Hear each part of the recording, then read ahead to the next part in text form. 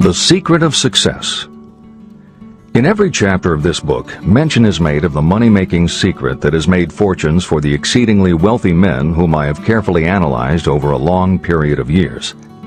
The secret was first brought to my attention by Andrew Carnegie. The canny, lovable old Scotsman carelessly tossed it into my mind when I was but a boy. Then he sat back in his chair with a merry twinkle in his eyes and watched carefully to see if I had brains enough to understand the full significance of what he'd said to me. When he saw that I had grasped the idea, he asked if I would be willing to spend 20 years or more preparing myself to take it to the world, to men and women who, without the secret, might go through life as failures. I said I would, and with Mr. Carnegie's cooperation, I have kept my promise. Editor's comments. In 1908, during a particularly down time in the U.S. economy and with no money and no work, Napoleon Hill took a job as a writer for Bob Taylor's magazine. He was hired to write success stories about famous men. Although it would not provide much in the way of income, it offered Hill the opportunity to meet and profile the giants of industry and business, the first of whom was the creator of America's steel industry, multimillionaire Andrew Carnegie, who was to become Hill's mentor. Carnegie was so impressed by Hill's perceptive mind that following their 3-hour interview, he invited Hill to spend the weekend at his estate so they could continue the discussion. During the course of the next 2 days, Carnegie told Hill that he believed any person could achieve greatness if they understood the philosophy of success and the steps required to achieve it. "It's a shame," he said, "that each new generation must find the way to success by trial and error when the principles are really clear-cut." Carnegie went on to explain his theory that his knowledge could be gained by interviewing those who had achieved greatness and then compiling the information and research into a comprehensive set of principles. He believed that it would take at least 20 years, and that the result would be the world's first philosophy of individual achievement. He offered Hill the challenge, for no more compensation than that Carnegie would make the necessary introductions and cover travel expenses. It took Hill 29 seconds to accept Carnegie's proposal. Carnegie told him afterward that had it taken him more than 60 seconds to make the decision, he would have withdrawn the offer. For a man who cannot reach a decision promptly, once he has all the necessary facts, cannot be depended upon to carry through any decision he may make. It was through Hill's unwavering dedication that this book was eventually written. For detailed information on the life of Hill, read or listen to the audiobook of A Lifetime of Riches, the Biography of Napoleon Hill, by Michael J. Ritt, Jr. and Kurt Landers. Michael Ritt worked as Hill's assistant for 10 years and was the first employee of the Napoleon Hill Foundation, where he served as executive director, secretary, and treasurer. The material in his book comes from his own personal knowledge of Hill, as well as from Hill's unpublished autobiography. That is the end of the editor's comment. This book, Think and Grow Rich, contains the Carnegie secret, a secret that has been tested by thousands, now millions of people in almost every walk of life. It was Mr. Carnegie's idea that the magic formula, which gave him a stupendous fortune, ought to be placed within reach of people who do not have the time to investigate how others had made their money. It was his hope that I might test and demonstrate the soundness of the formula through the experience of men and women in every calling. He believed the formula should be taught in all public schools and colleges. He said that if it were properly taught, it would revolutionize the entire educational system, and the time spent in school could be reduced to less than half. In Chapter 4, On Faith, you will read the astounding story of the organization of the giant United States Steel Corporation. It was conceived and carried out by one of the young men through whom Mr. Carnegie proved that his formula will work for all who are ready for it. This single application of the secret, by Charles M. Schwab, made him a huge fortune in both money and opportunity.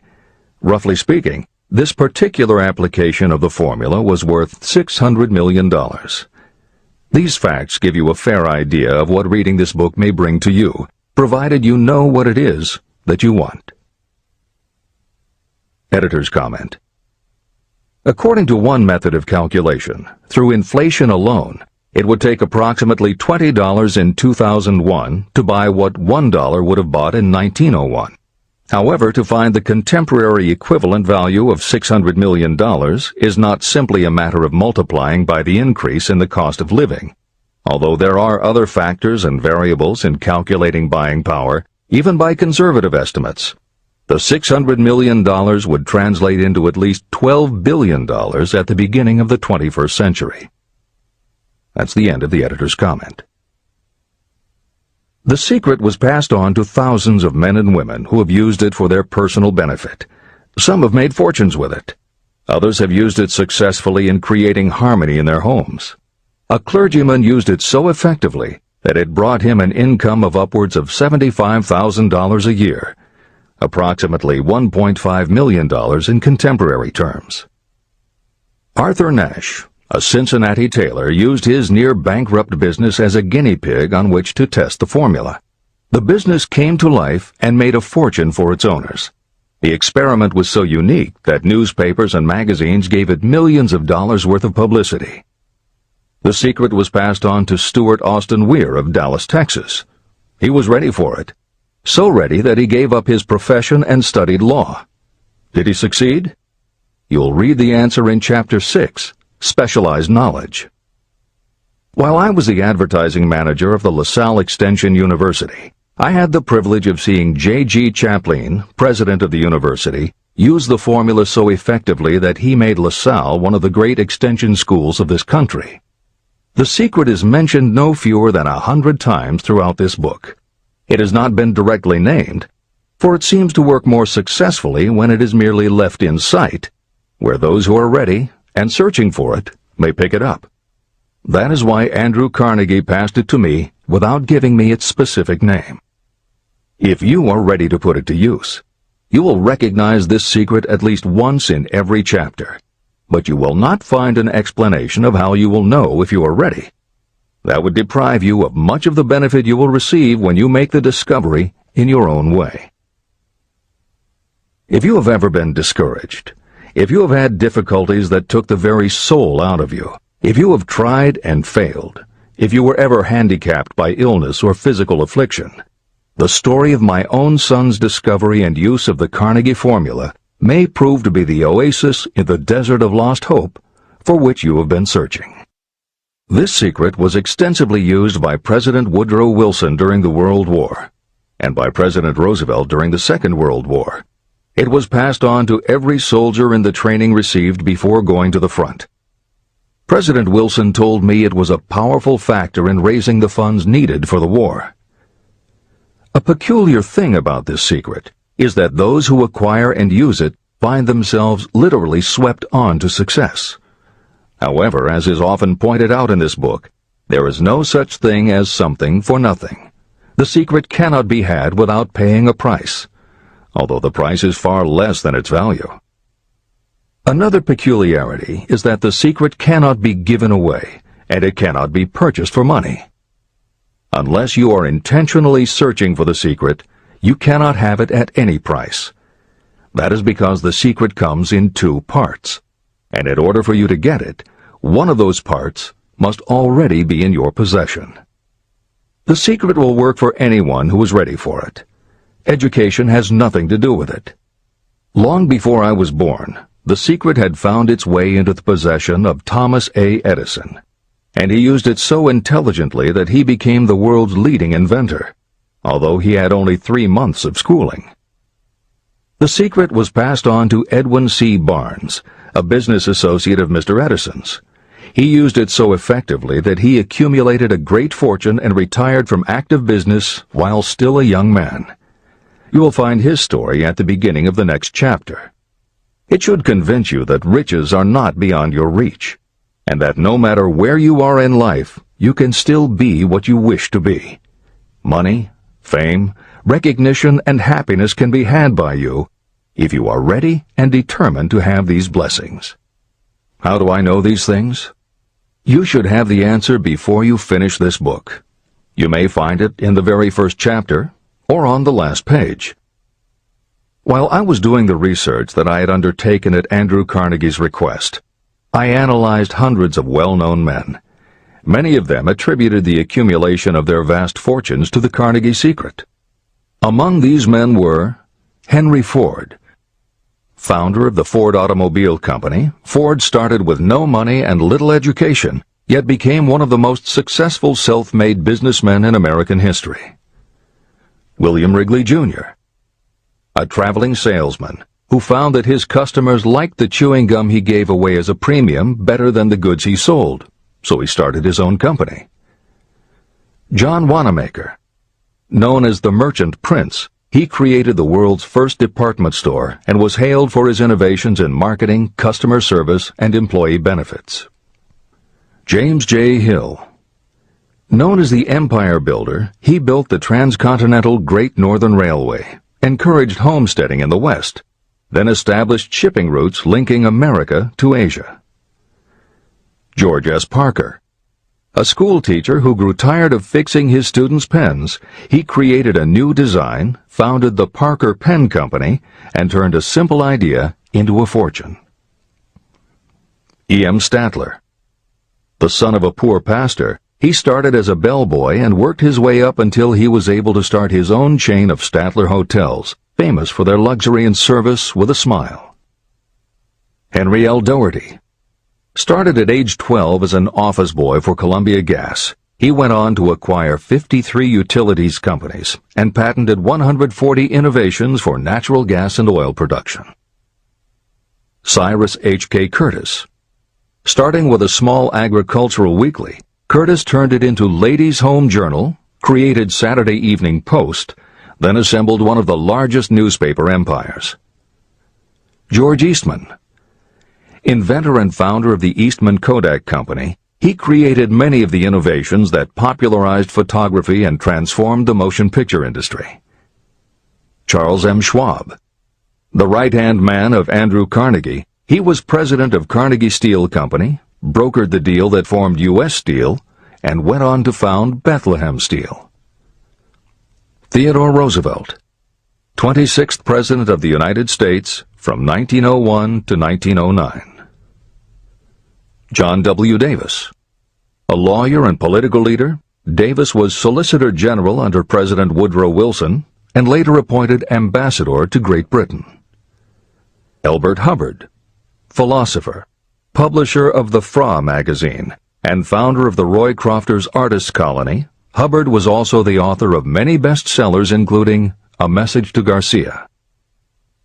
Wilbur Wright. A bicycle shop owner who, with his brother Orville, became the first Americans to fly heavier-than-air aircraft and pioneered the aviation industry.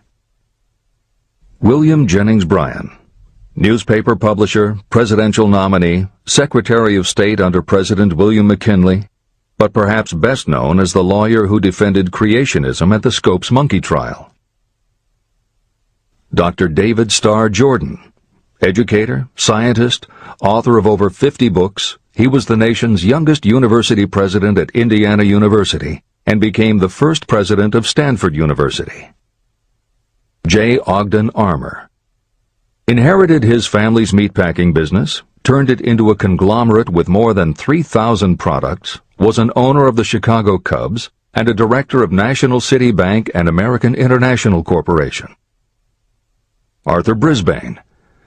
A crusading journalist and syndicated columnist, Brisbane was sought after by every major news organization and was the most read and highest-paid editorial writer of his day. Dr. Frank Gonzalez. A Chicago preacher who delivered such a powerful sermon, Philip D. Armour gave him $1 million to start the Armour Institute of Technology, of which he became president. Daniel Willard. President of the B&O Railroad for more than 30 years, he was honored by having the city of Willard, Ohio, named for him. King Gillette.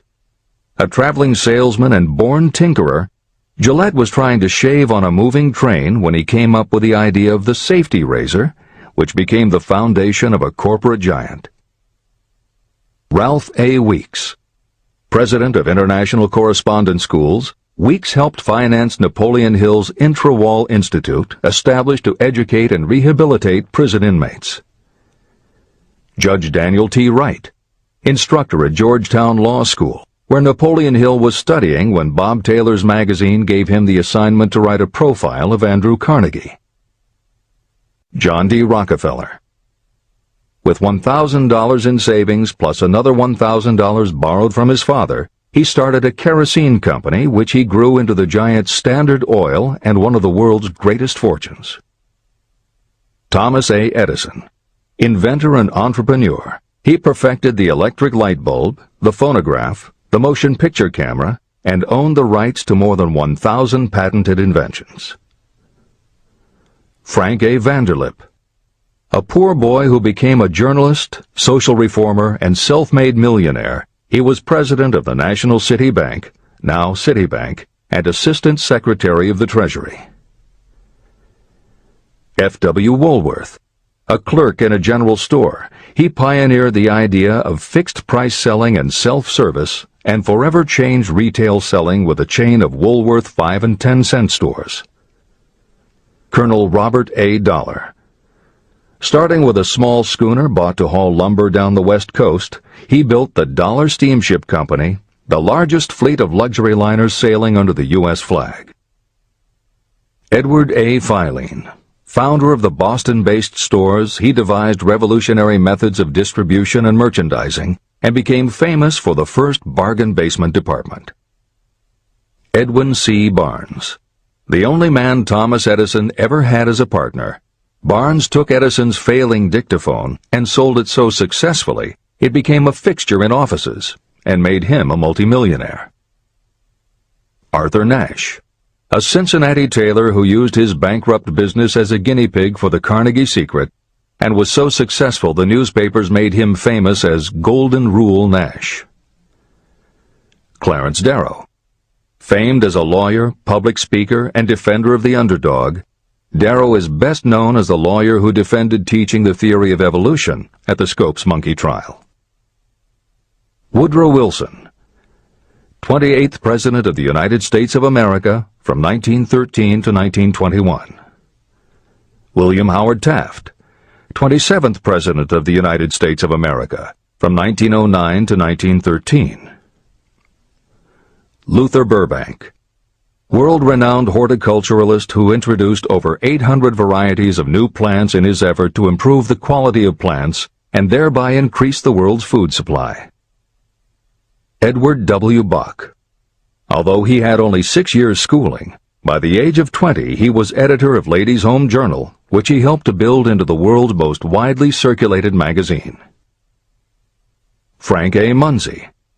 A telegraph operator who quit to launch Argosy magazine, then parlayed his fortune into a newspaper empire that included the Washington Times and the New York Herald. Elbert H. Gary. Chairman of U.S. Steel, at the time the largest corporation in the world, Gary spearheaded the construction of its first major project, the Gary Works Steel Plant, and the city of Gary, Indiana. Dr. Alexander Graham Bell. Best known as the inventor of the telephone, Bell also perfected recording devices, advances in aircraft, and was a co-founder of the National Geographic Society. John H. Patterson. President of National Cash Register, Patterson was known as an advertising visionary and a genius at motivating his sales force, which made NCR the leader in its field. Julius Rosenwald. A small manufacturer who foresaw the future of mail order, he bought 25% of Sears Roebuck & Company, and together with Richard Sears built it into an icon of American business. Stuart Austin Weir. A construction engineer Hill met in the Texas oil fields who, inspired by the Carnegie Secret, went to law school after age 40 and also helped publish Napoleon Hill's magazine. Dr. Frank Crane. A noted psychologist, essayist, and author of the book 4-Minute Essays on subjects such as the price of liberty, pragmatism, the duty of the rich, and how to keep friends. J.G. Chaplin, president of the LaSalle Extension University at the time Napoleon Hill worked in the university's advertising and sales department, where he first realized his talent for motivating people. Jennings Randolph. A congressman, then U.S. Senator from West Virginia, Randolph was a lifelong admirer of Napoleon Hill, and it was he who encouraged Hill to act as advisor to President Franklin Delano Roosevelt. These names represent a small fraction of well-known Americans whose achievements, financial and otherwise, prove that those who understand and apply the Carnegie secret reach high positions in life. Editor's comment. As Napoleon Hill says, the preceding list includes only some of the more than 500 multimillionaires and extraordinarily successful individuals whom Napoleon Hill interviewed prior to writing Think and Grow Rich. It does not include the equally impressive list of people he came in contact with after the publication, nor does it include the names of those who did not have the opportunity to meet Napoleon Hill personally, but who attribute their success to having read this book. It is said that Napoleon Hill and Think and Grow Rich have made more millionaires than any other person in history. It might equally well be said that Napoleon Hill inspired more motivational experts than any other man in history. It is practically impossible to find a motivational speaker who does not draw upon Hill's work. His influence can be seen in the writings of his early peers, Dale Carnegie and Norman Vincent Peale. Later successful authors and speakers such as W. Clement Stone, Og Mandino, and Earl Nightingale either worked directly with Napoleon Hill or with the Napoleon Hill Foundation. Echoes of Hill's principles can also be found in books by people as diverse as Wally Famous Amos, Mary Kay Ash, Ken Blanchard, Adelaide Bry, Chicken Soup for the Soul authors Jack Canfield and Mark Victor Hansen, Debbie Fields, Shakti Gawain, John Gray, Susan Jeffers, Bruce Jenner, Charlie Tremendous Jones, Tommy Lasorda, Art Linkletter, Joan London, Dr. Maxwell Maltz, James Redfield, Dr. Bernie Siegel, Jose Silva, Brian Tracy, Lillian Vernon, and Dennis Waitley. Stephen Covey, author of The 7 Habits of Highly Effective People, has often spoken of the influence of Napoleon Hill. Anthony Robbins, arguably the most successful motivational author and speaker at the beginning of the 21st century, has acknowledged Napoleon Hill as a personal hero. That is the end of the editor's comment. I have never known anyone who was inspired to use the Carnegie secret who did not achieve noteworthy success. On the other hand, I have never known anyone to distinguish themselves or to accumulate riches of any consequence without possession of the secret. From these two facts, I draw the conclusion that the secret is more important for self-determination than anything you receive through what is popularly known as education. Somewhere, as you read, the secret will jump from the page and stand boldly before you, if you are ready for it. When it appears, you will recognize it. Whether you receive the sign in the first chapter or the last, stop for a moment when it presents itself, and make a note of the time and place. You will want to remember, because it will mark the most important turning point of your life. Remember, too, as you go through the book, that it deals with facts and not with fiction. Its purpose is to convey a great universal truth through which you, if you are ready, may learn what to do and how to do it. You will also receive the needed stimulus to make a start. As a final word of preparation, may I offer one brief suggestion which may provide a clue how the Carnegie secret may be recognized? It is this: achievement and all earned riches have their beginning in an idea. If you are ready for the secret, you already possess one half of it. Therefore, you will recognize the other half the moment it reaches your mind. Editor's comment. Unlike much of the business and motivational literature available, Think and Grow Rich is not written for readers to skip around from chapter to chapter, taking a concept here and an idea there to solve the problem of the moment. This book is written as a carefully integrated whole, to be read in its entirety, from beginning to end. Concepts that are introduced in one chapter recur in other chapters where their meaning and significance rely upon the reader having already assimilated the earlier knowledge. The chapters are designed to build upon one another in such a way that every word is to be read, every idea is to be considered, and every concept is to be understood and absorbed. Think and Grow Rich is often called the first philosophy of personal achievement, and a philosophy is more than a collection of solutions to business problems. A philosophy is a system of principles that will guide your thoughts and actions, and provide you with a code of ethics and a standard of values. Think and Grow Rich will not just change what you think, it will literally change the way you think.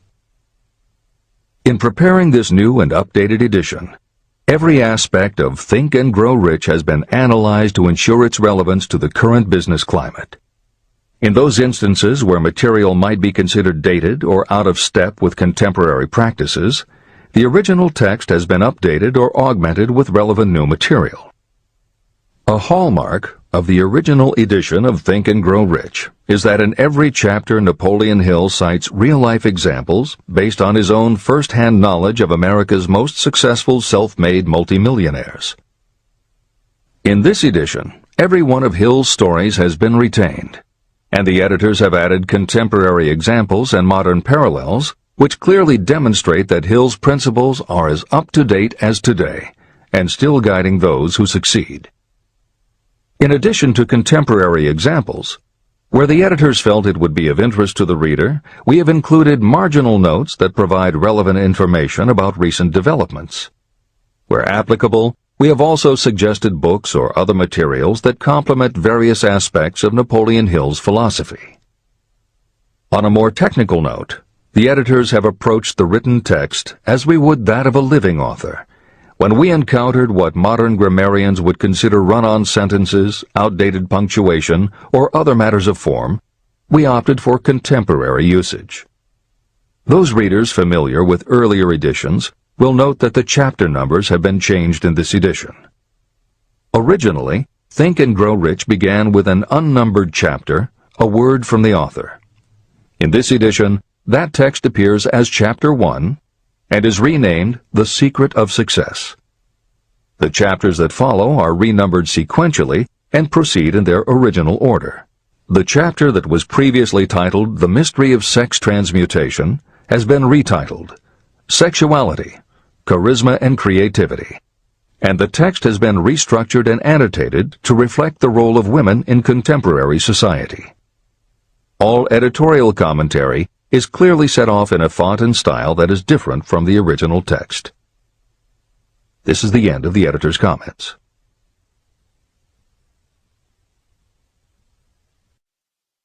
Both poverty and riches are the offspring of thought.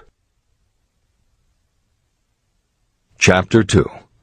Thoughts are things. The man who thought his way into partnership with Thomas A. Edison. Truly, thoughts are things, and powerful things, when they are mixed with definiteness of purpose, persistence, and a burning desire for their translation into riches or other material objects. Some years ago, Edwin C. Barnes discovered how true it is that you really can think and grow rich. His discovery did not come about at one sitting. It came little by little, beginning with a burning desire to become a business associate of the great Thomas Edison. One of the chief characteristics of Barnes' desire was that it was definite. He wanted to work with Edison, not for him. Pay close attention to the story of how he turned his desire into reality, and you will have a better understanding of the principles that lead to riches. When this desire, or this thought, first flashed into his mind, he was in no position to act upon it. Two problems stood in his way. He did not know Mr. Edison, and he did not have enough money to buy a train ticket to West Orange, New Jersey, where the famed Edison Laboratory was located. These problems would have discouraged the majority of people from making any attempt to carry out the desire. But his was no ordinary desire. The Inventor and the Tramp. Edwin C. Barnes presented himself at Mr. Edison's laboratory and announced that he had come to go into business with the inventor. Years later, in speaking about that first meeting, Mr. Edison said about Barnes, "He stood there before me looking like an ordinary tramp, but there was something in the expression of his face which conveyed the impression that he was determined to get what he had come after. I had learned from years of experience with men that when a man really desires a thing so deeply that he is willing to stake his entire future on a single turn of the wheel in order to get it, he is sure to win. I gave him the opportunity he asked for, because I saw he had made up his mind to stand by until he succeeded. Subsequent events proved that no mistake was made." It could not have been the young man's appearance that got him his start in the Edison office. That was definitely against him. It was what he thought that counted. Barnes did not get his partnership with Edison on his first interview. What he did get was a chance to work in the Edison offices at a very nominal wage. Months went by. Nothing happened to bring nearer the goal that Barnes had set as his definite major purpose. But something important was happening in Barnes' mind. He was constantly intensifying his desire to become the business associate of Edison. Psychologists have correctly said, when one is truly ready for a thing, it puts in its appearance. Barnes was ready for a business association with Edison, and he was determined to remain ready until he got what he was seeking. He did not say to himself, "Ah, well, what's the use? I guess I'll change my mind and try for a salesman's job." But he did say, "I came here to go into business with Edison, and I'll accomplish my goal if it takes the remainder of my life." He meant it. What a different story people would tell if only they would adopt a definite purpose and stand by that purpose until it had time to become an all-consuming obsession. Maybe young Barnes did not know it at the time, but his bulldog determination and his persistence in focusing on a single desire was destined to mow down all opposition and bring him the opportunity he was seeking. When the opportunity came, it appeared in a different form and from a different direction than Barnes had expected. That is one of the tricks of opportunity. It has a sly habit of slipping in by the back door, and often it comes disguised in the form of misfortune or temporary defeat. Perhaps this is why so many people fail to recognize opportunity. Mr. Edison had just perfected a new device, known at that time as the Edison dictating machine. His salesmen were not enthusiastic about the machine. They did not believe it could be sold without great effort. Barnes saw his opportunity. It had crawled in quietly, hidden in a queer-looking machine that interested no one but Barnes and the inventor. Barnes knew he could sell the Edison dictating machine, and he told Edison so. Edison decided to give him his chance. And Barnes did sell the machine. In fact, he sold it so successfully that Edison gave him a contract to distribute and market it all over the nation. Out of that business association, Barnes made himself rich in money, but he did something infinitely greater. He proved that you really can think and grow rich. How much actual cash that original desire of Barnes was worth to him, I have no way of knowing. Perhaps it brought him $2 or $3 million. Editor's comment: $3 million in the early years of the 20th century would be comparable to more than $50 million in terms of buying power at the beginning of the 21st century. This is the end of the editor's comment. But the amount becomes insignificant compared with the greater asset he acquired: the definite knowledge that an intangible impulse of thought can be transmuted into material rewards by the application of known principles. Barnes literally thought himself into a partnership with the great Edison. He thought himself into a fortune. He had nothing to start with except knowing what he wanted, and the determination to stand by that desire until he realized it. 3 feet from gold. One of the most common causes of failure is the habit of quitting when you're overtaken by temporary defeat. Every person is guilty of this mistake at one time or another. During the gold rush days, An uncle of my friend R.U. Darby was caught by gold fever, and he went west to Colorado to dig and grow rich. He had never heard that more gold has been mined from the thoughts of men than has ever been taken from the earth. He staked a claim and went to work with pick and shovel.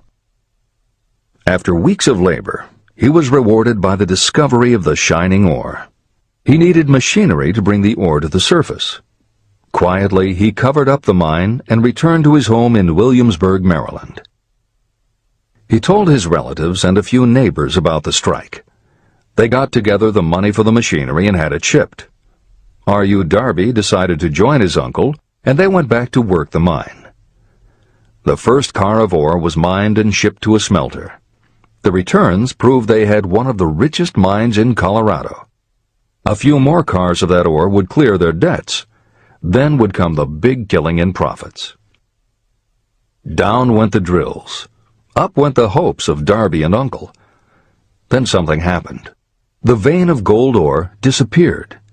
They had come to the end of the rainbow, and the pot of gold was no longer there. They drilled on, desperately trying to pick up the vein again, all to no avail. Finally, they decided to quit. They sold the machinery to a junkman for a few $100s and took the train back home. The junkman called in a mining engineer to look at the mine and do a little calculating. The engineer advised that the project had failed because the owners were not familiar with fault lines. His calculation showed that the vein would be found just 3 feet from where the Darbys had stopped drilling. And that is exactly where it was found. The junkman took millions of dollars in ore from the mine because he knew enough to seek expert counsel before giving up. Long afterward, Mr. Darby recouped his loss many times over when he made the discovery that desire can be transmuted into gold. The discovery came after he went into the business of selling life insurance. Never forgetting that he lost a huge fortune because he stopped 3 feet from gold, Darby profited by the experience in his newly chosen field. He simply said to himself, "I stopped 3 feet from gold, but I will never stop because men say no when I ask them to buy insurance."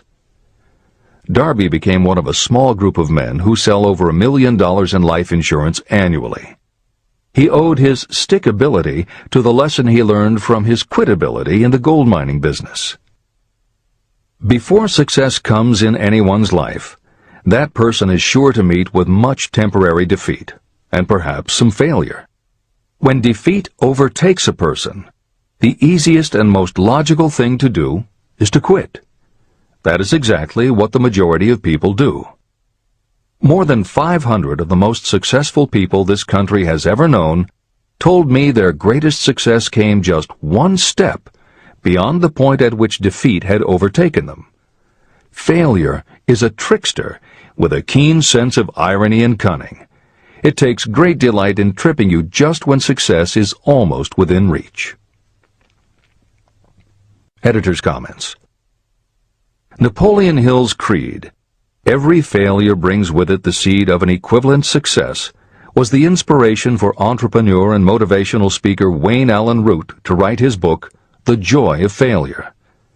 Published in the late 1990s, it not only tells Wayne's personal story of using his failures as stepping stones to success, he also recounts stories from other successful people, which prove that the rich and famous got to be that way only because of what they learned from their failures.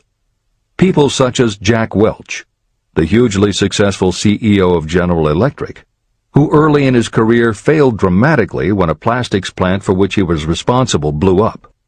Billionaire Charles Schwab was a failure at school and university, flunking basic English twice due to a learning disability, and then failed on Wall Street more than once before he thought of the idea that grew to make him very rich indeed. Sylvester Stallone, Bruce Willis, Oprah Winfrey, Bill Clinton, Stephen Jobs, Donald Trump, and a host of other equally well-known achievers all had to fail in order to learn the lessons that ultimately made them successes. Every one of them was a failure, but none of them was defeated. Charles F. Kettering, who patented more than 200 inventions including the automobile ignition, the spark plug, Freon for air conditioners, and the automatic transmission, said, "From the time a person is 6 years old until he graduates from college, he has to take 3 or 4 examinations a year. If he flunks once, he is out. But an inventor is almost always failing. He tries and fails maybe 1,000 times. If he succeeds once, then he's in." These two things are diametrically opposite.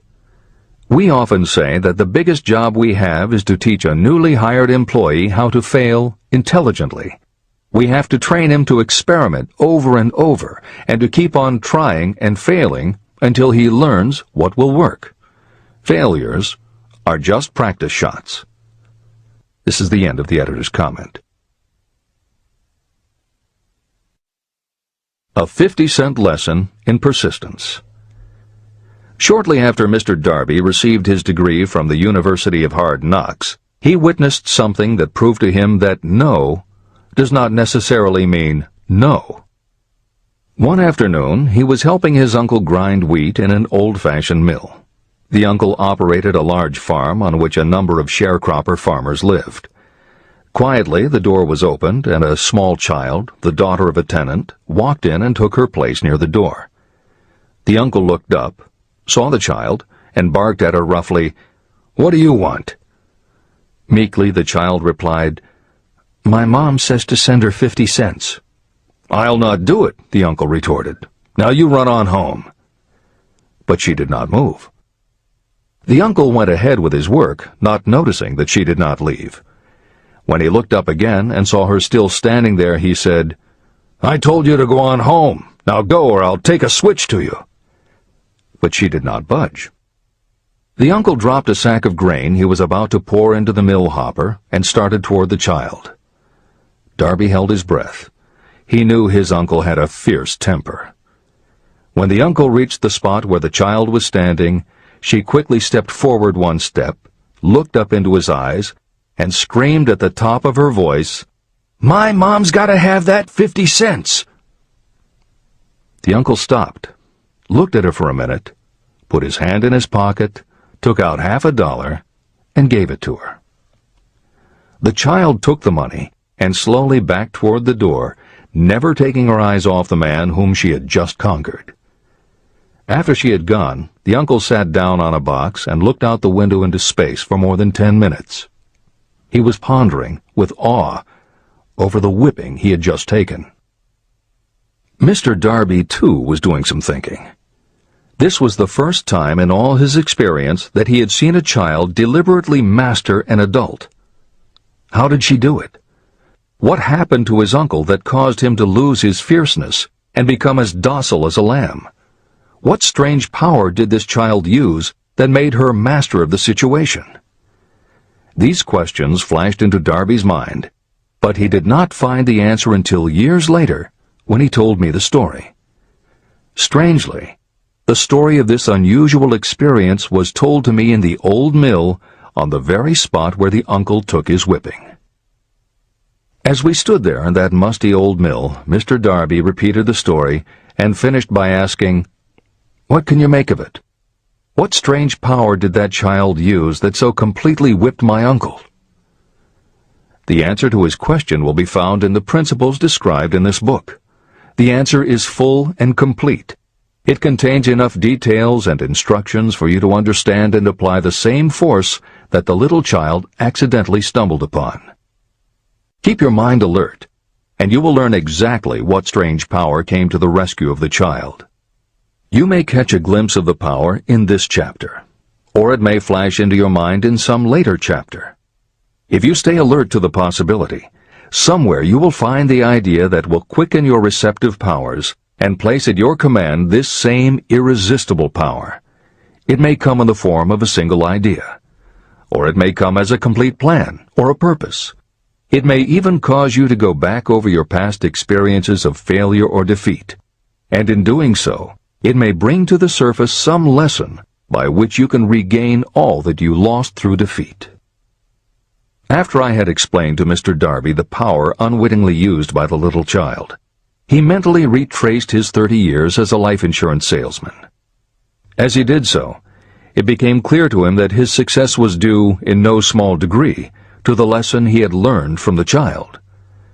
Mr. Darby pointed out, "Every time a prospect tried to bow me out without buying, I saw that child standing there in the old mill, her big eyes glaring in defiance, and I said to myself, I've got to make this sale. The better portion of all sales I have made were made after people had said no." He also recalled his mistake in having stopped only 3 feet from gold. "But," he said, "that experience was a blessing in disguise. It taught me to keep on keeping on, no matter how hard the going may be. A lesson I needed to learn before I could succeed in anything." Mr. Darby's experiences were commonplace and simple enough, yet they held the answer to his destiny in life. In fact, to him the experiences were as important as life itself, and he was able to profit from these 2 important experiences because he analyzed them and found the lesson they taught. But what if you don't see the events of your life as being experiences of such profound significance? And what about the young person who doesn't yet have even minor failures to analyze? Where and how will they learn the art of converting defeats into the stepping stones to opportunity? That is exactly why this book was written, to answer those questions. To convey my answer, I have constructed 13 principles. These principles work individually or together as catalysts. The specific answer that you are looking for may already be in your own mind. Reading these principles may be the catalyst that causes your answer to suddenly come to you as an idea, a plan, or a purpose. One sound idea is all you need to achieve success. These 13 principles contain the best and most practical ways and means of creating ideas. Success consciousness. Before I go any further in the description of these principles, you should know this. When riches begin to come, they come so quickly and in such great abundance that you will wonder where they've been hiding during all those lean years. This is an astounding statement, especially when you take into consideration the popular belief that riches come only to those who work hard and long. When you begin to think and grow rich, you will observe that riches begin with a state of mind, with definiteness of purpose, with little or no hard work. What you need to know now is how to acquire the state of mind that will attract riches. I spent 25 years researching the answer to that question, because I, too, wanted to know how wealthy men become that way. What you will learn is that as soon as you master the principles of this philosophy, and begin to apply those principles, your financial status will begin to improve. Everything you touch will begin to transmute itself into an asset for your benefit. Impossible? Not at all. One of the main weaknesses the average person suffers is too much familiarity with the word impossible. We know all the rules that will not work. We know all the things that cannot be done. This book was written for those who seek the rules that have made others successful and are willing to stake everything on those rules. Success comes to those who become success conscious. Failure comes to those who allow themselves to become failure conscious. The object of this book is to help you learn the art of changing your mind from failure consciousness to success consciousness. Another weakness is the habit of measuring everything and everyone by your own impressions and beliefs. Some of you reading this will have trouble believing that you can think and grow rich because your thought habits have been steeped in poverty, misery, failure, and defeat. This kind of thinking reminds me of the story about the man who came from China to study at the University of Chicago. One day, President Harper met this young man on campus and stopped to chat with him for a few minutes. He asked what had impressed him as being the most noticeable characteristic of the American people. "Why," the student exclaimed, "the unusual shape of your eyes." It's all a matter of perspective and habit. The same is true of your belief in what a person can achieve. If you have formed the habit of seeing life only from your own perspective, you may make the mistake of believing that your limitations are in fact the proper measure of limitations. The impossible Ford V8 motor. When Henry Ford decided to produce his famous V8 motor, he chose to build an engine with the entire 8 cylinders cast in one block. Ford instructed his engineers to produce a design for the engine. The design was drawn up on paper, but the engineers agreed to a man that it was simply impossible to cast an 8-cylinder engine block in one piece. Ford said, "Produce it anyway." But they replied, "It's impossible." "Go ahead," Ford commanded, "and stay on the job until you succeed, no matter how much time is required." So the engineers went ahead. 6 months went by. Nothing happened. Another 6 months passed, and still nothing. The engineers tried every conceivable plan to carry out the orders, but the thing seemed out of the question. Impossible. At the end of the year, Ford again checked with his engineers, and again they told him they had found no way to carry out his orders. "Go right ahead," said Ford. "I want it, and I'll have it." They went ahead. And then, as if by a stroke of magic, the secret was discovered. The Ford determination had won once more. Henry Ford was a success because he understood and applied the principles of success. One of these principles is desire, knowing clearly what you want. Remember this Ford story as you continue reading this book. Pick out the lines in which the secrets of his stupendous achievement have been described. If you do this, if you can put your finger on those particular principles that made Henry Ford rich, you may equal his achievements in almost any calling for which you are suited. Editor's comments. To those readers who may interpret Ford's actions as nothing more than obstinacy, the editors would point out that he was employing a technique that has become a common part of strategic planning in many industries, including aerospace, computers, medicine, and the military. When launching large, complicated, long-term projects, the planners often know that at certain points along the way they will need components that simply do not yet exist. The fact that at the beginning there is no way to get from A to B does not deter them.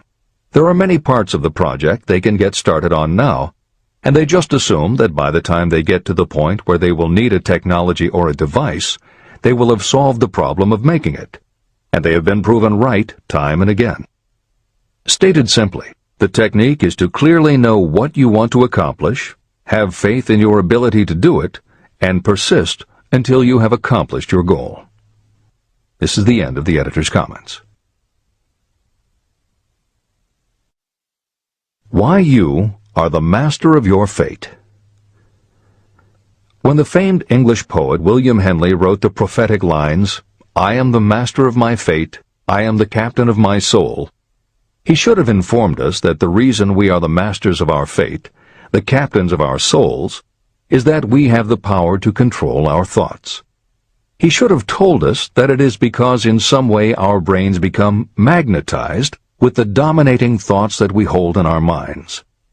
And it is as though our magnetized minds attract to us the forces, the people, and the circumstances of life that are in sync with our dominating thoughts. He should have told us that before we can accumulate riches in great abundance, we must magnetize our minds with intense desire for riches.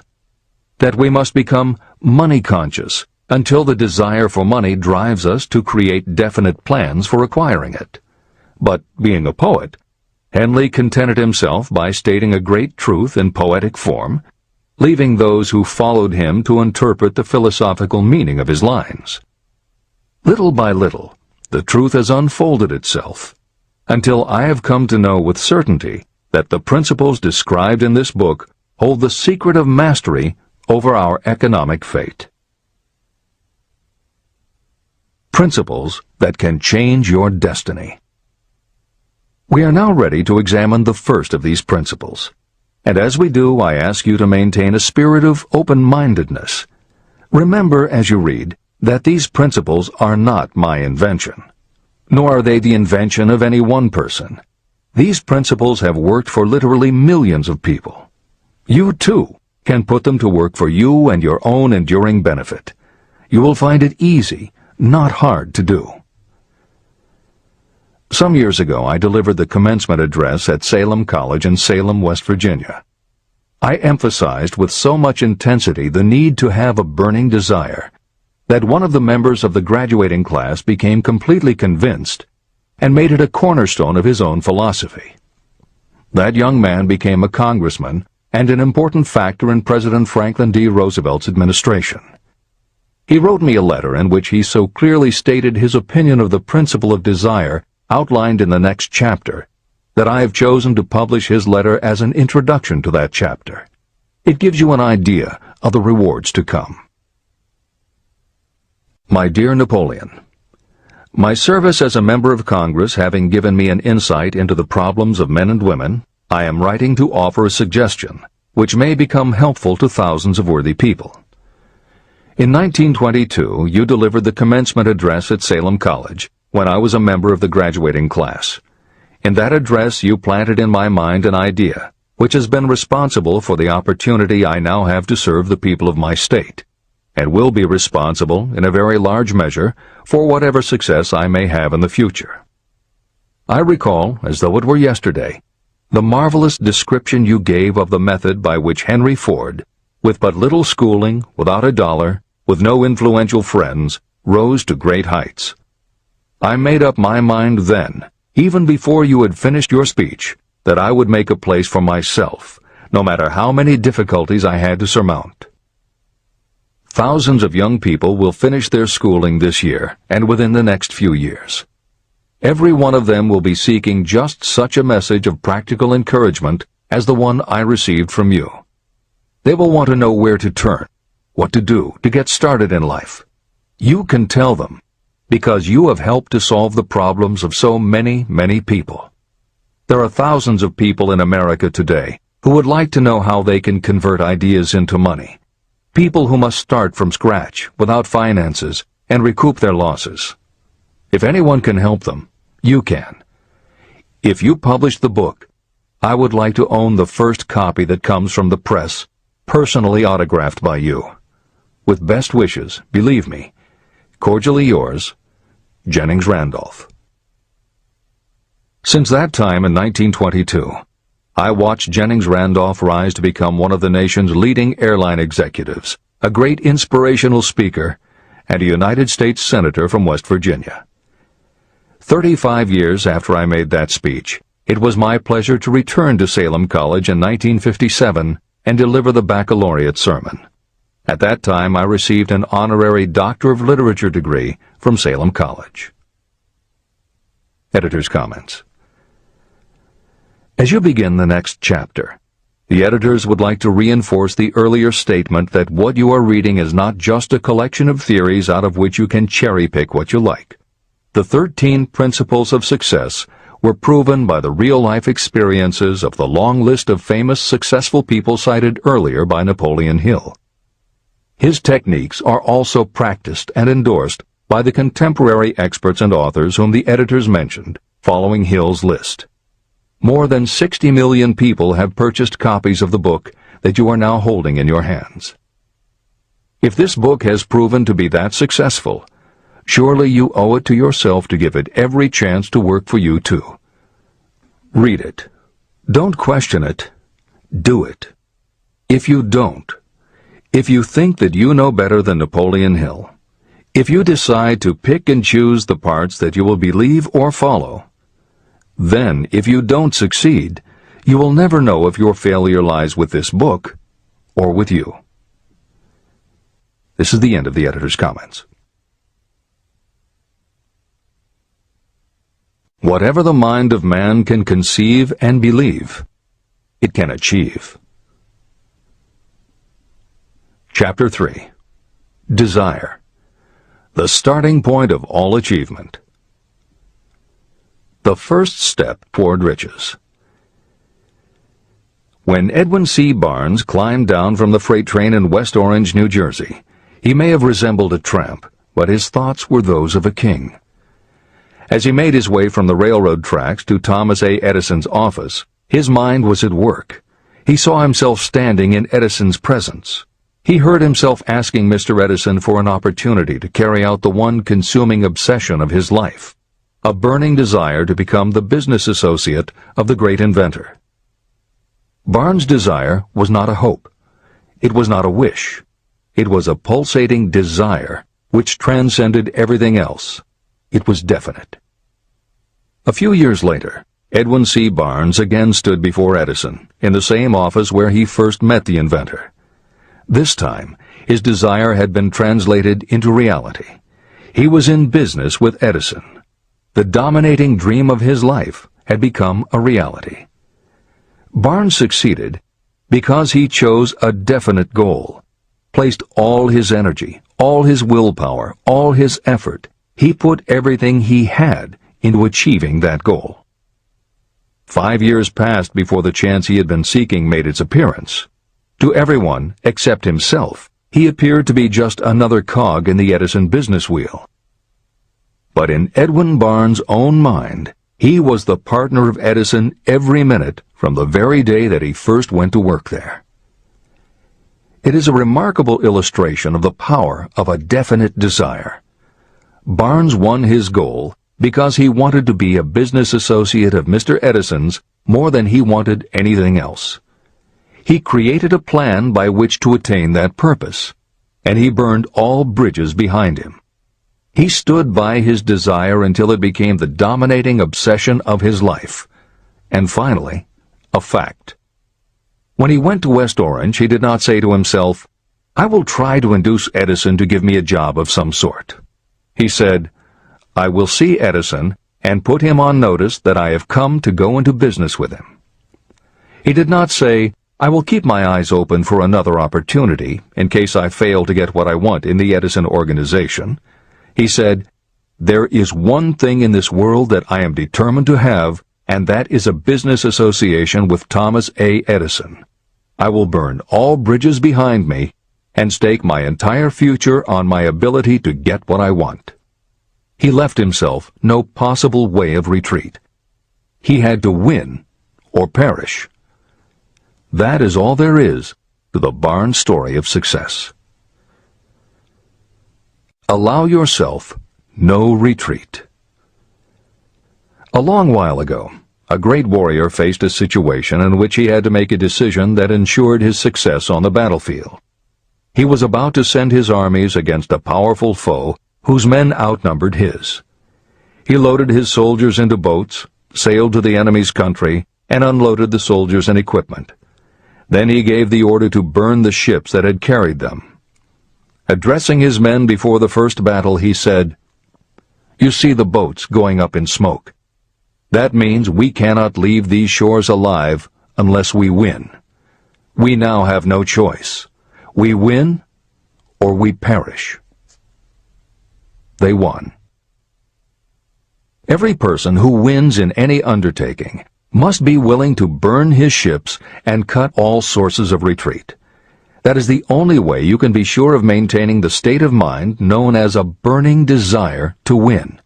It is essential to success. The morning after the Great Chicago Fire, a group of merchants stood on State Street, looking at the smoking remains of what had been their stores. They went into a conference to decide if they would try to rebuild, or if they would leave Chicago and start over in a more promising section of the country. They decided to leave. All except one. The merchant who decided to stay and rebuild pointed a finger at the remains of his store and said, "Gentlemen, on that very spot I will build the world's greatest store, no matter how many times it may burn down."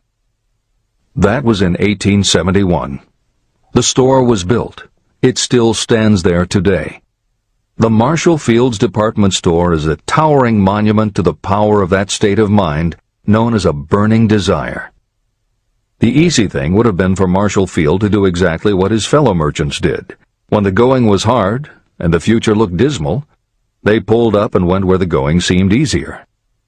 Mark well this difference between Marshall Field and the other merchants. It is that difference which distinguishes those who succeed from those who fail. Every human being old enough to understand the value of money wishes for it. But wishing will not bring riches. Desiring riches, with a state of mind that becomes an obsession, then planning definite ways and means to acquire riches, and backing those plans with persistence, a persistence which does not recognize failure, that's what will bring riches. Editor's comments. In other of his writings, Napoleon Hill uses the term definiteness of purpose as being interchangeable with desire. The following explanation is adapted from the Napoleon Hill Foundation's book, Believe and Achieve. Desire, or definiteness of purpose, is more than goal setting. In simplest terms, your desire is your roadmap to achieving an overall career objective. Your goals represent specific steps along the way. Having a desire, or definiteness of purpose for your life, has a synergistic effect on your ability to achieve your goals. As you become better at what you do, you devote all of your resources toward reaching your objective. You become more alert to opportunities, and you reach decisions more quickly. Every action you take ultimately boils down to the question, will this goal help me reach my desire, my overall objective, or won't it? Your purpose will become your life. It will permeate your mind, both conscious and subconscious. This is the end of the editor's comments. 6 ways to turn desire into gold. The method by which your desire for riches can be transmuted into its financial equivalent consists of 6 definite, practical steps. 1. Fix in your mind the exact amount of money you desire. It is not sufficient merely to say, I want plenty of money. Be definite about the amount. There is a psychological reason for such definiteness explained in subsequent chapters. 2. Determine exactly what you intend to give in return for the money you desire. There is no such reality as something for nothing. 3. Establish a definite date when you intend to possess the money you desire. 4. Create a definite plan for carrying out your desire, and begin at once, whether you are ready or not, to put this plan into action. 5. Now write it out. Write a clear, concise statement of the amount of money you intend to acquire. Name the time limit for its acquisition. State what you intend to give in return for the money, and describe clearly the plan through which you intend to accumulate it. 6. Read your written statement aloud, twice daily. Read it once just before retiring at night, and read it once after arising in the morning. As you read, see and feel and believe yourself already in possession of the money. It is important that you follow the instructions in these 6 steps. It is especially important that you observe and follow the instructions in the 6th step. You may complain that it is impossible for you to see yourself in possession of money before you actually have it. Here is where a burning desire will come to your aid. If you truly desire money so keenly that your desire is an obsession, you will have no difficulty in convincing yourself that you will acquire it. The object is to want money, and to become so determined to have it that you convince yourself you will have it. If you have not been schooled in the workings of the human mind, these instructions may appear impractical. It may help you to know that the information they convey was given to me by Andrew Carnegie, who made himself into one of the most successful men in American history. Carnegie began as an ordinary laborer in the steel mills, but managed, despite his humble beginning, to make these principles yield him a fortune of considerably more than $100 million. Editor's comment. In today's terms, the value of Carnegie's fortune would be at least $20 billion and probably a good deal more. End of editor's comment. It may be of further help to know that the 6 steps were carefully scrutinized by the famed inventor and successful businessman, Thomas A. Edison. He gave his stamp of approval, saying they are not only the steps essential for the accumulation of money, but also for the attainment of any goal. Editor's comments. In the time since Napoleon Hill wrote these words, advances in our understanding of both the physiology of the brain and the psychology of the mind have yielded a much greater understanding of human motivation. Even so, the methods used by modern motivational experts are essentially the same techniques advised by Hill. Research studies confirm that there is sound psychological basis for doing as Hill advises. Be very specific when setting goals. Perform the physical act of committing those goals to paper, and repeat your stated goal aloud to yourself often. These techniques have gained wide acceptance among modern experts in the field. The psychological principle at work is similar to that which underlies autosuggestion and self-hypnosis, concepts that will be discussed in greater depth in Chapter 5, Autosuggestion, and in Chapter 13, The Subconscious Mind. Hill's instruction to see yourself as you will be when you have already achieved your objective is also a specific technique. Today it is commonly taught by motivational experts under the term creative visualization. In Chapter 4 on faith and in Chapter 5 on autosuggestion, Hill elaborates on his method. Before moving on, the editors would like to reinforce Hill's advice to follow his instructions to the letter. The editors know there is a tendency for the reader to assume that it is enough for them just to intellectually understand a concept. As you read Hill's 6 points, you probably found yourself thinking, sure, some people might need to write things down, but I'm not a kid, I get the idea. Or, okay, I understand that saying it out loud might help some less sophisticated people, but I already understand the point intellectually. If you feel that way, let us remind you that many of the most successful people whom you admire did not think they were too smart or too sophisticated to follow Hill's instructions. The editors would again point out that if Napoleon Hill believed the actual acts of writing and speaking your goals is important, and if psychologists and motivational experts agree, then you would be foolish not to follow this simple advice. Just do it. This is the end of the editor's comments. The steps call for no hard labor. They call for no sacrifice. To apply them does not call for a great amount of education. But the 6 steps do call for enough imagination to see and to understand that the accumulation of money cannot be left to chance or luck. You may as well know right here that you can never have riches in great quantity unless you can work yourself into a white heat of desire for money and actually believe you will possess it.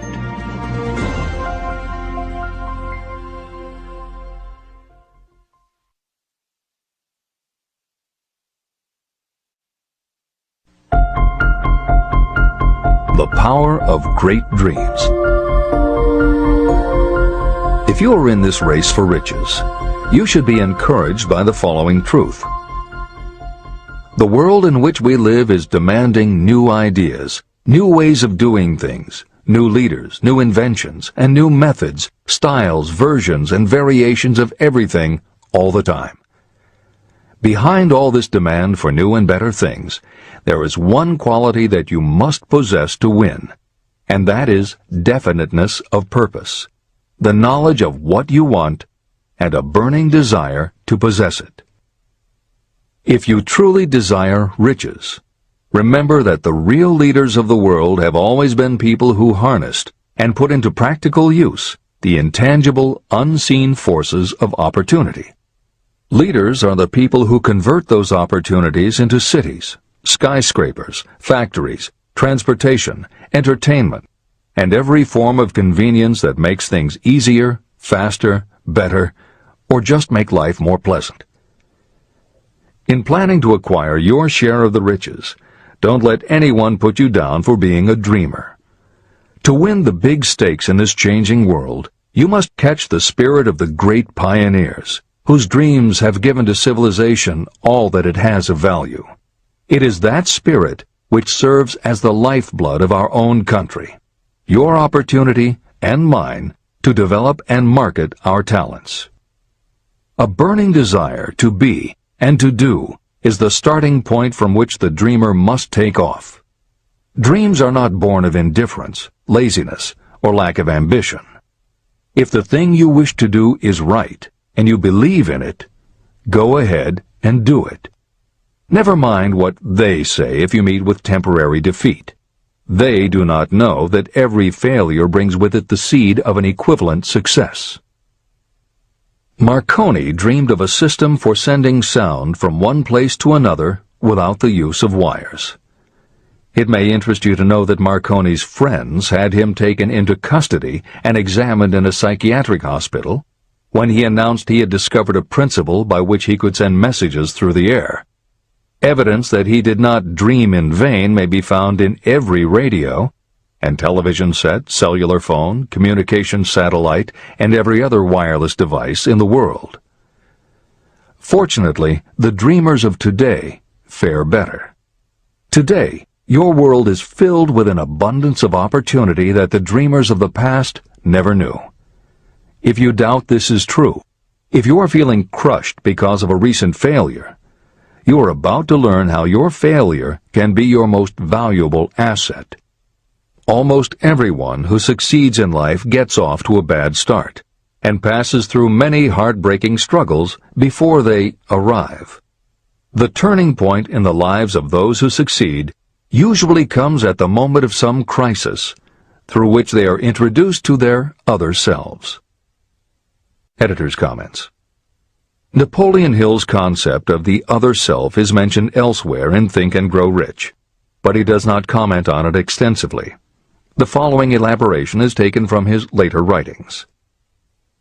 You've been thinking about your losses to the exclusion of everything else. The more you concentrate on them, the more you attract other losses. Stop thinking about them, and make up your mind that you are going to benefit from your experience.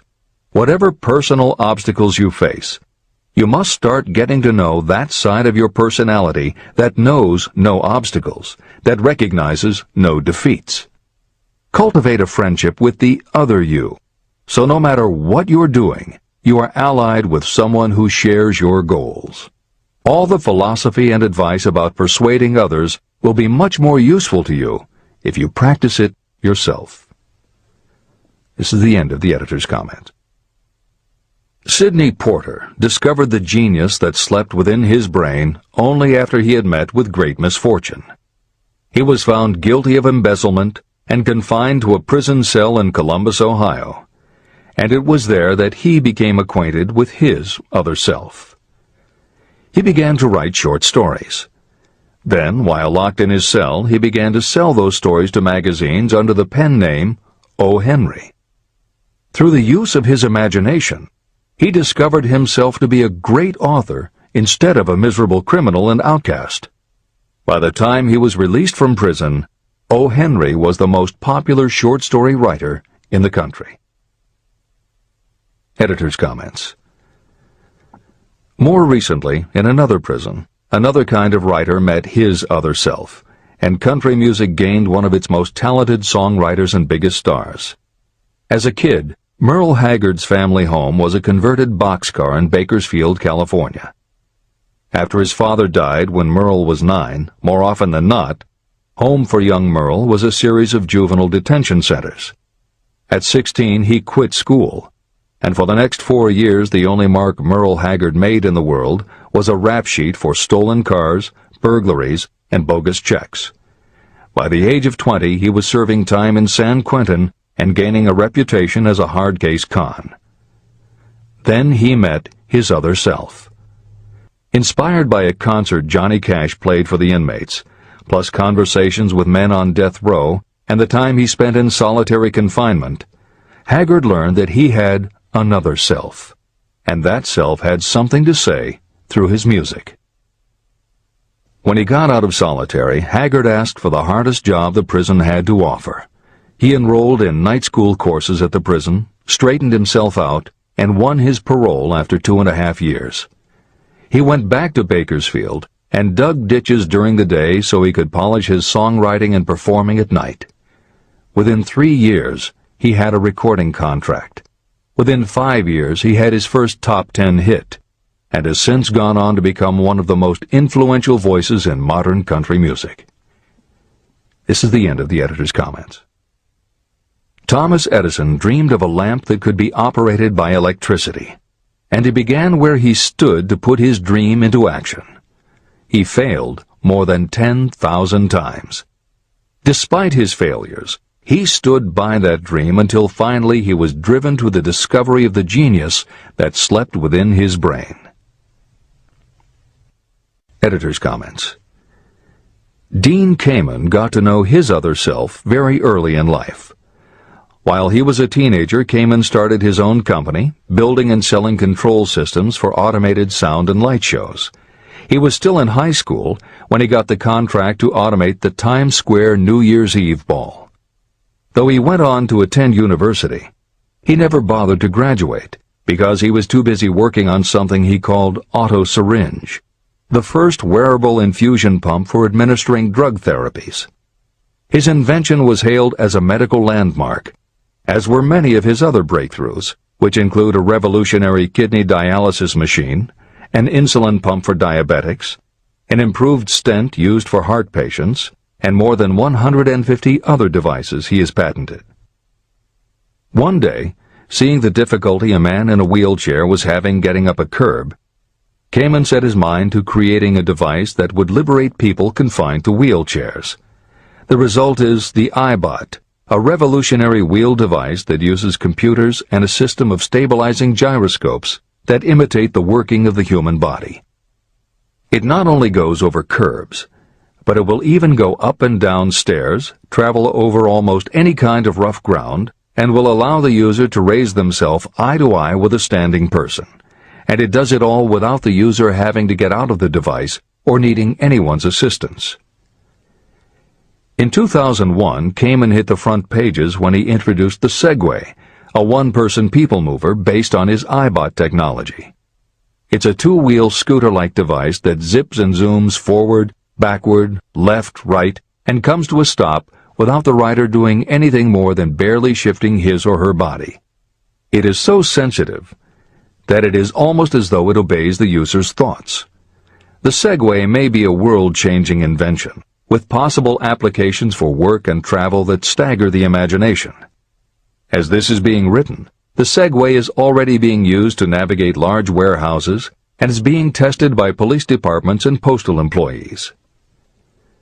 While traffic cops and City Hall wrangle over whether the Segway belongs on the sidewalk or the road, Dean Kamen is dreaming a new dream. This time, the dream is an invention that may literally bring light to some of the darkest corners of the earth. Kamen has developed a non-polluting electric generator that can use almost anything as fuel. But here's the extraordinary part. He has created a revolutionary closed system so that the engine's heat is used to purify 10 gallons of drinkable water every hour. This amazing invention could bring safe drinking water to parts of the world where contaminated water kills millions, and at the same time, it will provide a source of cheap, reliable electric power. Dean Kamen is not some academic hidden in a lab somewhere. Kamen is an inventor. But like Thomas Edison, he is also an entrepreneur and businessman, creating and marketing devices that are changing the public perception of what an inventor is. This is the end of the editor's comments. Henry Ford, poor and uneducated, dreamed of a horseless carriage. He went to work with what tools he possessed without waiting for opportunity to favor him, and now evidence of his dream belts the entire earth. He put more wheels into operation than any man who ever lived, because he was not afraid to back his dreams. Editor's comments. Stephen Jobs and Steve Wozniak, two university dropouts, dreamed of making and selling computers that the average person could use. Like Ford, working with the tools they possessed, they built the first Apple computer in the Jobs family garage. And like Ford, they weren't afraid to back their dreams. After showing their prototype to a local retailer, they got an order for 25 machines. Jobs sold his Volkswagen, and Woz sold his expensive Hewlett-Packard scientific calculator to raise $1,300 to start their new company. They took the money convinced the local electronic suppliers to grant them a line of credit, and started production of the Apple I. They revolutionized the computer hardware and software industry. Released in 1976 and priced at $666, the Apple I earned them $774,000. 2 years later, they introduced the Apple II, which in the next 3 years earned $140 million. In 1980, Apple went public, and after the first day of trading, the company had a market value of $1.2 billion. Wozniak left the company in 1981, but Jobs pushed through the development of the Macintosh in 1984. In 1985, Jobs left too, but in 1998 he came back to Apple to revitalize the floundering company with the creation of the iMac computers, the animation company Pixar, the iPod, and iTunes.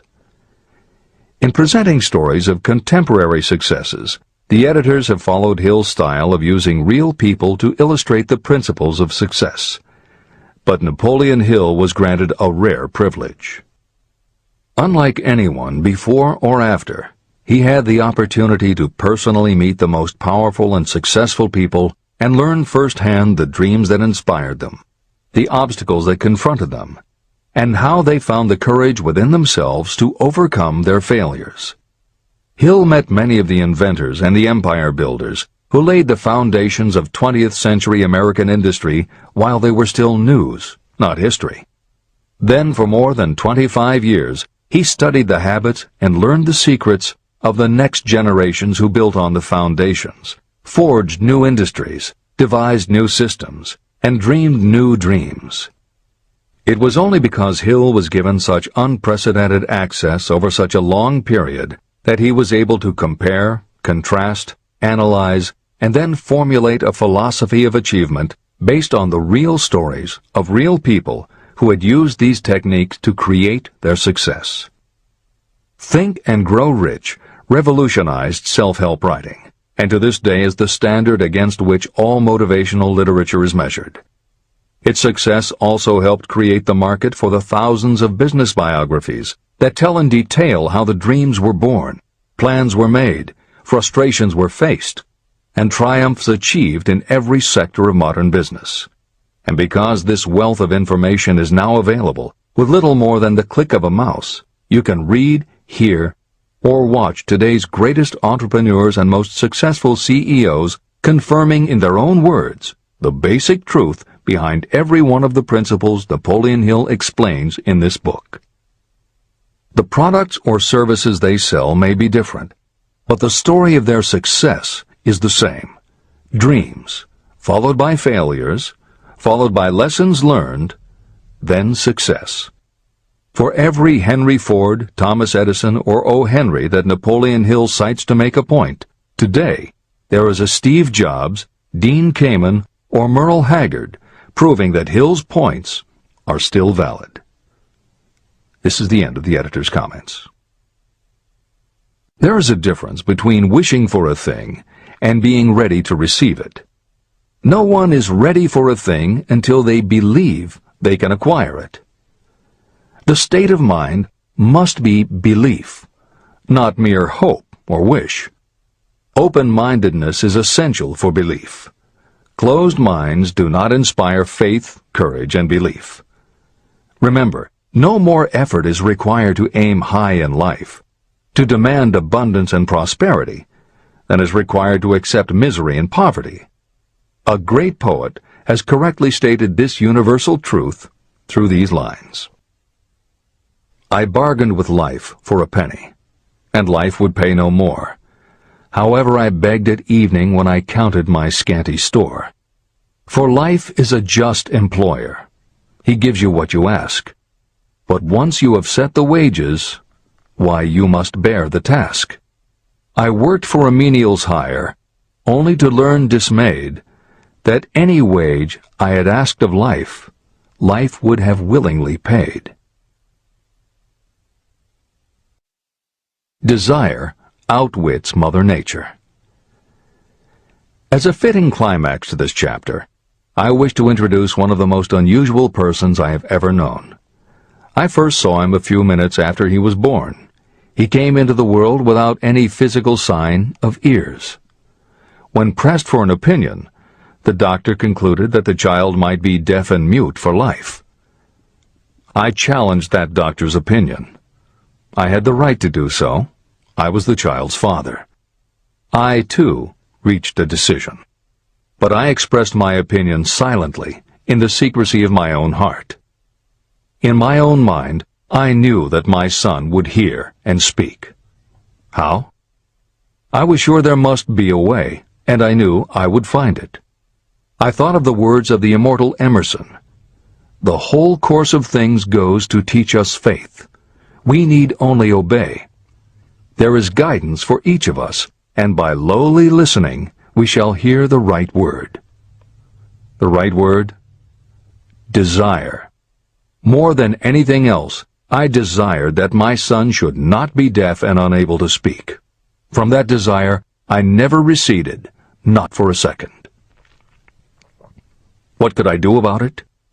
Somehow, I would find a way to transplant into that child's mind my own burning desire for ways and means of conveying sound to his brain without the aid of ears.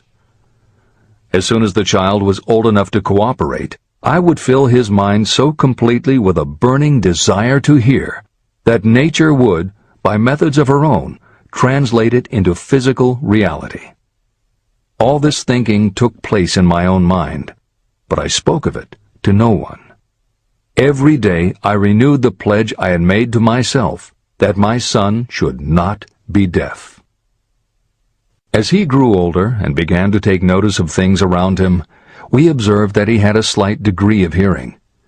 When he reached the age when children usually begin talking, he made no attempt to speak, but we could tell by his actions that he could hear certain sounds slightly. That was all I needed to know. I was convinced that if he could hear, even slightly, he might develop still greater hearing capacity. Then something happened that gave me hope. It came from an entirely unexpected source. We bought a phonograph. When the child heard the music for the first time, he went into ecstasies. He promptly appropriated the machine. On one occasion, he played a record over and over for almost 2 hours, standing in front of the phonograph with his teeth clamped on the edge of the case. The significance of this did not become clear to us until years afterward. At the time, we had never heard of the principle of bone conduction of sound. Shortly after he appropriated the phonograph, I discovered that he could hear me quite clearly when I spoke with my lips touching his mastoid bone at the base of the skull. Having determined that he could hear the sound of my voice plainly, I began immediately to transfer to his mind the desire to hear and speak. When I discovered that my son enjoyed bedtime stories, I went to work creating stories designed to develop in him self-reliance, imagination, and a strong desire to hear. There was one storyline in particular that I emphasized over and over.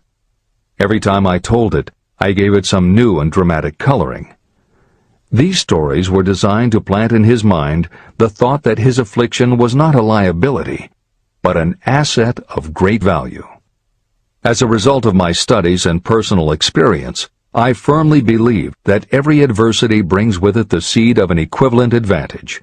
However, despite my beliefs, I must confess that I did not have the slightest idea how this disability could ever become an asset.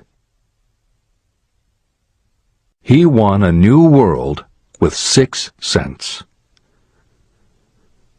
As I analyze the experience in retrospect, I can see now that my son's faith in me had much to do with the astounding results.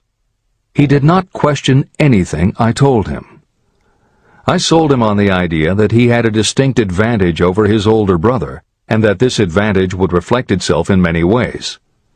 For example, the teachers in school would observe that he had no ears, and because of this they would show him special attention and treat him with extraordinary kindness. And they always did. I also sold him on the idea that when he became old enough to sell newspapers, his older brother had already become a newspaper merchant, he would have a big advantage over his brother. My reasoning was that people would pay him extra money for his wares because they could see that he was a bright, industrious boy, despite the fact that he had no ears. When he was about 7, he showed the first evidence that my method of stimulating his mind was bearing fruit. For several months he begged for the privilege of selling newspapers, but his mother would not give the project her consent.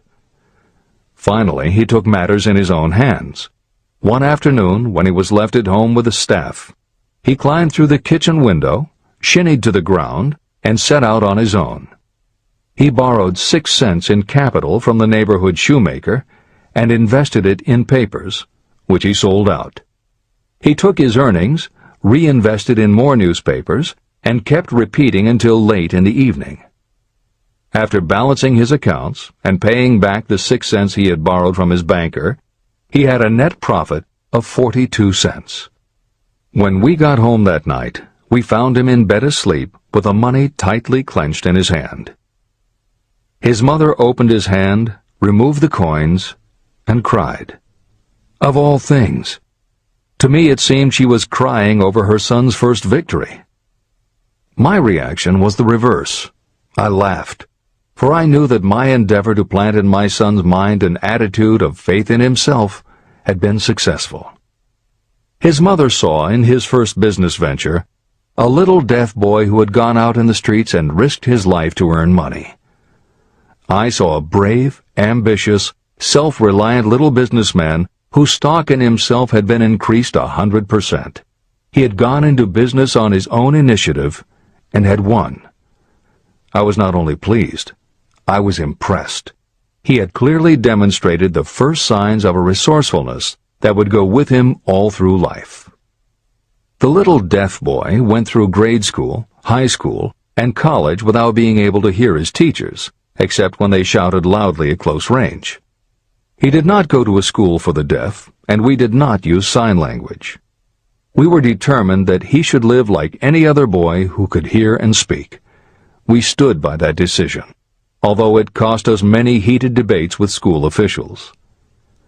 While he was in high school, he tried an electronic hearing aid, but it was of no value to him. During his last week in college, something happened that marked the most important turning point of his life. Through what seemed to be mere chance, he came into possession of another electronic hearing device, which was sent to him on trial. He was slow about testing it, due to his disappointment with a similar device. Finally, he picked it up carelessly, placed it on his head, and hooked up the battery. Suddenly, as if by magic, his lifelong desire for normal hearing became a reality. For the first time in his life, he heard practically as well as any person with normal hearing. Overjoyed because of the changed world that had been brought to him, he rushed to the telephone, called his mother, and heard her voice perfectly. The next day, for the first time in his life, he plainly heard the voices of his professors in class. For the first time in his life, he could converse freely with other people without them having to speak loudly. Truly, he had come into possession of a changed world. His desire was finally paying dividends. But the victory was not yet complete. He still had to find a definite and practical way to convert his disability into an equivalent asset. Thought that works miracles.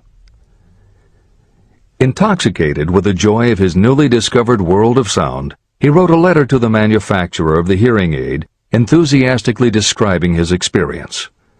Something in his letter prompted the company to invite him to New York. He was escorted through the factory, and while talking with the chief engineer, telling him about his changed world, a hunch, an idea, or an inspiration, call it what you wish, flashed into his mind. It was this impulse of thought that converted his disability into an asset destined to pay dividends in both money and happiness to thousands for all time to come.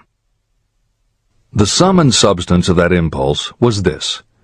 It occurred to him that he might be of help to the millions of people who go through life without the benefit of hearing devices, if he could find a way to tell them the story of his changed world. For an entire month, He carried out intensive research, during which he analyzed the entire marketing system of the manufacturer of the hearing device.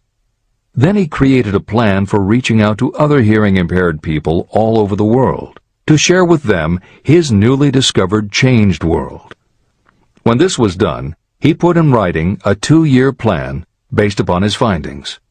When he presented the plan to the company, he was instantly given a position for the purpose of carrying out his ambition.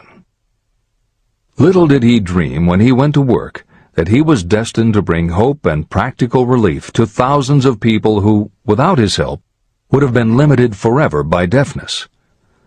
There's no doubt in my mind that Blair would have been deaf and unable to speak all his life if his mother and I had not managed to shape his mind as we did.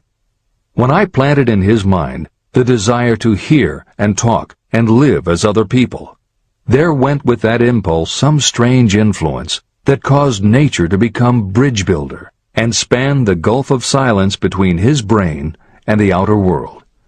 Truly, a burning desire has devious ways of transmuting itself into its physical equivalent.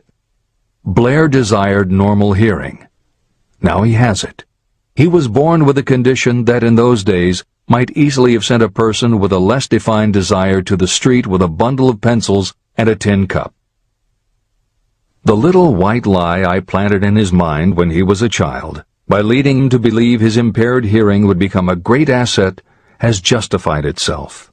I am convinced it is a fact that there is nothing, right or wrong, that belief plus burning desire cannot make real. These qualities are free to everyone. Editor's comments.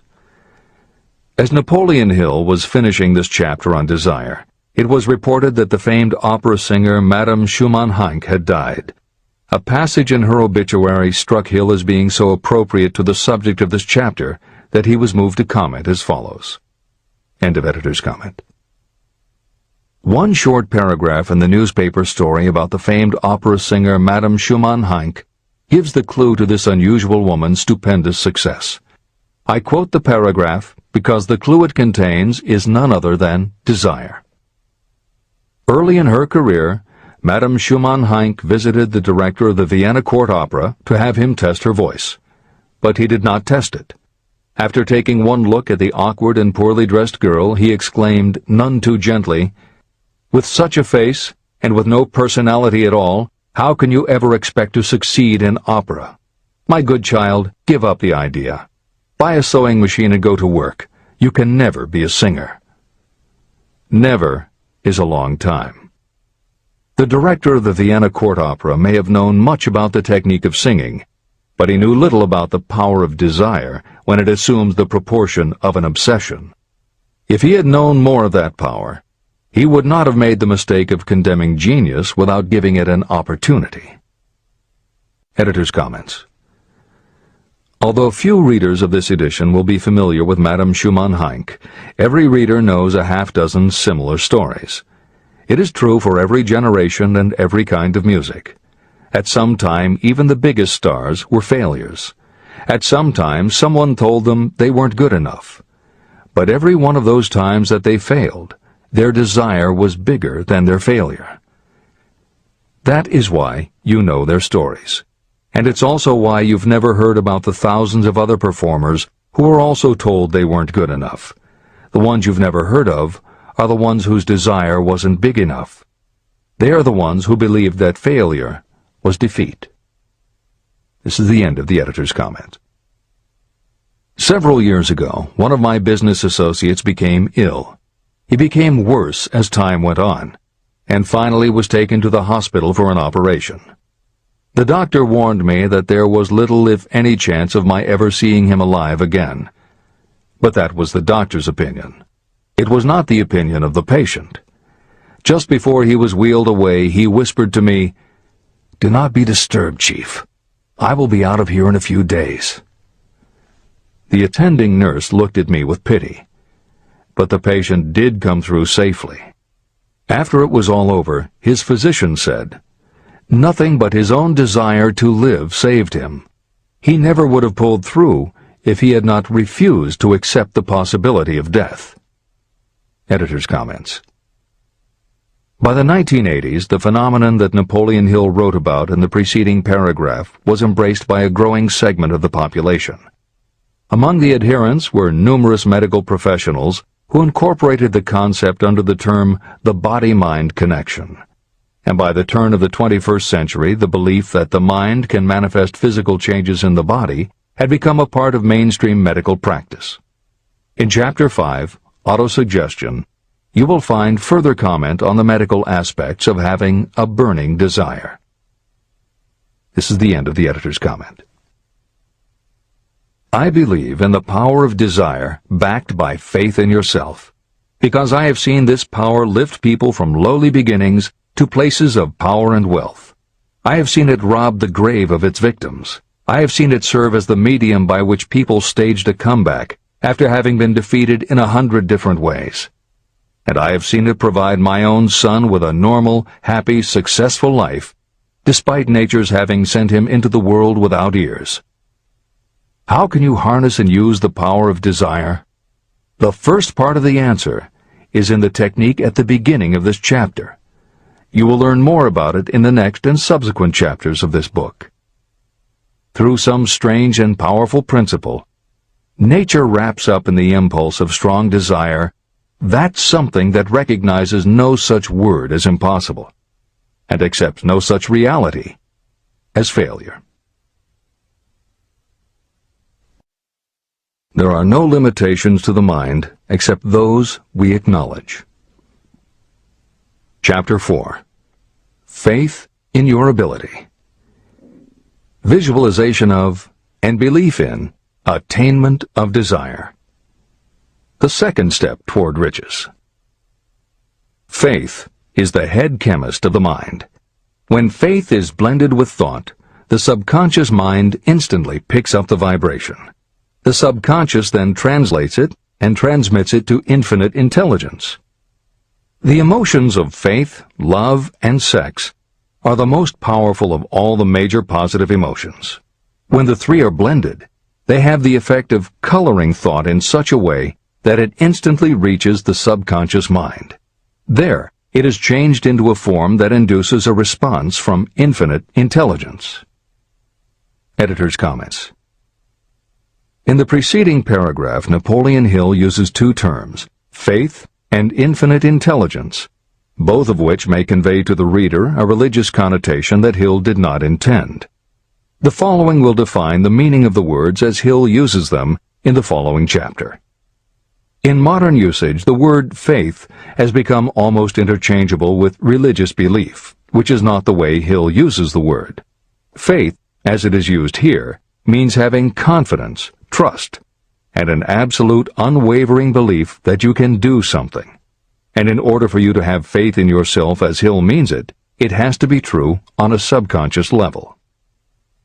If you have a nagging doubt in the back of your mind, or if you are just going through the motions of pretending you believe, it won't work, because your subconscious will know your doubts. Unless you have absolute total confidence, unless you are convinced without question, then you don't have faith. Hill uses the term infinite intelligence to identify that part of the human mind and thinking process that produces hunches, flashes of insight, and leaps of logic. Hill's concept has similarities to what psychologist Carl Jung called the collective unconscious. And on another level, it is very close to what contemporary psychologists refer to as working in the flow state, or being in the zone. Infinite intelligence is discussed in greater depth in later chapters. Hill also uses another term, the subconscious mind, that should be commented on before the reader proceeds with this chapter. Although there are differing schools of thought, in general, modern psychology developed from the pioneering work of Sigmund Freud and Carl Jung. Each believed that the human mind operates on both a conscious and an unconscious level, but they differed on the role the subconscious plays and the way it influences attitude and action. Through his own research and studies, Napoleon Hill developed a theory of the conscious and subconscious that is closest to the Jungian view. The following briefly describes the basis of Hill's view. The conscious mind. Your conscious mind receives information through the five senses of sight, smell, taste, hearing, and touch. Your conscious mind keeps track of what you need for thinking and operating, and it filters out what you don't need. Your conscious mind, and what your memory retains, is the intelligence with which you normally think, reason, and plan. The subconscious mind. Your subconscious has access to all the same information your conscious mind receives, but it doesn't reason the way your conscious mind does. It takes everything literally. It doesn't make value judgments. It does not filter, and it does not forget. You cannot command your conscious mind to reach out and dip into your subconscious mind. However, under certain circumstances, all those forgotten facts and ideas that are always there in your subconscious can, if they are firmly rooted, influence your conscious attitudes and actions. This is the end of the editor's comments. How to develop faith. The following statement is very important in understanding the importance of autosuggestion in the transmutation of desire into its physical or monetary equivalent, namely, faith is a state of mind that may be induced or created by affirmation or repeated instructions to the subconscious mind through the principle of autosuggestion. The repetition of affirmations is like giving orders to your subconscious mind, and it is the only known method of voluntary development of the emotion of faith, absolute belief that you can do something. As an illustration, consider why you are reading this book. You want to acquire the ability to transmute the intangible thought impulse of desire into its physical counterpart, money.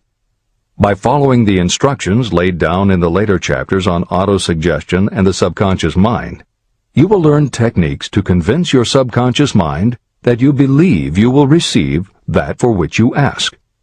Your subconscious will act upon that belief and pass it back to you in the form of faith, followed by definite plans for procuring that which you desire. Faith in yourself and your abilities is a state of mind that you will be able to develop at will after you have mastered the 13 principles in this book. This is true because faith is a state of mind that will develop naturally within you when you use and apply these principles. The emotions, or the feeling portion of thoughts, are what give your thoughts vitality, life, and action. The emotions of faith, love, and sex, when mixed with any thought impulse, give it even greater action. All thoughts that have been emotionalized, given feeling, and mixed with faith, absolute belief in your ability, begin immediately to translate themselves into their physical equivalent or counterpart. However, this is not only true of thought impulses that have been mixed with faith, but it is true with any emotion, including negative emotions. What this means is that the subconscious mind will translate into its physical equivalent a thought impulse of a negative or destructive nature just as readily as it will act upon thought impulses of a positive or constructive nature. The following statement made by a noted criminologist illustrates the point. When men first come into contact with crime, they abhor it. If they remain in contact with crime for a time, they become accustomed to it and endure it. If they remain in contact with it long enough, they finally embrace it and become influenced by it. This is the equivalent of saying that a negative impulse of thought that is repeatedly passed on to the subconscious mind often enough is finally accepted and acted upon by the subconscious mind. The subconscious then proceeds to translate that impulse into its physical equivalent by the most practical procedure available. This also accounts for the strange phenomenon that so many millions of people experience, referred to as bad luck. There are millions of people who believe themselves doomed to poverty and failure because of some strange force they call bad luck, over which they believe they have no control. But the truth is that they are the creators of their own misfortunes, because this negative belief in bad luck is picked up by the subconscious mind and translated into its physical equivalent. Your belief, or faith, is the element that will determine the action of your subconscious mind. Once again, let me stress that you will benefit by passing on to your subconscious mind any desire that you wish translated into its physical or monetary equivalent in a state of expectancy or belief that the transmutation will actually take place. The subconscious mind will transmute into its physical equivalent, by the most direct and practical way available, any order that is given to it in a state of belief or faith that the order will be carried out. At this point, it should also be noted that because of the way that the subconscious operates, there is nothing to stop you from deceiving your subconscious mind when giving it instructions through autosuggestion. That is what I did when I deceived my son's subconscious mind. To make this deception more realistic, when you call upon your subconscious mind, you must conduct yourself just as you would if you were already in possession of the material thing that you are demanding. Editor's comments. It is an axiom of contemporary motivation theory that the subconscious mind cannot distinguish between what is real and what is vividly imagined. One of the most frequently cited studies supporting this concept was done with a group of basketball players. The players were divided into 3 teams, and the players on each team were tested on their ability to make free throws. The teams were then separated for a period of time, and each team was given instructions which they were told would improve their abilities. One team was instructed to practice making baskets on a daily basis. The second team was instructed not to practice during the period and not to even think about basketball. The third team was also instructed not to practice during the period, but instead the members were told to spend their daily practice time visualizing in detail the process of making baskets. At the end of the experiment, the teams were again tested. The team that rested showed a decrease in ability. The team that practiced showed a marked increase in ability. And the team that didn't practice, but visualized making baskets, showed an increase in ability almost equal to those who had practiced daily. As Hill says, you can deceive your subconscious through autosuggestion. If you convincingly plant an idea in your subconscious will accept and work with the idea as though it were a fact. But the key word is convincingly. If you try to send a message to your subconscious, but in the back of your mind you have a nagging doubt whether it will work, your subconscious will pick that up also. You will have sent mixed messages that cancel each other out. That is why Hill stresses the importance of doing it with faith. Your subconscious will not judge if it is true or false, positive or negative, but it does respond to the power of the input, how emotionalized the thought is. This is the end of the editor's comment. It is essential for you to encourage the positive emotions as the dominating forces of your mind. But faith in yourself doesn't come from merely reading instructions. Now that you understand the theory, you must begin to apply it. By experimenting and practicing, you will develop your ability to mix faith with any order you give to your subconscious. When you have faith in your ability, then you can give your subconscious mind instructions, which it will accept and act upon immediately. When your mind is dominated by positive emotions, it will encourage the state of mind known as faith. Faith in yourself is a state of mind that you can create by autosuggestion. All through the ages, religious leaders have admonished people to have faith. They say to have faith in this, that, and the other dogma or creed, but they have failed to tell people how to have faith.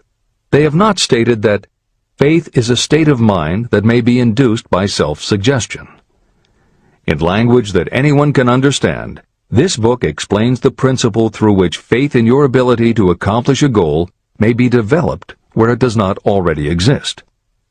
Before we begin, you should be reminded again that faith is the eternal elixir that gives life, power, and action to the impulse of thought. Faith is the starting point of all accumulation of riches. Faith is the basis of all miracles and of all mysteries that cannot be analyzed by the rules of science. Faith is the only known antidote for failure. Faith is the element that, when mixed with desire, gives you direct communication with infinite intelligence. Faith is the element that transforms the ordinary vibration of thought created by the human mind into the spiritual equivalent. Faith is the only way the force of infinite intelligence can be harnessed and used. The magic of self-suggestion.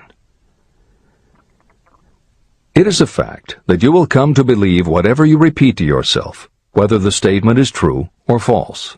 If you repeat a lie over and over, you will eventually accept that lie as truth. Moreover, you will believe it to be the truth. You are what you are because of the dominating thoughts that you permit to occupy your mind. Thoughts that you deliberately place in your own mind and encourage with sympathy, and with which you mix any one or more of the emotions, constitute the motivating forces that direct and control your every movement, act, and deed. The following sentence is a very significant statement of truth. Thoughts that are mixed with any of the feelings of emotions become like a magnetic force, which attracts other similar or related thoughts. A thought that is magnetized with one of the emotions may be compared to a seed. When it is planted in fertile soil, it germinates, grows, and multiplies itself over and over again. What was originally one small seed becomes countless millions of seeds of the same kind. The human mind is constantly attracting vibrations that are in sync with whatever dominates the mind. Any thought, idea, plan, or purpose that you hold in your mind attracts a host of its relatives. Add these relatives to its own force, and it grows until it becomes the prime motivator of the person in whose mind it has been housed. Now, let us go back to the starting point. How can the original seed of an idea, plan, or purpose be planted in the mind? The answer? Any idea, plan, or purpose may be placed in the mind through repetition of thought. This is why you are asked to write out a statement of your major purpose, or definite chief aim. Commit it to memory, and repeat it out loud day after day until these vibrations of sound have reached your subconscious mind. You are what you are because of the dominating thoughts that you permit to occupy your mind. If you choose to, you can throw off any bad influences from your past and build your own life the way you want it to be. For instance, by taking inventory of your mental assets and liabilities, you might discover that your greatest weakness is lack of self-confidence. This can be overcome and translated into courage through the principle of autosuggestion. You can do this by writing out a set of simply stated positive thought impulses, memorizing them, and repeating them until they become a part of the working equipment of your subconscious mind. The following is an example for someone whose definite purpose is to overcome a lack of self-confidence. Self-confidence formula. 1. I know that I have the ability to achieve the object of my definite purpose in life. Therefore, I demand of myself persistent, continuous action toward its attainment, and I here and now promise to render such action. 2.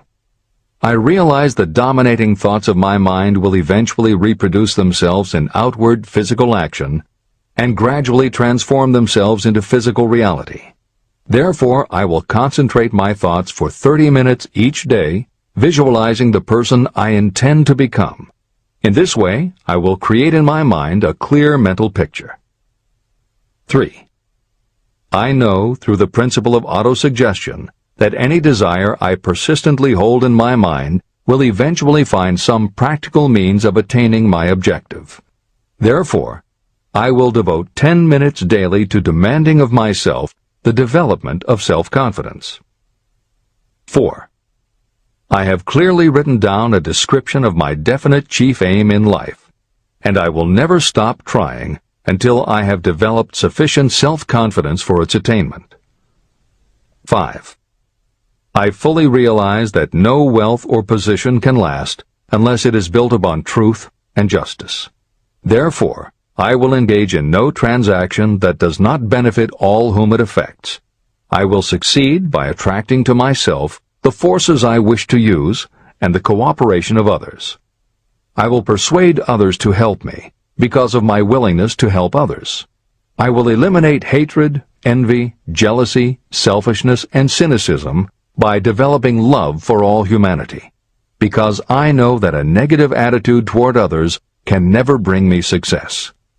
I will cause others to believe in me because I will believe in them and in myself.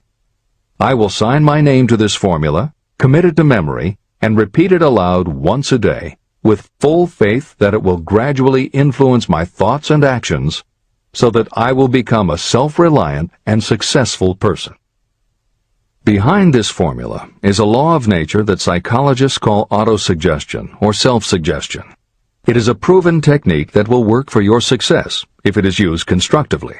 On the other hand, if used destructively, it will destroy just as readily. In this statement may be found a very significant truth, namely that those who go down in defeat and end their lives in poverty, misery, and distress do so because of negative application of the principle of autosuggestion. All impulses of thought have a tendency to clothe themselves in their physical equivalent. The disaster of negative thinking. The subconscious mind makes no distinction between constructive and destructive thought impulses. It works with the material we feed it through our thought impulses. The subconscious mind will translate into reality a thought driven by fear just as readily as it will translate into reality a thought driven by courage or faith.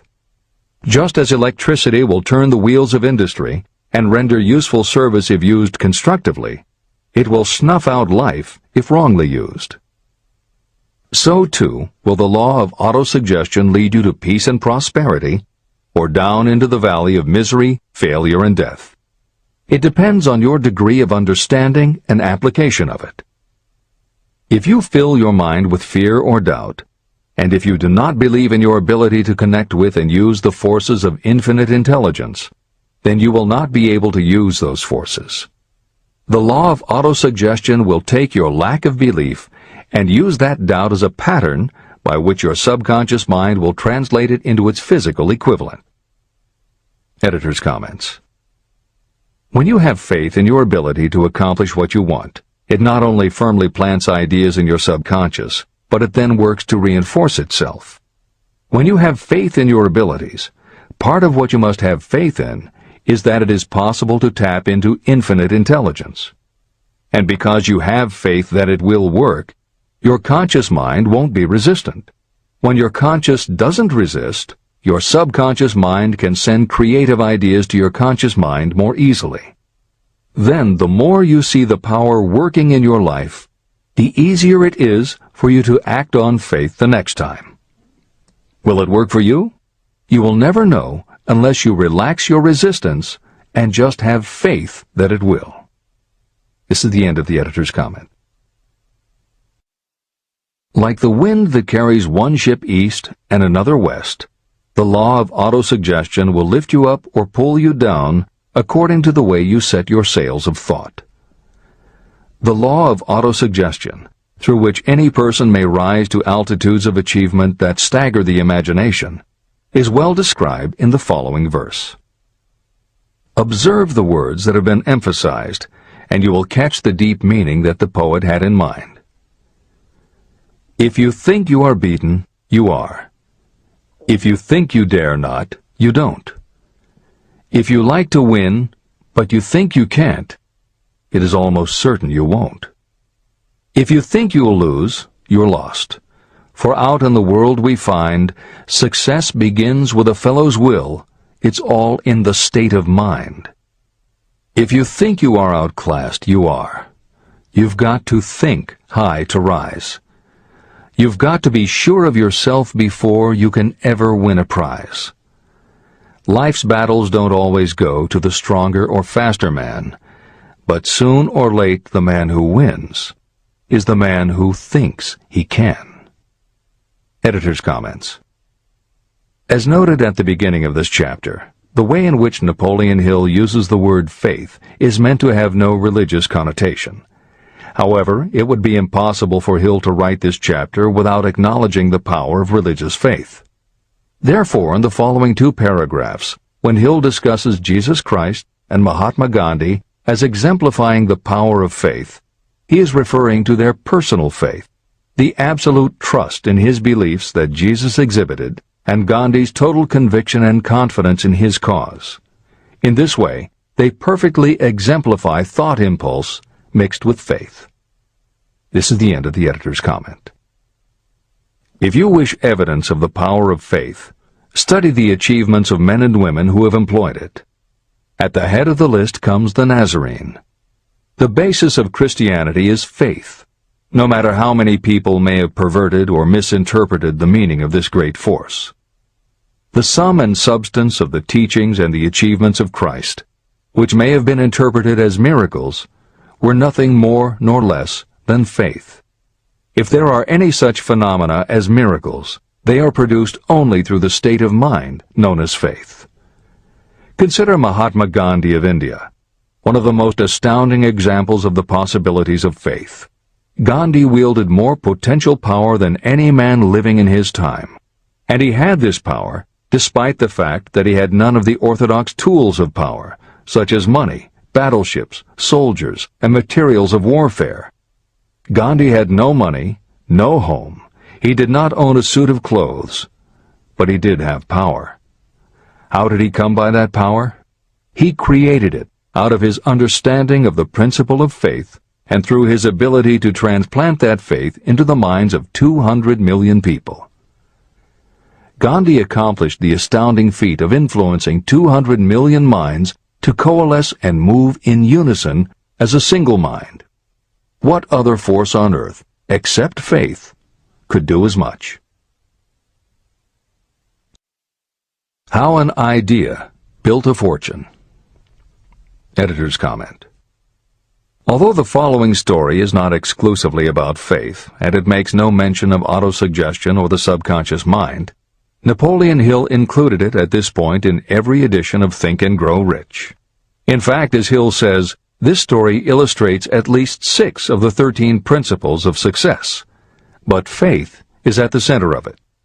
If the central figure, Charles M. Schwab, had not mixed his big idea with absolute unwavering faith that he could pull it off, the whole history of American business would have been different. This is the end of the editor's comment. The event chosen for this illustration dates back to 1900, when the United States Steel Corporation was being formed. As you read the story, keep in mind the following fundamental facts and you will understand how ideas have been converted into huge fortunes. First, the United States Steel Corporation was born in the mind of Charles M. Schwab in the form of an idea he created through his imagination.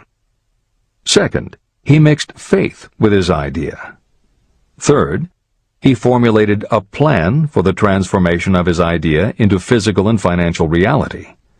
Fourth, he put his plan into action with his famous speech at the University Club. Fifth, he applied and followed through on his plan with persistence and backed it with firm decision until it had been fully carried out. Sixth, he prepared the way for success by a burning desire for success. If you are one of those who have often wondered how great fortunes are accumulated, this story of the creation of the United States Steel Corporation will be enlightening. If you have any doubt that a person can think and grow rich, this story should dispel that doubt. You can plainly see in the story of United States Steel the application of a major portion of the principles described in this book. This astounding description of the power of an idea was dramatically told by John Lowell in the New York World Telegram, with whose courtesy it is here reprinted. Editor's comments. In order for the modern reader to fully appreciate the following newspaper story, it is appropriate at this point to provide some background information about the main players. Charles M. Schwab was Andrew Carnegie's right-hand man and president of the Carnegie Steel Corporation. Andrew Carnegie was a wealthy and powerful steel baron whose company controlled 25% of the iron and steel production in America. J.P. Morgan was a wealthy and powerful Wall Street banker whose company had arranged the financing for many of the major industrial companies in America at the beginning of the 20th century. All the reader needs to know about the other men mentioned in the story is that at the beginning of the 20th century, finance, business, and industry were dominated by a few hundred men, most of whom had amassed great fortunes through some connection with the railroads that had opened the country. These people were well known to readers of the New York World Telegram because of their financial influence. And that sets the stage for the following newspaper article, which is not only a fascinating story about the power of faith in an idea, but also a wonderful example of the irreverent writing style that was used by many newspaper journalists of the day. This is the end of the editor's comment. A pretty after-dinner speech for $1 billion. When on the evening of December 12, 1900, some 80 of the nation's financial nobility gathered in the banquet hall of the University Club on Fifth Avenue to do honor to a young man from out of the West, not half a dozen of the guests realized they were to witness the most significant episode in American industrial history. J. Edward Simmons and Charles Stewart Smith, their hearts full of gratitude for the lavish hospitality bestowed on them by Charles M. Schwab during a recent visit to Pittsburgh, had arranged the dinner to introduce the 38-year-old steel man to Eastern banking society. But they didn't expect him to stampede the convention. They warned him, in fact, that the bosoms within New York's stuffed shirts would not be responsive to oratory, and that if he didn't want to bore the Stillmans and Harrimans and Vanderbilts, he had better limit himself to 15 or 20 minutes of polite vaporings and let it go at that. Even John Pierpont Morgan, sitting on the right hand of Schwab as became his imperial dignity, intended to grace the banquet table with his presence only briefly, and so far as the press and public were concerned, the whole affair was of so little moment that no mention of it found its way into print the next day. So the two hosts and their distinguished guests ate their way through the usual 7 or 8 courses. There was little conversation, and what there was of it was restrained. Few of the bankers and brokers had met Schwab, whose career had flowered along the banks of the Monongahela, and none knew him well. But before the evening was over, they, and with them Money Master Morgan, were to be swept off their feet, and $1 billion baby, the United States Steel Corporation, was to be conceived.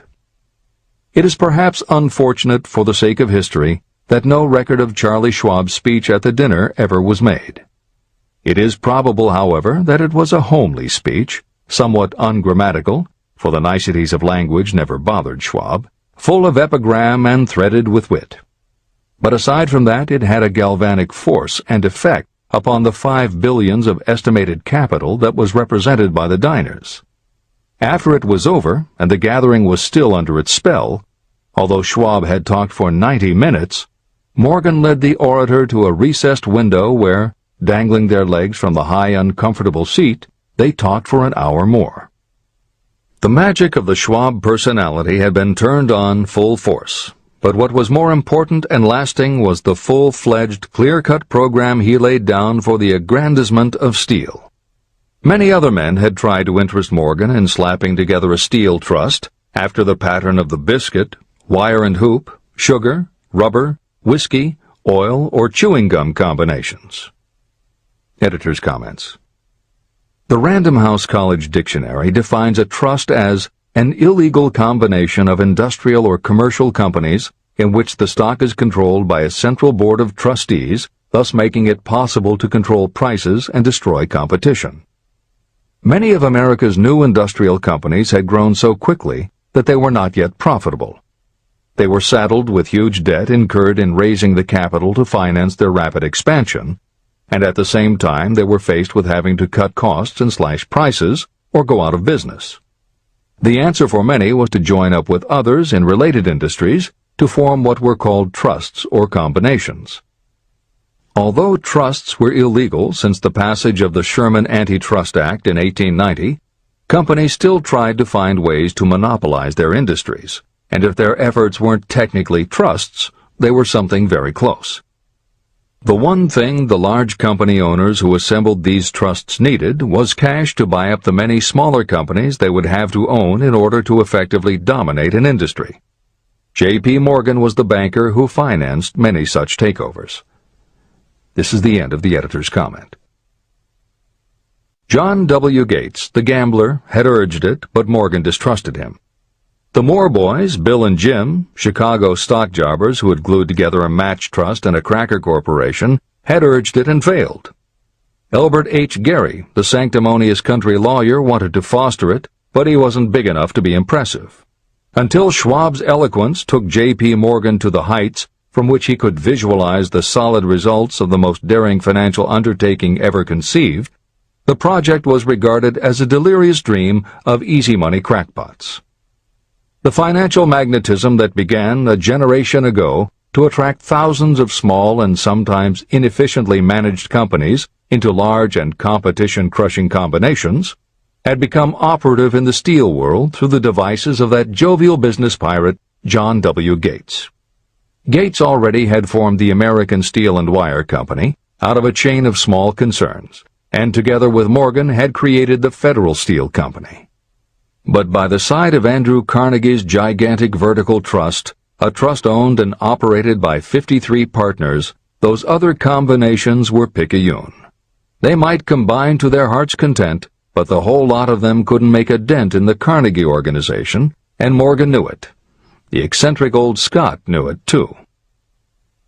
Editor's comments. Andrew Carnegie was born in Scotland and came to America when he was just a boy. He made his first move to join the elite group of American tycoons when he quit his job as a bobbin boy in a cotton mill, earning $1.20 a week, and got a job as a telegraph messenger boy. He soon taught himself to operate a telegraph key, which got him hired as personal telegrapher and secretary to the head of the Pennsylvania Railroad. It wasn't long before he'd worked his way up the ranks to superintendent of the Pittsburgh division, which in turn put him in a position to become an early investor in the Pullman Company, which became the leading manufacturer of railway cars. Carnegie's investment in Pullman and some successful real estate ventures gave him the capital to go into business for himself. At the end of the Civil War, Carnegie left railroading and started a company that built iron bridges for railroad companies. From building iron bridges, it was a short step to starting his own steel mill, which led him to acquire control of other steel mills, then his own coal fields to supply his smelters, then his own ore boats and rail lines to haul the ore and coal. Because of Carnegie's vertical integration and his use of the most up-to-date manufacturing methods, he was able to sell top-grade steel at the lowest price. He managed to drop the price of steel from $140 a ton to $20 a ton. By 1899, the Carnegie Steel Company controlled about 25% of the iron and steel production in America. The smaller steel manufacturers couldn't compete with Carnegie, so they went to J.P. Morgan for help. He arranged for the financing, and a wide-ranging alliance was put together of companies that were in the business of manufacturing products made from steel. Part of the deal was that they would not buy steel from Carnegie. Andrew Carnegie was not about to be put out of business by a collection of small companies. He announced that he would buy or build his own manufacturing companies to produce finished goods made of steel. This is the end of the editor's comments, and the New York World Telegram story continues. From the magnificent heights of Skibo Castle he had viewed, first with amusement and then with resentment, the attempts of Morgan's smaller companies to cut into his business. When the attempts became too bold, Carnegie's temper was translated into anger and retaliation. He decided to duplicate every mill owned by his rivals. Hitherto, he hadn't been interested in wire, pipe, hoops, or sheet. Instead, he was content to sell such companies the raw steel and let them work it into whatever shape they wanted. Now, with Schwab as his chief and able lieutenant, he planned to drive his enemies to the wall. So it was that in the speech of Charles M. Schwab, Morgan saw the answer to his problem of combination. A trust without Carnegie, giant of them all, would be no trust at all, a plum pudding, as one writer said, without the plums. Schwab's speech on the night of December 12, 1900, undoubtedly carried the inference, though not the pledge, that the vast Carnegie enterprise could be brought under the Morgan tent. He talked of the world future for steel, of reorganization for efficiency, of specialization, of the scrapping of unsuccessful mills and concentration of effort on the flourishing properties, of economies in the ore traffic, of economies in overhead and administrative departments, of capturing foreign markets. More than that, he told the buccaneers among them wherein lay the errors of their customary piracy. Their purposes, he inferred, had been to create monopolies, raise prices, and pay themselves fat dividends out of privilege. Schwab condemned the system in his heartiest manner. The short-sightedness of such a policy, he told his hearers, lay in the fact that it restricted the market in an era when everything cried for expansion. By cheapening the cost of steel, he argued, an ever-expanding market would be created. More uses for steel would be devised, and a goodly portion of the world trade could be captured. Actually, though he did not know it, Schwab was an apostle of modern mass production. Editor's comments. For J.P. Morgan, all of Schwab's talk about economies of scale and expanding markets meant only one thing. Until that night, it was assumed that Andrew Carnegie would continue building his own manufacturing companies to compete with the steel trusts that Morgan had helped put together.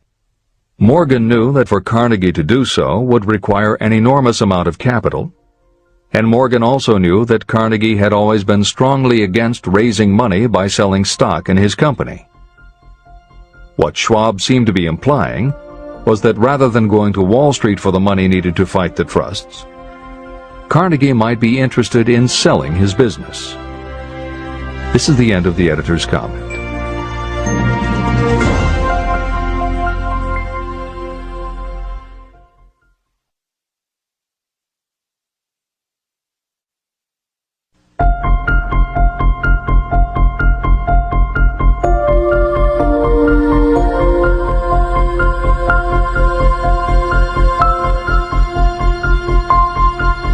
New York World Telegram story continues. So the dinner at the University Club came to an end. Morgan went home to think about Schwab's rosy predictions. Schwab went back to Pittsburgh to run the steel business for Andrew Carnegie, while Gary and the rest went back to their stock tickers to fiddle around in anticipation of the next move. It was not long coming. It took Morgan about 1 week to digest the feast of reason Schwab had placed before him. When he had assured himself that no financial indigestion was to result, he sent for Schwab, and found that young man rather coy. Mr. Carnegie, Schwab indicated, might not like it if he found his trusted company president had been flirting with the Emperor of Wall Street, the street upon which Carnegie was resolved never to tread. Then it was suggested by John W. Gates, the go-between, that if Schwab happened to be in the Bellevue Hotel in Philadelphia, J.P. Morgan might also happen to be there. When Schwab arrived, however, Morgan was inconveniently ill at his New York home, and so on the elder man's pressing invitation, Schwab went to New York and presented himself at the door of the financier's library. Now, certain economic historians have professed the belief that from the beginning to the end of the drama, the stage was set by Andrew Carnegie, that the dinner to Schwab, the famous speech, the Sunday night conference between Schwab and the Money King, were events arranged by the canny Scot. The truth is exactly the opposite. When Schwab was called in to consummate the deal, he didn't even know whether the little boss, as Andrew was called, would so much as listen to an offer to sell, particularly to a group of men whom Andrew regarded as being endowed with something less than holiness. But Schwab did take into the conference with him, in his own handwriting, 6 sheets of copperplate figures, representing to his mind the physical worth and the potential earning capacity of every steel company he regarded as an essential star in the new metal firmament. 4 men pondered over these figures all night. The chief, of course, was Morgan, steadfast in his belief in the divine right of money. With him was his aristocratic partner, Robert Bacon, a scholar and a gentleman. The third was John W. Gates, whom Morgan scorned as a gambler and used as a tool. The fourth was Schwab, who knew more about the processes of making and selling steel than any whole group of men then living. Throughout that conference, the Pittsburghers' figures were never questioned. If he said a company was worth so much, then it was worth that much and no more. He was insistent, too, upon including in the combination only those concerns he nominated. He had conceived a corporation in which there would be no duplication, not even to satisfy the greed of friends who wanted to unload their companies upon the broad Morgan shoulders. When dawn came, Morgan rose and straightened his back. Only one question remained. "Do you think you can persuade Andrew Carnegie to sell?" he asked. "I can try," said Schwab. "If you can get him to sell, I will undertake the matter," said Morgan. So far, so good. But would Carnegie sell? How much would he demand? Schwab thought about $320 million. What would he take payment in? Common or preferred stocks? Bonds? Cash? Nobody could raise $350 million in cash. There was a golf game in January on the frost-cracking heath of the St. Andrews Links in Westchester, with Andrew bundled up in sweaters against the cold and Charlie talking volubly as usual to keep his spirits up. But no word of business was mentioned until the pair sat down in the cozy warmth of the Carnegie cottage nearby. Then, with the same persuasiveness that had hypnotized 80 millionaires at the University Club, Schwab poured out the glittering promises of retirement and comfort, of untold millions to satisfy the old man's social caprices. Carnegie capitulated, wrote a figure on a slip of paper, handed it to Schwab and said, "All right, that's what we'll sell for." The figure was approximately $400 million, and was reached by taking the $320 million mentioned by Schwab as a basic figure, and adding to it $80 million to represent the increased capital value over the previous 2 years. Later, on the deck of a transatlantic liner, the Scotsman said ruefully to Morgan, "I wish I had asked you for $100 million more." "If you had asked for it, you'd have gotten it," Morgan told him cheerfully. There was an uproar, of course. A British correspondent cabled that the foreign steel world was appalled by the gigantic combination.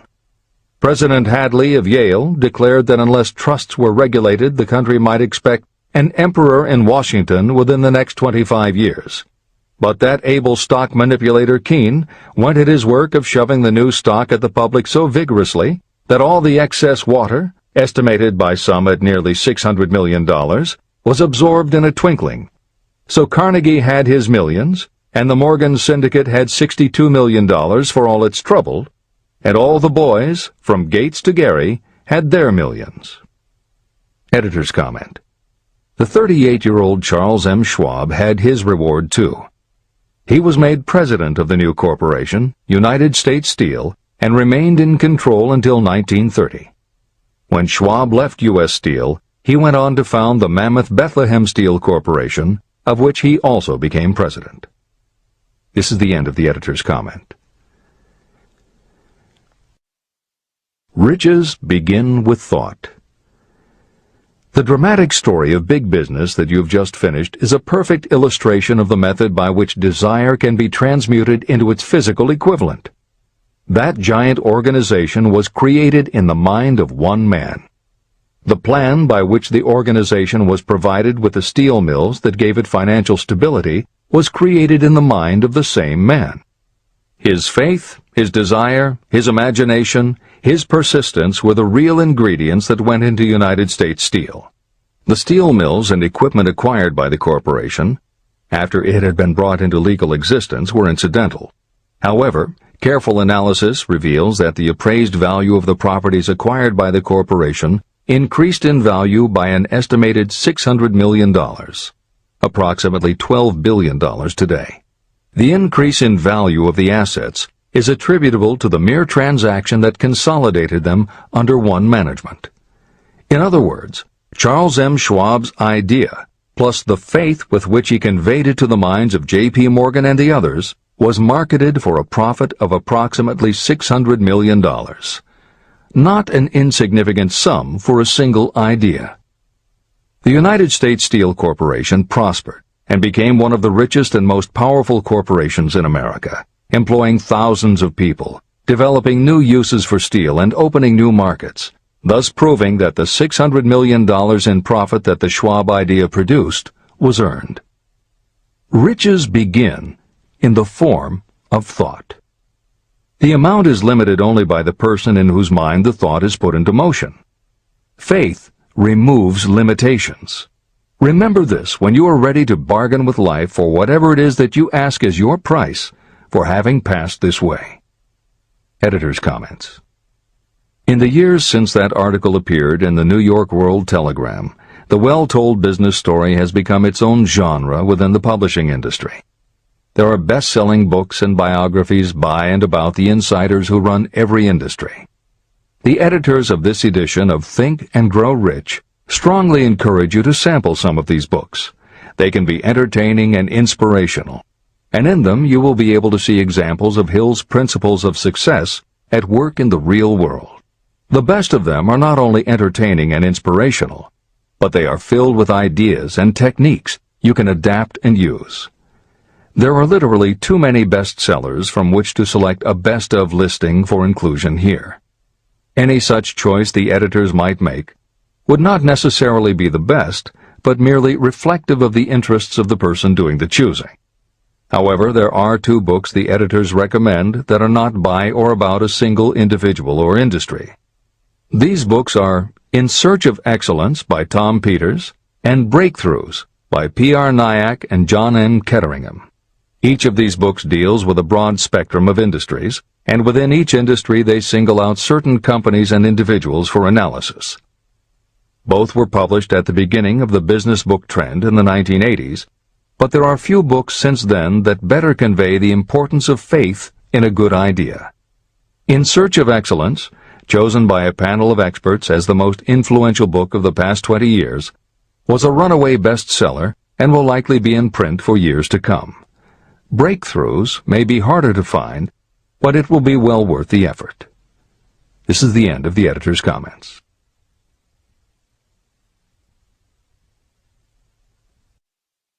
A quitter never wins, and a winner never quits. Chapter 5. Autosuggestion. The medium for influencing the subconscious mind. The third step toward riches. Autosuggestion is a term that applies to all suggestions and all self-administered stimuli that reach your mind through the 5 senses. Stated in another way, autosuggestion is self-suggestion. It is the way of communicating between that part of the mind where conscious thought takes place and that which serves as the seat of action for the subconscious mind. Through the dominating thoughts that you permit to remain in your conscious mind, it doesn't matter whether these thoughts are negative or positive, the principle of autosuggestion reaches the subconscious mind and influences it with these thoughts. Nature has built human beings so that we can have control over the material that reaches our subconscious mind through our 5 senses. However, this does not mean that we always exercise this control. In the great majority of instances, we do not exercise it, which explains why so many people go through life in poverty. Recall what I said about the subconscious mind resembling a fertile garden, in which weeds will grow if the seeds of more desirable crops are not sown. Autosuggestion is the way you may feed your subconscious on creative thoughts. Or you can, by neglecting it, permit thoughts of a destructive nature to find their way into this rich garden of the mind. Editor's comments. Numerous psychological studies and experiments with hypnotherapy have validated Napoleon Hill's concept that a person's subconscious mind retains everything that person ever experienced. Studies also support the theory that the subconscious is non-judgmental. It does not filter or interpret, it simply processes information literally and stores it. For those readers who may be dubious about the subconscious, or that thoughts stored below the level of consciousness can exert enough influence to affect attitude and behavior, the following explanation should alleviate any such doubts. There is no doubt about the existence of the conditions known by the psychological terms fixations, phobias, and compulsive behaviors. These conditions occur when a child has learned something in such a powerful or dramatic way that the knowledge becomes firmly planted in the child's subconscious mind. Then, even as the child grows to adulthood and the conscious mind learns to understand that information from a mature point of view, because the childhood learning experience was so powerful, the subconscious still retains the childhood understanding of the information. The result is a fixation, phobia, or compulsive behavior that causes a response rooted in childhood, which does not make logical sense to the adult's conscious mind.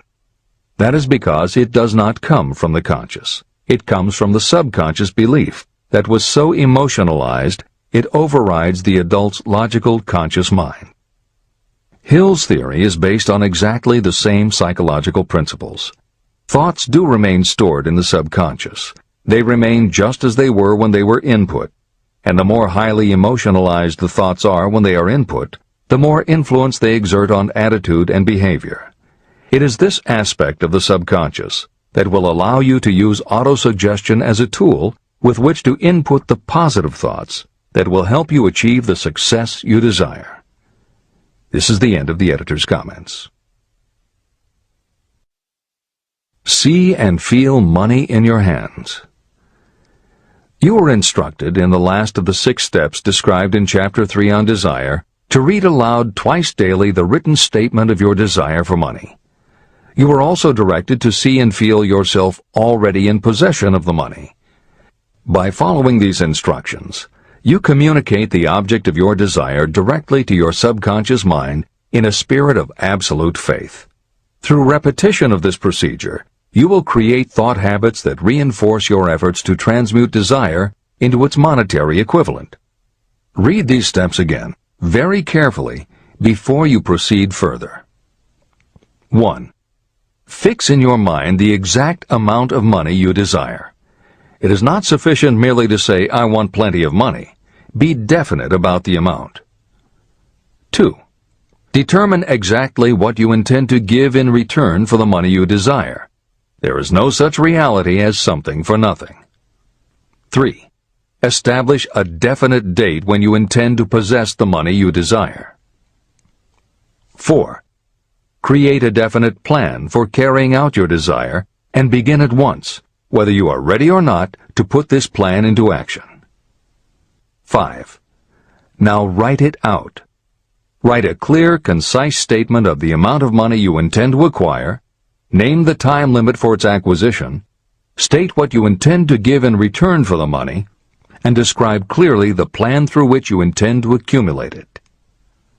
6. Read your written statement aloud twice daily. Read it once just before retiring at night, and read it once after arising in the morning. As you read, see and feel and believe yourself already in possession of the money. Remember, when reading aloud the statement of your desire, through which you will develop a money consciousness, that the mere reading of the words is of no consequence, unless you mix emotion or feeling with your words.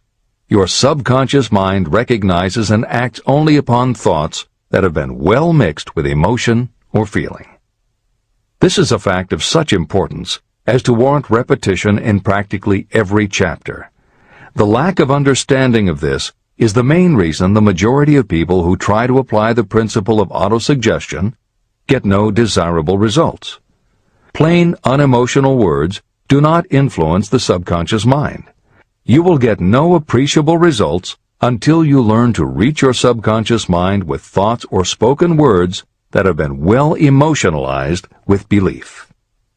Do not become discouraged if you cannot control and direct your emotions the first time you try. Remember, there is no such possibility as something for nothing. You cannot cheat even if you desire to do so. The price of ability to influence your subconscious mind is persistence in applying the principles described here. You cannot develop the desired ability for a lower price. You, and you alone, must decide whether or not the reward, the money consciousness, is worth the price you must pay for it in effort. Your ability to use the principle of autosuggestion will depend very largely upon your capacity to concentrate on a given desire until that desire becomes a burning obsession. How to strengthen your powers of concentration. When you begin to carry out the instructions in the 6 steps, it will be necessary for you to make use of the principle of concentration. Following are suggestions for the effective use of concentration. When you begin the first of the 6 steps, which instructs you to fix in your own mind the exact amount of money you desire, close your eyes and hold your thoughts on that amount of money until you can actually see the physical appearance of the money. Do this at least once each day. As you go through these exercises, follow the instructions given in Chapter 4 on faith, and see yourself actually in possession of the money. Here is a most significant fact. The subconscious mind takes any orders given to it in a spirit of absolute faith and acts upon those orders. But the orders often have to be presented over and over again, repeated positive affirmation, before they are interpreted by the subconscious mind. Because of this, you might consider the possibility of playing a perfectly legitimate trick on your subconscious mind. Make it believe, because you believe it, that you must have the amount of money you are visualizing. Make it believe that this money is already awaiting your claim, so the subconscious mind must hand over to you practical plans for acquiring the money that is yours. Give this thought to your imagination, and see what your imagination can or will do to create practical plans for the accumulation of money through transmutation of your desire. Do not wait for a definite plan through which you will exchange services or merchandise in return for the money you are visualizing. Just start right now to see yourself in possession of the money, demanding, and expecting that your subconscious mind will hand over the plans you need. Be on the alert for these plans, and when they appear, put them into action immediately. When the plans appear, they will probably flash into your mind in the form of an inspiration or intuition from infinite intelligence. Treat it with respect and act upon it as soon as you receive it. In the fourth of the 6 steps, you are instructed to create a definite plan for carrying out your desire and begin at once to put this plan into action. Do the same thing here. Close your eyes and create in your mind a vivid image of you carrying out the instructions. Do not trust to your reason when creating your plan for accumulating money through the transmutation of desire. Your reasoning faculty may be lazy, and if you depend entirely upon it to serve you, it may disappoint you. When visualizing the money you intend to accumulate, see yourself rendering the service or delivering the merchandise you intend to give in return for this money. This is important. Editor's comments. The basic principle underlying autosuggestion is closely related to self-hypnosis, and both techniques played an important role in the development of modern psychology. Although all 3 concepts, autosuggestion, hypnosis, and psychology, had to overcome initial public skepticism, unfortunately, autosuggestion and hypnotism were hampered by events that further delayed their acceptance. Hypnosis was an integral part of the therapies used by the major figures in the development of psychology, including Sigmund Freud, Carl Jung, and William James. It fell out of favor as a therapeutic method when stage magicians began to use the technique in their acts. People found it difficult to give serious consideration to a method that was being used in theaters and nightclubs to make members of the audience do ridiculous things for comic effect. Autosuggestion encountered a similar problem. French psychiatrist Émile Coué was the best-known early advocate of autosuggestion. A contemporary of Sigmund Freud, Coué operated a clinic that treated patients diagnosed with psychosomatic ailments, individuals who have convinced themselves they are ill and even show symptoms but do not actually have a disease. Coué treated his patients with an autosuggestion technique that involved the repetition of statements he termed positive affirmations. Coué devised a general, non-specific phrase that would give the subconscious a positive instruction, but was open enough that it did not tell the subconscious how to do it. The positive affirmation was, "Every day, in every way, I am getting better and better." And he instructed his patients to repeat the phrase several times a day. Improvements among his patients happened so quickly and dramatically that his method became the talk of medical and scientific circles, and the use of the phrase practically became a movement in Europe.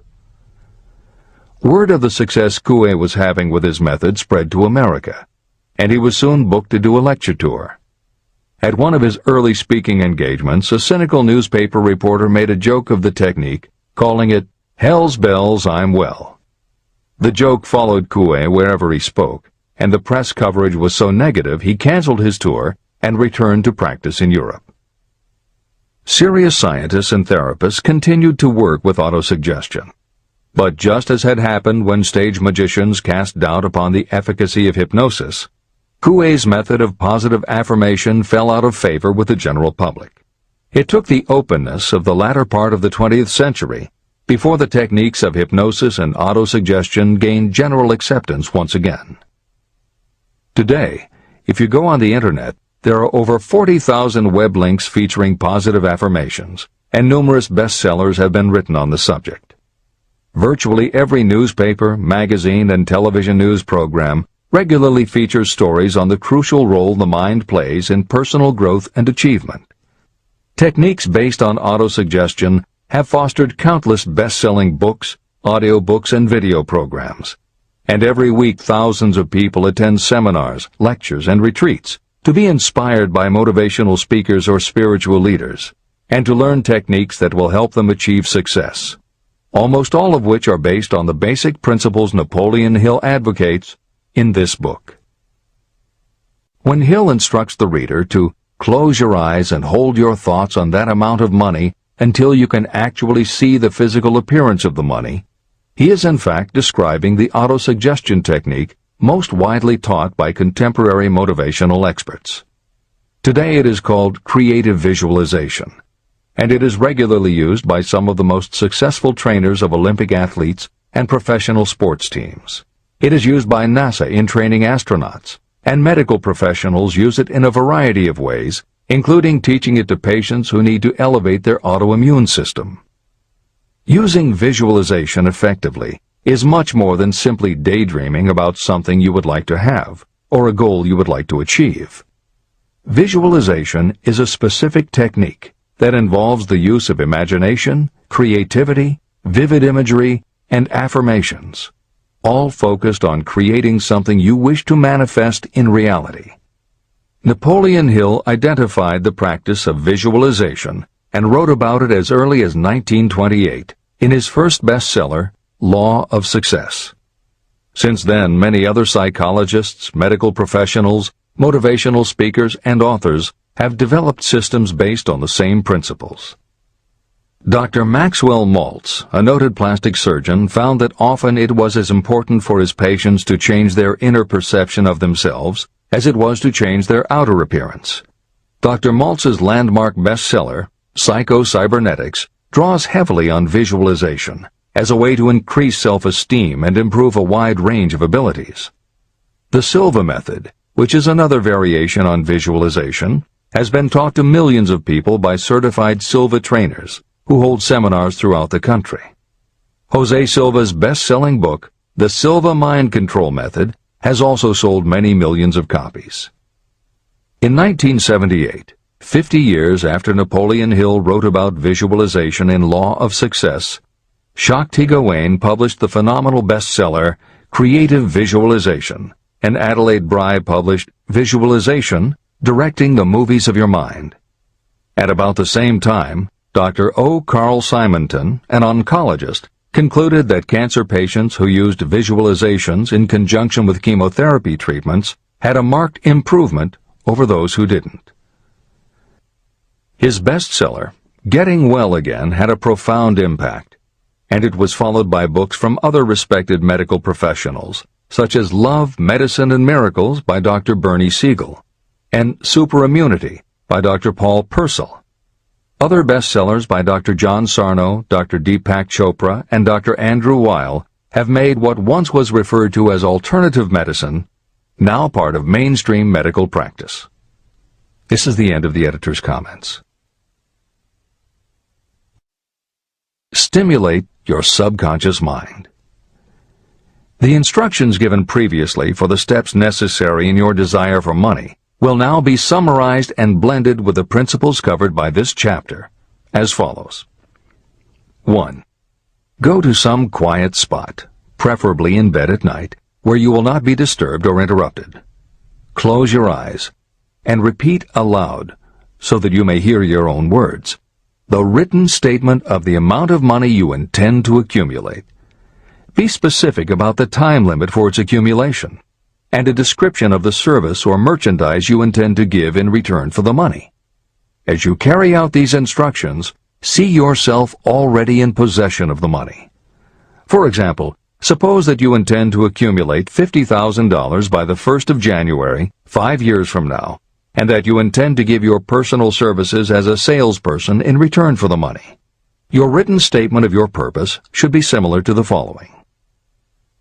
By the first day of January, I will have in my possession $50,000, which will come to me in various amounts from time to time during the interim. In return for this money, I will give the most efficient service of which I am capable. I will give the fullest possible quantity and the best possible quality of service as a salesperson of, and describe the service or merchandise you intend to sell. I believe that I will have this money in my possession. My faith is so strong that I can now see this money before my eyes. I can touch it with my hands. It is now awaiting transfer to me at the time and in the proportion that I deliver the service in return for it.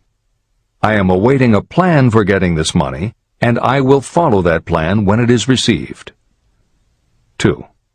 Repeat this program night and morning until you can see in your imagination the money you intend to accumulate. 3. Place a written copy of your statement where you can see it night and morning, and read it just before retiring and upon rising until it has been memorized. Editor's comments. The following is another suggestion, adapted from Hill's later writings, which appear in Napoleon Hill's Keys to Success. Surround yourself with books, pictures, mottos, and other suggestive devices. Pick things that symbolize and reinforce achievement and self-reliance. Constantly add to your collection, and move things to new places where you can see them in a different light and in association with different things. I had a friend who was a realtor who kept her $1 Million Club certificate over her desk to remind herself of what she was capable. One day she took it down to dust and set it on top of a newspaper.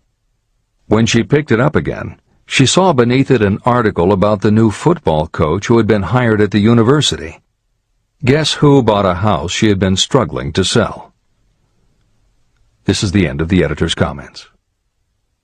Remember, as you carry out these instructions, that you are applying the principle of autosuggestion for the purpose of giving orders to your subconscious mind. Remember also that your subconscious mind will act only upon instructions that are emotionalized and handed over to it with feeling.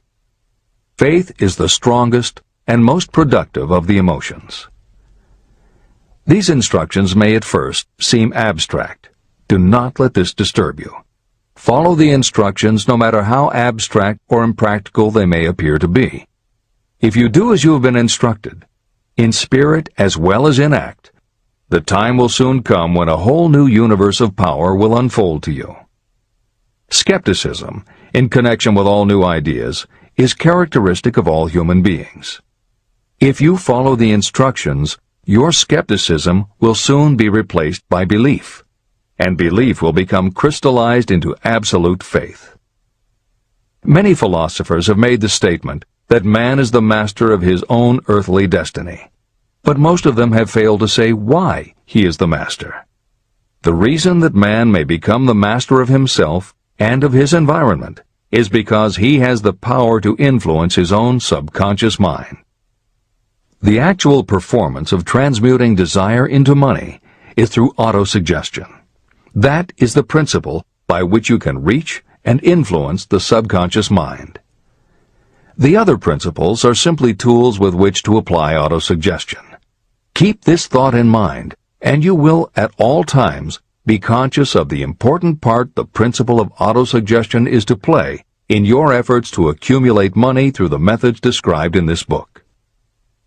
After you have read the entire book, come back to this chapter and follow in spirit and in action this instruction. Read the entire chapter aloud once every night until you become thoroughly convinced that the principle of autosuggestion is sound and that it will accomplish for you all that has been claimed for it. As you read, underscore with a pencil every sentence that impresses you. Follow the foregoing instruction to the letter, and it will open the way for a complete understanding and mastery of the principles of success. Every adversity, every failure, and every heartache carries with it the seed of an equivalent or a greater benefit. Chapter 6. Specialized Knowledge. Personal Experiences or Observations. The fourth step toward riches. There are two kinds of knowledge. One is general, the other is specialized. General knowledge, no matter how great in quantity or variety it may be, is of little use in the accumulation of money. The faculties of the great universities possess practically every form of general knowledge known to civilization. Most of the professors have little money. They specialize in teaching knowledge, but they do not specialize in the organization or the use of knowledge. Knowledge will not attract money unless it is organized and directed through practical plans for the specific purpose of accumulating money. Lack of understanding of this fact has been the source of confusion to millions of people who falsely believe that knowledge is power. It is nothing of the sort. Knowledge is only potential power. It becomes power only when and if it is organized into definite plans of action and directed to a definite end. The missing link in all systems of education is that educational institutions fail to teach their students how to organize and use the knowledge after they have acquired it. Many people made the mistake of assuming that because Henry Ford had little schooling, he was not a man of education. Those who made this mistake did not understand the real meaning of the word educate. That word is derived from the Latin word educo, meaning to educe, to draw out, or to develop from within. An educated person is not necessarily one who has an abundance of general or specialized knowledge. An educated person is one who has so developed the faculties of their mind that he or she may acquire anything they want, or its equivalent, without violating the rights of others. During the World War, a Chicago newspaper published editorials in which, among other statements, Henry Ford was called an ignorant pacifist. Mr. Ford objected to the statements and sued the paper for libeling him. When the suit was tried in the courts, the attorneys for the paper called Mr. Ford to the witness stand for the purpose of proving to the jury that he was ignorant. They asked Mr. Ford a great variety of questions. All of them intended to prove that while he might possess considerable specialized knowledge about manufacturing automobiles, he was in the main ignorant. Mr. Ford was asked such questions as, who was Benedict Arnold, and how many soldiers did the British send over to America to put down the rebellion of 1776? In answer to the last question, Mr. Ford replied, I do not know the exact number of soldiers the British sent over, but I have heard that it was a considerably larger number than ever went back. Finally, Mr. Ford became tired of this line of questioning. In reply to a particularly offensive question, he leaned over, pointed his finger at the lawyer who had asked the question, and said, If I should really want to answer the foolish question you have just asked, or any of the other questions you have been asking me, let me remind you that I have a row of electric push buttons on my desk, and by pushing the right button I can summon to my aid men who can answer any question I desire to ask concerning the business to which I am devoting most of my efforts. Now, will you kindly tell me why I should clutter up my mind with general knowledge for the purpose of being able to answer questions when I have men around me who can supply any knowledge I require? That answer floored the lawyer. Every person in the courtroom realized it was the answer not of an ignorant man, but of a man of education. Any person is educated who knows where to get knowledge when they need it and how to organize that knowledge into definite plans of action. Through the assistance of his mastermind group, Henry Ford had at his command all the specialized knowledge he needed to become one of the wealthiest men in America. It was not essential that he have this knowledge in his own mind. You can get all the knowledge you need. Before you can transmute your desire into money, you will require specialized knowledge of the service, merchandise, or profession that you intend to offer in return for fortune. Perhaps you may need much more specialized knowledge than you have the ability or the inclination to acquire. If this is true, you may bridge your weakness through the aid of your mastermind group. The mastermind is defined as coordination of knowledge and effort in a spirit of harmony between two or more people for the attainment of a definite purpose. The larger meaning of the mastermind group is explained in greater detail in later chapters.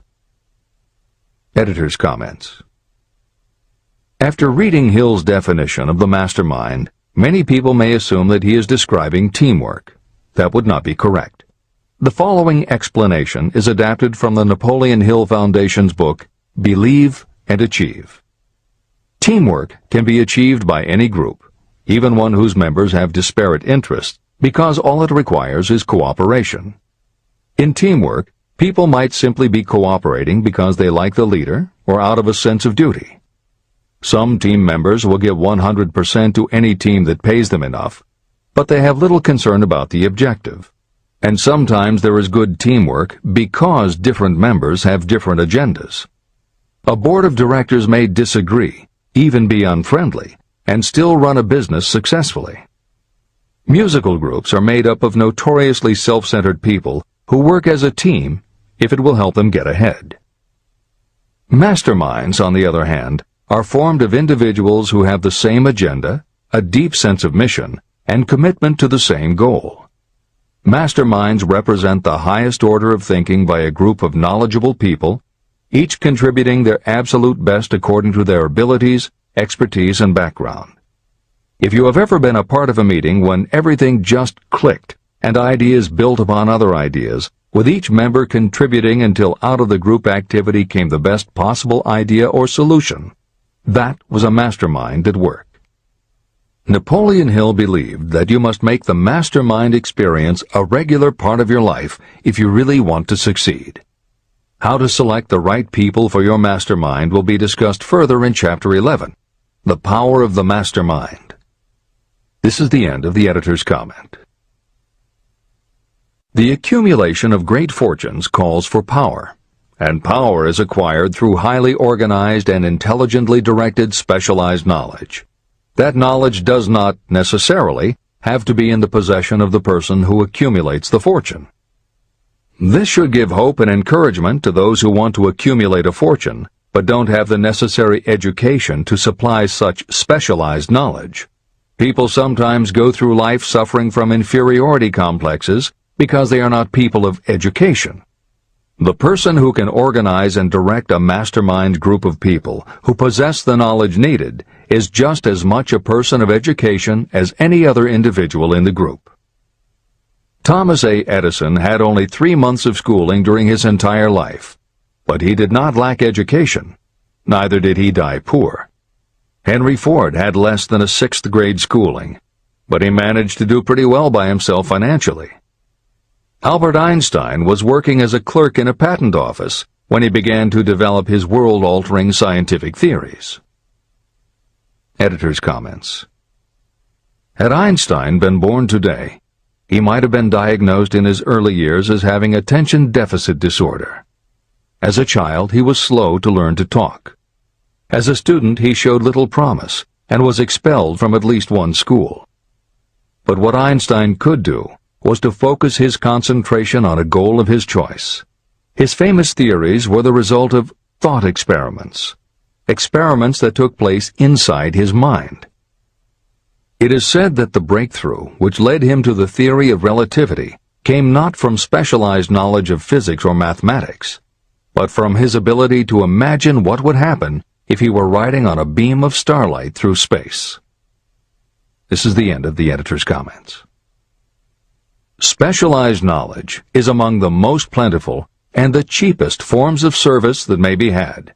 If you doubt this, consult the payroll of any university. It pays to know how to purchase knowledge, and it pays to know where to look. First of all, decide the sort of specialized knowledge you require and the purpose for which it is needed. To a large extent, your major purpose in life, the goal toward which you are working, will help determine what knowledge you need. Your next move requires that you have accurate information concerning dependable sources of knowledge. The more important of these are your own experience and education, experience and education available through cooperation of others, mastermind alliance, colleges and universities, public libraries, and even easier, the Internet, special training courses, through night schools and home study courses in particular. As knowledge is acquired, it must be organized and put into use for a definite purpose through practical plans. Knowledge has no value except for what can be gained from its application toward some worthy end. Successful people never stop acquiring specialized knowledge related to their major purpose, business, or profession. Those who are not successful usually make the mistake of believing that the knowledge-acquiring period ends when you finish school. The truth is that schools do little more than teach you how to acquire practical knowledge. Editor's comments. At this point in the original edition of Think and Grow Rich, Napoleon Hill included a newspaper story about education and job opportunities. Although the contemporary job market has changed considerably, the author of the article, Robert Moore, Director of Placements at Columbia University, made some comments that are perfectly aligned with the philosophy of Think and Grow Rich and are still holding true today. One such comment was, "The man who has been active on the campus, whose personality is such that he gets along with all kinds of people, and who has done an adequate job with his studies, has a most decided edge over the strictly academic student."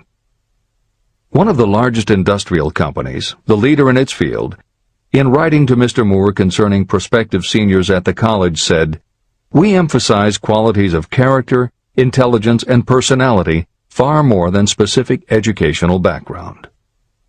Although few would argue that education is valuable, as Moore implies above and as Hill noted earlier about Edison, Ford, and Einstein, academic accomplishment has never been a sure indicator of success.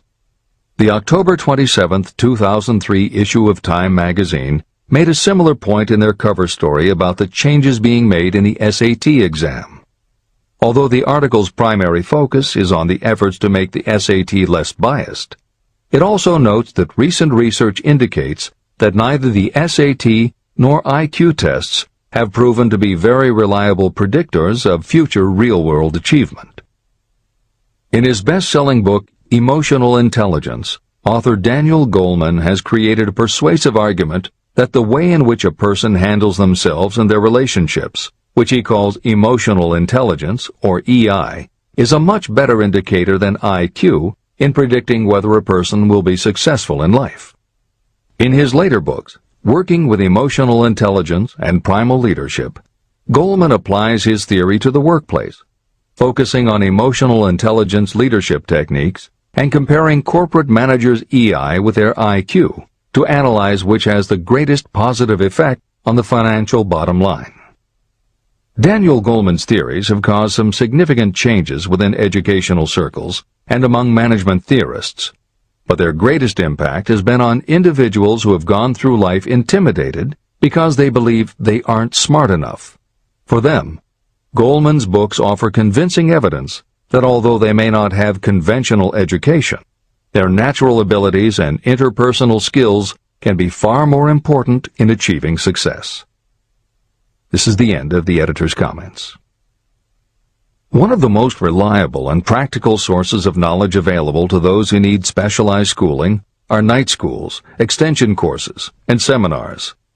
The correspondence schools give specialized training anywhere the U.S. mails go, or via the Internet. One advantage of home study training is the flexibility of the study program, which permits you to study during spare time. Another advantage of home study training, if the school is carefully chosen, is that most courses offer some method of personal consultation, which can be of priceless value to those needing specialized knowledge. No matter where you live, you can share the benefits. A lesson from a collection agency. Anything acquired without effort and without cost is generally unappreciated and often discredited. Perhaps this is why we get so little from our marvelous opportunity in public schools. The self-discipline you will learn from a program of specialized study can make up for the wasted opportunity when knowledge was available without cost. Being asked to pay, whether you make good grades or poor, has the effect of causing you to follow through with the course when you would otherwise drop it. I learned this from experience when I enrolled for a home study course in advertising. After completing 8 or 10 lessons, I stopped studying. But the school did not stop sending me bills. In fact, they insisted upon payment, whether I kept up my studies or not. I decided that if I had to pay for the course, which I had legally obligated myself to do, I should complete the lessons and get my money's worth. Correspondence schools are well-organized businesses. At the time, I felt that their collection system was somewhat too well organized, but I learned later in life that it was a valuable part of my education. The truth is that their collection department constituted the very finest sort of training on decision-making, promptness, and the habit of finishing what you begin. The collection system that forced me to finish the course turned out to be worth much in the form of money earned. The road to specialized knowledge.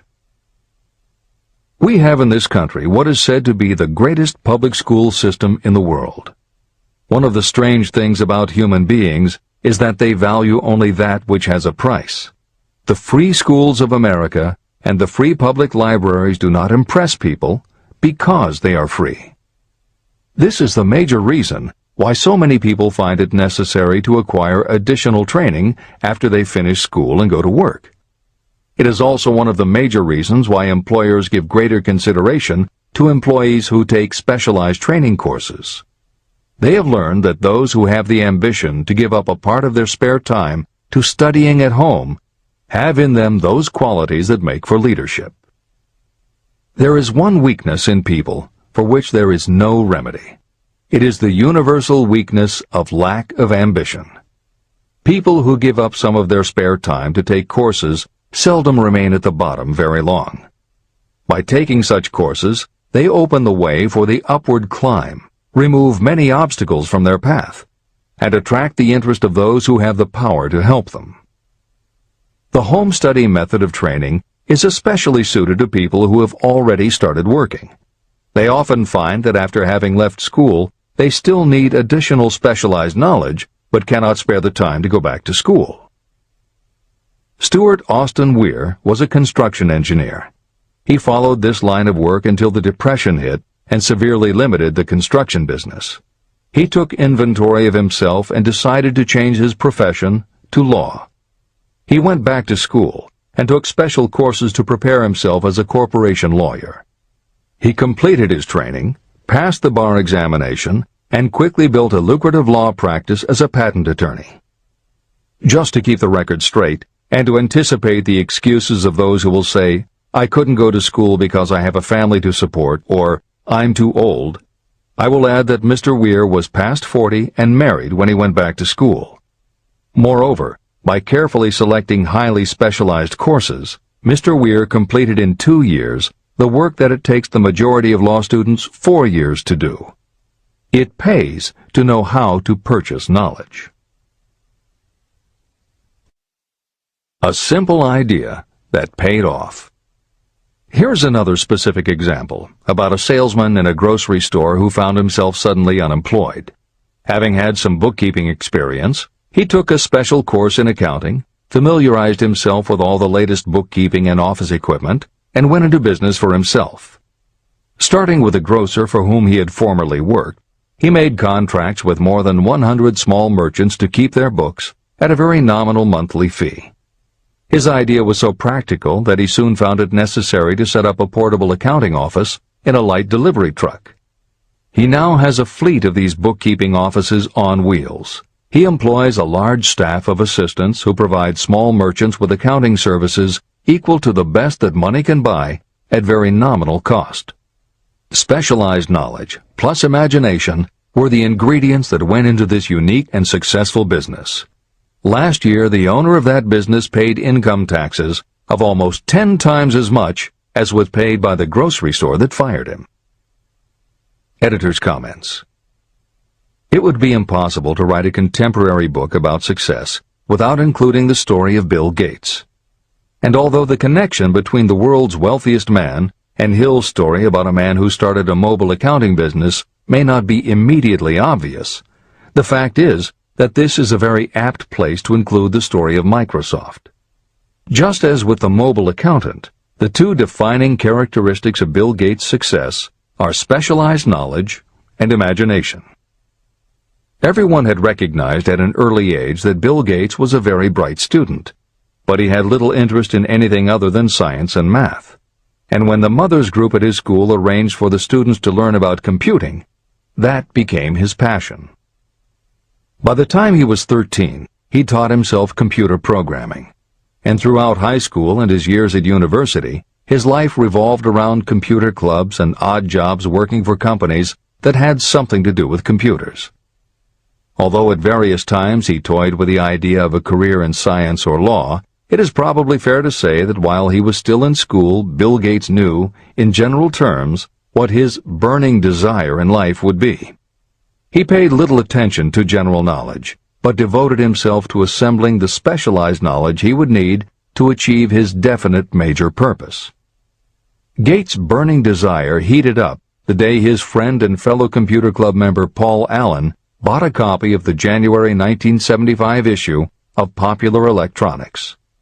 On the cover was a picture of an inexpensive desktop computer, the Altair 8800, which could be built from a kit. Gates and Allen knew in their gut that there were other students just like them who would love to get their hands on one of these things. At the time, it took a lot of imagination to foresee the impact computers might have on the average person. And even though they didn't own an Altair, they decided they could write a computer program for it. That took even more imagination.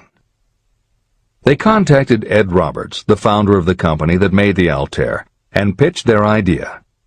Roberts told them he was getting offers from all over, and his policy was that whoever wrote it first would get the job. For the next 2 months, they tore apart the manual, gleaning the specialized knowledge they would need to write the program. They were the first to deliver a workable operating system, and Roberts bought it from them for $3,000 plus a royalty on sales. With their vision of the future burning in their imaginations, Gates and Allen used the advance and their royalties to launch a company that would be in the business of writing computer programs. They named their new company Microsoft and called old friends from their high school computer club to staff it. Bill Gates was 19 and Paul Allen was only a few years older. They and about 9 of their friends started writing programs for Apple Computer, Commodore, and anyone else who would contract with the company for their services. For the next 5 years, Bill Gates and Paul Allen had their share of imaginative ideas, but mostly they concentrated on learning the specialized knowledge needed to run and grow a successful business. Then in 1980, IBM, which had finally decided to get into the small computer business, needed help getting up to speed. They approached Microsoft to write an operating system for the new computer venture.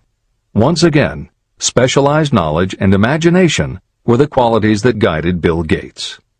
In their imagination, Gates and Allen could see an even bigger future than before, and through specialized knowledge of what computers were capable of, they knew the role they could play in that future. They then made 2 business moves that are the foundation of the Microsoft success. First, because IBM had such a tight schedule, Gates went to a computer programmer, Tim Patterson, and bought from him a rudimentary but already developed operating system. Gates then set to work modifying the system, and he renamed it MS-DOS, for Microsoft Disk Operating System. The other move that was crucial to their success was the negotiation with IBM. They started from the position that they would not sell an operating system to IBM. What they would do was license the system to IBM in exchange for a royalty on every copy sold with an IBM computer. And it would not be an exclusive license, which meant that Microsoft could also license the system to other computer companies. If you were to continue to track the history of Microsoft, you would find those same qualities: a burning desire, an idea, specialized knowledge, and imagination behind each move Bill Gates made and continues to make, just as they were behind the success of the man who started the mobile accounting business. This is the end of the editor's comments. The beginning of the successful mobile accounting business was an idea. I know this is true because I was the one who gave him that idea. Now I'd like to pass on the story of another idea. And it was my accountant friend who indirectly suggested this one to me. When I first proposed the accounting idea to him, he said, "I like the idea, but I would not know how to turn it into cash." In other words, he did not know how to market his bookkeeping knowledge after he had acquired it. So, with the aid of a young woman copywriter, a very attractive presentation was prepared describing the advantages of the new system of bookkeeping. The brochure told the story of this new business so effectively that its owner soon had more accounts than he could handle. There are thousands of people all over the country who need the services of a merchandising specialist capable of preparing an attractive way to market personal services. This idea was born of the necessity to solve a specific problem. But it did not stop by serving merely one person. The woman who created the presentation has a keen imagination. She saw in her newly born brainchild the making of a new profession to serve thousands of people who need practical guidance in marketing personal services. Spurred to action by the success of her first prepared plan to market personal services, this woman turned to solving a similar problem for her son. He had just finished college, but had been totally unable to find a market for his services. The plan she created for him was the best example of merchandising personal services I have ever seen. When the presentation had been completed, it contained nearly 50 pages of beautifully typed, properly organized information. It told the story of her son's natural abilities, schooling, personal experiences, and a great variety of other information. The book also contained a complete description of the position her son desired, together with a marvelous word picture of the exact plan he would use in filling his position. The preparation of the presentation required several weeks of her time, during which she sent her son to the public library almost daily to get specific data needed to sell his services to best advantage. She also sent him to all the competitors of his prospective employer, where he gathered information concerning their business methods. This was of great value in the formation of the plan he intended to use in filling the position he sought. When the plan was finished, it contained more than half a dozen very fine suggestions that would benefit the prospective employer. You don't have to start at the bottom. You may be inclined to ask, why go to all this trouble to secure a job? The answer is, doing a thing well is never trouble. The plan prepared by this woman for her son helped him get the job at the first interview and at a salary fixed by himself. Moreover, and this too is important, the position did not require the young man to start at the bottom. He began as a junior executive at an executive salary. Why go to all this trouble?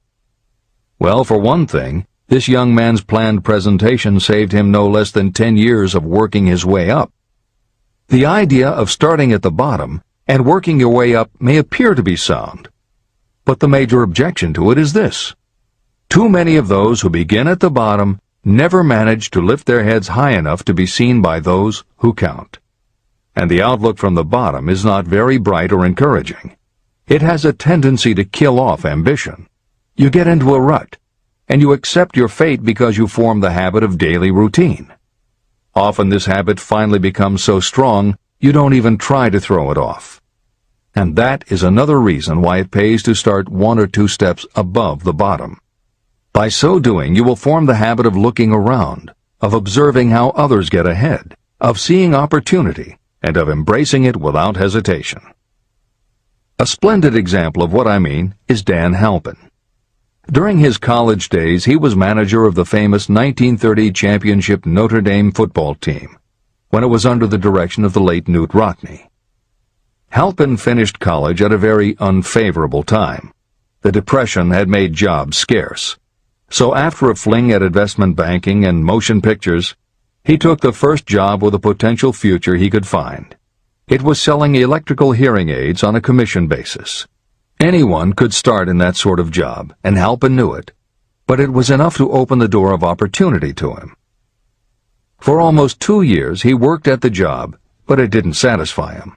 He would never have risen above that job if he had not done something about his dissatisfaction. He aimed first at the job of assistant sales manager of the company, and he got the job.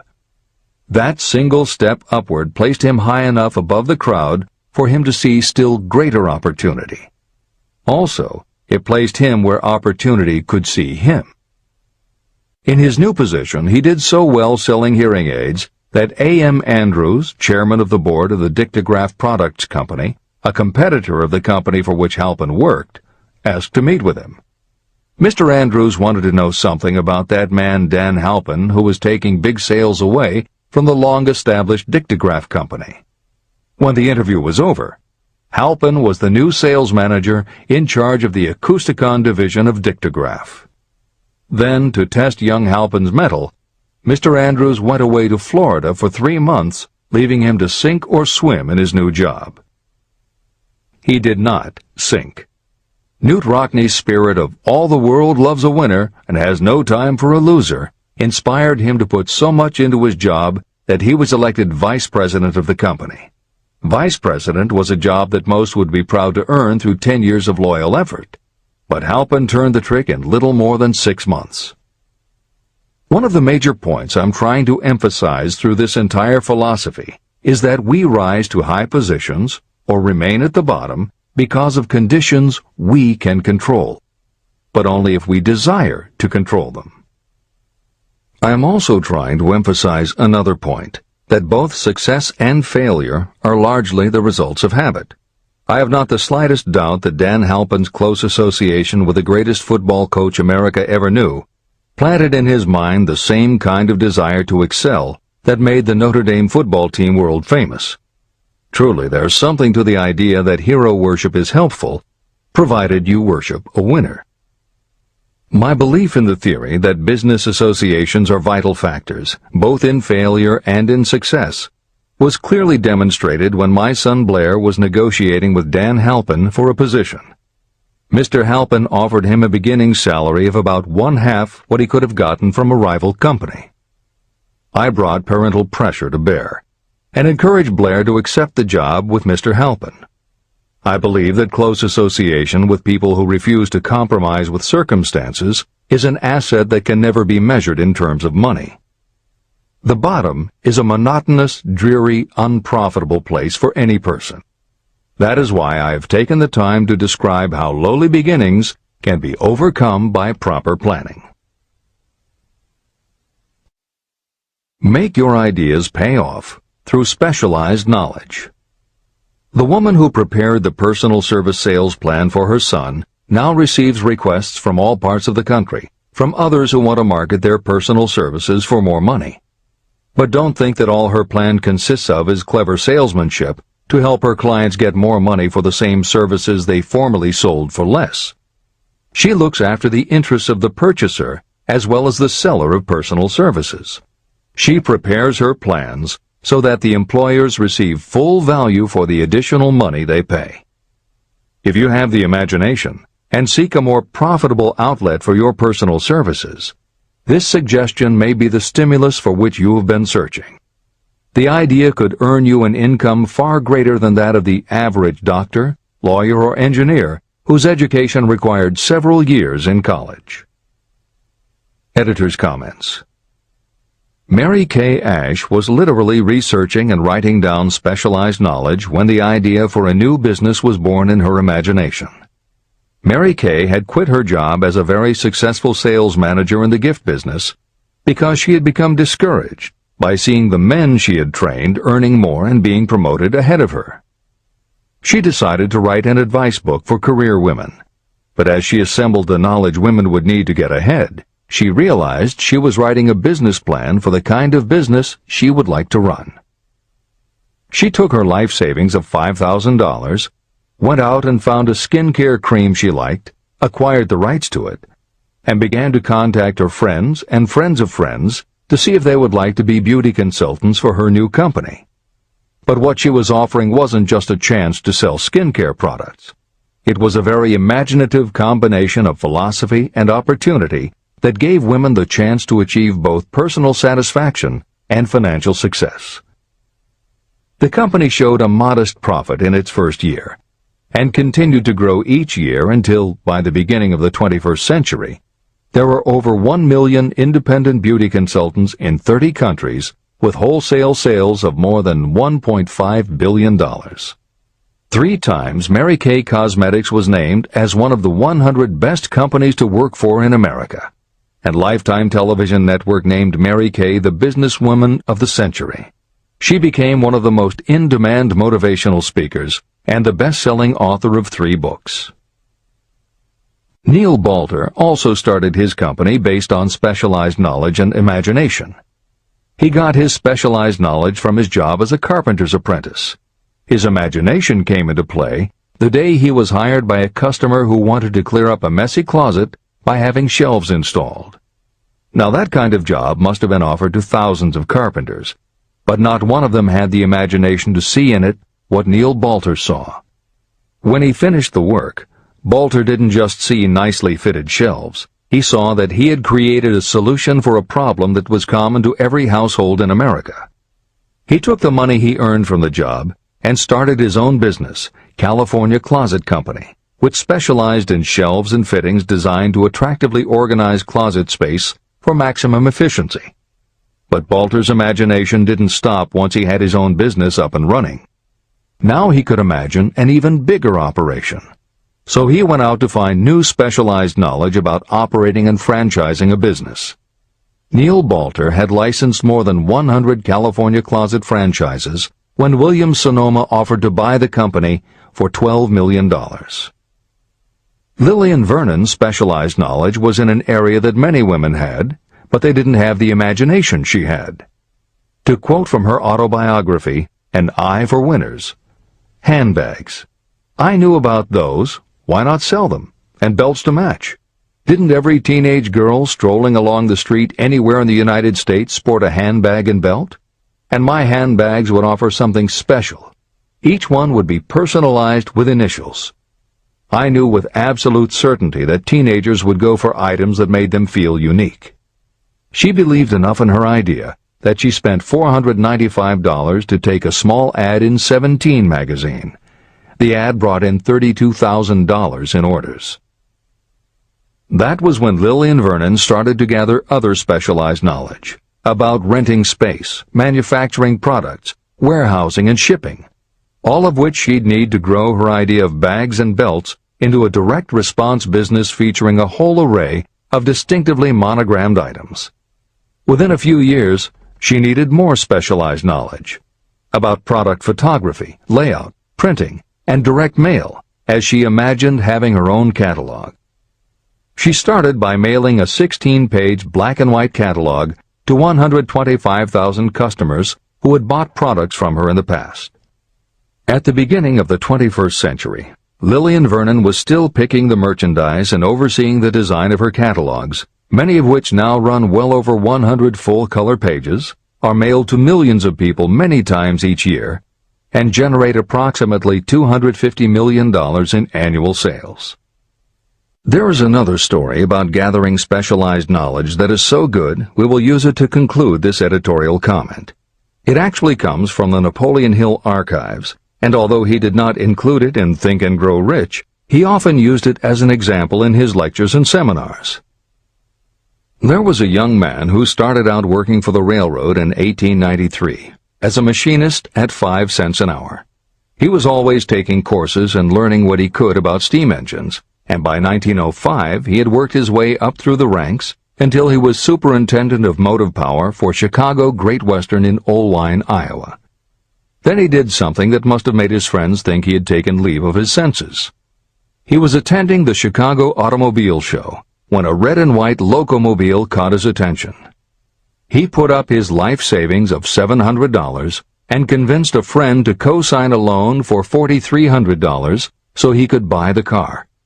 He promptly took it home, put it into a shed, jacked it up, and proceeded to take it apart piece by piece. Then he put it back together again. Then he took it apart and put it back together again. After doing that a few more times, he had learned what he wanted to know. And that was how Walter P. Chrysler gathered the specialized knowledge he needed to get himself out of railroading and into the automobile business. This is the end of the editor's comment. There is no fixed price for sound ideas. Behind all ideas is specialized knowledge. But remember, specialized knowledge is more abundant and more easily acquired than ideas. Because of this truth, there are ever-increasing opportunities for the person capable of helping men and women sell their personal services. Capability means imagination, the one quality needed to combine specialized knowledge with ideas to create organized plans that will yield riches. If you have imagination, this chapter may present you with an idea that is the beginning of the riches you desire. Remember, the idea is the main thing. Specialized knowledge may be found just around the corner. Any corner.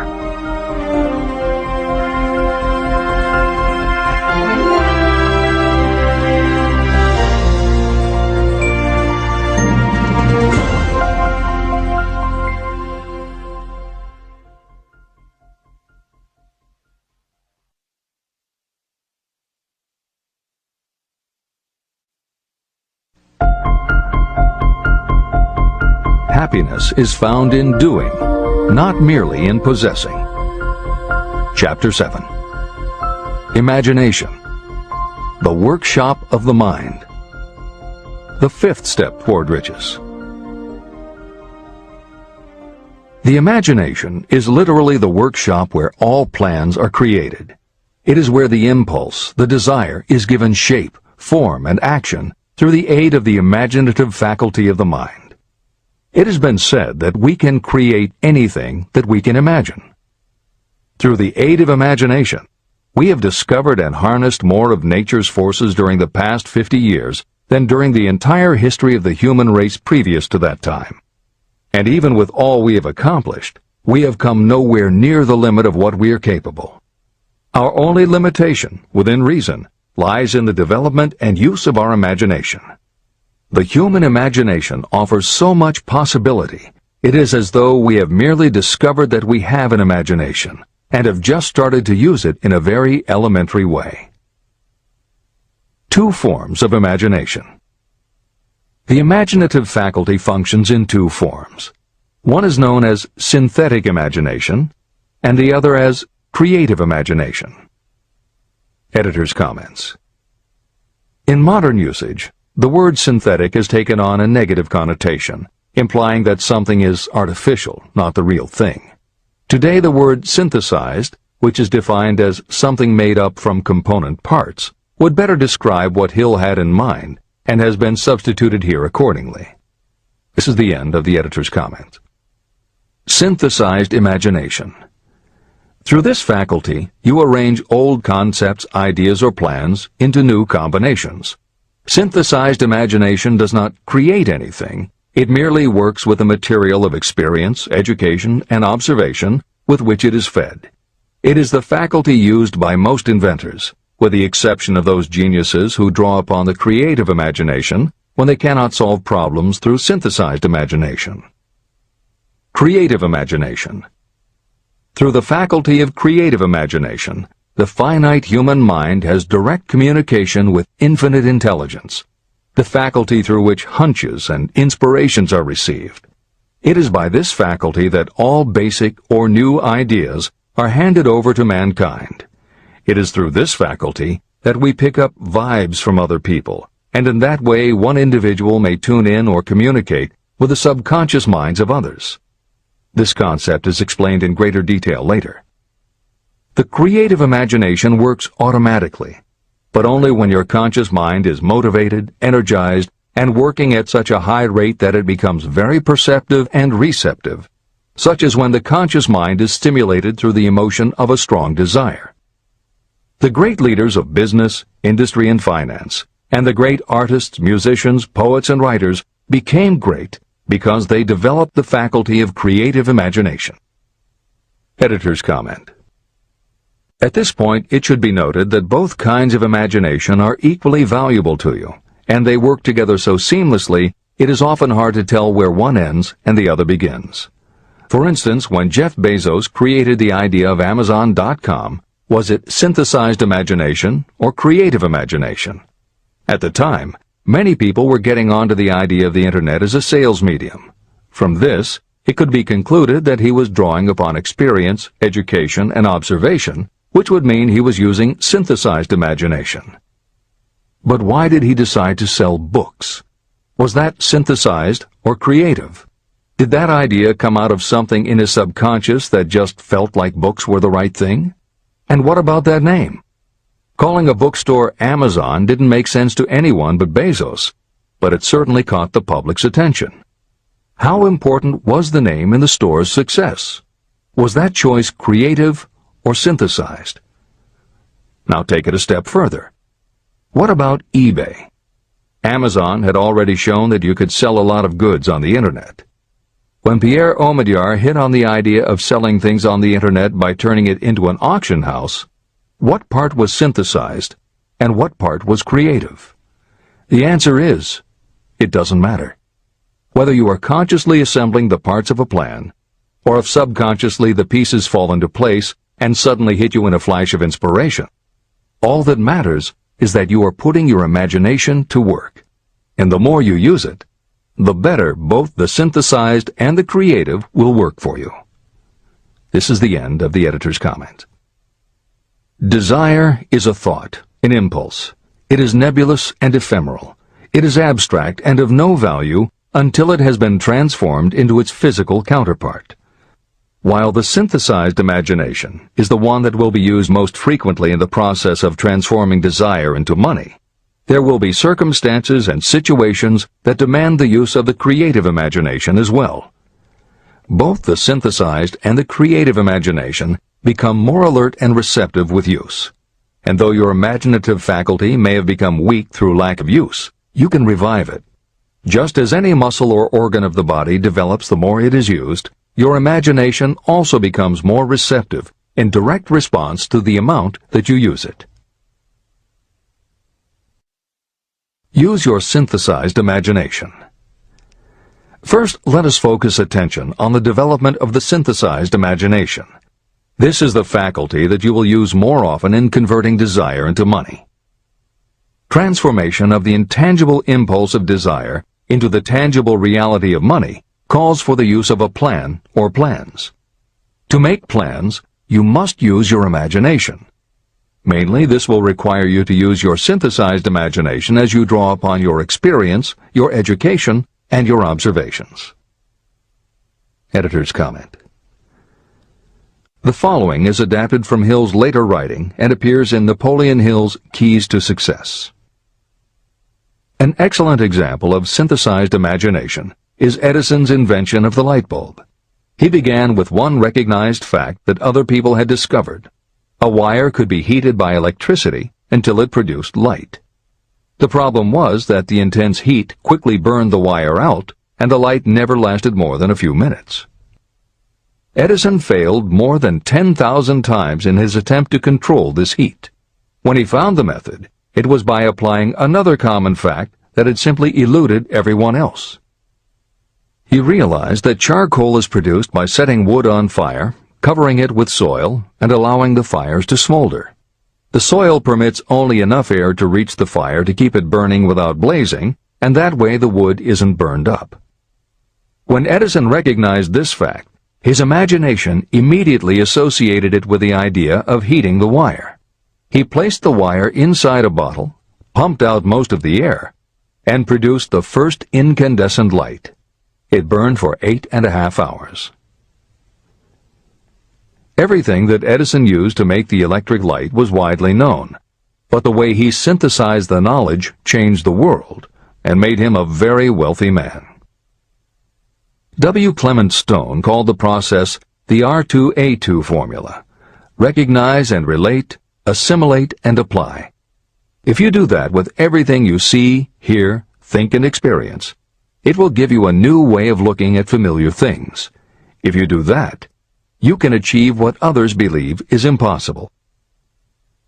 Later in this chapter, you will read of other fortunes that grew from even simpler synthesized ideas, and these stories should lead you to conclude that the combination of ideas is nothing that you couldn't have thought of yourself.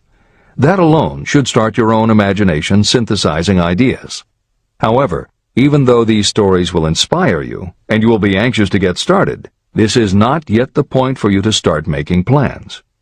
Here, and throughout Think and Grow Rich, Napoleon Hill reminds the reader that this book is meant to be read all the way through before beginning to put the philosophy into practice.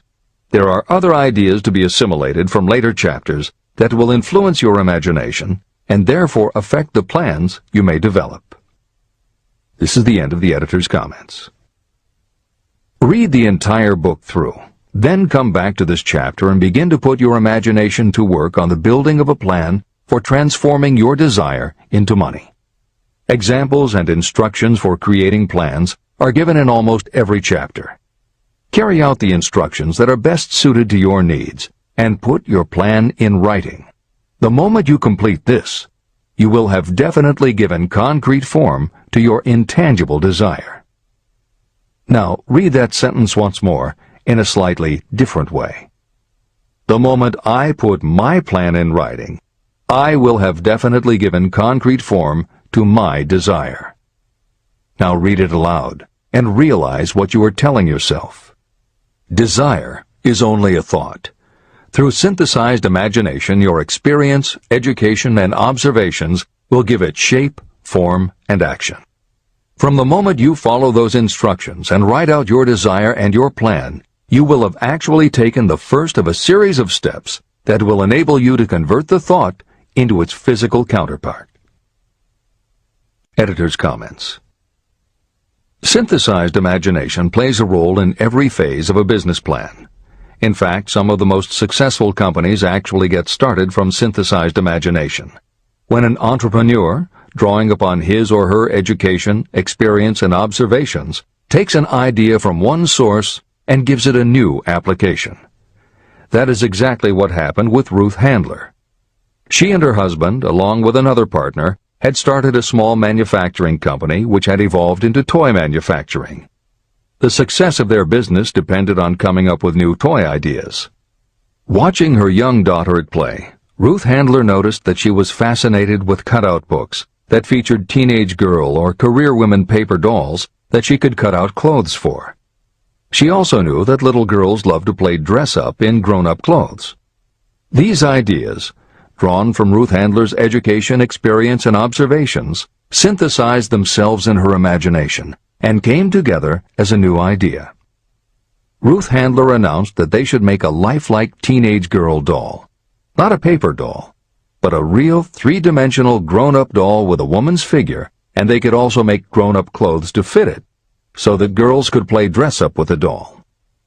In honor of the source of inspiration, Ruth Handler named the new doll after her daughter, Barbie. As obvious as it seems now, until Ruth Handler, no one had the imagination to make and market a doll that looked like a woman, and certainly no one had ever made endless collections of tiny women's fashions for a doll to wear. Previously, we mentioned Jeff Bezos creating Amazon by combining the idea of a bookstore with the Internet, and Pierre Omidyar doing the same thing with auctions when he launched eBay. Mary Kay Ash took the idea of women running their own businesses and added the idea of door-to-door sales. Anita Roddick took the trend of all-natural ingredients, combined it with cosmetics, and created the body shop empire. Bernard Marcus and Arthur Blank took the concept of the supermarket, combined it with hardware, and created Home Depot. Thomas Stemberg and Leo Kahn did the same thing with office supplies and launched Staples. Once the connections are made, it may seem obvious, but making these supposedly obvious connections has brought success to many people. Napoleon Hill says imagination is like a muscle that can be strengthened through use. Just as there are specific exercises that will build and improve physical muscles, specific exercises have been developed to improve and build imagination. And it is commonly accepted that creativity developed in one area will affect your creativity in others. Dr. Edward de Bono, one of the most highly regarded experts in the field, has written more than 25 books, including the bestsellers Lateral Thinking and 6 Thinking Hats, that are literally designed to make you think. Dr. Betty Edwards' bestseller, Drawing on the Right Side of the Brain, uses drawing techniques to awaken creativity.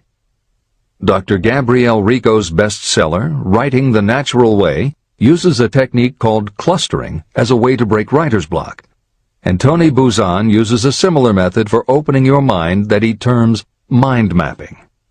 In their bestseller, Super Learning, Sheila Ostrander and Lynn Schroeder show ways to use classical music. And Roger Von Eck suggests puzzles and riddles as stimuli in A Whack on the Side of the Head. This is the end of the editor's comments. Tapping into creative imagination. The earth on which you live, you yourself, and every other material thing are the result of evolutionary change, through which bits of matter have been organized and arranged in an orderly fashion. As far as science has been able to determine, the entire universe consists of but two things, matter and energy. Moreover, and this statement is of stupendous importance, this earth, every one of the billions of individual cells of your body, and every subatomic particle of matter began as an intangible form of energy. Through the combination of energy and matter has been created everything perceptible, from the largest star in the heavens down to and including man himself. Desire is a thought impulse. Thought impulses are forms of energy. When you begin the process of acquiring money by using the thought impulse of desire, you are drafting into your service the same stuff that nature used in creating this earth, as well as every material form in the universe, including your body and your brain, in which the thought impulses function. Editor's comments. Although recent developments in physics, gauge theory, string theory, membrane theory, and others, have advanced our understanding of matter and energy, Hill's preceding description remains in accord with modern science. The newer theories are variations on and refinements of the basic concept that everything in the universe is either space, time, matter, or energy. And as Einstein stated, energy and matter are in fact different forms of the same thing. As Hill says, everything from the stars to the solar system to the earth, to you, your brain, and that little spark called a thought, are all the same stuff. As when a tablecloth is spread out, there are folds and bumps in the fabric that are all different from each other, but they are all still tablecloth. Like the folds and bumps in the tablecloth, energy and matter are the same thing in different forms. Therefore you, matter, your thoughts, energy, and everybody else, matter, and their thoughts, energy, and all other things, matter, are not just interconnected, but are in essence all the same thing. Hill calls this interrelation of everything to everything else infinite intelligence. In the chapter on faith, he made his first mention of infinite intelligence being the source of hunches, intuition, and flashes of inspiration. In the chapter on autosuggestion, he proposed that the subconscious mind is the connection with infinite intelligence. In this chapter, Hill elaborates that creative imagination is the receiver through which these flashes of insight come to us from infinite intelligence. Under some circumstances, when your mind is operating at a high rate, your creative intelligence receives not just an idea, but also a flash of intuition. You get a hunch or a premonition about something or somebody. That flash could not come from your conscious or your subconscious because neither ever had the information. Because everything is a part of everything else, your creative imagination, energy, pulled the thought, energy, directly from the common pool of infinite intelligence, energy, that contains not just your subconscious, energy, but all other subconscious minds, energy, as well. Infinite intelligence is a complex concept, and for those readers who find themselves questioning the process, be assured that Hill expands on the theory in later chapters. The editors advise the reader to set aside any questions for the moment and focus on the logical and practical application Hill had in mind. This is the end of the editor's comments. You are engaged in trying to turn your desire into its physical or monetary counterpart, and there are laws of physics and principles of psychology that can help you. But first, you must give yourself time to become familiar with these laws and learn to use them. Through repetition, and by describing these principles from every conceivable angle, I hope to reveal to you the secret through which every great fortune has been accumulated. Strange and paradoxical as it may seem, the secret is not a secret. It is made obvious in the earth, the stars, the planets, in the elements above and around us, in every blade of grass, and every form of life within our vision. Do not be discouraged if you do not fully understand or accept this theory. I do not expect that you will accept all that is in this chapter on your first reading. Assimilate as much as you can now as you read this for the first time. Later, when you reread and study it, you will discover that something has happened to clarify it and give you a broader understanding of the whole. Above all, do not stop nor hesitate in your study of these principles until you have read the book at least 3 times. Then you will not want to stop. How to make practical use of imagination. Ideas are the beginning points of all fortunes. Ideas are products of the imagination. Following are 2 true stories about ideas that have yielded huge fortunes. I hope that these stories will convey how important a role imagination can play in turning an idea into success, and that they will illustrate the method by which imagination may be used in accumulating riches. The Enchanted Kettle. In the late 1880s, an old country doctor drove to town, hitched his horse, quietly slipped into a drugstore by the back door, and began dickering with a young drug clerk. For more than an hour behind the prescription counter, the old doctor and the clerk talked in low tones. Then the doctor left. He went out to the buggy and brought back a large old-fashioned kettle, a big wooden paddle, used for stirring the contents of the kettle, and deposited them in the back of the store. The clerk inspected the kettle, reached into his inside pocket, took out a roll of bills, and handed it over to the doctor. The roll contained exactly $500, the clerk's entire savings. The doctor handed over a small slip of paper on which was written a secret formula. The words on that small slip of paper were worth a king's ransom, but not to the doctor. Those magic words were needed to start the kettle to boiling, but neither the doctor nor the young clerk knew what fabulous fortunes were destined to flow from that kettle. The old doctor was glad to sell the outfit for $500. The clerk was taking a big chance by staking his entire life savings on a mere scrap of paper and an old kettle. He never dreamed his investment would start a kettle to overflowing with gold that would one day surpass the miraculous performance of Aladdin's lamp. What the clerk really purchased was an idea.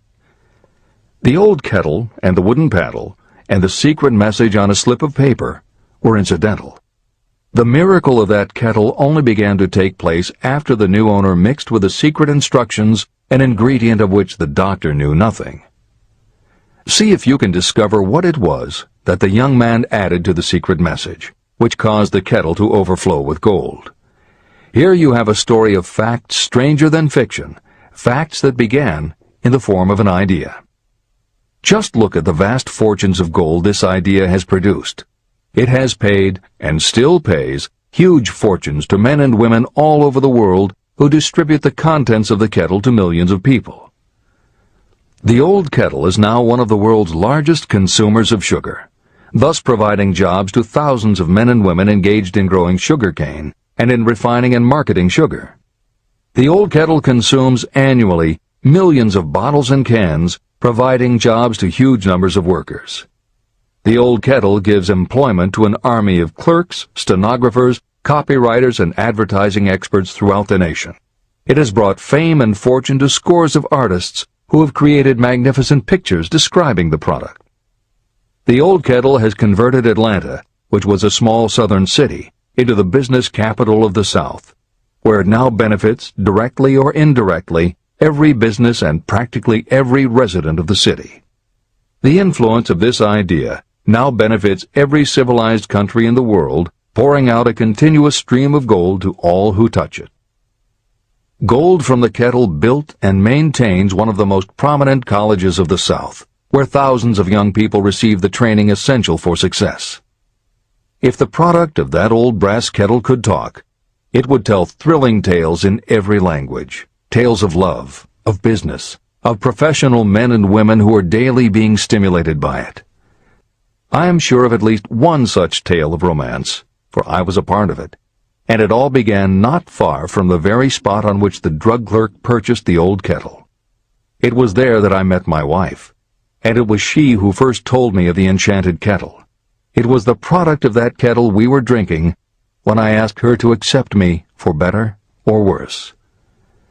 Whoever you are, wherever you may live, whatever your occupation, just remember every time you see the words Coca-Cola that its vast empire of wealth and influence grew out of a single idea. And that idea, the mysterious ingredient the drug clerk, Asa Candler, mixed with a secret formula, was imagination. Stop and think of that for a moment. Keep in mind that the steps to riches described in this book are the very same principles through which the influence of Coca-Cola has been extended to every city, town, village, and crossroads of the world. Now here's the most important thing to remember.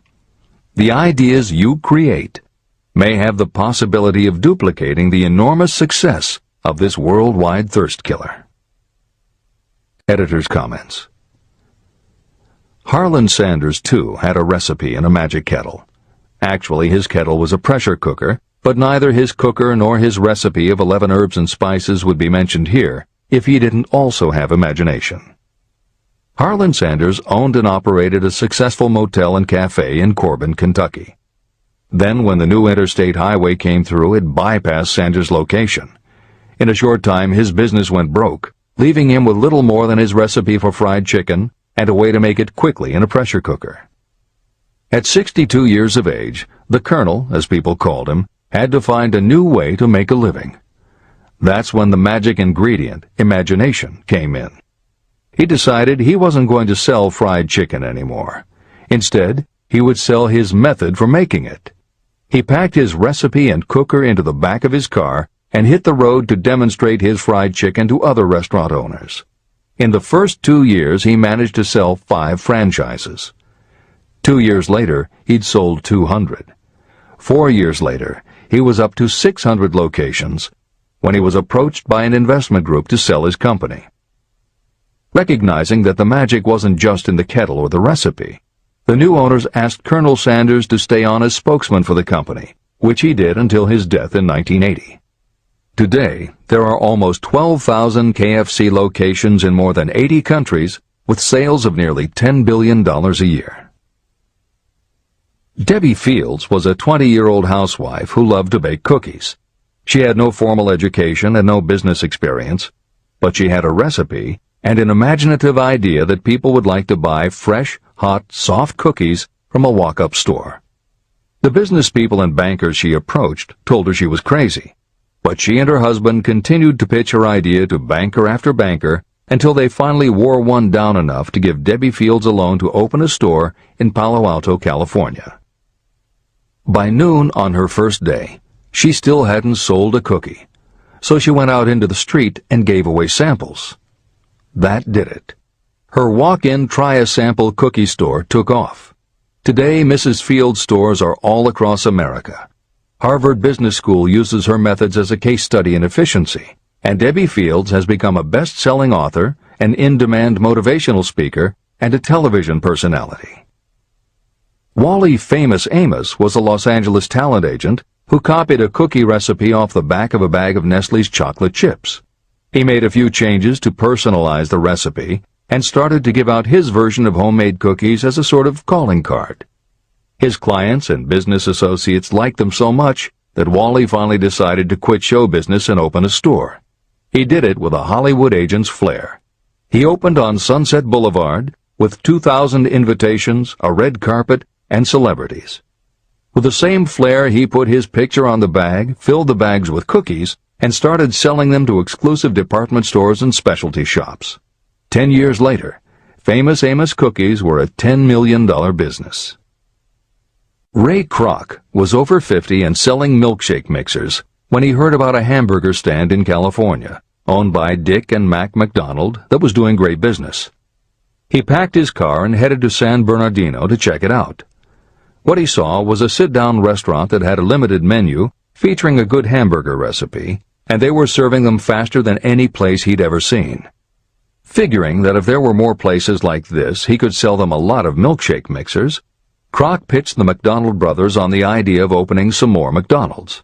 They were interested, but they didn't know who they could get to open the new restaurants. This time, it was a recipe and a magic griddle, but it still needed the extra ingredient, imagination. On the spot, Ray Kroc offered to go into business with them and open the restaurants himself. According to the signs on the golden arches, Ray Kroc's imagination paid off in billions of hamburgers sold. In 1982, Howard Schultz went to work as the director of marketing for a small coffee importer wholesaler called Starbucks, which had only one location in Seattle's Pike Place market. While he was on a trip to Italy, Schultz got the idea that the coffee bar culture he saw in Milan could be transposed to the downtown Seattle scene. He convinced the company to try it. His coffeehouse idea was such a success that Schultz went out and raised the money to buy the company. 5 years after he joined Starbucks, he was CEO of a company that had 17 locations. 15 years later, Schultz's coffeehouse culture was on every corner of America, and there were more than 7,000 Starbucks worldwide. As a final example of imagination, we offer Paul Newman's salad dressing.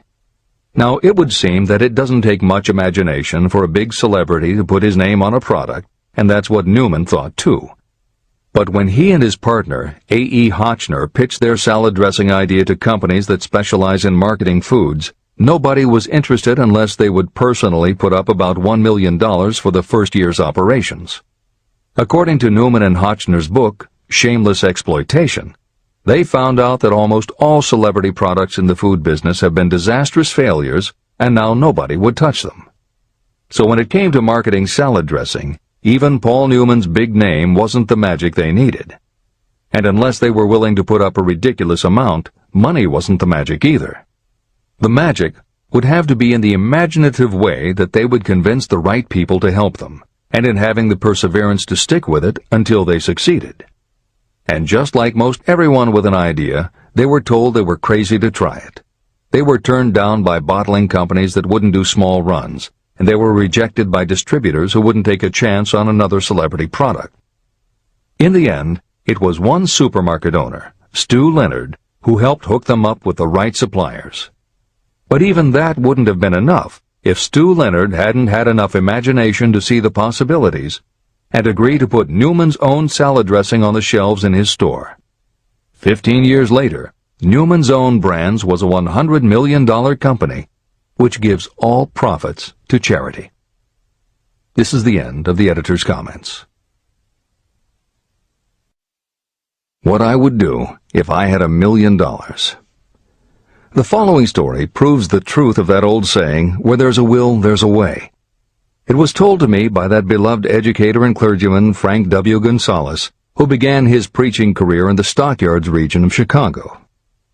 While Dr. Gonzalez was going through college, he observed many defects in our educational system, defects that he believed he could correct if he were the head of a college. He made up his mind to organize a new college in which he could carry out his ideas without being handicapped by orthodox methods of education. He needed $1 million to put the project across. Where was he to lay his hands on so large a sum of money? That was the question that absorbed most of this ambitious young preacher's thought, but he couldn't seem to make any progress. Every night, he took that thought to bed with him. He got up with it in the morning.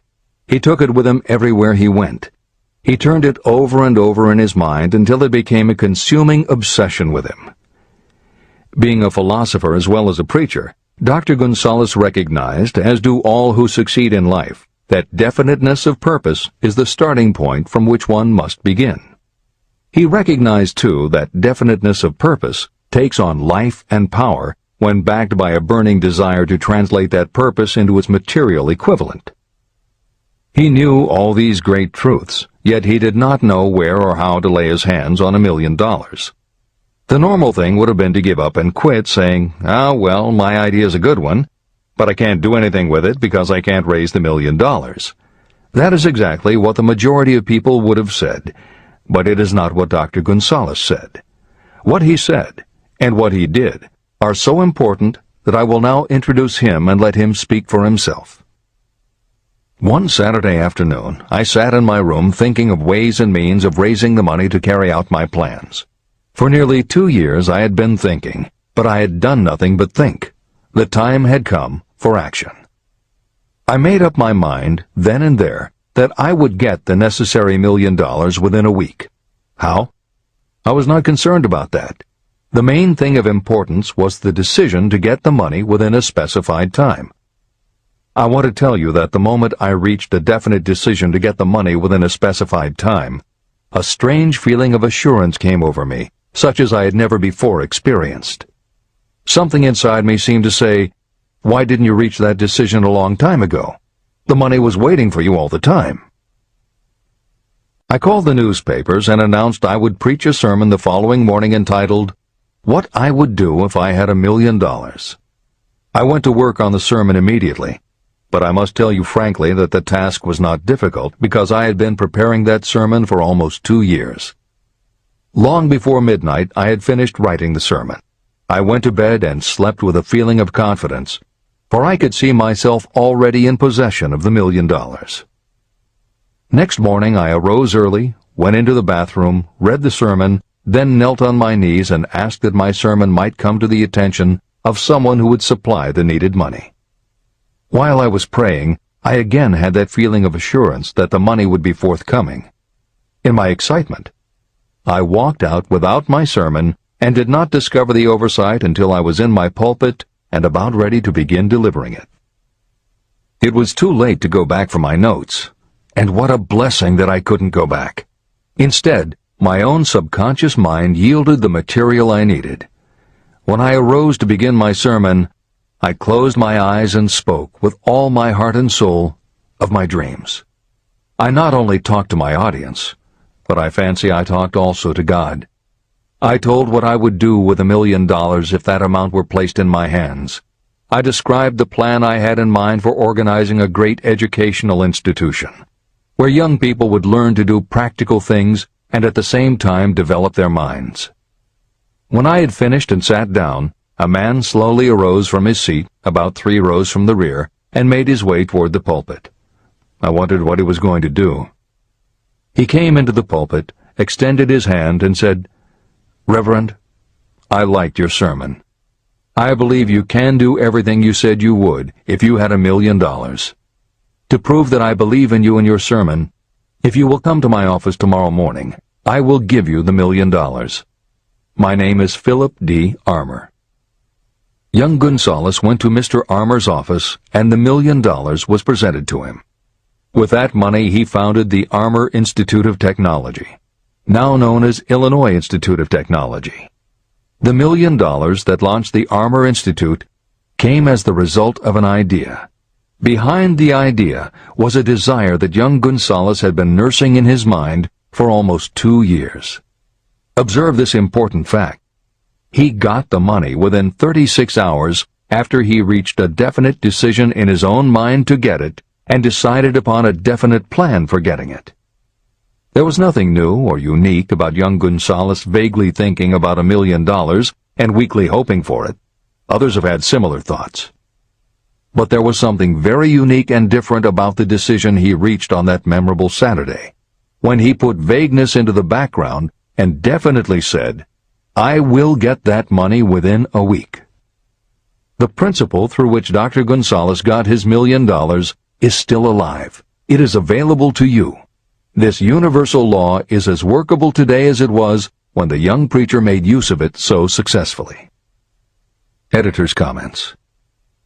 The Armour Institute of Technology opened in 1893, offering courses in engineering, chemistry, architecture, and library science, and in 1940 became the Illinois Institute of Technology when the Armour Institute merged with the Lewis Institute, a Chicago college that had opened in 1895 and offered liberal arts as well as science and engineering courses. In 1949, the Institute of Design, founded in 1937, also merged with IIT, followed in 1969 by the Chicago-Kent College of Law and the Stewart School of Business, and in 1986 by the Midwest College of Engineering. Today there are several campuses in downtown Chicago. IIT has been called the alma mater of accomplishments. This is the end of the editor's comment.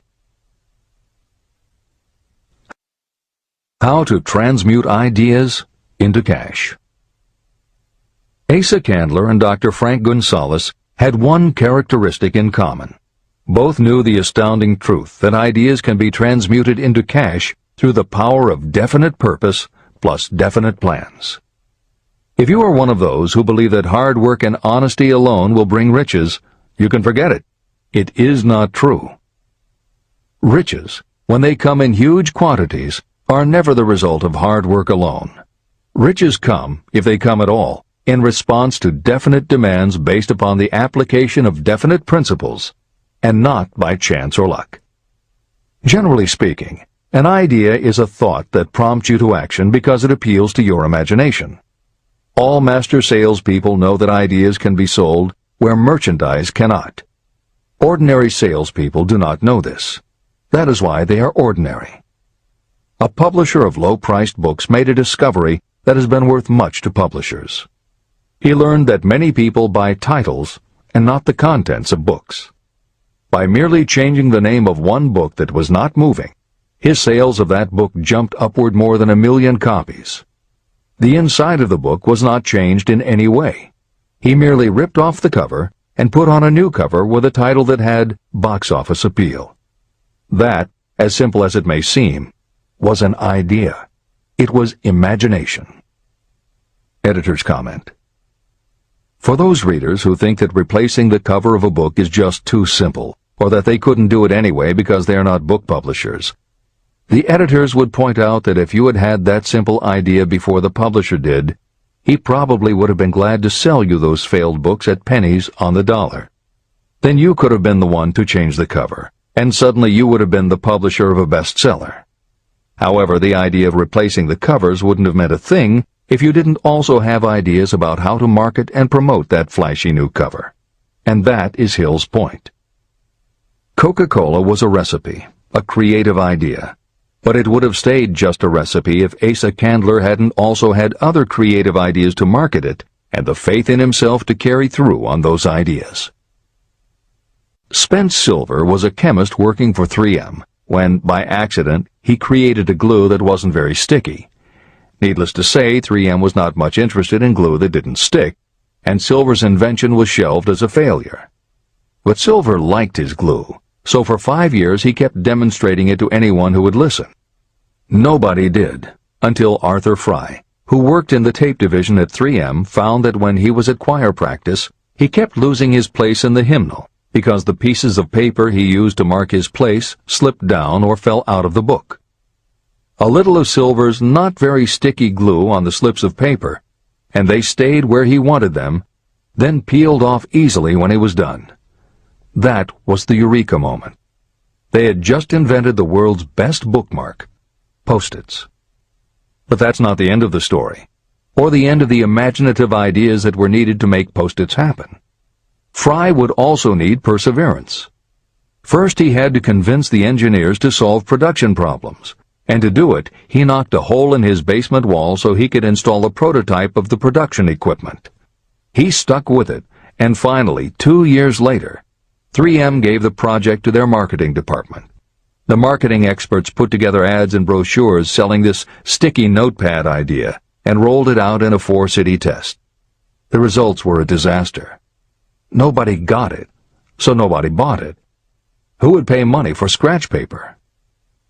The Post-it project was about to be scrapped when Jeffrey Nicholson and Joseph Ramey added their imaginations.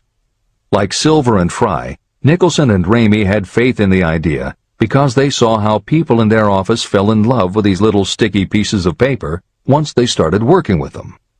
So Nicholson and Ramey went to Richmond, Virginia, one of the 4 test cities that had failed, and they went up and down the business district, going into offices and giving pads of Post-its to receptionists, secretaries, and anyone else who would listen. Whereas 3M's conventional marketing machinery had failed, Giving Post-its to the people who would actually use them did the trick. Once those Richmond office workers started to use Post-its, it didn't seem like a bad idea at all to pay for scratch paper. They got it, and they bought it. The Richmond test turned from failure to success, and soon Post-its were sticking to everything around the world. Here's another simple idea that imagination turned into success. The story began with a man whose problem was just the opposite of spent silvers. This man had something that stuck too well. George de Mestral was a Swiss mountaineer who went hunting one day with his dog. But when they got home, they were both covered with burrs. The burrs were so difficult to remove that de Mestral put them under a magnifying glass to learn why. He saw that they were covered with tiny hooks which attached themselves to fur and fabric. That was when the flash hit. If burrs stuck where you didn't want them, why couldn't you put tiny hooks on things so they would stick where you did want them? Like everyone else mentioned in this book, de Mestral had an imaginative idea, but that was just the beginning. He also had the faith in himself to keep going when people laughed at his idea, which many did, until he eventually found a French textile plant that would help him do what he wanted. However, even when they finally worked out a way to use cotton fabric to make what they called locking tape, they couldn't afford to mass-produce it. And that's when de Mestral accidentally discovered that when you sew nylon under infrared light, it naturally made little hooks. Now they could manufacture it economically. All they needed was a name. One side was fuzzy like velvet, and the other side was crochet, the French word for hook. Take half vel and half crow, combine it with imagination. The result is Velcro, and a Swiss mountaineer becomes a business tycoon. The Sony Corporation once tried to make a very small stereo tape recorder that would work with standard-size cassettes, but they couldn't do it. They could make a small playback machine, but at the time the electronics needed to also make it a recording machine just couldn't be made small enough. They concluded that the design was a failure. Then one day Sony's honorary chairman, Masaru Ibuka, walked into the laboratory and saw that a few of the engineers were using the prototypes of the failed tape recorder to listen to music tapes. They didn't seem to care that it couldn't record. They just liked to be able to walk around listening to their favorite music. Then came the imaginative idea that made all the difference. Ibuka remembered that another division was working on lightweight headphones. That was the flash. Ibuka's imagination made the connection that the rest of the engineers had not. In Ibuka's view, they hadn't made a failed recorder. They had created a successful private stereo listener. They added the headphones, named it the Walkman, and it revolutionized both the music business and the electronics industry. Clarence Saunders was a grocery clerk in a small southern retail store. One day he was standing with a tray in his hands waiting his turn in a cafeteria. He had never earned more than $20 a week before then, and no one had ever noticed anything about him that indicated unusual ability, but something took place in his mind as he stood in the line of waiting people that put his imagination to work. That was when he came up with the idea that this same self-serve concept would also work at the grocery store. Clarence Saunders took the idea to his boss. Naturally, his boss told him he was crazy. So Clarence Saunders quit his job, went out and did what he needed to do to raise the money, and opened the first self-serve grocery store. He called it Piggly Wiggly, and Clarence Saunders, the $20-a-week grocery clerk, rapidly became the multi-million-dollar chain store grocery man of America. Sylvan Goldman was the owner of a number of Piggly Wiggly stores in Oklahoma, and like any good businessman, he spent a lot of time watching his customers go up and down the aisles, putting their choices into their baskets or net shopping bags. One night, while trying to figure out how to get his customers to buy more at one time, he found himself staring at a basket sitting on the seat of a wooden folding chair. Eureka! He called in his mechanic, Fred Young. They put some wheels on the bottom of the legs, added another basket below the seat, and the shopping cart was born. As this edition is being readied for publication, there are about 35 million shopping carts in America, and approximately 1.25 million new carts are sold each year. Thomas Stemberg, whom we also mentioned earlier, was another supermarket executive who watched his customers as they shopped. By this time, shopping carts were well established in supermarkets, and it was because his customers were pushing shopping carts up and down the aisles that he got his flash of inspiration. He was so sure of his idea that he convinced another supermarket executive, Leo Kahn, to join him. Together, they took the supermarket concept and applied it to selling office supplies. And in 1986, they opened their first store in Brighton, Massachusetts. They called it Staples. In 1989, they took the company public, and 10 years later there were more than 1,000 Staples stores with revenues exceeding $7 billion. We'll end this commentary with another set of connected stories, which make the point that sometimes the most imaginative part of marketing is in the timing. If you were to go shopping in the late 1800s, it usually meant bartering with a merchant who would then have to get the goods from storage shelves kept behind the counter. In the 1870s, fixed pricing was just starting to be used by storekeepers. Merchants were trying the idea by setting out a table of merchandise that was all priced the same, usually 5 cents. Frank Winfield Woolworth was a clerk in a general store, and he convinced the store owner to let him try the 5-cent table idea. Although it worked, the owner wasn't impressed. So Woolworth borrowed $350 from his boss, and in 1879 opened his first 5-cent store in Utica, New York. It was an entire store full of goods where everything cost a nickel. A year later, he had 4 stores, and the 4th one, in Lancaster, Pennsylvania, was the first that he named F.W. Woolworth's 5 and 10 cent store. 20 years later, he had 238 stores. By the time of his death in 1919, there were over 1,000 F.W. Woolworth locations. He had established the first nationwide chain of general merchandise stores, and he had built the tallest building in New York City as his headquarters. The Woolworth Company stayed true to the original idea and didn't carry any merchandise that cost more than a dime until 1932, when the top price was raised to 20 cents. But as times changed, the fixed price was dropped, the merchandise became more varied, and the company kept growing until it had over 8,000 stores worldwide, selling everything from notions to appliances and furniture. Then, in the 1960s and 1970s, something started to happen. The mood of America was changing, but the Woolworth stores weren't. And that was when Sam Walton opened the first Walmart in Rogers, Arkansas, in 1962. Walton got into the retail business after the Second World War, when his father-in-law loaned him the money to buy a franchise Butler Brothers store in Bentonville, Arkansas. By 1962, Sam and his brother Bud owned 16 variety stores in Arkansas, Missouri, and Kansas. It was in these stores that Sam Walton first started adding the magic ingredient of imagination. In addition to his flair for promotion, Sam tried new approaches to the way household goods and general merchandise could be sold at retail. He insisted on clean, well-lighted interiors, and he introduced the concept of self-service, with aisles wide enough for shopping carts and checkout counters at the front of the store. He also started buying direct from manufacturers, and he created profit-sharing plans that kept his family of employees loyal, hard-working, and neighborly. In 1962, he incorporated those and other imaginative ideas when he opened his first store that he called Walmart. The basic magic was that he sold brand-name merchandise at discount prices.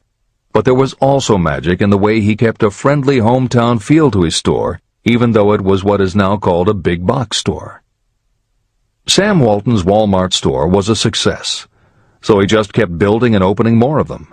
First in small towns and rural areas, then in larger towns, then big cities, and it wasn't long before he had a national chain.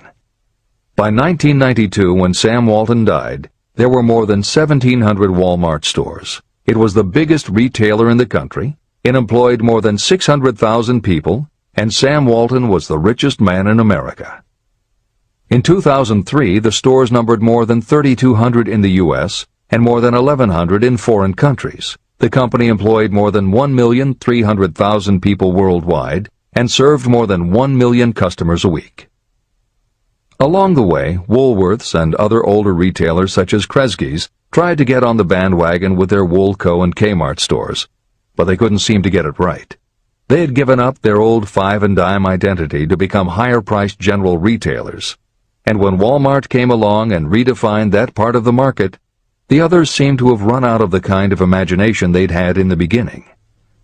Now, here's the twist to the story. David Gold was running a liquor store that he had inherited from his father. He noticed that whenever he put out a display of goods priced at 98 cents or $1, the goods would sell okay, but if his sign said 99 cents, the goods sold out in no time. He decided that he would open a store called the 99-cent only store, where everything would be priced at 99 cents. Sound familiar? Frank Woolworth's imaginative idea from 1879, which had been dropped at his namesake chain by the 1940s and 1950s, had just gotten a fresh shot of imagination from David Gold in 1982. As usual, friends and family told him he was crazy, but David Gold went out to find suppliers who would sell him discontinued merchandise or overproduced products at a price low enough that he could offer them to the public at 99 cents. He found them. And they even had brand-name products of everything from hardware to pantyhose, cleaning products, motor oil, kitchenware, cosmetics, electronics, toys, canned goods, frozen foods, cookies, fresh fruit, even gourmet foods. More than 5,000 items that he could sell for 99 cents and still make a profit. David Gold opened his first well-lighted, brightly colored green and fuchsia wide-aisle store in Inglewood, California in 1982. By 2003, he had 142 stores in California, Nevada, and Arizona, and he was listed on the Forbes 400 as having earned a personal fortune estimated at more than $650 million. As Napoleon Hill wrote elsewhere about the creation of Piggly Wiggly, where in this story do you see the slightest indication of something that you could not duplicate?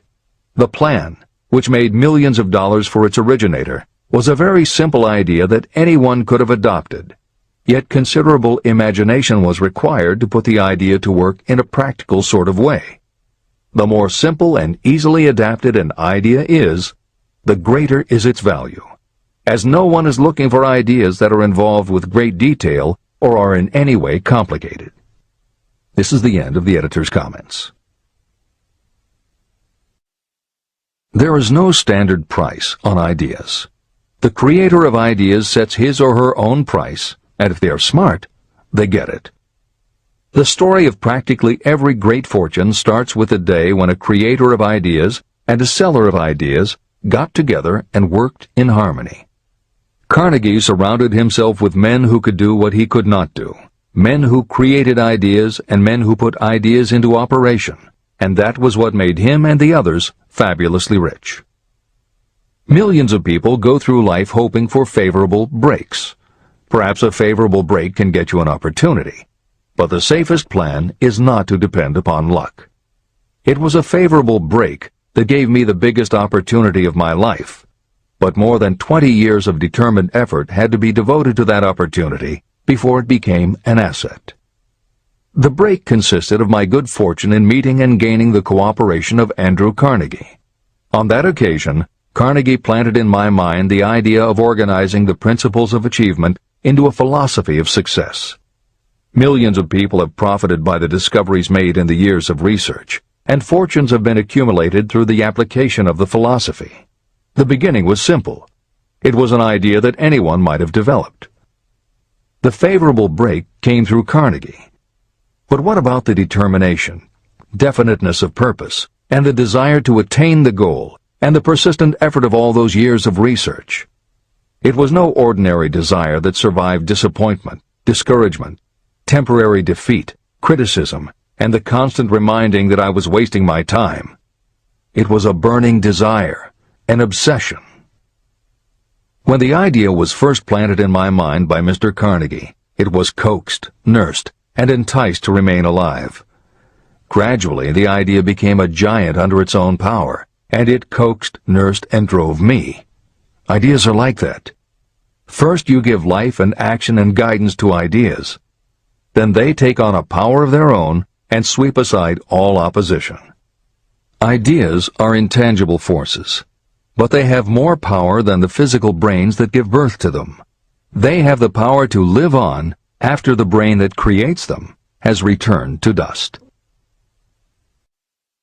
Tell the world what you intend to do, but first, show it. Chapter 8. Organized Planning. The crystallization of desire into action. The sixth step toward riches. You have learned that everything we create or acquire begins in the form of desire. Desire is taken on the first lap of its journey from the abstract to the concrete in the workshop of the imagination, where plans for its transition are created and organized. In Chapter 3, Desire, you were instructed to take 6 practical steps to begin translating your desire for money into its monetary equivalent.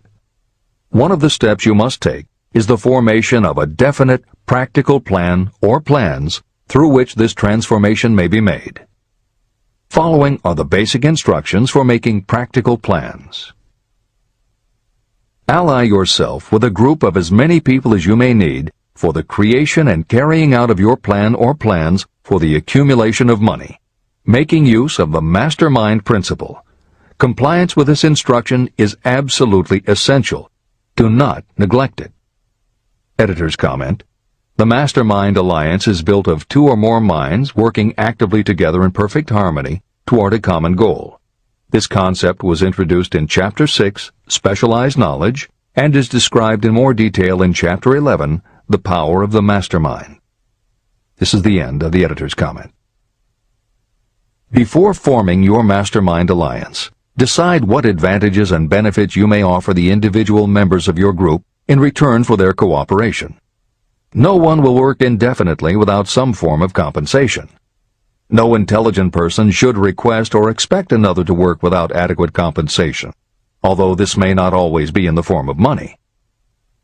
Arrange to meet with the members of your mastermind group at least twice a week, and more often if possible, until you have jointly perfected the necessary plan or plans for the accumulation of money. Maintain perfect harmony between yourself and every member of your mastermind group. If you fail to carry out this instruction to the letter, you may expect to meet with failure. The mastermind principle cannot work where perfect harmony does not prevail. Keep in mind these facts. You are engaged in an undertaking of major importance to you. To be sure of success, you must have plans that are faultless. You must have the advantage of the experience, education, native ability, and imagination of other minds. This is the way it has been done by every person who has accumulated a great fortune. No individual has sufficient experience, education, natural ability, and knowledge to ensure the accumulation of a great fortune without the cooperation of other people. Every plan you adopt for making money should be the joint creation of yourself and every other member of your mastermind group. You may originate your own plans, either in whole or in part, but see that those plans are checked and approved by the members of your mastermind alliance. If your first plan fails, try another. If the first plan that you adopt does not work successfully, replace it with a new plan. If this new plan fails to work, replace it with still another, and so on, until you find a plan that does work. Right here is the point at which the majority of people meet with failure, because of their lack of persistence in creating new plans to take the place of those that fail. The most intelligent person living cannot succeed in accumulating money, or in any other undertaking, without plans that are practical and workable. Just keep this fact in mind, and remember when your plans fail that temporary defeat is not permanent failure. It may only mean that your plans have not been sound. Build other plans. Start all over again. Temporary defeat should mean only one thing: the certain knowledge that there is something wrong with your plan. Millions of people go through life in misery and poverty because they lack a sound plan through which to accumulate a fortune. Your achievement can only be as good as the plans you make. You are never whipped until you quit in your own mind. James J. Hill, who was the greatest railroad builder of them all, met with temporary defeat when he first tried to raise the capital needed to build the Great Northern Railroad from the east to the west. But he turned defeat into victory through new plans. Henry Ford met with temporary defeat not only at the beginning of his automobile career, but even after he had gone a long way toward the top. But he, too, created new plans and went marching on to financial victory.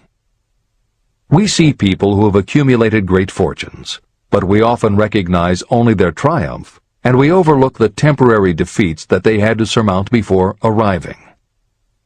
No follower of this philosophy can reasonably expect to accumulate a fortune without experiencing temporary defeat. When defeat comes, accept it as a signal that your plans are not sound. Rebuild those plans and set sail once more toward your goal. If you give up before your goal has been reached, you're a quitter. A quitter never wins, and a winner never quits. Write this sentence on a piece of paper in letters an inch high and place it where you will see it every night before you go to sleep and every morning before you go to work. When you begin to select members for your mastermind group, choose those who do not take defeat seriously. Some people foolishly believe that only money can make money.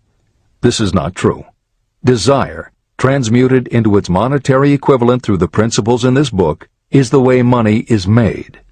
Money, of itself, is nothing but inert matter. It cannot move, think, or talk, but it can hear when someone who desires it calls it to come.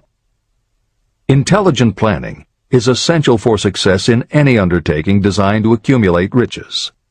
Following are detailed instructions to those who must begin the accumulation of riches by selling personal services.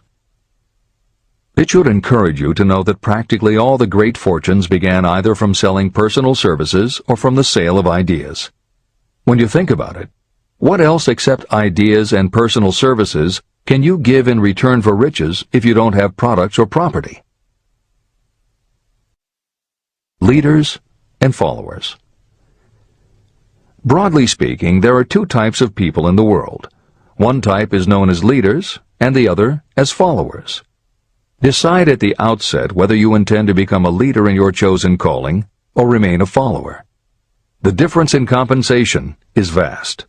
The follower cannot expect to make as much as a leader, although some followers make the mistake of thinking they should. It is no disgrace to be a follower. On the other hand, it is no credit to remain a follower. Most great leaders began as followers. They became great leaders because they were intelligent followers. With few exceptions, the person who cannot follow a leader intelligently cannot become an efficient leader. The person who can follow a leader most efficiently is usually the person who develops into leadership most rapidly. An intelligent follower has many advantages, including the opportunity to acquire knowledge from the leader. The major attributes of leadership. The following are important factors of leadership. 1. Unwavering courage based upon knowledge of yourself and your occupation. No follower wishes to be dominated by a leader who lacks self-confidence and courage. Certainly no intelligent follower will be dominated by such a leader for very long. 2. Self-control. The person who cannot control himself can never control others. Self-control sets a strong example for your followers, which the more intelligent followers will emulate. 3. A keen sense of justice. Without a sense of fairness and justice, no leader can command and retain the respect of their followers. 4. Definiteness of decision. Those who waver in decisions show that they are not sure of themselves and therefore cannot lead others successfully. 5. Definiteness of plans. Successful leaders must plan their work and work their plans. Leaders who move by guesswork, without practical definite plans, are like a ship without a rudder. Sooner or later, they will land on the rocks. 6. The habit of doing more than paid for. One of the penalties of leadership is the necessity of the leaders to willingly do more than they require of their followers. 7. A pleasing personality. Leadership calls for respect. Followers will not respect a leader who does not grade high on all of the factors of a pleasing personality. 8. Sympathy and understanding. Successful leaders must be in sympathy with their followers. Moreover, they must understand them and their problems. 9. Mastery of detail. Successful leadership calls for mastery of the details of the leader's position. 10. Willingness to assume full responsibility. Successful leaders must be willing to assume responsibility for the mistakes and the shortcomings of their followers. If a leader tries to shift this responsibility, that leader will not remain the leader. If one of your followers makes a mistake or is incompetent, you must consider that it is you who failed. 11. Cooperation. The successful leader must understand and apply the principle of cooperative effort and be able to induce followers to do the same. Leadership calls for power, and power calls for cooperation. There are two forms of leadership. The first, and by far the most effective, is leadership by consent of and with the sympathy of the followers. The second is leadership by force, without the consent and sympathy of the followers. History is filled with evidences that leadership by force cannot endure. The downfall and disappearance of dictators and kings is significant. It means that people will not follow forced leadership indefinitely. Napoleon, Mussolini, Hitler were examples of leadership by force. Their leadership passed. Editor's comment. The following may also be added to the list: Idi Amin, Francisco Franco, Saddam Hussein, Ferdinand Marcos, Slobodan Milosevic, Juan Perón, General Augusto Pinochet, Pol Pot, General Suharto, the Taliban leaders in Afghanistan, Marshal Josip Broz Tito, Joseph Stalin, and subsequent leaders of the Soviet Union, East Germany, and the other countries in the Communist bloc. This is the end of the editor's comment. Those that remain see their power eroding and slipping away. Leadership by consent of the followers is the only leadership that can endure. People may follow forced leadership temporarily, but they will not do so willingly. Successful leaders will embrace the 11 factors of leadership described in this chapter, as well as some other factors. Those who make these attributes the basis of their leadership will find abundant opportunity to lead in any walk of life. The 10 major causes of failure in leadership. The following are the major faults of leaders who fail. It is just as essential for you to know what not to do as it is to know what to do. 1. Inability to organize details. Efficient leadership calls for the ability to organize and master details. No genuine leader is ever too busy to do anything that may be required in the capacity as leader. Whether a leader or follower, when you admit that you are too busy to change your plans or to give attention to any emergency, you are admitting your inefficiency. The successful leader must be the master of all details connected with the position. That means, of course, that you must acquire the habit of relegating details to capable lieutenants. 2. Unwillingness to render humble service. Truly great leaders are willing, when occasion demands, to perform any sort of labor that they would ask another to perform. The greatest among ye shall be the servant of all is a truth that all able leaders observe and respect. 3. Expectation of pay for what they know, instead of what they do with what they know. The world does not pay you for what you know. It pays you for what you do, or what you induce others to do. 4. Fear of competition from followers. Leaders who fear that one of their followers may take their position are practically sure to realize that fear sooner or later. Able leaders train understudies to whom they may delegate any of the details of their position. Only in this way can leaders multiply themselves and be at many places and give attention to many things at one time. It is an eternal truth that leaders receive more pay for their ability to get others to perform than they could possibly earn by their own efforts. An efficient leader may, through knowledge of the job and a magnetic personality, greatly increase the efficiency of others and get them to render more service and better service than they could render without the leader's guidance. 5. Lack of imagination. Without imagination, the leader is incapable of meeting emergencies or of creating plans by which to guide followers efficiently. 6. Selfishness. Leaders who claim all the honor for the work of their followers are sure to be met by resentment. The really great leader claims none of the honors. Great leaders are content to see the honors, when there are any, go to their followers, because the great leaders know that most people will work harder for commendation and recognition than they will for money alone. 7. Intemperance. Followers do not respect an intemperate leader. Moreover, intemperance in any form destroys the endurance and the vitality of those who indulge in it. 8. Disloyalty. Perhaps this should have come at the head of the list. Leaders who are not loyal to their duty, and to those both above and below them, cannot maintain their leadership for long. Disloyalty marks you as being less than the dust of the earth, and it will bring the contempt it deserves. Lack of loyalty is one of the major causes of failure in every walk of life. 9. Emphasis of the authority of leadership. The efficient leader leads by encouraging, and not by trying to instill fear in the hearts of those who follow.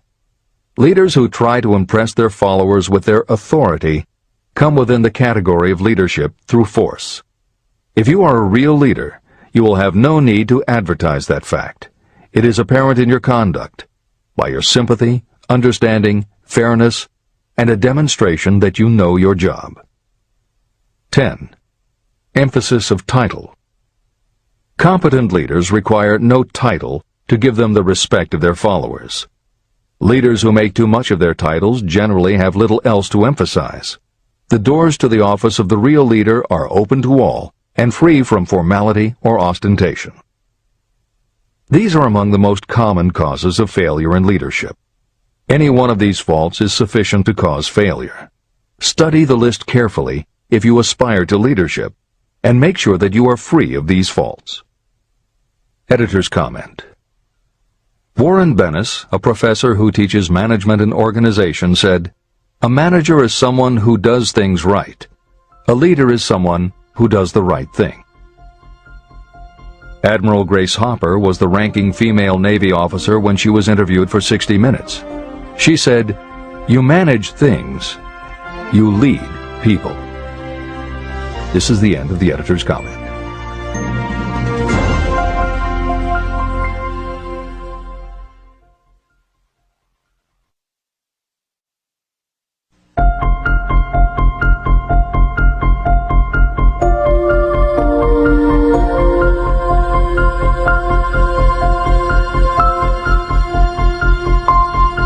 When and how to apply for a position.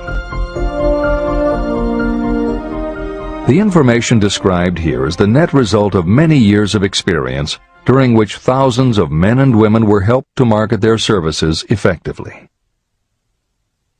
Editor's comment. The Internet, email, and faxed resumes have radically changed the way employers search for new employees, and the way that most people apply for jobs. However, Think and Grow Rich was never intended for most people. It was written for those who want to stand out. If you are such a person, the editors of this revised and updated edition strongly advise that you give serious thought to each of the following suggestions about how to apply for a position and how to prepare a resume. If you are tempted to think the suggestions are too obvious, simplistic, or out of date, we assure you they are not. In those instances where it is appropriate to update the material, we have added commentary. This is the end of the editor's comment. 1. Employment agencies. Care must be taken to select only reputable companies that can show adequate records of achievement of satisfactory results. Editor's comment. As anyone in the job market knows, Today, employment agencies range from companies that supply temporary office help to headhunters who connect high-level executives with companies seeking experienced management talent. If you are seeking a mid to upper-level position, the old adage that you get what you pay for is particularly true. This is the end of the editor's comment. 2. Advertising in newspapers, trade journals, magazines. Classified advertising may produce satisfactory results for those applying for entry-level, clerical, or salaried positions. For those seeking executive positions, a well-written and well-designed display ad, though more expensive, may be more desirable. The copy should be prepared by an expert who understands how to inject sufficient selling qualities to produce replies. Editor's comment. For individuals, the display ad approach is not very common in the contemporary job market. But for that reason, if you are sure of the position you want, a well-written and well-designed ad selling yourself and placed in the right trade paper or industry journal might be just the thing to get the attention you want. However, if you attempt this approach, be prepared that it will be an expensive experiment.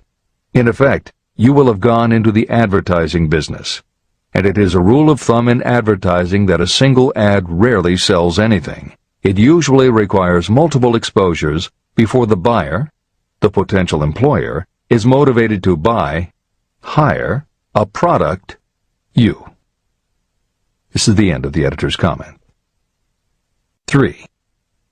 Personal letters of application. These should be directed to particular firms or individuals that could need the kind of service or experience you have to offer. Letters should be neatly typed, always, and signed by hand. You should include a complete resume or outline of your qualifications. Both the letter of application and the resume should be prepared by an expert. Editor's comment. In the contemporary job market, sending a letter of application when no job has been advertised can in fact be a very successful approach. But this is only for those who truly know what they want and will take the time to prepare a convincing presentation. Managers in a position to hire always have an eye out for good prospective employees. If they receive a well-constructed and intriguing presentation that clearly states you are interested in a position whenever one is available, it will not be thrown away. And the first thing good managers do when a position comes open is go to their files. When that happens, if your presentation made a good and convincing impression, it will be there. The only question is, are you willing to make yourself available when they are ready for you? If you are just blanketing everyone with a stock letter in hopes of getting a job, it very likely won't work. This approach is not for someone looking for a job. This approach is only for those who really want a specific career. This is the end of the editor's comment. 4. Application in person.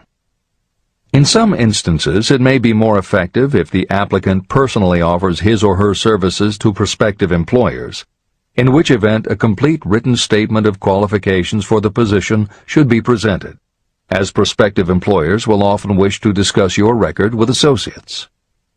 Editor's comment. Asking for an interview when no job has been advertised is an even stronger statement that you know what you want and you are serious about working in a particular industry. If you pursue this approach, keep in mind that you are asking someone to give you their time. Some managers will not be receptive because it does not fit into their company's business practice, and some managers will just find it an annoyance. This approach will work for you only if you are confident that you can make an outstanding impression in person. If you make a strong, positive impression, it will be remembered when an opening is available. This is the end of the editor's comment. 5. Application through personal acquaintances. When possible, the applicant should approach prospective employers through some mutual acquaintance. This method is particularly advantageous in the case of those who seek executive connections and do not wish to appear to be peddling themselves. Information to be supplied in a written resume. A good resume should be prepared as carefully as a lawyer would prepare the brief for a case to be tried in court. Unless the applicant is experienced in the preparation of such briefs, an expert should be consulted for this purpose. When successful businesses want to advertise, they hire specialists who understand the psychology of advertising to sell their products. If you are selling your personal services, you should do the same. Editor's comment. The job market in America has never been as bad as it was when Napoleon Hill wrote the preceding paragraph. Because of the Great Depression, many adults had never had any kind of steady job, let alone sought a career position, and there were few places to learn how to do it. Since that time, many excellent books have been published on the subject, and companies that offer professional help in preparing resumes have become very common. However, neither books nor copywriters are magic. It all begins with what you have to offer. The editors of this edition suggest that you start to assemble your presentation using the guidelines that appear below. Once you have a first draft, you should review at least one of the books on the subject to see what suggestions are offered that might help you sell yourself better than you have already done. Then, depending how satisfied you are, you might also want to seek advice from a professional who specializes in such presentations. We offer 2 notes of caution. First, make sure that your presentation does not look like something turned out by a resume mill. Having received many resumes over the years, the editors warn you that some professionals use the same stock phrases, buzzwords, and formats for every client, and this can be a dead giveaway that someone else prepared your resume, or that you have simply copied from a book. Your intention should be to make yours stand out. The second word of caution is, don't go overboard in trying to stand out. There is a balance between catching an employer's attention and looking like you are trying too hard. For instance, if you are a New York marketing executive applying to a Los Angeles company, sending your application with a bag of fresh bagels by next morning FedEx would probably make a good impression, whereas sending a dartboard with your picture in the center might be viewed as just a little too cute and a little too much. Clever is good, but professional is a must. Never be so clever that you don't look professional. Following are a set of guidelines for preparing your resume. Because part of your search for a position will involve responding to ads for job openings, and because it has become common to respond by faxing applications and resumes, Napoleon Hill's guidelines should be used to prepare 2 separate presentations. As Hill suggests below, you should prepare an elaborate presentation to be used when mailed or presented in person. But you should also prepare a second, shorter version that is designed specifically to be faxed. Take care to make your fax version complete and interesting, but it should be no more than 3 pages. The following information should appear in your presentation. 1. Education. State briefly but definitely what schooling you've had and in what subjects you specialized in school, giving the reasons for that specialization. Editor's comments. Never exaggerate. This is very serious advice, and it applies not only to education, but also the next 2 categories, experience and references. Smart employers will check in all 3 areas. Labor laws have become so demanding that employers filling responsible positions are very cautious about whom they hire in the first place. There are rules about such things as the difference between salaried and hourly employment, sexual harassment, what constitutes grounds for dismissal, what questions can and cannot be asked in job interviews, and a host of other things that leave the employer open to potential lawsuits.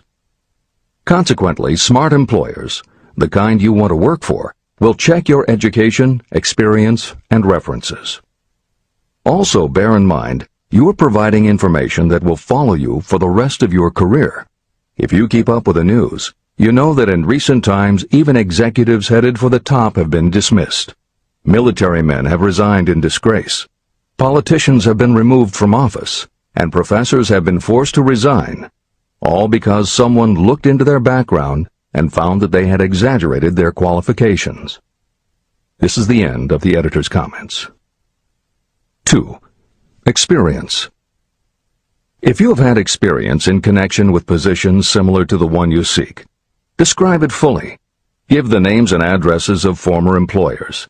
Be sure to clearly point out any special experience you may have had that would equip you to fill the position you seek. 3. References. Practically every business firm wants to know as much as possible about the background of prospective employees who seek positions of responsibility. Attach copies of letters from former employers, from teachers under whom you studied, and from prominent people whose judgment may be relied upon. 4. Photograph of yourself. Include a recent professional photograph of yourself as a part of your presentation. Editor's comment. In the contemporary job market, this is not a common practice at all. However, from personal experience, the editors of this edition know it can be advantageous. We have received only one such job application, but unquestionably it was the photograph that prompted us to ask the applicant to come in for an interview. If you are confident that your appearance makes a good, professional impression, you may want to consider this unusual approach. There is the danger that you may be seen as vain or self-centered, but it could also be the thing that gives you an edge. This is the end of the editor's comment. 5. Apply for a specific position. Never apply for just a job. That indicates you lack specialized qualifications.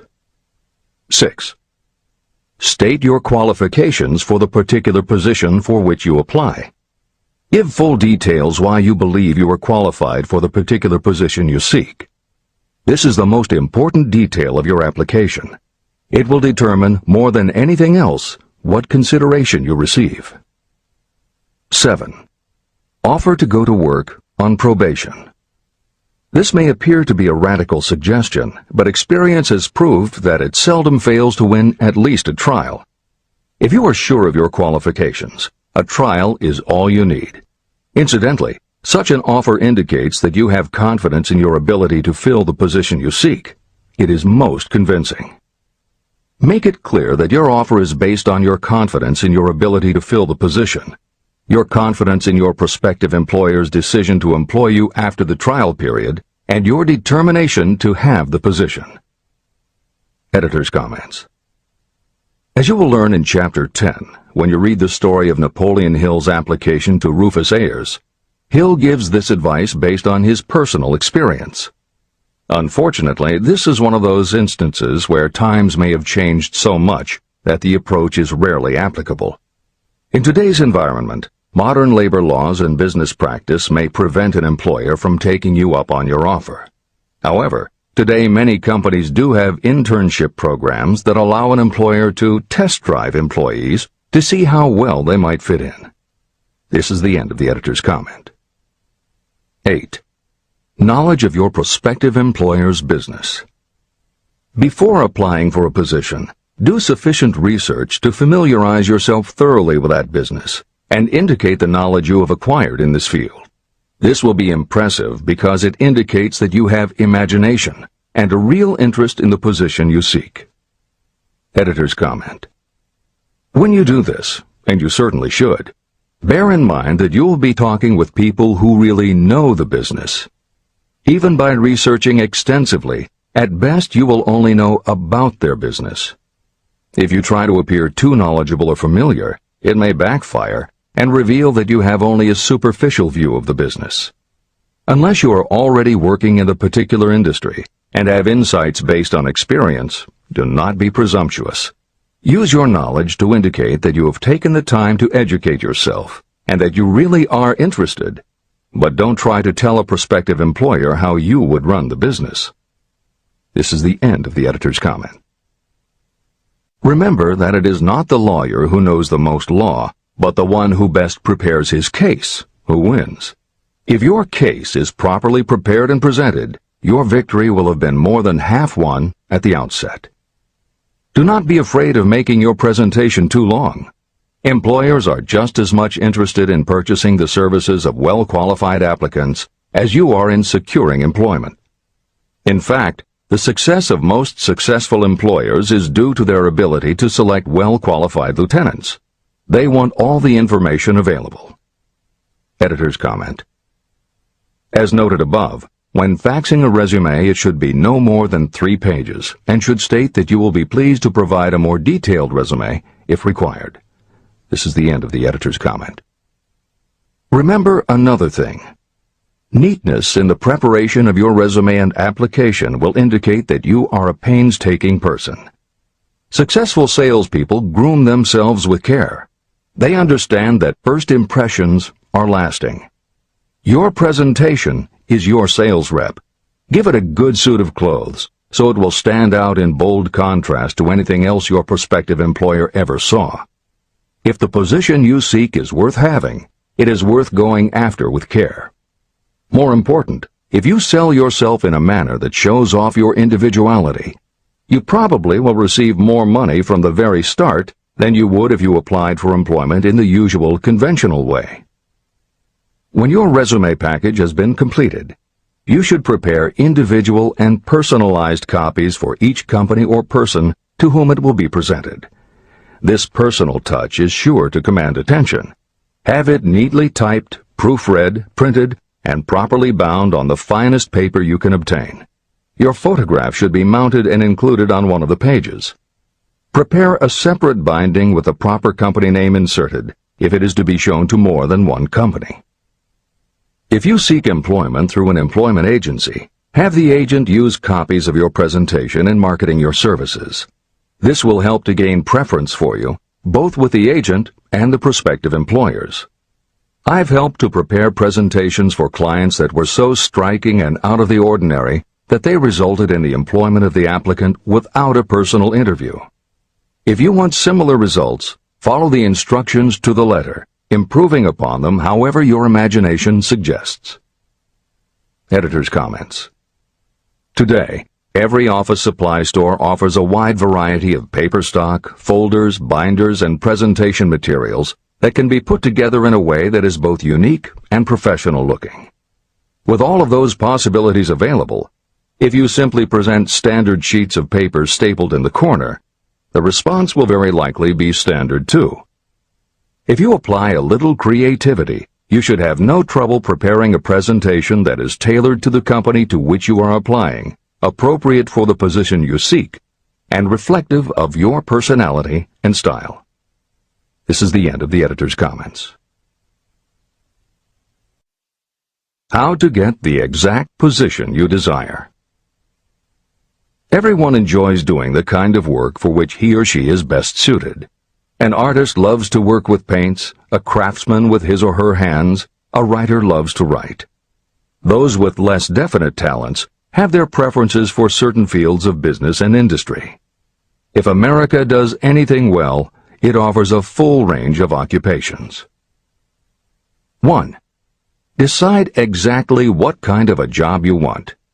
If the job doesn't already exist, perhaps you can create it. 2. Choose the company or individual for whom you wish to work. 3. Study your prospective employer as to policies, personnel, and chances for advancement. 4. By analysis of yourself, your talents, and your capabilities, figure what you can offer. Plan specific ways and means of giving advantages, services, developments, or ideas that you believe you can successfully deliver. 5. Forget about a job. Forget whether or not there is an opening. Forget the usual routine of, have you got a job for me? Concentrate on what you can give. 6. Once you have your plan in mind, put it on paper in neat form and in full detail. 7. Present it to the proper person with authority, and the rest will come automatically. Every company is looking for people who can give something of value, whether it is ideas, services, or connections. Every company has room for the person who has a definite plan of action that is to the advantage of that company. This procedure may take a few days or weeks of extra time, but the difference in income, in advancement, and in gaining recognition will save years of hard work at small pay. It has many advantages, the main one being that it will often save you from 1 to 5 years of your time in reaching a chosen goal. Every person who starts, or gets in halfway up the ladder, does so by deliberate and careful planning. The new way of marketing services. Men and women who market their services must recognize the change that has taken place in connection with the relationship between employer and employee. The future relationship should be more in the nature of a partnership, consisting of the employer, the employee, and the public they serve. In the past, employers and employees have bartered among themselves, not considering that in reality they were bargaining at the expense of the third party, the public they served. Both the employer and the employee should consider themselves as fellow employees whose business it will be to serve the public efficiently. Editor's comment. In the preceding paragraph, Napoleon Hill once again demonstrates his foresight into the future direction of American business. As you will recognize in the following section, the point he makes by citing the coal and gas companies would at a later time be equally applicable to the telephone monopolies, and later still to computer software and internet companies, and to cable television suppliers when competitors started to offer satellite TV. This snapshot of how and why business has changed should provide you with a blueprint for the attitude you must adopt and the way you must conduct yourself if you are going to attain the success you are seeking. This is the end of the editor's comment. During the Depression, I spent several months in the anthracite coal region of Pennsylvania, studying conditions that all but destroyed the coal industry. The coal operators and the unions drove hard bargains in negotiating their labor contracts. The cost of the bargaining was passed on to the customer by adding to the price of the coal. However, in the end, they discovered their actions had worked against them. What their delays and high prices had actually accomplished was to open the market to their competitors. Inadvertently, they had built up a wonderful business for the manufacturers of oil-burning stoves and furnaces, as well as for the producers of oil. A similar experience happened to the gas companies. We can all remember the time when the gas meter reader pounded on the door hard enough to break the panels. When the door was opened, he pushed his way in uninvited with a scowl on his face that plainly said, "What the hell did you keep me waiting for?" All that has undergone a change. The meter man now conducts himself as a gentleman who is delighted to be at your service, sir. Before the gas companies learned that their scowling meter men were offending customers, their competitors, the polite salesmen of oil burners, came along and did a land office business. These illustrations are mentioned here to show that we are where we are and what we are because of our own conduct. If there is a principle of cause and effect that controls business, finance, and transportation, this same principle controls individuals and determines their economic status. Courtesy and service are the watchwords of merchandising today, and they apply to the person who is marketing personal services even more directly than to the employer. In the final analysis, you are employed by the customer. If you fail to serve well, both you and your employer will pay for it by the loss of the privilege of serving. What is your QQS rating? In the preceding, the causes of success in marketing services effectively and permanently have been clearly described. Unless those causes are studied, analyzed, understood, and applied, no one can market services effectively and permanently. Every man or woman must be their own sales force of their personal services. The quality and the quantity of service rendered, and the spirit in which it is rendered, determine the price and the duration of employment. To market your personal services effectively, which means a permanent market at a satisfactory price under pleasant conditions, you must adopt and follow the QQS formula. QQS means that quality plus quantity plus the proper spirit of cooperation equals perfect salesmanship of service. Remember the QQS formula, but do more. Apply it as a habit. Analyze the formula to make sure you understand exactly what it means. Quality of service means the performance of every detail in connection with your position in the most efficient manner possible with the object of greater efficiency always in mind. Quantity of service means the habit of rendering all the service of which you are capable at all times with the purpose of increasing the amount of service rendered as you develop greater skill through practice and experience. Emphasis is again placed on the word habit. Spirit of service means the habit of agreeable, harmonious conduct, which will induce cooperation from associates and fellow employees. Adequate quality and adequate quantity of service is not sufficient to maintain a permanent market for your services. The spirit in which you deliver service is a strong determining factor in connection with both the price you receive and the duration of your employment. Andrew Carnegie stressed this point in his description of the factors that lead to success in the marketing of personal services. He emphasized again and again the necessity for harmonious conduct. He stressed the fact that he would not retain any man, no matter how great a quantity or how efficient the quality of his work, unless he worked in a spirit of harmony.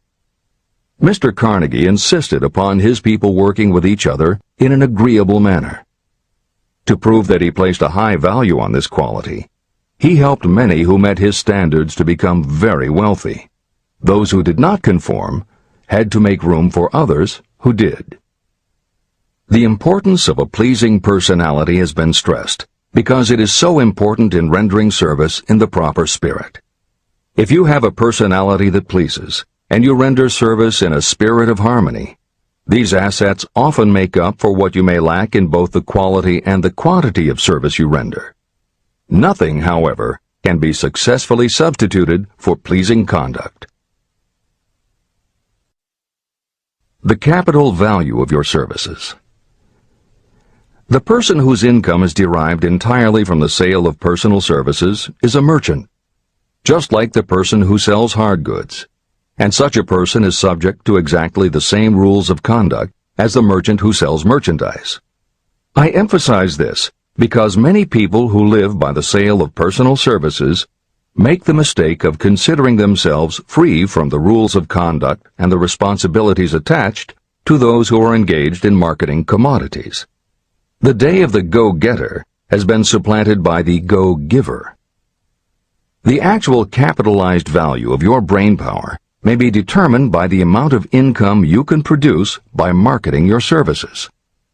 A fair estimate of the capital value of your brainpower may be made by using the following assumptions.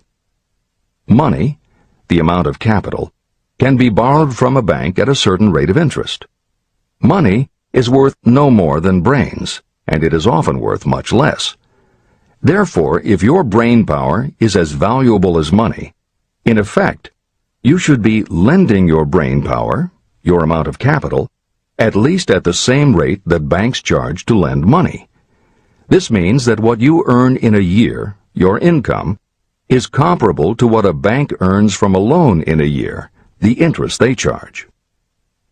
You can then calculate the capital value of your brainpower using this formula. Divide 100 by the current rate of interest that banks charge for lending money. Then multiply the result by the amount of your annual income. As an example, assume that the current interest rate is 5%. Assume your annual income is $50,000. The formula would be as follows. 100 divided by 5 equals 20, and 20 multiplied by 50,000 equals $1 million. Therefore, if you lend out your brainpower, your capital, at the same rate as the bank lends money, 5% interest, your brainpower is worth $1 million.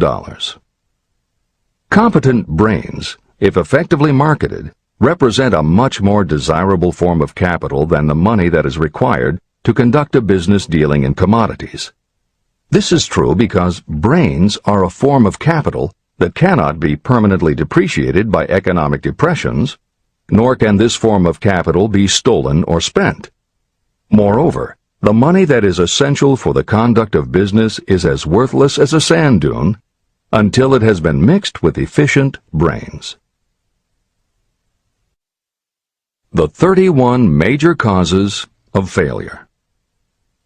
Life's greatest tragedy consists of men and women who earnestly try and fail.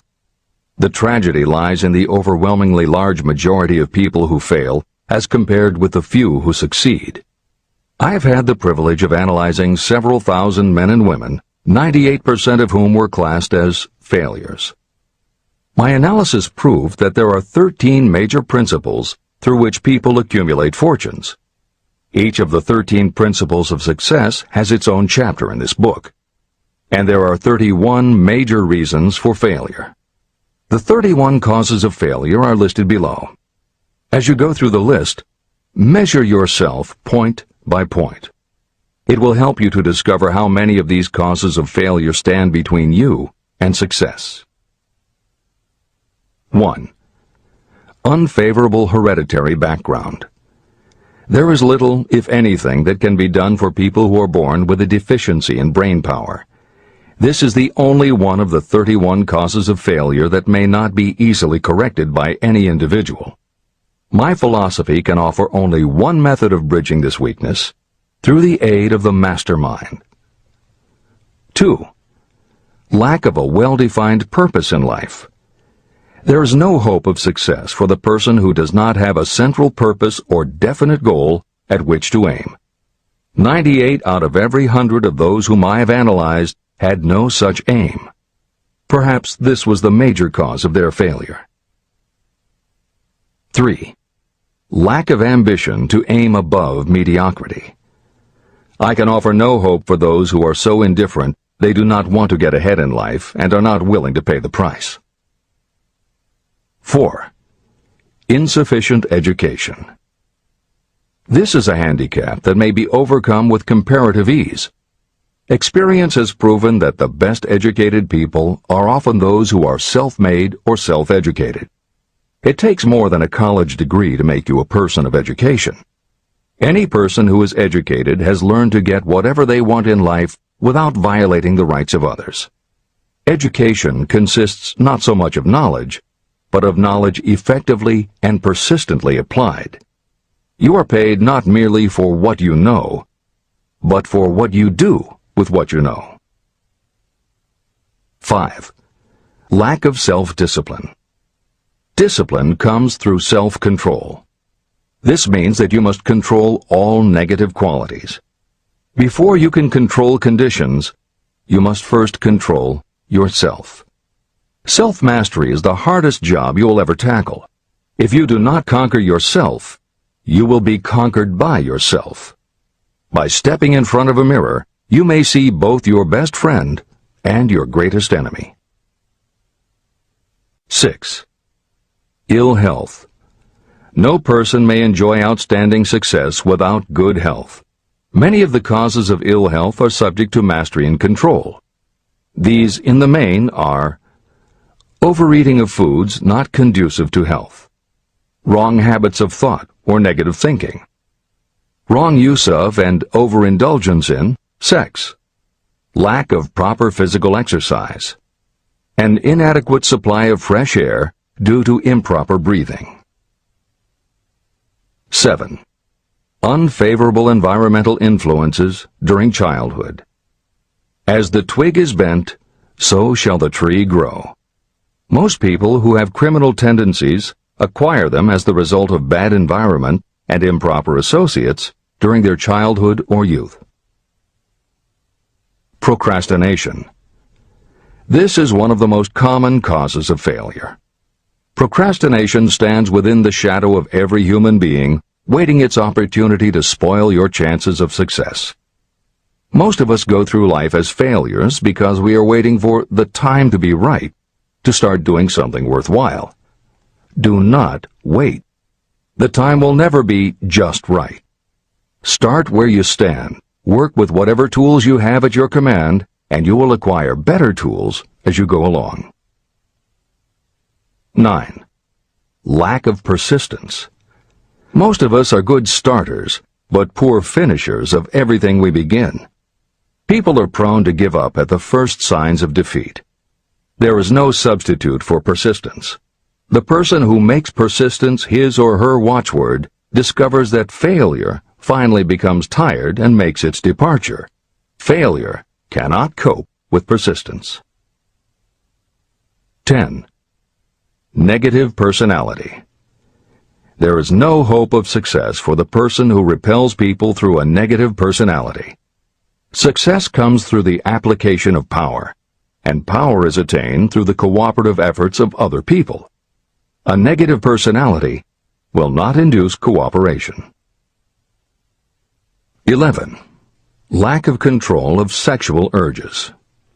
Sexual energy is the most powerful of all the stimuli that move people into action. Because it is the most powerful of the emotions, if it is controlled, it can be converted into other creative channels. 12. Uncontrolled desire for something for nothing. The gambling instinct drives millions of people to failure. Evidence of this may be found in the Wall Street stock market crash of 1929, during which millions of people tried to make money by gambling on stock margins. Editor's comments. For those who are not familiar with the stock market and buying on margin, the following is a simplified explanation of what caused the crash of '29. The first thing to understand is that prior to the Great Depression there was widespread optimism about the expanding economy. Businesses were booming, and the people who had invested in those companies were making fortunes almost overnight.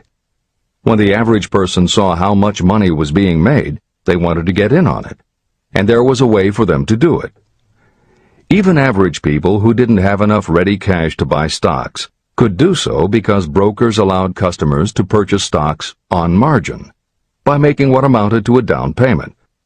However, part of the purchase agreement stated that when the brokers called in the margin accounts, which they could do at any time, the customers would have to come up with the rest of the cash immediately to pay the balance owing on the original purchase price. That is why Hill used the term gambling when he referred to the stock market. These average people weren't investing in companies. They were betting on the future rise in value. The idea, in the average person's mind, was that they would only have to scrape together enough to pay the margin, which was a small percentage of the full cost.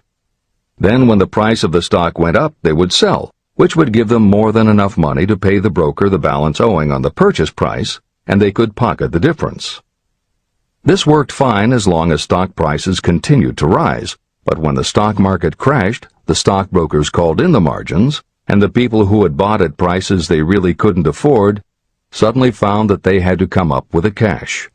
And that was why so many average people got wiped out in the crash of '29. They gambled money they didn't have by buying on margin. This is the end of the editor's comments. 13. Lack of a well-defined power of decision. Those who succeed reach decisions promptly and change them very slowly. Those who fail reach decisions very slowly and change them frequently and quickly. Indecision and procrastination are twins. Where one is found, the other is also usually found. Kill off this pair before they completely tie you to the treadmill of failure. 14. One or more of the 6 basic fears: fear of poverty, fear of criticism, fear of ill health, fear of loss of love, fear of old age, and fear of death. You will find an in-depth analysis of these 6 basic fears in the final chapter. They must be mastered before you can market your services effectively. 15. Wrong selection of a mate in marriage. This is a most common cause of failure. The relationship of marriage brings people intimately into contact. Unless this relationship is harmonious, failure is likely to follow. Moreover, it will be a form of failure that destroys ambition. 16. Overcaution. The person who takes no chances generally has to take whatever is left when others are through choosing. Overcaution is as bad as undercaution. Both are extremes to be guarded against. Life itself is filled with the element of chance. 17. Wrong selection of associates in business. This is one of the most common causes of failure in business. In marketing personal services, you should use great care to select an employer who will be an inspiration and who is intelligent and successful. We emulate those with whom we associate most closely. Pick an employer who is worth emulating. 18. Superstition and prejudice. Superstition is a form of fear. It is also a sign of ignorance. Successful people keep open minds and are afraid of nothing.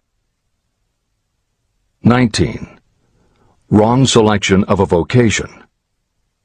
You cannot have outstanding success in work that you do not like. The most essential step in the marketing of personal services is that of selecting an occupation into which you can throw yourself wholeheartedly. Although money or circumstances may require you to do something you don't like for a time, no one can stop you from developing plans to make your goal in life a reality. Editor's comments. Most contemporary experts agree with Napoleon Hill's statement that finding the work you love is of key importance in achieving success that is truly rewarding. This concept coincides so well with modern attitudes that it has inspired a number of books, including Feel the Fear and Do It Anyway by Susan Jeffers, Wishcraft by Barbara Sher, and Do What You Love, The Money Will Follow by Marcia Sinitar. All three books became bestsellers by expanding upon that single concept. This is the end of the editor's comments. 20. Lack of concentration of effort. The jack of all trades seldom is good at any. Concentrate all of your efforts on one definite chief aim. 21. The habit of indiscriminate spending. You cannot succeed if you are eternally in fear of poverty. Form the habit of systematic saving by putting aside a definite percentage of your income. Money in the bank gives you a very safe foundation of courage when bargaining for the sale of personal services. Without money, you must take what you are offered and be glad to get it. 22. Lack of enthusiasm. Without enthusiasm, you cannot be convincing. Moreover, enthusiasm is contagious, and the person who has it under control is generally welcome in any group of people. 23. Intolerance. The person with a closed mind on any subject seldom gets ahead. Intolerance means that you have stopped acquiring knowledge.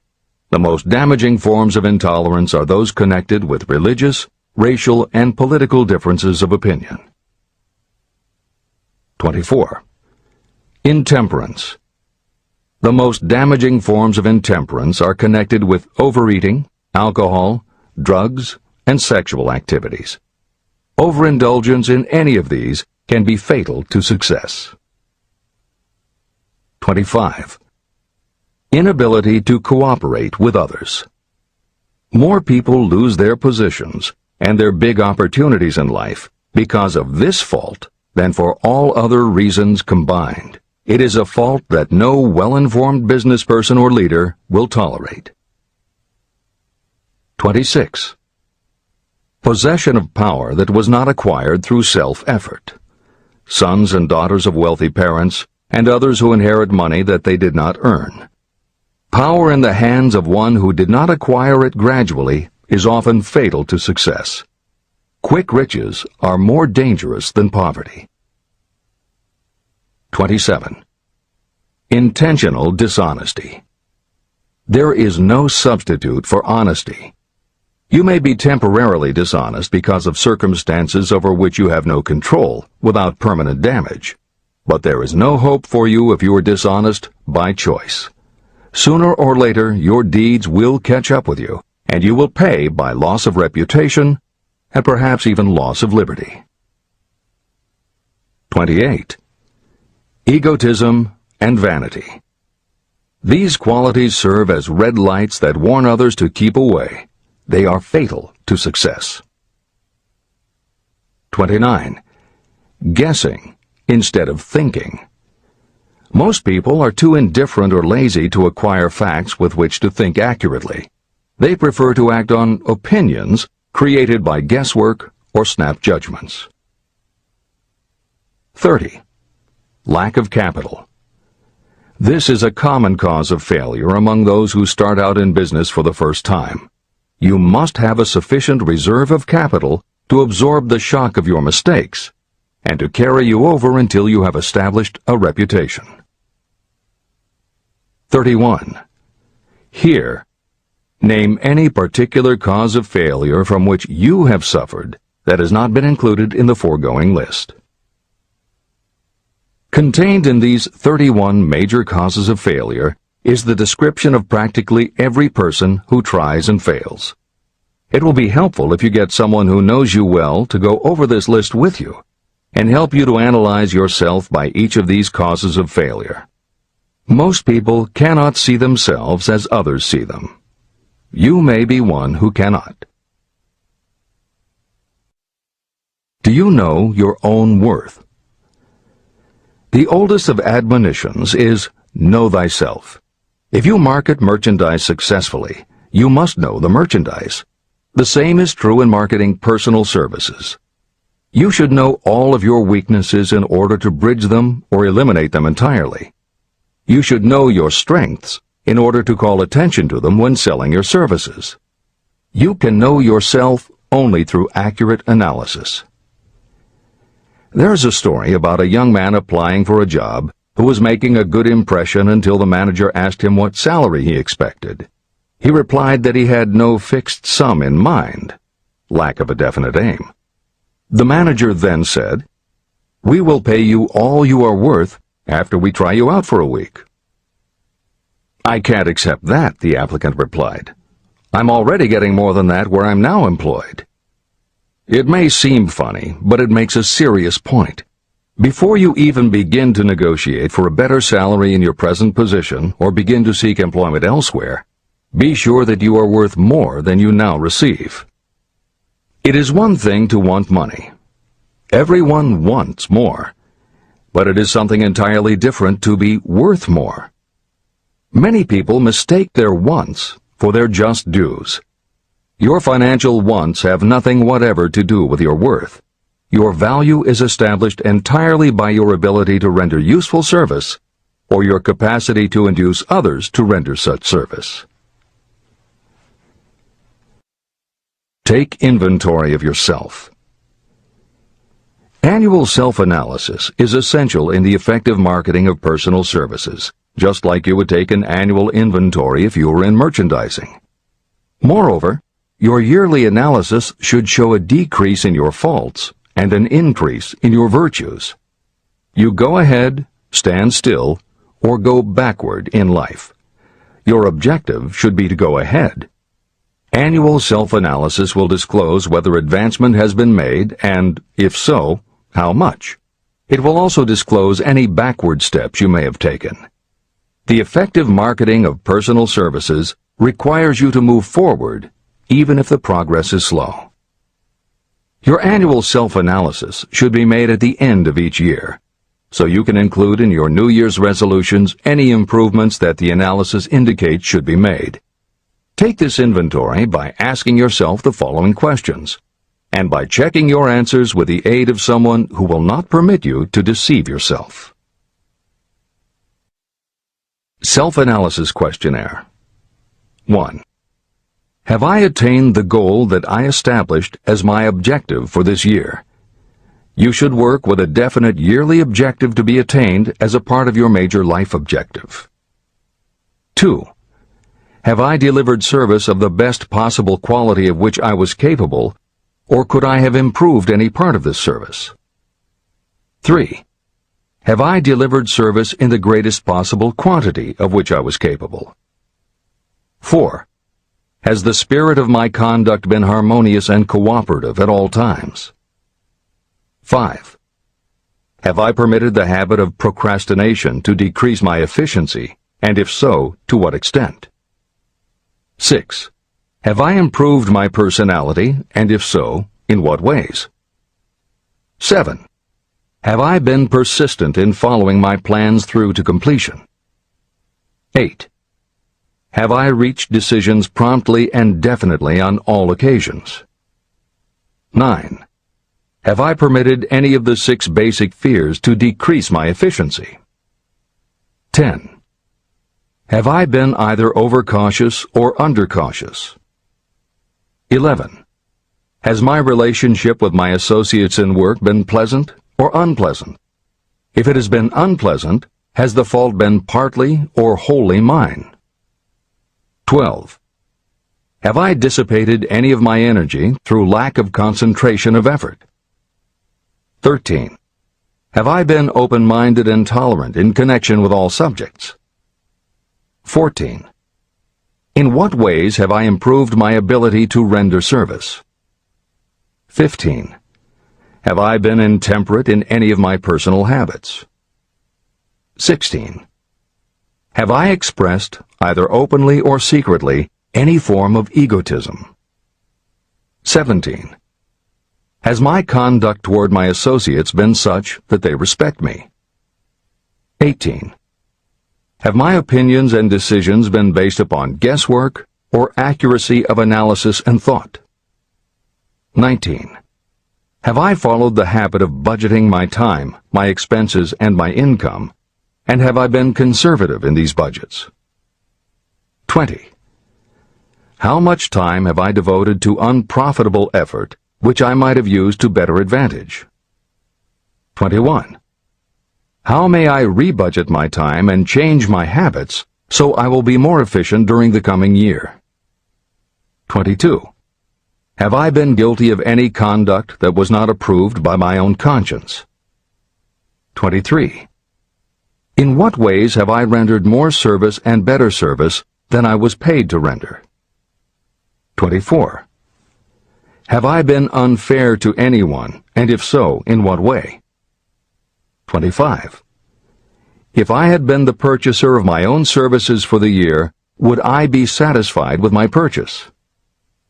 26. Am I in the right vocation, and if not, why not? 27. Has the purchaser of my services been satisfied with the service I have rendered, and if not, why not? 28. What is my present rating on the fundamental principles of success? Make this rating fairly and frankly, and have it checked by someone who is courageous enough to do it accurately. After you have finished reading through to the end of this book at least once, and you are sure you have assimilated the information in this chapter, you will be ready to create a practical plan for marketing your personal services. In this chapter, you should have found adequate descriptions of every principle essential in planning the sale of personal services. These include the major attributes of leadership, the most common causes of failure in leadership, a description of the fields of opportunity for leadership, the main causes of failure in all walks of life, and the important questions that should be used in self-analysis. This extensive and detailed presentation has been included because it will be needed by you if you are going to earn your riches by marketing your personal services.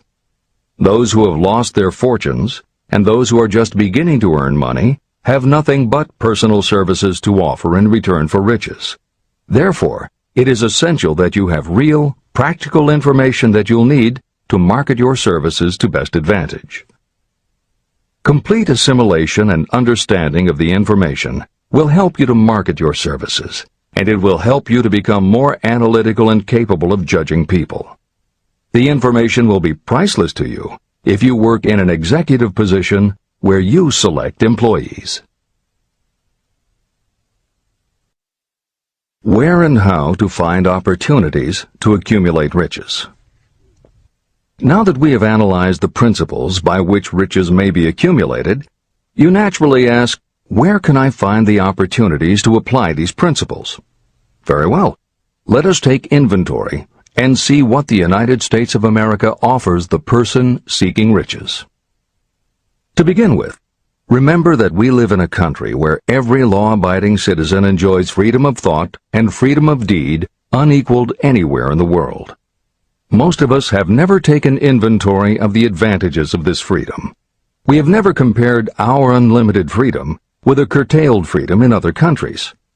Here we have freedom of thought, freedom in the choice and enjoyment of education, freedom in religion, freedom in politics, freedom in the choice of a business, profession, or occupation, freedom to accumulate and own all the property we can accumulate, freedom to choose our place of residence, freedom in marriage, freedom through equal opportunity to all races, freedom of travel from one state to another, freedom in our choice of foods, and freedom to aim for any station in life for which we have prepared ourselves, even for the presidency of the United States. We have other forms of freedom, but this list gives an overview of the most important freedoms that offer you the opportunity to think and grow rich. The United States is the only country guaranteeing to every citizen, whether native-born or naturalized, so broad and varied a list of freedoms. Next, let us recount some of the blessings that our widespread freedom has placed within our hands. Take the average American family of average income and sum up the benefits available to every member of the family in this land of opportunity and plenty. Food. Next to freedom of thought and deed comes food, clothing, and shelter, the three basic necessities of life. Because of our universal freedom, the average American family has available at its door the choicest selection of food to be found anywhere in the world, and at prices within its financial range. Shelter. This family lives in a comfortable apartment or house, complete with light, heat, water, and many conveniences. The toast they had for breakfast was toasted in an electric toaster, which cost but a few dollars. The apartment is cleaned with a vacuum cleaner that is run by electricity. Hot and cold water is available at all times in the kitchen and the bathroom. The food is kept cool in a refrigerator. Clothes are washed and dried, dishes are cleaned, and numerous labor-saving devices are run on power obtained by putting a plug into a wall socket.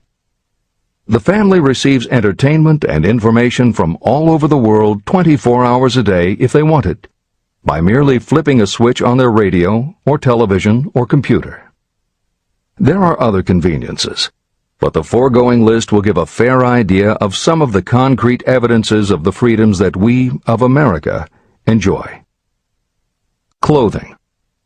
Anywhere in the United States, the family with average clothing requirements can dress very comfortably at a cost that is only a small portion of their earnings. Only the three basic necessities of food, clothing, and shelter have been mentioned. The average American also has other options and advantages that are available in return for reasonable effort. The average American has security of property rights not found in any other country in the world. We can place any surplus money in a bank with the assurance that our government will protect it and make good to us if the bank fails. If an American citizen wants to travel from one state to another, he or she needs no passport and no one's permission. You may go when you please, and you may travel by car, train, bus, airplane, ship, or any other method that you can afford. The miracle that has provided these blessings. We often hear politicians proclaiming the freedom of America when they solicit votes, but they seldom take the time or trouble to analyze the source of this freedom. Having no axe to grind, no grudge to express, and no ulterior motives, I will give you a frank analysis of that mysterious, abstract, greatly misunderstood something that gives to every citizen of America more blessings, more opportunities to accumulate wealth, and more freedom of every nature than may be found in any other country. I have the right to analyze the source and nature of this unseen power because I know, and have known for more than half a century, many of the men who organized that power, and many who are now responsible for its maintenance. The name of this mysterious benefactor of mankind is capital. Capital consists not only of money, but also of highly organized, intelligent groups of individuals who plan ways and means of using money efficiently for the good of the public and profitably to themselves. These groups consist of scientists, educators, chemists, inventors, business analysts, publicists, transportation experts, accountants, lawyers, doctors, and other men and women who have highly specialized knowledge in all fields of industry and business. They pioneer, experiment, and blaze trails in new fields of endeavor.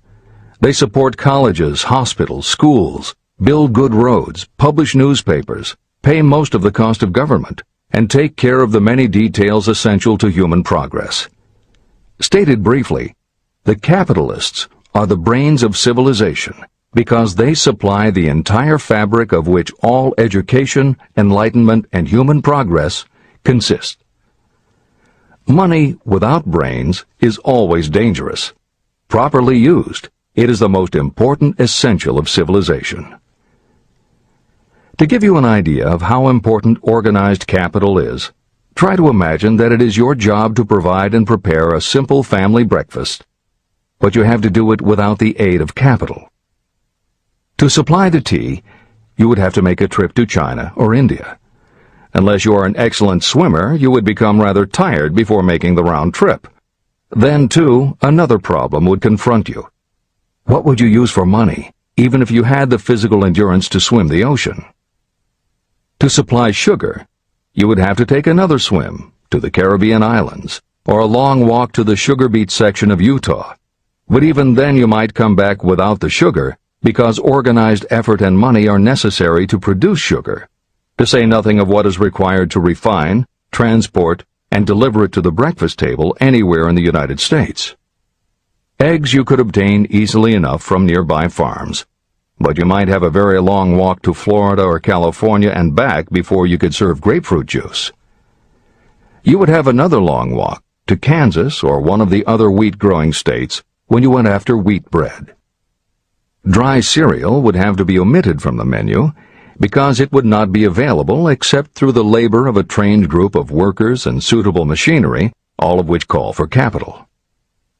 After resting, you could take off for another little swim down to South America, where you would pick up a couple of bananas. On your return, you could take a short walk to the nearest farm having a dairy and pick up some butter and cream. Then your family would be ready to sit down and enjoy breakfast. Seems absurd, doesn't it? Well, the procedure described would be the only possible way these simple items of food could be delivered if we had no capitalistic system. The capital cornerstone of our lives. The sum of money required for the building and maintenance of the planes, trucks, trains, and cargo ships used in the delivery of that simple breakfast is so huge that it staggers imagination. It runs into billions of dollars. Not to mention the armies of trained employees required to run all those planes, trucks, ships, and trains. But transportation is only a part of the requirements of modern civilization in capitalistic America. Before there can be anything to haul, something must be grown from the ground, or manufactured and prepared for market. This calls for more billions of dollars for equipment, machinery, packaging, marketing, and to pay the wages of millions of men and women. Transportation systems do not spring up from the earth and function automatically. They come in response to the call of civilization. They come through the labor and ingenuity and organizing ability of people who have imagination, faith, enthusiasm, decision, and persistence. These men and women are known as capitalists. They are motivated by the desire to build, construct, achieve, render useful service, earn profits, and accumulate riches. And because they render service without which there would be no civilization, they earn for themselves great riches. Just to keep the record simple and understandable, I will add that these capitalists are the same men and women who are often denounced as the greedy establishment or Wall Street. I'm not attempting to present a case for or against any group or any system of economics. The purpose of this book, a purpose to which I have faithfully devoted more than half a century, is to present to anyone who wants the knowledge the most dependable philosophy through which individuals may accumulate riches in whatever amounts they desire. The reasons I have analyzed the economic advantages of the capitalistic system are: 1. To point out that all who seek riches must recognize and adapt themselves to the system that controls all approaches to fortunes, large or small. 2. To present the side of the picture opposite to the one portrayed by politicians and demagogues and the media, who often refer to organized capital as if it were something poisonous. This is a capitalistic country. It was developed through the use of capital. We who claim the right to partake of the blessings of freedom and opportunity, we who seek to accumulate riches here, should know that neither riches nor opportunity would be available to us if organized capital had not provided these benefits. There is only one dependable method of accumulating and legally holding riches, and that is by rendering useful service. No system has ever been created by which anyone can legally acquire riches through mere force of numbers, or without giving in return an equivalent value of one form or another. Your opportunities in the midst of riches. America provides all the freedom and all the opportunity to accumulate riches that any honest person may require. When you go hunting for game, you select hunting grounds where game is plentiful. When you are seeking riches, the same rule naturally applies. If it is riches you are seeking, do not overlook the possibilities of a country whose citizens are so rich that women alone spend billions of dollars each year for cosmetics and other beauty products. Do not be in too big a hurry to get away from a country whose men willingly, even eagerly, hand over more billions of dollars annually for football, basketball, baseball, and all the related products that go with these and other sporting events. Only a few of the luxuries and non-essentials have been mentioned, but remember that the business of producing and marketing these few products gives regular employment to many millions of men and women, who receive for their services many millions of dollars monthly, and spend it freely for both the luxuries and the necessities. Especially, remember that behind all this exchange of merchandise and personal services is an abundance of opportunity to accumulate riches. Here our American freedom comes to your aid. There is nothing to stop you or anyone from engaging in any portion of the effort necessary to carry on these businesses. If you have superior talent, training, experience, you may accumulate riches in large amounts. Those not so fortunate may accumulate smaller amounts. Anyone may earn a living in return for a very nominal amount of labor. So there you are. Opportunity has spread its wares before you. Step up to the front, select what you want, create your plan, put the plan into action, and follow through with persistence.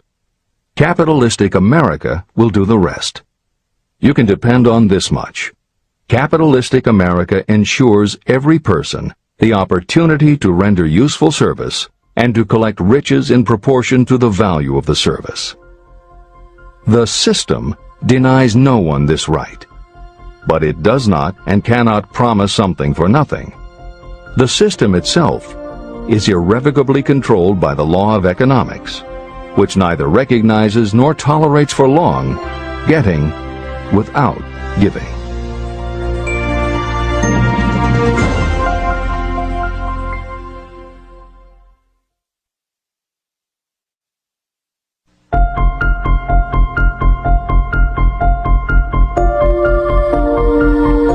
Conceit is a fog that envelops a man's real character beyond his own recognition. It weakens his native ability and strengthens all his inconsistencies. Chapter 9. Decision. The mastery of procrastination. The seventh step toward riches. Analysis of over 25,000 men and women who had experienced failure reveals that lack of decision was near the head of the list of the 31 major causes of failure. Procrastination, the opposite of decision, is a common enemy which practically every person must conquer. You will have an opportunity to test your capacity to reach quick and definite decisions when you finish reading this book and begin to put the principles into action. My analysis of several hundred people who had accumulated fortunes well beyond the $1 million mark disclosed the fact that every one of them had the habit of reaching decisions promptly and of changing these decisions slowly. People who fail to accumulate money, without exception, have the habit of reaching decisions, if at all, very slowly and of changing these decisions quickly and often. One of Henry Ford's most outstanding qualities was his habit of reaching decisions quickly and definitely and changing them slowly. This quality was so pronounced in Mr. Ford that it gave him the reputation of being obstinate. It was this quality that prompted Mr. Ford to continue to manufacture his famous Model T, the world's ugliest car, when all of his advisors and many of the purchasers of the car were urging him to change it.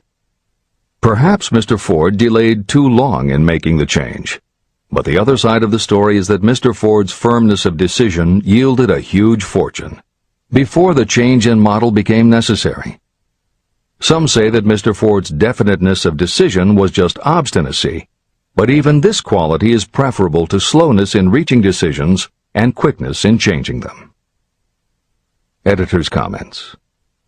Henry Ford's consistency extended also to the color of the Model T, 15 million of which in 19 years of production from 1908 to 1927 were made only in black and with little change in the design. Shortly after its introduction, Napoleon Hill met with Ford to talk about the principles of success. According to Hill, in Michael Ritt's biography of Napoleon Hill, A Lifetime of Riches, Henry Ford was cold, indifferent, unenthusiastic, and spoke only when forced to, unless he was talking about his car.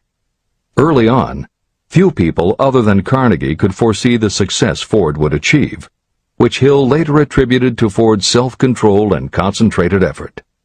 At Hill's first meeting with him in 1911, Ford was interested only in talking about the Model T. After Ford took him for a spin around the factory, Hill bought one for $680. This is the end of the editor's comments. Making your own decisions. The majority of people who fail to accumulate the money they need are generally easily influenced by the opinions of others. They permit gossip, rumors, other people's opinions, and the news reporters to do their thinking for them. Opinions are the cheapest commodities on earth.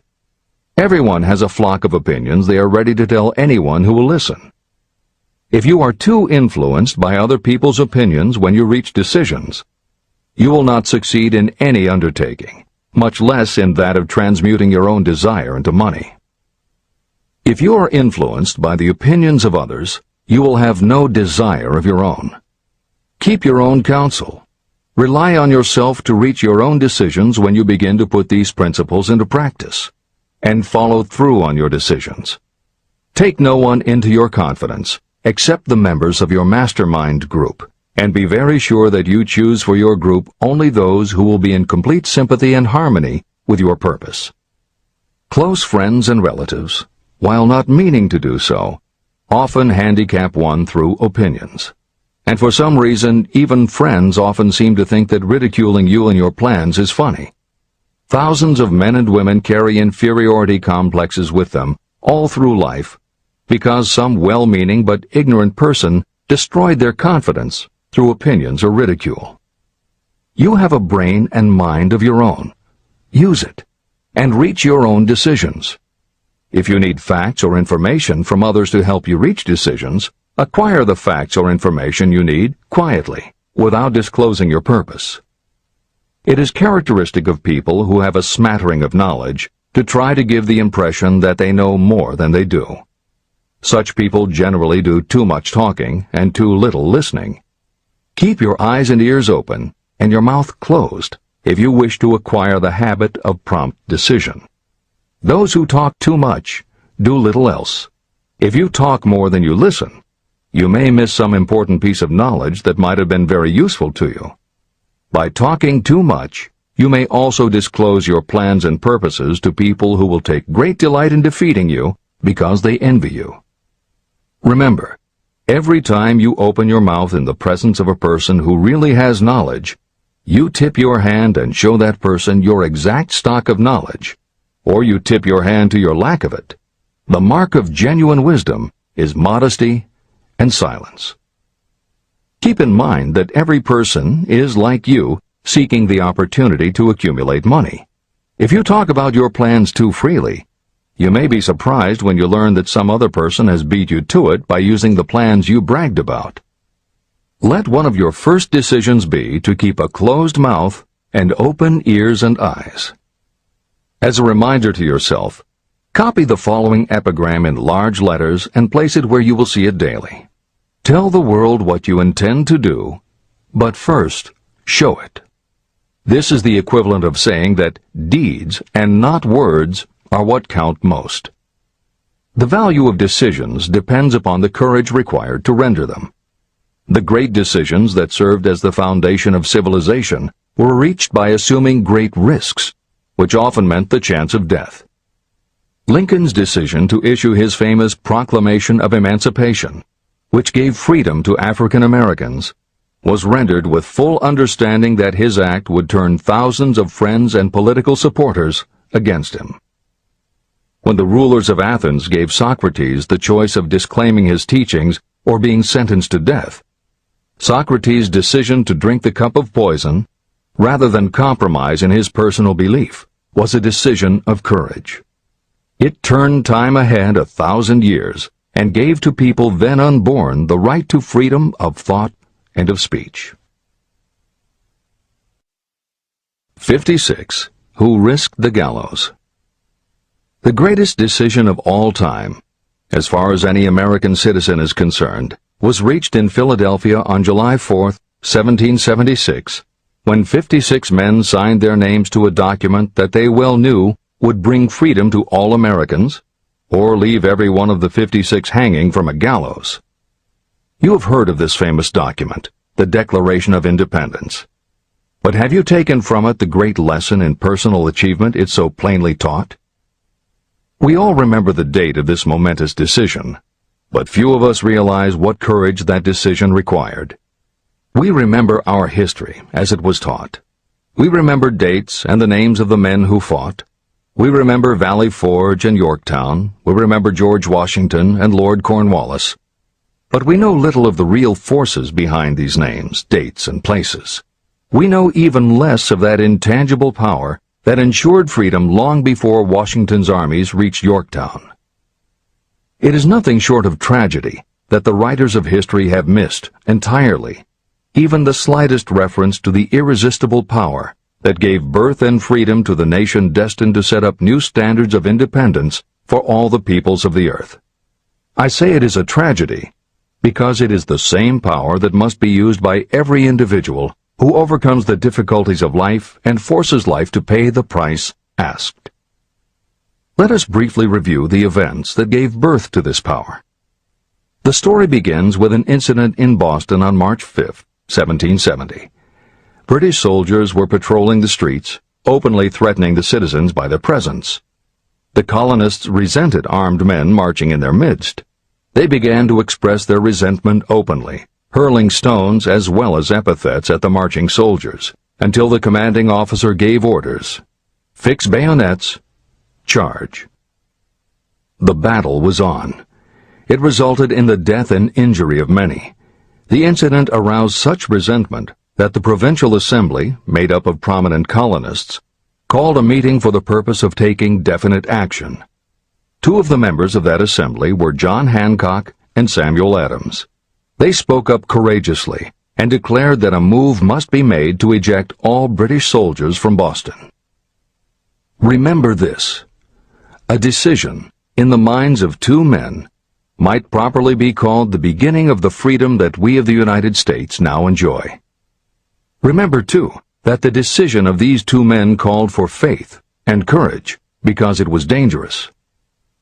Before the assembly adjourned, Samuel Adams was appointed to call on Hutchinson, the governor of the province, and demand the withdrawal of the British troops. The request was granted, and the troops were removed from Boston, but the incident was not closed. It had caused a situation that was destined to change the entire trend of civilization. Richard Henry Lee became an important factor in this story, because he and Samuel Adams corresponded frequently, sharing freely their fears and their hopes concerning the welfare of the people of their provinces. From this practice, Adams conceived the idea that a mutual exchange of letters between the 13 colonies might help to bring about the coordination of efforts so badly needed in connection with the solution of their problems. In March of 1772, 2 years after the clash with the soldiers in Boston, Adams presented this idea to the Assembly. He made a motion that a correspondence committee be established among the colonies, with definitely appointed correspondents in each colony, for the purpose of friendly cooperation for the betterment of the colonies of British America. It was the beginning of the organization of the far-flung power destined to give freedom to you and to me.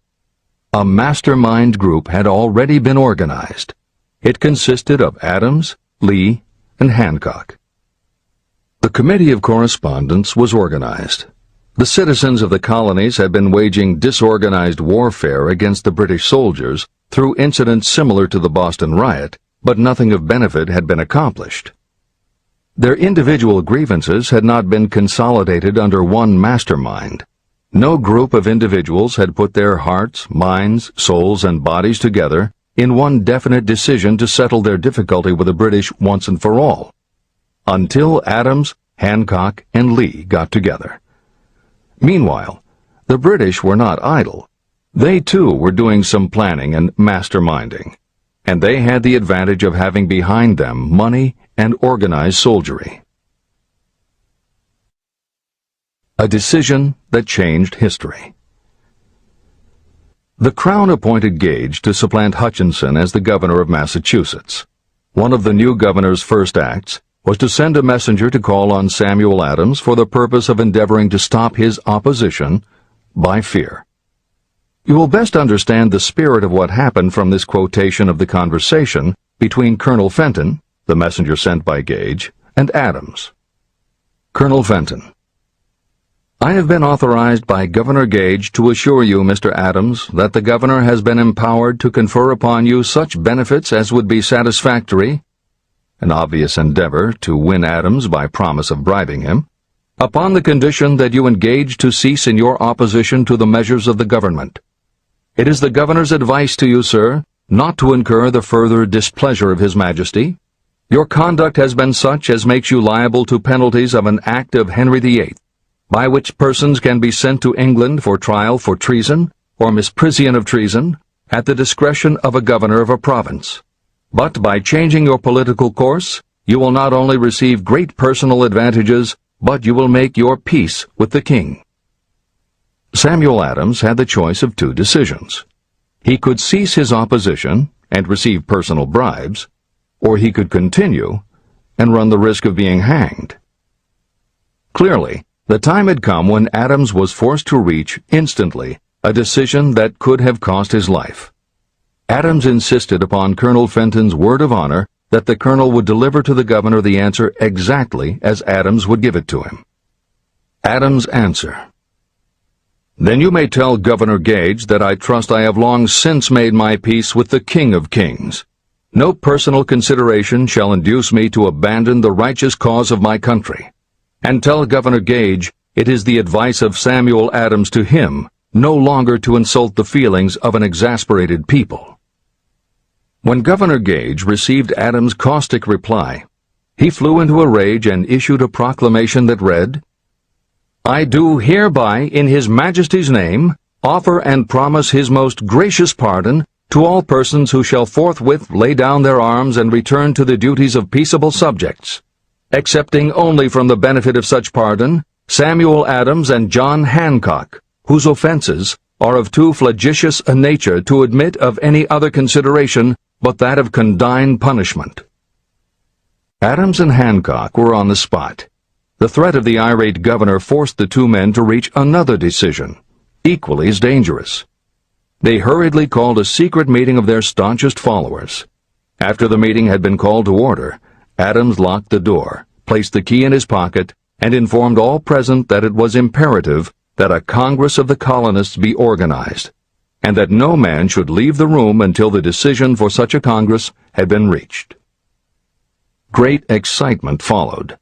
Some weighed the possible consequences of such radicalism. Some expressed grave doubt as to the wisdom of so definite a decision in defiance of the Crown. Locked in that room were two men immune to fear, blind to the possibility of failure, Hancock, and Adams. Through the influence of their minds, the others were induced to agree that, through the Correspondence Committee, arrangements should be made for a meeting of the First Continental Congress to be held in Philadelphia, September 5, 1774. Remember this date. It is more important than July 4, 1776. If there had been no decision to hold a Continental Congress, there could have been no signing of the Declaration of Independence. Before the first meeting of the new Congress, another leader, in a different section of the country, was deep in the throes of publishing a summary view of the rights of British America. He was Thomas Jefferson, of the province of Virginia, whose relationship to Lord Dunmore, representative of the Crown in Virginia, was as strained as that of Hancock's and Adams with their governor. Shortly after his famous Summary of Rights was published, Jefferson was informed that he was subject to prosecution for high treason against His Majesty's government. Inspired by the threat, one of Jefferson's colleagues, Patrick Henry, boldly spoke his mind, concluding his remarks with a sentence that shall remain forever a classic. "If this be treason, then make the most of it." It was such men as these who, without power, without authority, without military strength, without money, sat in solemn consideration of the destiny of the colonies, beginning at the opening of the First Continental Congress and continuing at intervals for 2 years, until on June 7, 1776, Richard Henry Lee arose, addressed the chair, and to the startled assembly made this motion: "Gentlemen, I make the motion that these united colonies are, and of right ought to be, free and independent states, that they be absolved from all allegiance to the British Crown, and that all political connection between them and the state of Great Britain is, and ought to be, totally dissolved." The most momentous decision ever placed on paper. Lee's astounding motion was discussed fervently and at such length that he began to lose patience. Finally, after days of argument, he again took the floor and declared in a clear, firm voice, "Mr. President, we have discussed this issue for days. It is the only course for us to follow. Why then, sir, do we longer delay? Why still deliberate? Let this happy day give birth to an American republic. Let her arise, not to devastate and to conquer, but to re-establish the reign of peace and of law." Before his motion was finally voted upon, Lee was called back to Virginia because of serious family illness. But before leaving, he placed his cause in the hands of his friend, Thomas Jefferson, who promised to fight until favorable action was taken. Shortly thereafter, the President of the Congress, Hancock, appointed Jefferson as chairman of a committee to draw up a Declaration of Independence. Long and hard the committee labored on a document that would mean, when accepted by the Congress, that every man who signed it would be signing his own death warrant should the colonies lose in the fight with Great Britain that was sure to follow. The document was drawn, and on June 28th, the original draft was read before the Congress. For several days it was discussed, altered, and made ready. On July 4th, 1776, Thomas Jefferson stood before the Assembly and fearlessly read the most momentous decision ever placed on paper. When in the course of human events it becomes necessary for one people to dissolve the political bands which have connected them with another, and to assume among the powers of the earth the separate and equal station to which the laws of nature and of nature's God entitled them, a decent respect to the opinions of mankind requires that they should declare the causes which impel them to the separation. When Jefferson finished, the document was voted upon, accepted, and signed by the 56 men, every one staking his own life upon his decision to write his name. By that decision came into existence a nation destined to bring to mankind forever the privilege of making decisions. Analyze the events that led to the Declaration of Independence, and be convinced that this nation, which now holds a position of commanding respect and power among all nations of the world, was born of a decision created by a mastermind consisting of 56 men. Note well the fact that it was their decision that ensured the success of Washington's armies, because the spirit of that decision was in the heart of every soldier who fought with him, and served as a spiritual power which recognizes no such thing as failure. Note also, with great personal benefit, that the power that gave this nation its freedom is the same power that must be used by every individual who becomes self-determining. This power is made up of the principles described in this book.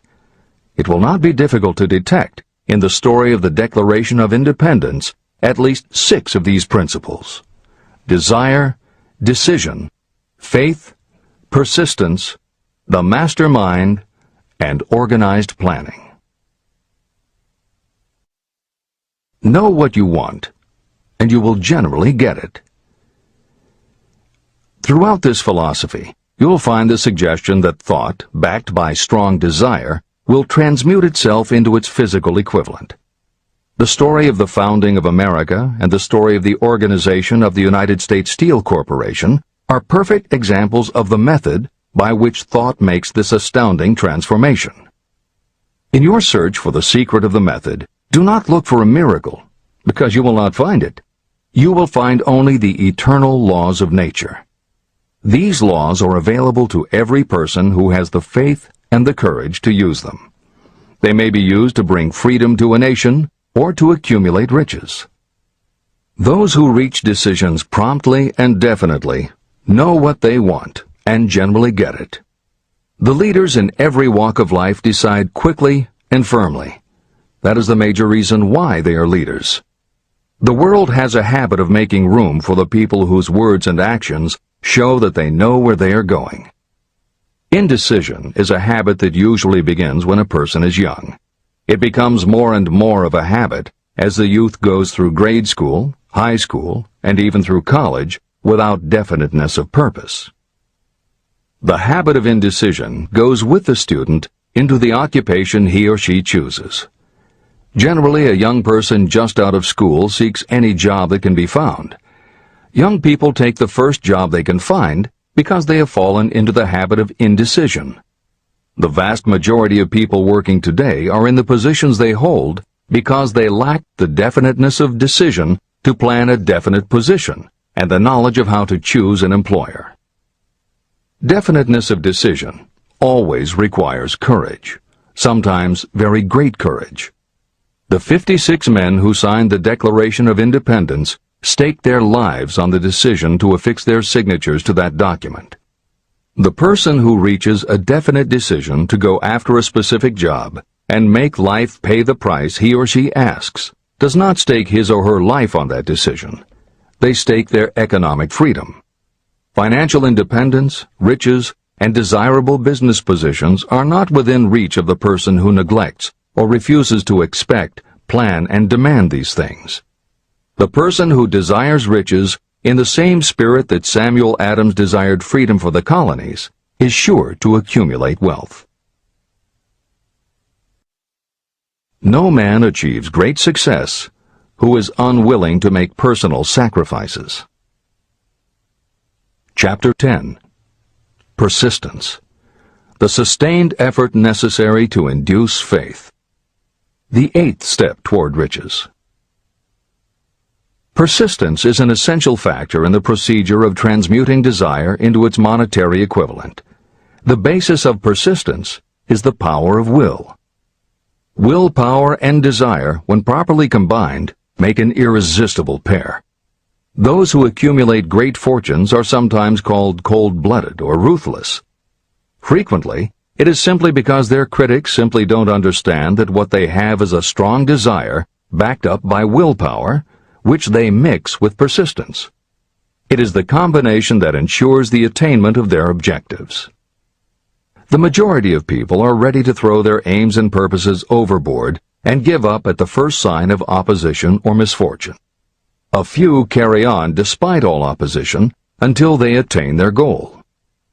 There may be no heroic connotation to the word persistence, but persistence does for your character what carbon does to iron. It hardens it to steel. The building of a fortune will involve the application of the entire 13 factors of this philosophy. These principles must be understood, and they must be applied with persistence by all who accumulate money. Your test of persistence. If you are reading this book with the intention of seriously applying the knowledge, the first test of your persistence will come when you begin to follow the 6 steps described in the 3rd chapter. Desire. Unless you are one of the few people who already have a definite goal and a definite plan for its attainment, you may read the instructions, but you will never actually apply them in your daily life. Lack of persistence is one of the major causes of failure. Moreover, my experience with thousands of people has proved that lack of persistence is a weakness common to the majority of people. However, it is a weakness that may be overcome by effort. The ease with which lack of persistence may be conquered will depend entirely upon the intensity of your desire. The starting point of all achievement is desire. Keep this constantly in mind. Weak desires bring weak results, just as a small amount of fire makes a small amount of heat. If you are lacking in persistence, this weakness may be remedied by building a stronger fire under your desires. Continue reading through to the end of this book. Then go back to Chapter 3 and start immediately to carry out the instructions for using the 6 steps. The eagerness with which you follow these instructions will indicate clearly how much or how little you really desire to accumulate money. If you find that you are indifferent, you may be sure that you have not yet acquired the money consciousness that you must possess before you can be sure of accumulating a fortune. Fortunes gravitate to those whose minds have been prepared to attract them, just as surely as water gravitates to the ocean. If you are weak in persistence, focus on the instructions in Chapter 11, Power of the Mastermind. Surround yourself with a mastermind group, and through the cooperation of the members of this group, you can develop persistence. You will find additional instructions for the development of persistence in Chapter 5, Autosuggestion, and in Chapter 13, The Subconscious Mind. Follow the instructions in these chapters until you build up habits that convey to your subconscious mind a clear picture of the object of your desire. From that point on, you will not be handicapped by lack of persistence. Your subconscious mind works continuously while you are awake and while you are asleep. Are you money conscious or poverty conscious? Occasional effort to apply the rules will be of no value to you. To get results, you must apply all of the rules until they become a fixed habit with you. In no other way can you develop the necessary money consciousness. Just as money is attracted to those who have deliberately set their mind on it, poverty is attracted to those whose mind is open to it.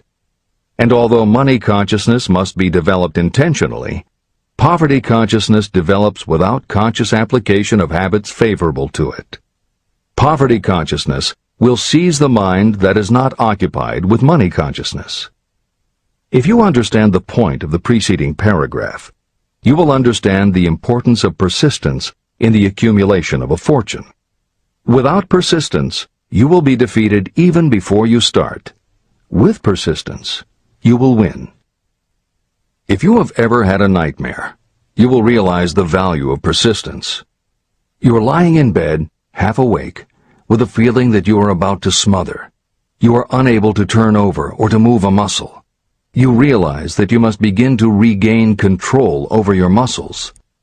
Through persistent effort of willpower, you finally manage to move the fingers of one hand.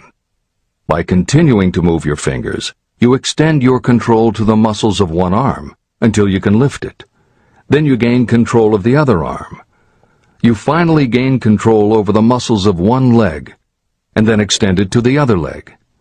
Then, with one supreme effort of will, you regain complete control over your muscular system and snap out of your nightmare. You did it step by step. You may find it necessary to snap yourself out of your mental inertia in a similar way. First, by moving slowly, then increasing your speed, until you gain complete control over your will. Be persistent, no matter how slowly you may have to move at first. With persistence will come success. Snap out of mental inertia. If you select your mastermind group with care, you will have in it at least one person who will aid you in the development of persistence. Some people who have accumulated great fortunes did so because of necessity. They developed the habit of persistence because circumstances forced them to become persistent. Those who have cultivated the habit of persistence seem to enjoy insurance against failure. No matter how many times they are defeated, they finally arrive up toward the top of the ladder. Sometimes it appears that there is a hidden guide whose duty is to test us through all sorts of discouraging experiences. Those who pick themselves up after defeat and keep on trying finally arrive, and the world says, "I knew you could do it." The hidden guide lets no one enjoy great achievement without passing the persistence test. Those who can't take it simply do not make the grade. Those who can take it are rewarded for their persistence, and in return they get the goal they are pursuing. But that is not all. They receive something infinitely more important than material compensation: the knowledge that every failure brings with it the seed of an equivalent advantage. Persist past your failures. The people who learn from experience the importance of persistence will not accept defeat as being anything more than temporary. They are the ones whose desires are so persistently applied that defeat is finally changed into victory. We see that an overwhelmingly large number of people go down in defeat, never to rise again. We also see the few who take the punishment of defeat as an urge to greater effort. But what we do not see, what most of us never suspect of existing, is the silent but irresistible power that comes to the rescue of those who fight on in the face of discouragement. If we speak of this power at all, we call it persistence and let it go at that. One thing is sure: if you do not have persistence, you will not achieve noteworthy success in any calling. As I'm writing these lines, I can look out the window and see, less than a block away, the great mysterious Broadway, the graveyard of dead hopes and the front porch of opportunity. From all over the world, people have come to Broadway seeking fame, fortune, power, love, or whatever it is that human beings call success. Once in a great while, someone steps out from the long procession of seekers, and the world hears that another person has conquered Broadway. But Broadway is not easily nor quickly conquered. Broadway acknowledges talent, recognizes genius, and pays off in money only after a person has refused to quit. The secret is always inseparably attached to one word: persistence. Editor's comments.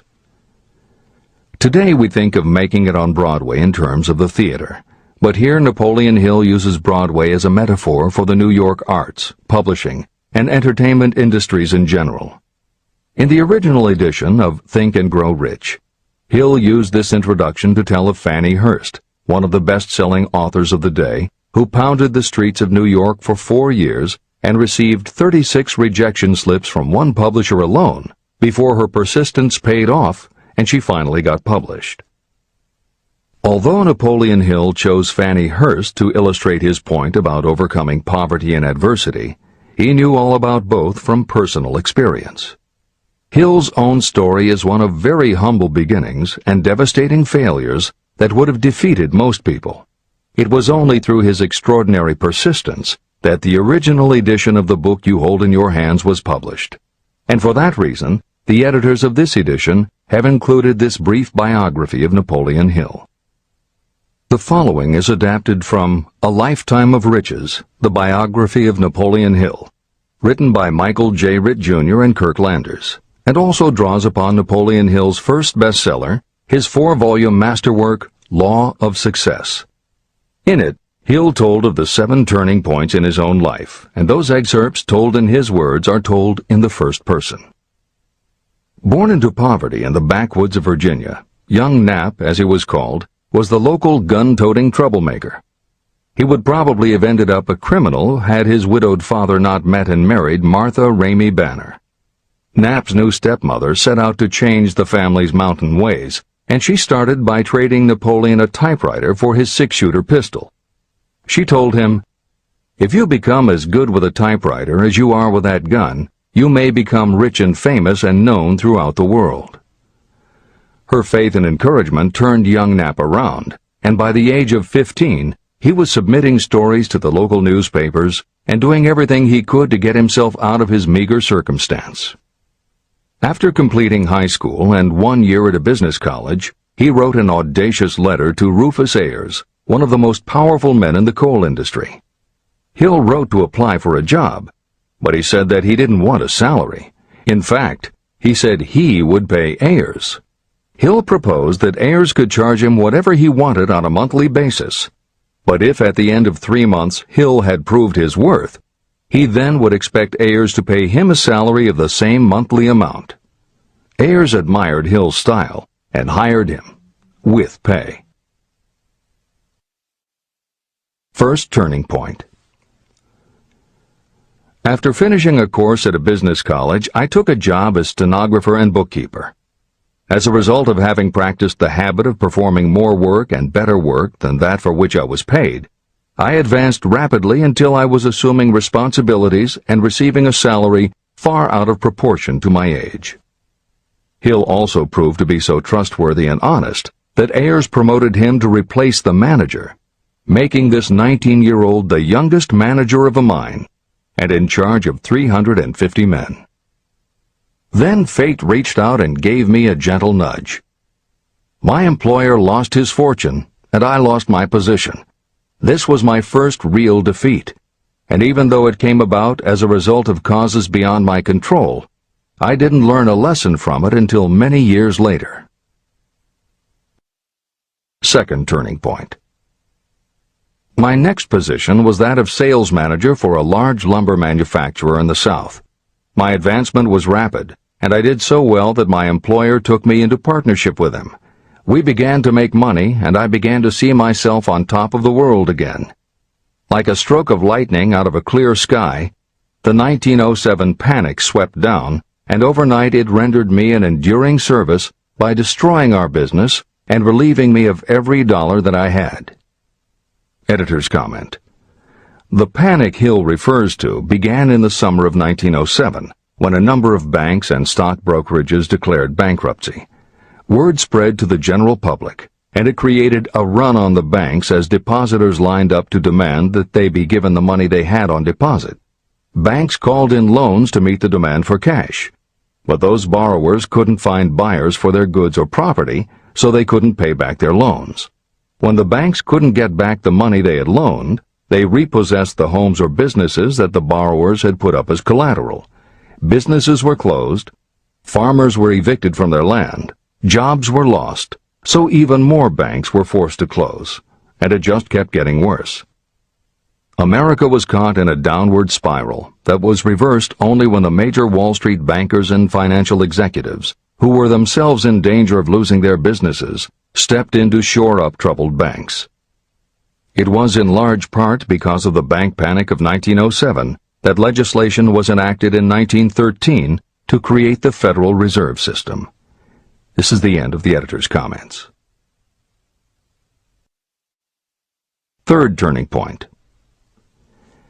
This was my first serious defeat. I mistook it then for failure, but it was not. And before I complete this lesson, I will tell you why it was not. It required the 1907 panic and the defeat that it brought me to redirect my efforts from the lumber business to the study of law. I entered law school with the firm belief that I would emerge doubly prepared to catch up with the end of the rainbow and claim my pot of gold. Napoleon Hill planned to put himself and his brother through law school by writing articles for Bob Taylor's magazine. It was through the magazine that he arranged the fateful meeting with Andrew Carnegie, described at the beginning of this book. As was noted there, when Carnegie proposed the idea of writing The Philosophy of Success, he told Hill that he would have to earn his own way. I attended law school at night and worked as an automobile salesman during the day. Because of the job, I saw the need for trained automobile mechanics. I opened an educational department in the manufacturing plant and began to train ordinary machinists in automobile assembly and repair work. The school prospered, paying me over $1,000 a month in net profits. My banker knew that I was prospering, therefore he loaned me money with which to expand. A peculiar trait of bankers is that they will loan us money without any hesitation when we are prosperous. My banker loaned me money until I was hopelessly in his debt. Then he took over my business as calmly as if it had belonged to him, which it did. From an income of more than $1,000 a month, I was suddenly reduced to poverty. For the third time, Hill had experienced defeat, but he was not beaten. He got another job, and all the while continued to work on the Carnegie Project. Fourth turning point, 1912. Because my wife's family had influence, I secured the appointment as assistant to the chief counsel for one of the largest coal companies in the world. I was among friends and relatives, and I had a position that I could keep for as long as I wished without exerting myself. What more did I need? Nothing, I was beginning to say to myself. Then, without consultation with my friends and without warning, I resigned. This was the first turning point that was of my own selection. It was not forced upon me. I quit that position because the work was too easy and I was performing it with too little effort. This move proved to be the next most important turning point of my life, although it was followed by 10 years of effort that brought almost every conceivable grief the human heart can experience. I selected Chicago as my new field of endeavor. I made up my mind that if I could gain recognition in Chicago, in any honorable sort of work, it would prove that I had something that might be developed into real ability. Fifth turning point. My first position in Chicago was that of advertising manager for a large correspondence school. I did so well that the president of the school induced me to resign my position and go into the candy manufacturing business with him. We organized the Betsy Ross Candy Company, and I became its first president. The business grew rapidly, and soon we had a chain of stores in 18 different cities. They did so well, in fact, Hill's partners decided they wanted to take over the business. They had Hill arrested on a false charge, and then offered to withdraw the charge if he would turn over to them his interest in the business. Outraged at the suggestion, Hill refused. When the case went to court, his partners failed to appear for the hearing. Hill sued them for malicious damage to his character. The judge's ruling completely vindicated Hill and allowed him the option to have his partners thrown in jail. Being arrested seemed at the time a terrible disgrace, even though the charge was false. It was not a pleasant experience, and I would not wish to go through a similar experience again, but I must admit that it was worth all the grief it cost me, because it gave me the opportunity to find out that revenge was not a part of my makeup. Sixth turning point. This turning point came shortly after my dreams of success in the candy business had been shattered, when I turned my efforts to teaching advertising and salesmanship as a department of one of the colleges in the Midwest. My school prospered from the very beginning. I had a resident class and also a correspondence school through which I was teaching students in nearly every English-speaking country. It was 1917, and in April of that year, President Woodrow Wilson declared the United States would enter the war against Germany. Hill contacted the president, who he had previously met through Andrew Carnegie, and offered his services to help the war effort. Hill was given the position of creating public relations materials and helping to sell war bonds. When not operating his school, he threw himself into his war work, for which he insisted that he be paid only $1 a year. Then came the second military draft, and it practically destroyed my school, as it caught most of those who were enrolled as students. At one stroke, I charged off more than $75,000 in tuition fees. Once more, I was penniless. Despite the fact that Hill had to scrape just to get by, he continued to work for President Wilson and continued to refuse to take any compensation. Though Hill had a family to support, and the ridicule of his relatives put a tremendous strain on relations, he also continued to work on the Carnegie Project.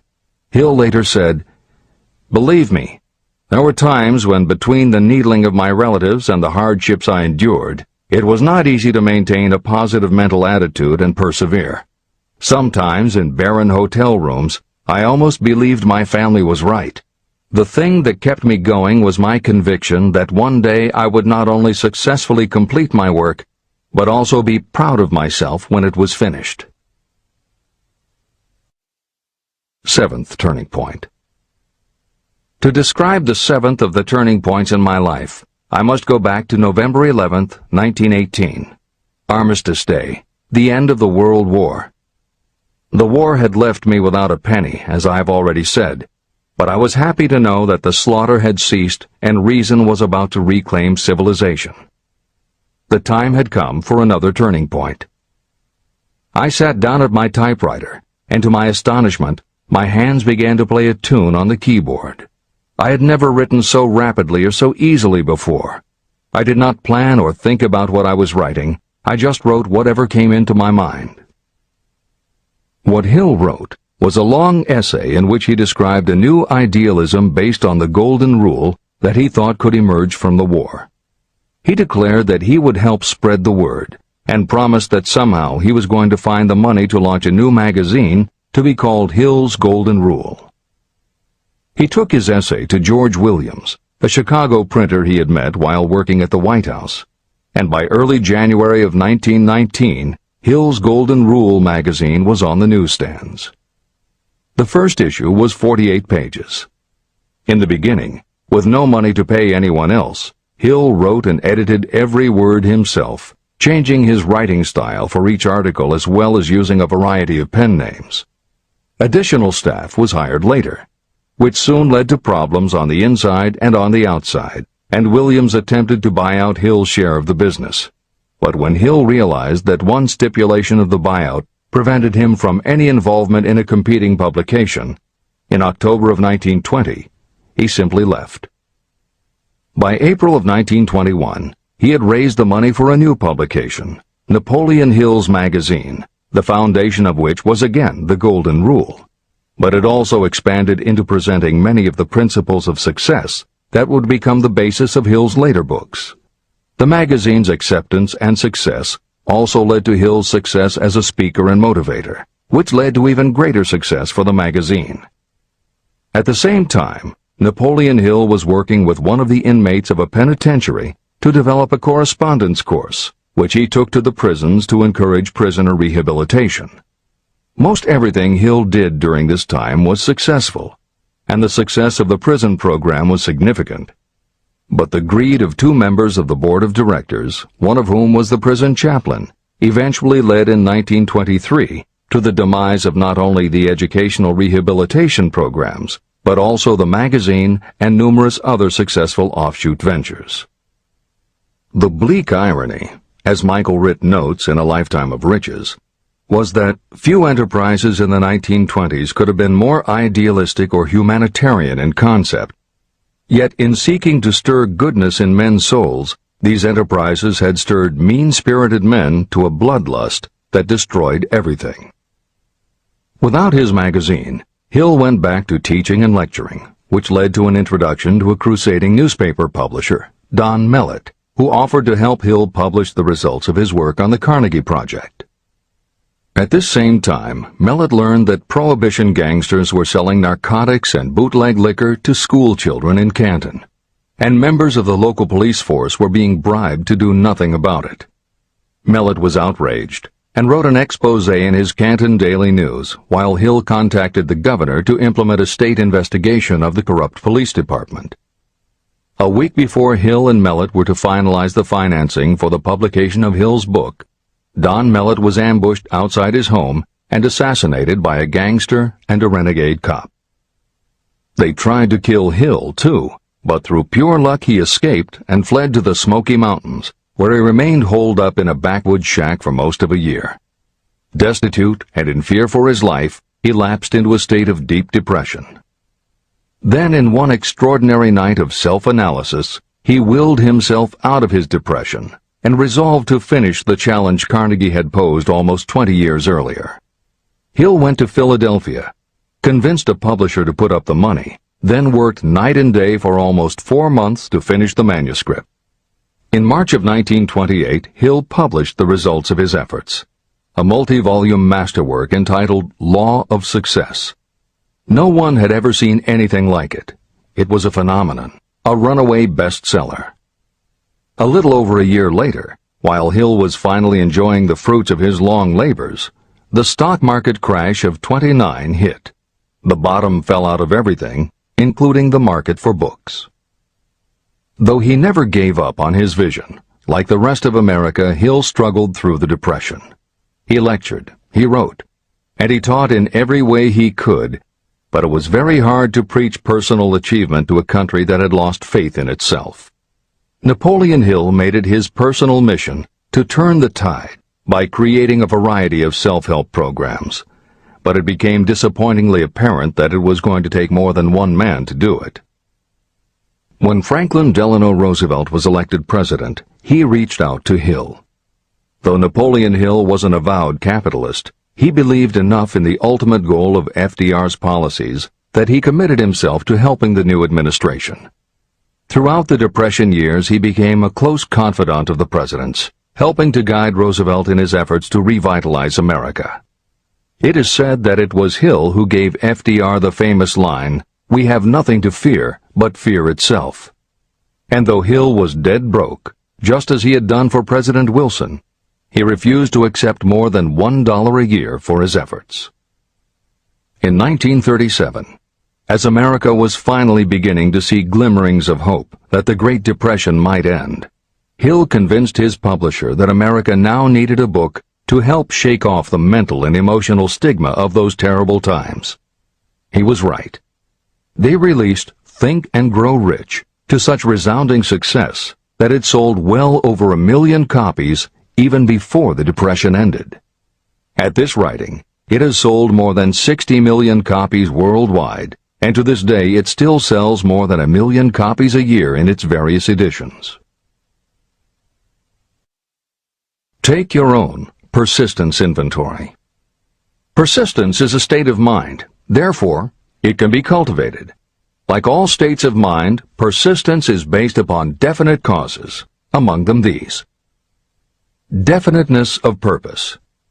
Knowing what you want is the first and most important step toward the development of persistence. A strong motive will force you to surmount difficulties. Desire.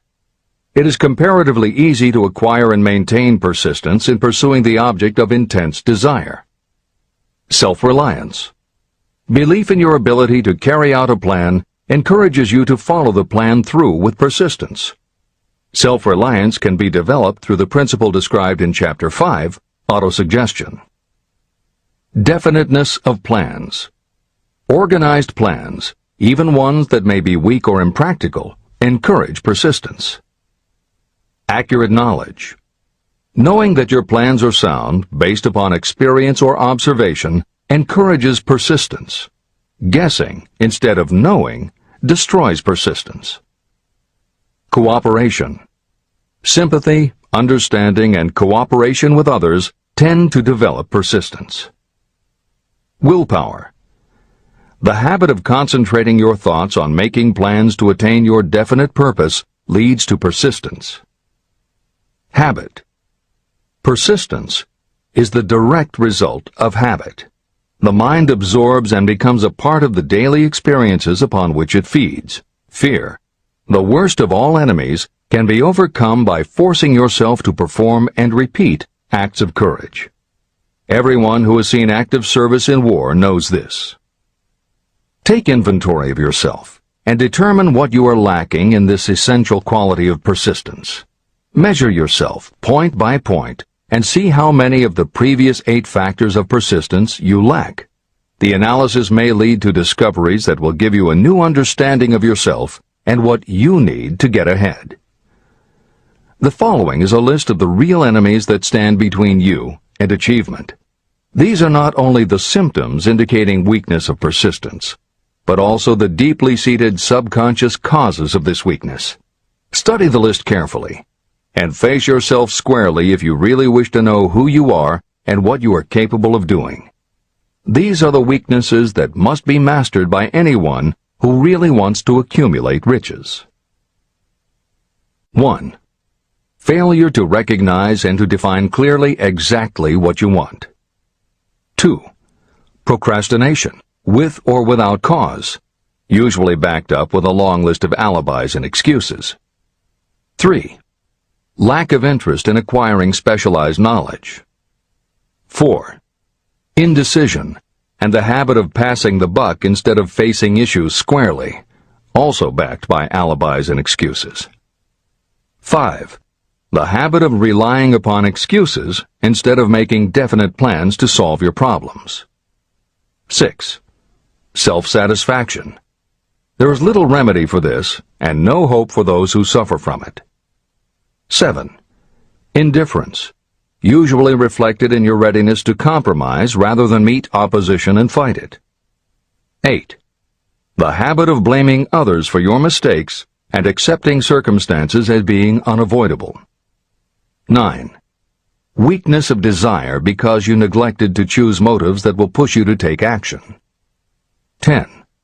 Willingness to quit at the first sign of defeat, based upon one or more of the 6 basic fears. 11. Lack of organized plans that you have written out so they can be analyzed. 12. The habit of neglecting to act on ideas or to grasp opportunity when it presents itself. 13. Wishing instead of willing. 14. The habit of compromising with poverty instead of aiming at riches.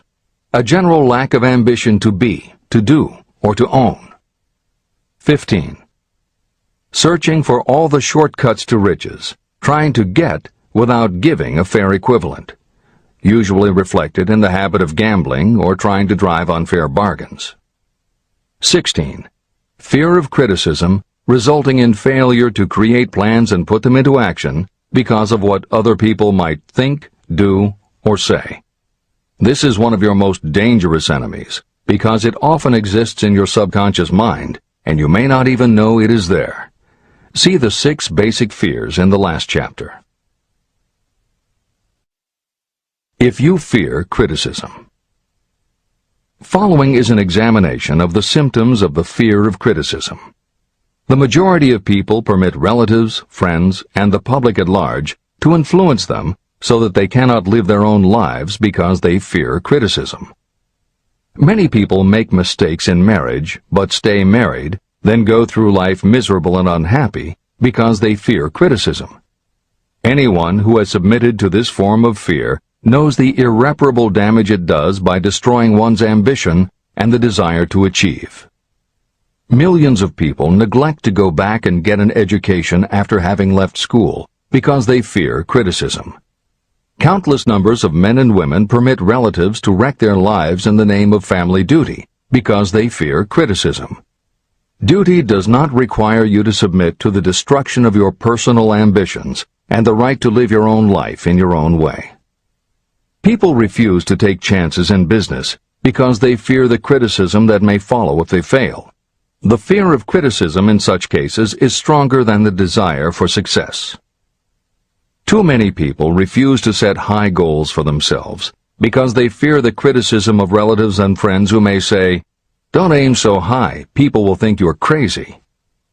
When Andrew Carnegie suggested that I devote 20 years to the organization of a philosophy of individual achievement, my first impulse was fear of what people might say. His suggestion was far greater than anything I had ever conceived for myself. My first instinct was to create excuses, all of them traceable to the fear of criticism. Something inside of me said, "You can't do it. The job is too big and requires too much time. What will your relatives think of you? How will you earn a living? No one has ever organized a philosophy of success. What right have you to believe you can do it? Who are you anyway to aim so high? Remember your humble birth. What do you know about philosophy? People will think you are crazy, and they did. Why hasn't some other person done this before now? These and many other questions flashed into my mind. It seemed as if the whole world had suddenly turned its attention to me with the purpose of ridiculing me into giving up all desire to carry out Mr. Carnegie's suggestion. Later in life, after having analyzed thousands of people, I discovered that most ideas are stillborn. To grow, ideas need the breath of life injected into them through definite plans of immediate action. The time to nurse an idea is at the time of its birth. Every minute it lives gives it a better chance of surviving. The fear of criticism is what kills most ideas that never reach the planning and action stage. Breaks can be made to order. Many people believe that success is the result of lucky breaks. There may be something to that, but if you depend upon luck, you will almost surely be disappointed. The only break anyone can afford to rely on is a self-made break. These come through the application of persistence. The starting point is definiteness of purpose. Editor's comments. In 1999, Mark Myers, editor of one of the country's most influential self-help newsletters, Bottom Line Personal, wrote a book entitled How to Make Luck: 7 Secrets Lucky People Use to Succeed. In it, he tells of a study that was done by the psychology department at the University of Hertfordshire near London. They assembled a group of people, half of whom either thought themselves lucky or were considered to be lucky by others. The other half of the group believed they were unlucky. They were all brought to campus to watch a computerized random coin toss. Each person watched as a cartoon elf came on screen and flipped a coin. Each was asked to call heads or tails. The results of the experiment proved that the unlucky group guessed right approximately the same number of times as the lucky group. In follow-up interviews, the researchers concluded that the only difference between so-called lucky and unlucky people was that the lucky people tended to remember the good things that had happened in their lives, and those that thought they were unlucky tended to dwell on the bad things. The scientific fact is that luck, in terms of calling a coin toss, spinning a wheel, or turning a card, is completely random, and there's nothing we can do about it. All we can control is what we say and do. Everything else that happens to us depends upon the actions of others and the random world in which we live.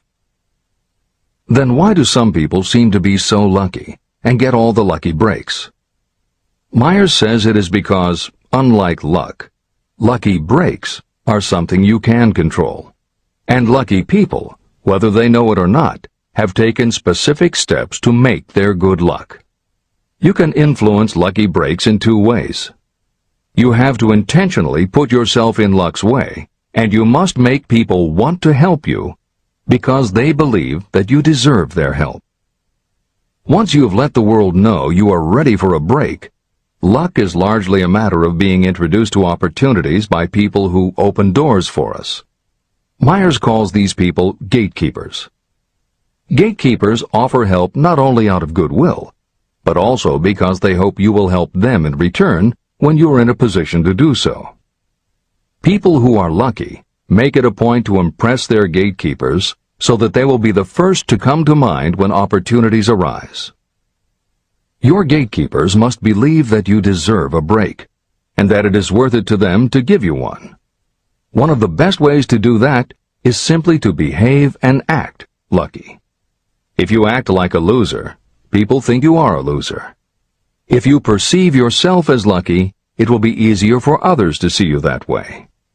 And if you are believed to be a lucky person, your chances of receiving lucky opportunities will increase, partly because others hope some of your luck will rub off on them. This is the biggest secret lucky people know. They know that when they seem lucky, more people want to help them. There are people waiting to make a difference in your life if you show them you are willing to make an effort and that you are enthusiastic. Mark Myers' book is devoted to explaining ways to do that. As Hill says, the only lucky break anyone can afford to rely upon is a self-made break. These come through the application of persistence. The starting point is definiteness of purpose. This is the end of the editor's comments. If you stop the first 100 people you meet on the street and ask them what they want most in life, 98 of them would not be able to tell you. If you press them for an answer, some will say security, many will say money, a few will say happiness, and others will say fame and power. Some might tell you they want social recognition, ease in living, the ability to sing, dance, or write. But none of them will be able to give you the slightest indication of a plan by which they hope to attain these vaguely expressed wishes. Riches do not respond to wishes. They respond only to definite plans, backed by definite desires through constant persistence. How to develop persistence. There are 4 simple steps that lead to the habit of persistence. They call for no great amount of intelligence, no particular amount of education, and little time or effort. These necessary steps are: 1. A definite purpose, backed by a burning desire for its fulfillment. 2. A definite plan, expressed in continuous action. 3. A mind closed tightly against all negative and discouraging influences, including negative suggestions of relatives, friends, and acquaintances. 4. A friendly alliance with one or more persons who will encourage you to follow through with both plan and purpose. These 4 steps are essential for success in all walks of life. An important purpose of the 13 principles of this philosophy is to enable you to take those 4 steps as a matter of habit. They are steps by which you may control your economic destiny. They are steps that lead to freedom and independence of thought. They are steps that lead to riches, in small or great quantities. They are steps that lead the way to power, fame, and worldly recognition. They are 4 steps that guarantee favorable breaks. They are steps that convert dreams into physical realities. They are steps that lead also to the mastery of fear, discouragement, indifference. There is a magnificent reward for anyone who learns to take these 4 steps. It is the privilege of writing your own ticket and of making life yield whatever price is asked. How to master difficulties. What mystical power gives people of persistence the capacity to master difficulties?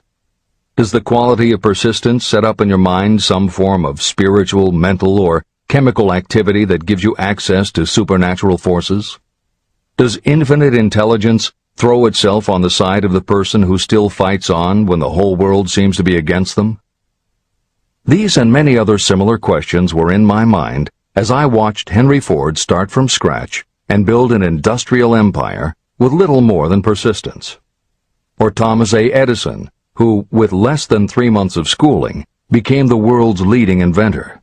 He turned his persistence into sound recording and playback machines, motion picture cameras and projectors, and the incandescent light, to say nothing of 100 other useful inventions. I had the opportunity to analyze both Mr. Edison and Mr. Ford up close and personal, year by year, over a long period of time. So I speak from actual knowledge when I say that I found no quality except persistence in either of them that even remotely suggested the major source of their stupendous achievements. If you make an impartial study of the prophets, philosophers, and religious leaders of the past, you will come to the inevitable conclusion that persistence, concentration of effort, and definiteness of purpose were the major sources of their achievements. Power is essential for success in the accumulation of money. Plans are useless without sufficient power to turn them into action. This chapter will describe the method by which an individual may attain and apply power.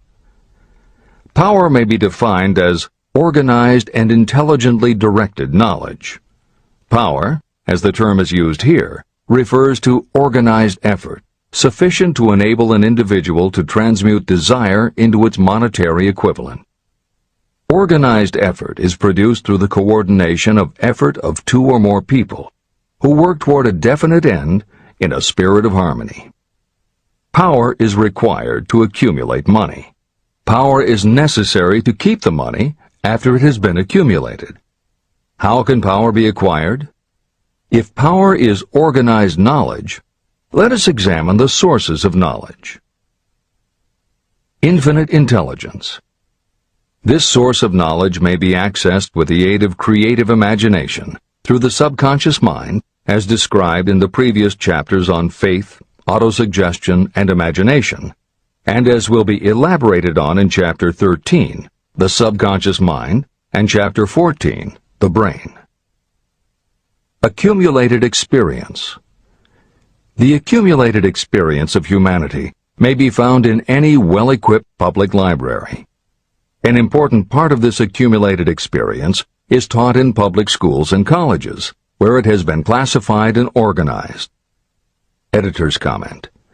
The computer revolution and the Internet have had a profound effect upon the quantity of information available and on the ease of access and ability to organize that information. This is the end of the editor's comment. Experiment and research.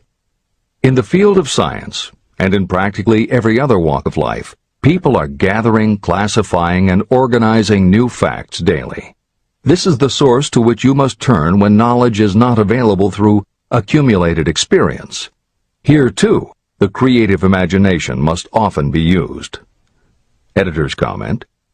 Today, because of the computer revolution and the Internet, publishing and dissemination of information happens so quickly that there is almost no lag time between experiment or research and the integration of those results into available knowledge. This is the end of the editor's comment. Knowledge may be acquired from any of the foregoing sources. It may be converted into power by organizing it into definite plans and by putting those plans into action. If you examine the three sources of knowledge, you will see how difficult it would be if you had to depend upon just your own efforts to assemble all the knowledge you need and turn it into definite plans of action. If your plans are big and comprehensive, generally you will have to get others to cooperate with you if you are going to organize your knowledge so that you can turn your plans into power. Gaining power through the mastermind. The mastermind may be defined as coordination of knowledge and effort in a spirit of harmony between two or more people for the attainment of a definite purpose.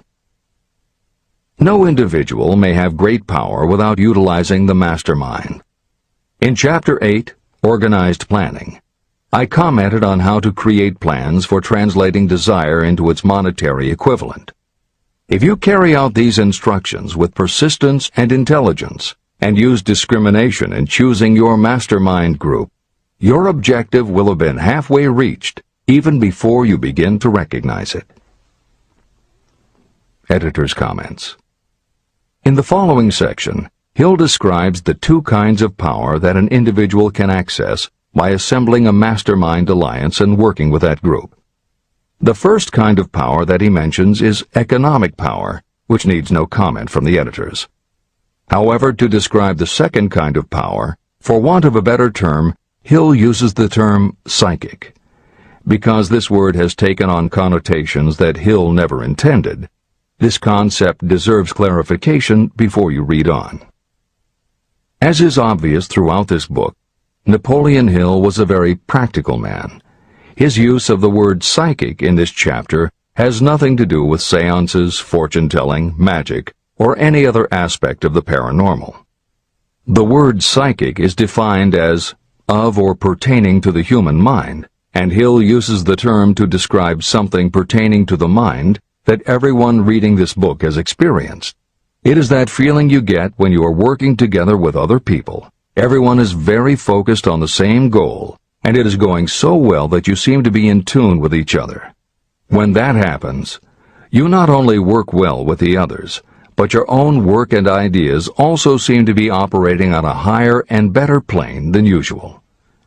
This is the end of the editor's comments. So you may better understand the potential power available to you through a properly chosen mastermind group, I will explain the two characteristics of the mastermind principle. One kind of power is economic, and the other psychic. Economic power. The economic feature is obvious. Economic advantages may be created by any person who surrounds himself with the advice, counsel, and personal cooperation of a group of people who are willing to lend him or her wholehearted aid in a spirit of perfect harmony. This form of cooperative alliance has been the basis of nearly every great fortune. Your understanding of this great truth may definitely determine your financial status.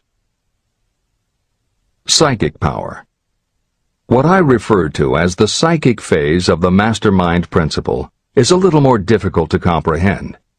You'll get a better sense of the meaning from this statement.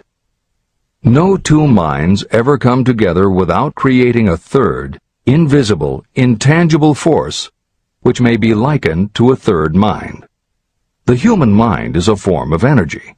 When the minds of two people are coordinated in a spirit of harmony, the energy of each mind seems to pick up on the energy of the other mind, which constitutes the psychic phase of the mastermind. The mastermind principle, or rather the economic feature of it, was first called to my attention by Andrew Carnegie. Discovery of this principle was responsible for the choice of my life's work. Mr. Carnegie's mastermind group consisted of a staff of approximately 50 people with whom he surrounded himself for the purpose of manufacturing and marketing steel. He knew little of the technical side of the steel business. His strength was his ability to get others to work together in perfect harmony toward achieving a common goal. Carnegie attributed his entire fortune to the power he accumulated through this mastermind alliance. If you analyze the record of anyone who has accumulated a great fortune, and many of those who have accumulated modest fortunes, you will find that they have either consciously or unconsciously employed the mastermind principle. Great power can be accumulated through no other principle. How to multiply your brain power. The human brain may be compared to an electric battery.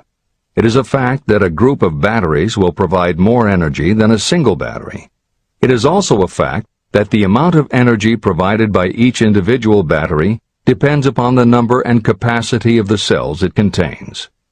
The brain functions in a similar fashion. Some brains are more efficient than others. A group of brains coordinated or connected in a spirit of harmony will provide more thought energy than a single brain, just as a group of electric batteries will provide more energy than a single battery. Through this metaphor, you can see that the mastermind principle holds the secret of the power wielded by those who surround themselves with others of great brain power. The following will further define the so-called psychic phase of the mastermind principle.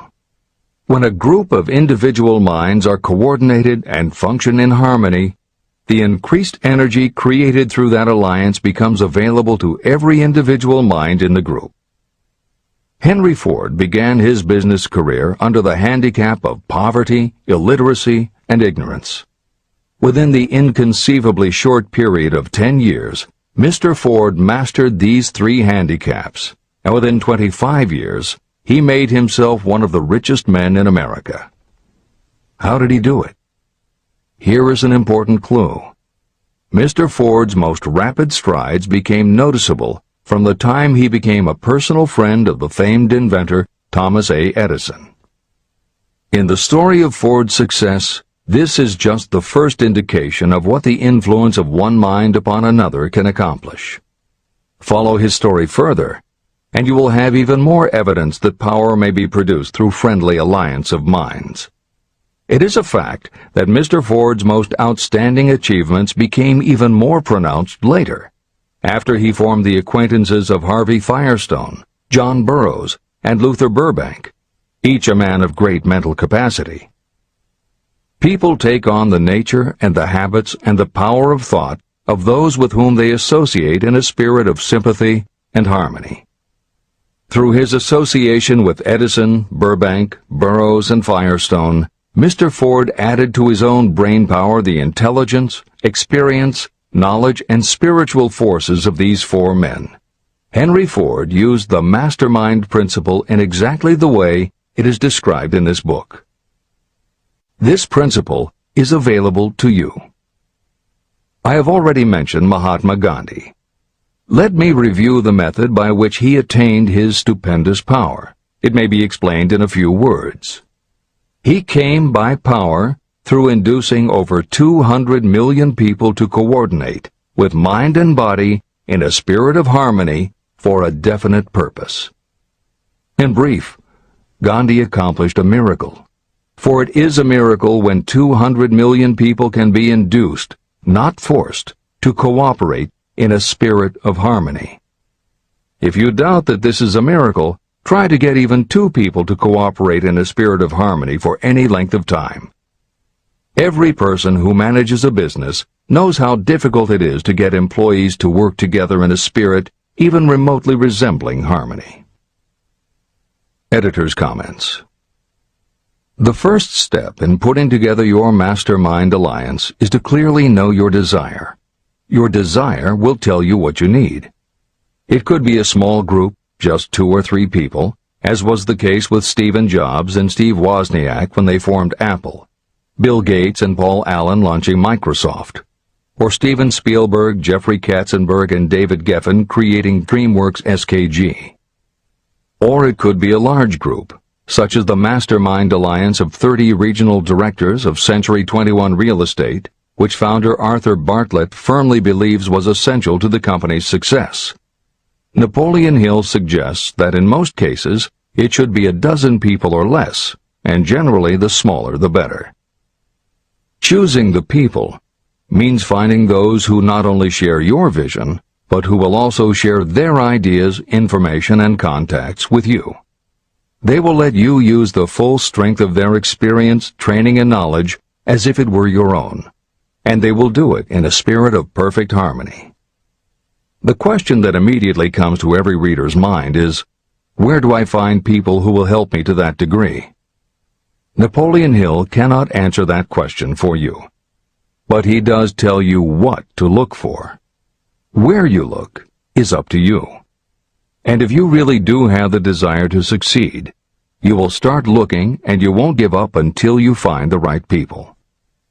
Napoleon Hill's description of the mastermind that appears below is augmented with additional material from articles and speeches he wrote after the publication of Think and Grow Rich. These were compiled for publication by Hill's friend, mentor, and business associate, W. Clement Stone, and appear in 2 books, Napoleon Hill's Keys to Success and Believe and Achieve. This is the end of the editor's comments. Finding your mastermind members. Ally yourself with a group of as many people as you may need in order to assemble a mastermind that will assist you in creating and carrying out your plan or plans for the accumulation of money. Compliance with this instruction is absolutely essential. Choose to associate with people who share common values, goals, and interests, yet who each have a strong desire to contribute to the overall effort. Trial and error will be part of the process, but there are 2 qualities to keep foremost in your mind. The first is ability to do the job.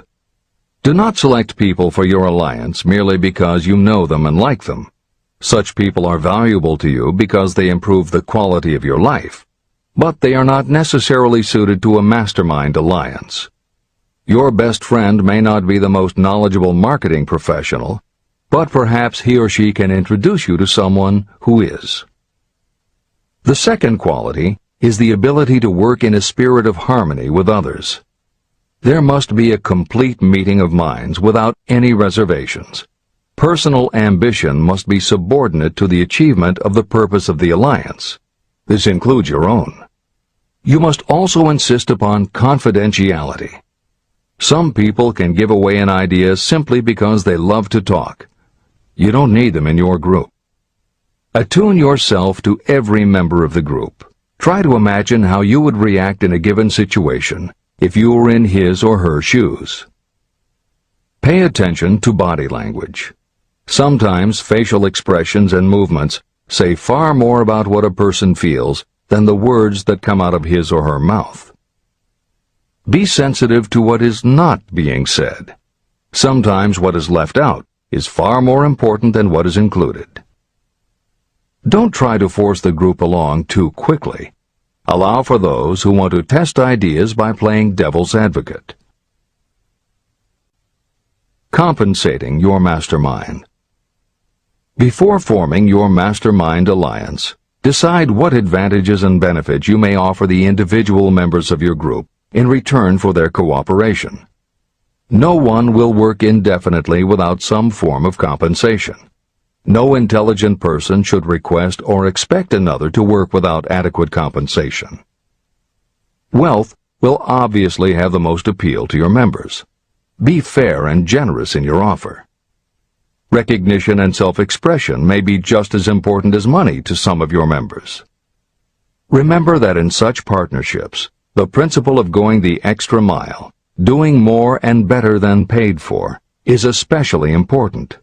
As the leader, you should set an example for the others to follow. Each member must agree at the outset on the contribution each will make, and on the division of benefits and profits. Otherwise, be assured that dissension will arise, you will have wasted everyone's time, you will ruin friendships, and your venture will be destroyed. Meeting with your mastermind. Arrange to meet with the members of your mastermind group at least twice a week, and more often if possible, until you have jointly perfected the necessary plan or plans for the accumulation of money. The first meeting will be involved in sorting out strengths and weaknesses, and in fine-tuning your plans. Your alliance must be active to do any good. Establish specific responsibilities and action steps to be taken. As your mastermind matures and harmony grows among the members, you will find that the meetings create a flow of ideas into every member's mind. Don't let the meetings become so regular and formalized that they inhibit phone calls and other less formal contact. Mastermind maintenance. Maintain perfect harmony between yourself and every member of your mastermind group. If you fail to carry out this instruction to the letter, you may expect to meet with failure.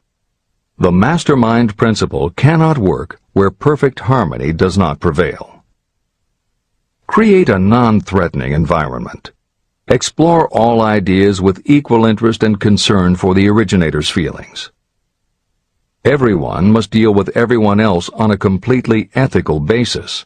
No member should seek unfair advantage at the expense of others. As the leader, you must inspire confidence in your members by your dedication to your desire, which is the object of the group.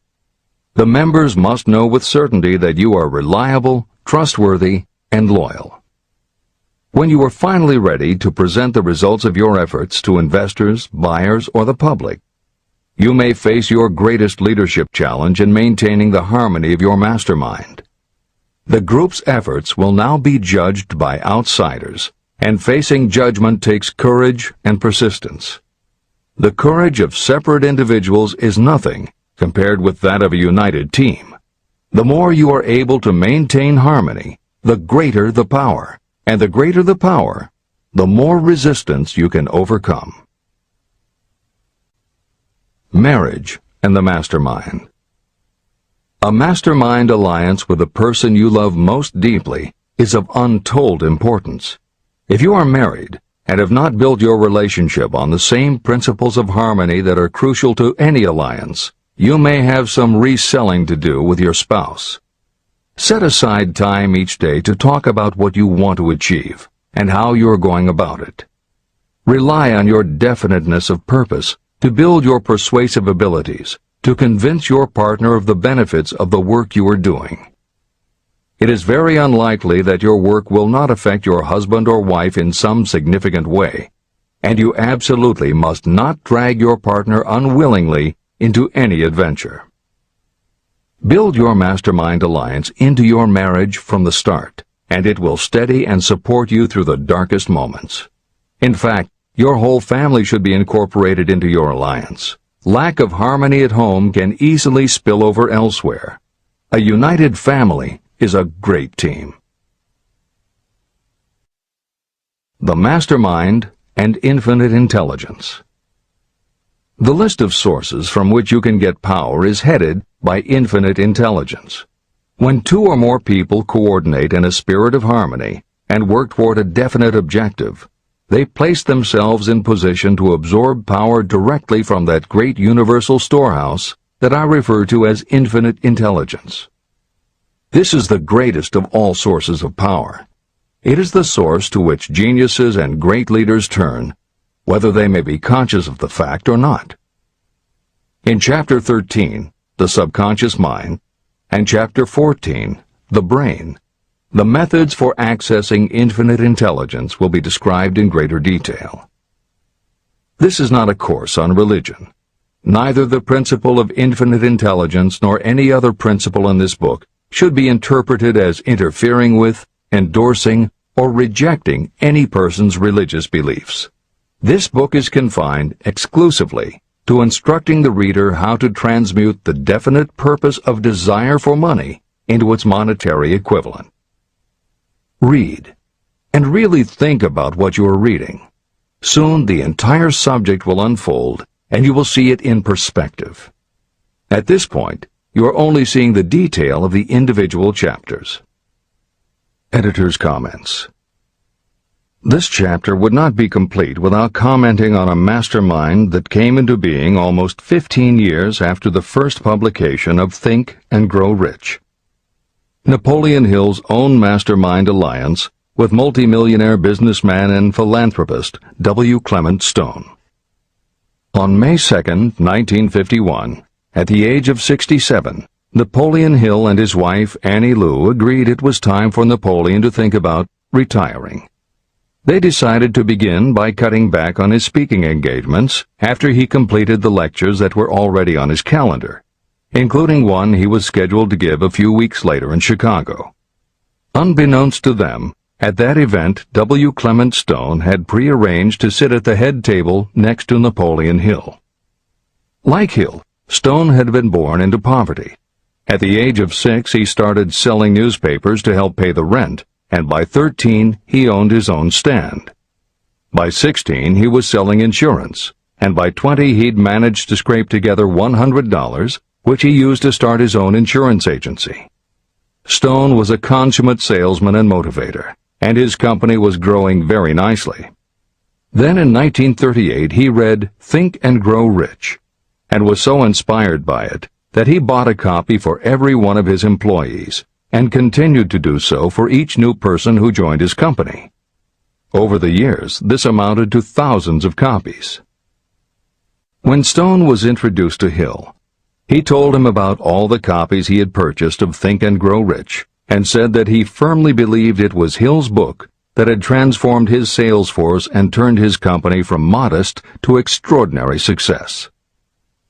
Napoleon Hill and W. Clement Stone found that they were in such complete accord that by the end of their first meeting, Hill had decided to postpone his retirement and join with Stone in a venture dedicated to creating a better world for this and future generations.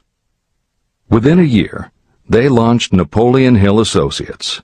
They published new books by Hill, including How to Raise Your Own Salary and The Master Key to Riches. They reissued Hill's earlier bestsellers, and they co-authored a new bestseller, Success Through a Positive Mental Attitude. They also launched Success Unlimited magazine, created PMA Science of Success home study courses, made television programs, radio shows, a documentary film entitled A New Sound in Paris, which showed the amazing changes that happened when the entire town of Paris, Missouri, adopted the Napoleon Hill philosophy. And they both crisscrossed America speaking, teaching, giving interviews, and spreading the philosophy to as many people as possible. In addition to his work with Napoleon Hill Associates, Hill also consulted to W. Clement Stone's company, Combined Insurance Company of America. Hill designed and implemented a new training program for the sales force, which was so successful he astounded the business world by helping Stone grow his company from $30 million in assets to $100 million in less than 10 years. When W. Clement Stone passed away in 2002, His company, now known as Aon Corporation, had revenues of $2 billion a year. W. Clement Stone had personally given more than $275 million to various charitable and philanthropic organizations. There has perhaps never been a greater example of coordination of knowledge and effort in a spirit of harmony between two or more people for the attainment of a definite purpose. The sheer volume of work and scope of influence achieved in a 10-year period by Napoleon Hill and W. Clement Stone leaves little question as to the power and importance of a mastermind alliance. This is the end of the editor's comments. The power of positive emotions. Money is shy and elusive. It must be wooed and won by methods not unlike those used by a determined lover. And the power you use in the wooing of money is not greatly different from what you use to attract the one you love. It is the power of positive emotion.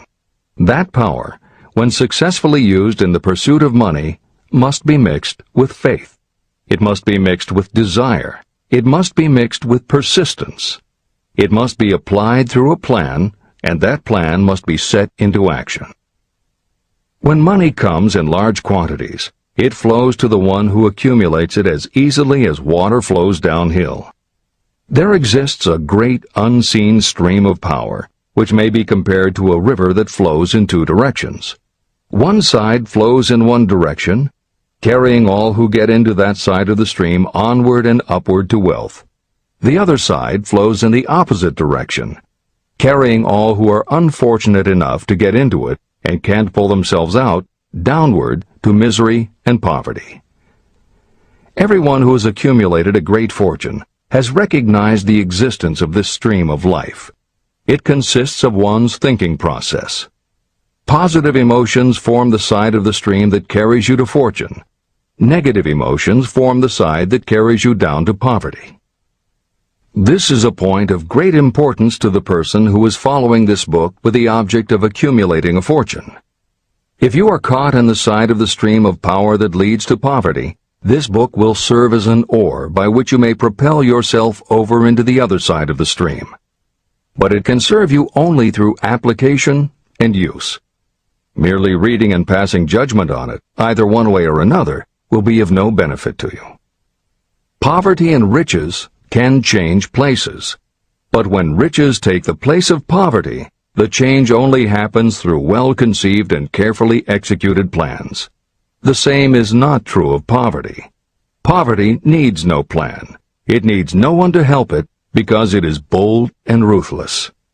Riches are shy and timid. They have to be attracted. More gold has been mined from the thoughts of men than has ever been taken from the earth. Chapter 12. Sexuality, Charisma, and Creativity. The 10th step toward riches. Editor's comments. What motivates human beings is the subject of continuing scientific research and philosophical debate. There is general agreement that the prime motivators are the basic human needs for food and water, shelter and clothing, and safety. Beyond these basic life-sustaining needs, however, there are other factors that motivate people to action. It is the definition of the other factors and their order of importance that continues to be open to interpretation. Perhaps the most widely known theory is psychologist Abraham Maslow's hierarchy of human needs, which lists 8 levels of motivational forces, starting with the basic physiological and safety needs, then ascends through belonging and love, esteem, understanding, aesthetics, self-actualization, and transcendence.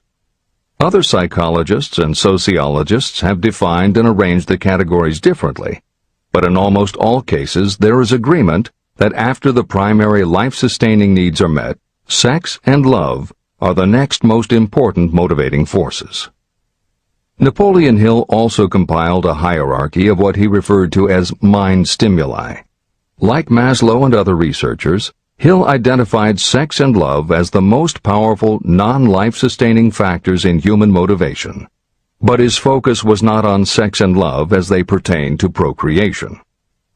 Hill was intrigued by the theory that if sex and love are such powerful forces in driving humans to action, there might be a correlation to outstanding achievement or material success. And if such a relationship exists, can the motivating force be intentionally channeled to this purpose? In the original edition of the following chapter, Hill used terms such as sex emotion and sex energy in his analysis of these motivating forces as they relate to attitude and personality. In this context, the use of the word sex was not meant to have the physical connotation that it often has today. Today, these concepts would be conveyed by words such as sexuality, passion, or charisma. In this edition, where appropriate, the editors have opted for the modern usage of these and similar terms. This is the end of the editor's comments. Charisma. The world is ruled, and the destiny of civilization is established by the human emotions. People are influenced more by feelings than by reason. Your creativity is set into action entirely by emotions, and not by cold reason. The human mind responds to stimuli, through which it may be keyed up in such a way that it takes on characteristics such as enthusiasm, creative imagination, and intense desire.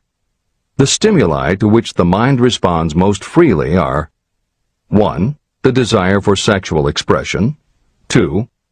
Love, 3. A burning desire for fame, power, or financial gain, money, 4. Music, 5. Close friendship and/or admiration, 6. A mastermind alliance based upon the harmony of two or more people who ally themselves for advancement, 7. Mutual suffering, such as that experienced by people who are persecuted, 8. Autosuggestion, 9. Fear, 10. Alcohol and drugs. The desire for sexual expression comes at the head of the list of stimuli that step up the mind and start the wheels of physical action. The emotions associated with a human sexual drive bring into being a state of mind. When motivated by this desire, people often show courage, willpower, persistence, imagination, and creative ability that they don't normally have. So strong and impelling is the desire for sexual expression that people freely run the risk of life and reputation because of it. A river may be dammed and its water controlled for a time, but eventually it will force an outlet. The same is true of the emotions related to sexual expression. It may be submerged and controlled for a time, but its very nature causes it to be ever-seeking means of expression. The desire for sexual expression is inborn and natural. The desire cannot and should not be submerged or eliminated, but it can be given other outlets that enrich the body, mind, and spirit. When harnessed and redirected, this motivating force has been used as a powerful creative force in literature, art, and other pursuits, including the accumulation of riches. A teacher who has trained more than 30,000 salespeople came to the conclusion that individuals who are most confident sexually are the most efficient salespeople. The explanation is that the factor of personality known as personal magnetism is a manifestation of sexual energy. Editor's comments. There have been numerous psychological and sociological studies about the relationship between sexuality and success that tend to support Hill's observation. Because physical characteristics are the most quantifiable aspects of sexuality, most research studies focus on gender, attractiveness, body size, and age, and they measure indicators such as first impressions, expectation of performance, perception of performance, and social interaction. These studies generally conclude that when comparing individuals of equal competence, for men, the perception is that taller men will do better than short, a full head of hair will outperform balding, handsome or virile will beat out plain or older. For women, the results are comparable. The perception is that attractive performs better than plain, slim or shapely scores higher than overweight, younger is expected to be superior to older. These observations about physical sexuality may seem obvious, but they lead to a conclusion that is very significant. Obviously, not all people who succeed are tall and virile or attractive and shapely. It is also a fact that the success of those who are short, balding, plump, or plain isn't always due to superior skill or luck. Clearly, there is another kind of attractiveness that often supersedes physical appeal. This other kind of attractiveness is connected to human sexuality, but it is not what would usually be referred to as sexy. People who have this quality are often said to have chemistry, personality, charm, or appeal. Hill called this kind of attraction personal magnetism.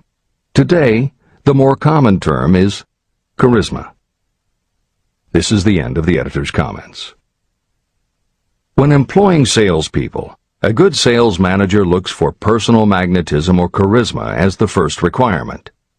People who lack this kind of sexual energy will never become enthusiastic, nor inspire others with enthusiasm. And enthusiasm is one of the most important requisites in salesmanship, no matter what you're selling. The public speaker, preacher, lawyer, or salesperson who is lacking in charisma is a flop as far as being able to influence others is concerned. That, plus the fact that most people are influenced through an appeal to their emotions, should easily convince you of the importance of charisma as a part of the salesperson's ability. Master salespeople attain mastery in selling because they either consciously or unconsciously transmute charisma, sexual energy, into sales enthusiasm. That statement explains the actual, practical meaning of sexual transmutation. The meaning of the word transmute is, in simple language, the changing or transferring of one element or form of energy into another. The transmutation of sexual energy means switching the mind from thoughts of physical expression to thoughts of some other nature. Salespeople who know how to turn on charisma have acquired the art of sexual transmutation, whether they know it or not. The majority of salespeople who transmute their sexual energy do so without being aware of what they are doing or how they are doing it. You can cultivate and develop this quality in your dealings with others. Through cultivation and understanding, this vital motivating force may be drawn upon and used to great advantage in relationships between people. This energy may be communicated to others in the following ways. The handshake. The touch of the hand indicates instantly the presence of charisma or the lack of it. The tone of voice.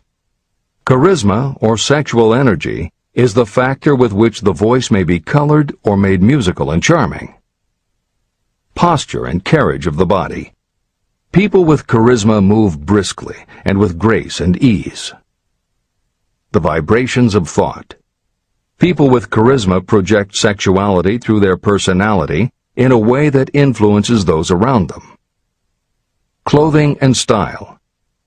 People who are charismatic are usually very careful about their personal appearance. They usually select clothing of a style becoming to their personality, physique, complexion, etc. Editor's comments. Having established a link between sexuality and success in the form of charisma, in the following section, Napoleon Hill explores how sexuality might also be a motivating factor in success by enhancing creativity. To illustrate the connection, Hill draws upon the biographies of historical figures who exhibited both charisma and exceptional creativity. In the time since Hill conducted his research, many women have risen to positions of power and influence. Their accomplishments have been well documented and are readily available in bookstores and libraries. However, when Hill was assembling his data, the majority of historical biographies available were about successful men. Further, the successful industrialists and political leaders he had personally studied during the previous 30 years were also men. Because of this limitation, Hill does not theorize about the role men might play in motivating the success of women. This issue is addressed in a later editorial comment. This is the end of the editor's comments. Creativity. It seemed quite significant to me when I made the discovery that practically every great leader I had the privilege of analyzing was a man whose achievements were largely inspired by a woman. In most instances, the woman was a wife, of whom the public had heard little or nothing. In a few of the cases I studied, the source of inspiration was the other woman. The pages of history are filled with the records of great men whose achievements may be traced directly to the influence of women who aroused the creative faculties of their minds. Napoleon Bonaparte was one of these. When inspired by his first wife, Josephine, he was irresistible and invincible. When his better judgment or reasoning faculty prompted him to put Josephine aside, he began to decline. His defeat and exile to St. Helena were not far distant. Abraham Lincoln was a notable example of a great leader who achieved his greatness through the discovery and use of his faculty of creative imagination. It is noted in practically every book written about Lincoln that he discovered and began to use this faculty as the result of the love that he experienced when he met Anne Rutledge. This is more than an interesting historical fact. It is of significance in connection with the role sexuality plays in the study of the source of genius.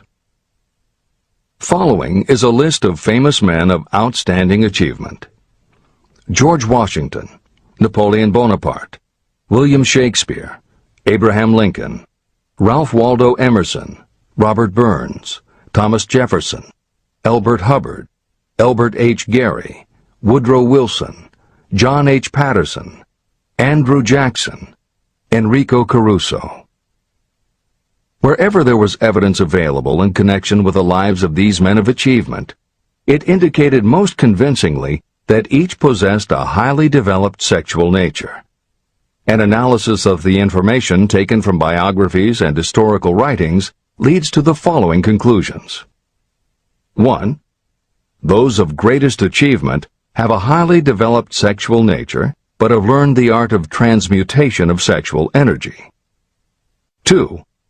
Those who have accumulated great fortunes and achieved outstanding recognition in literature, art, industry, architecture, and the professions were motivated by the influence of a mate or lover.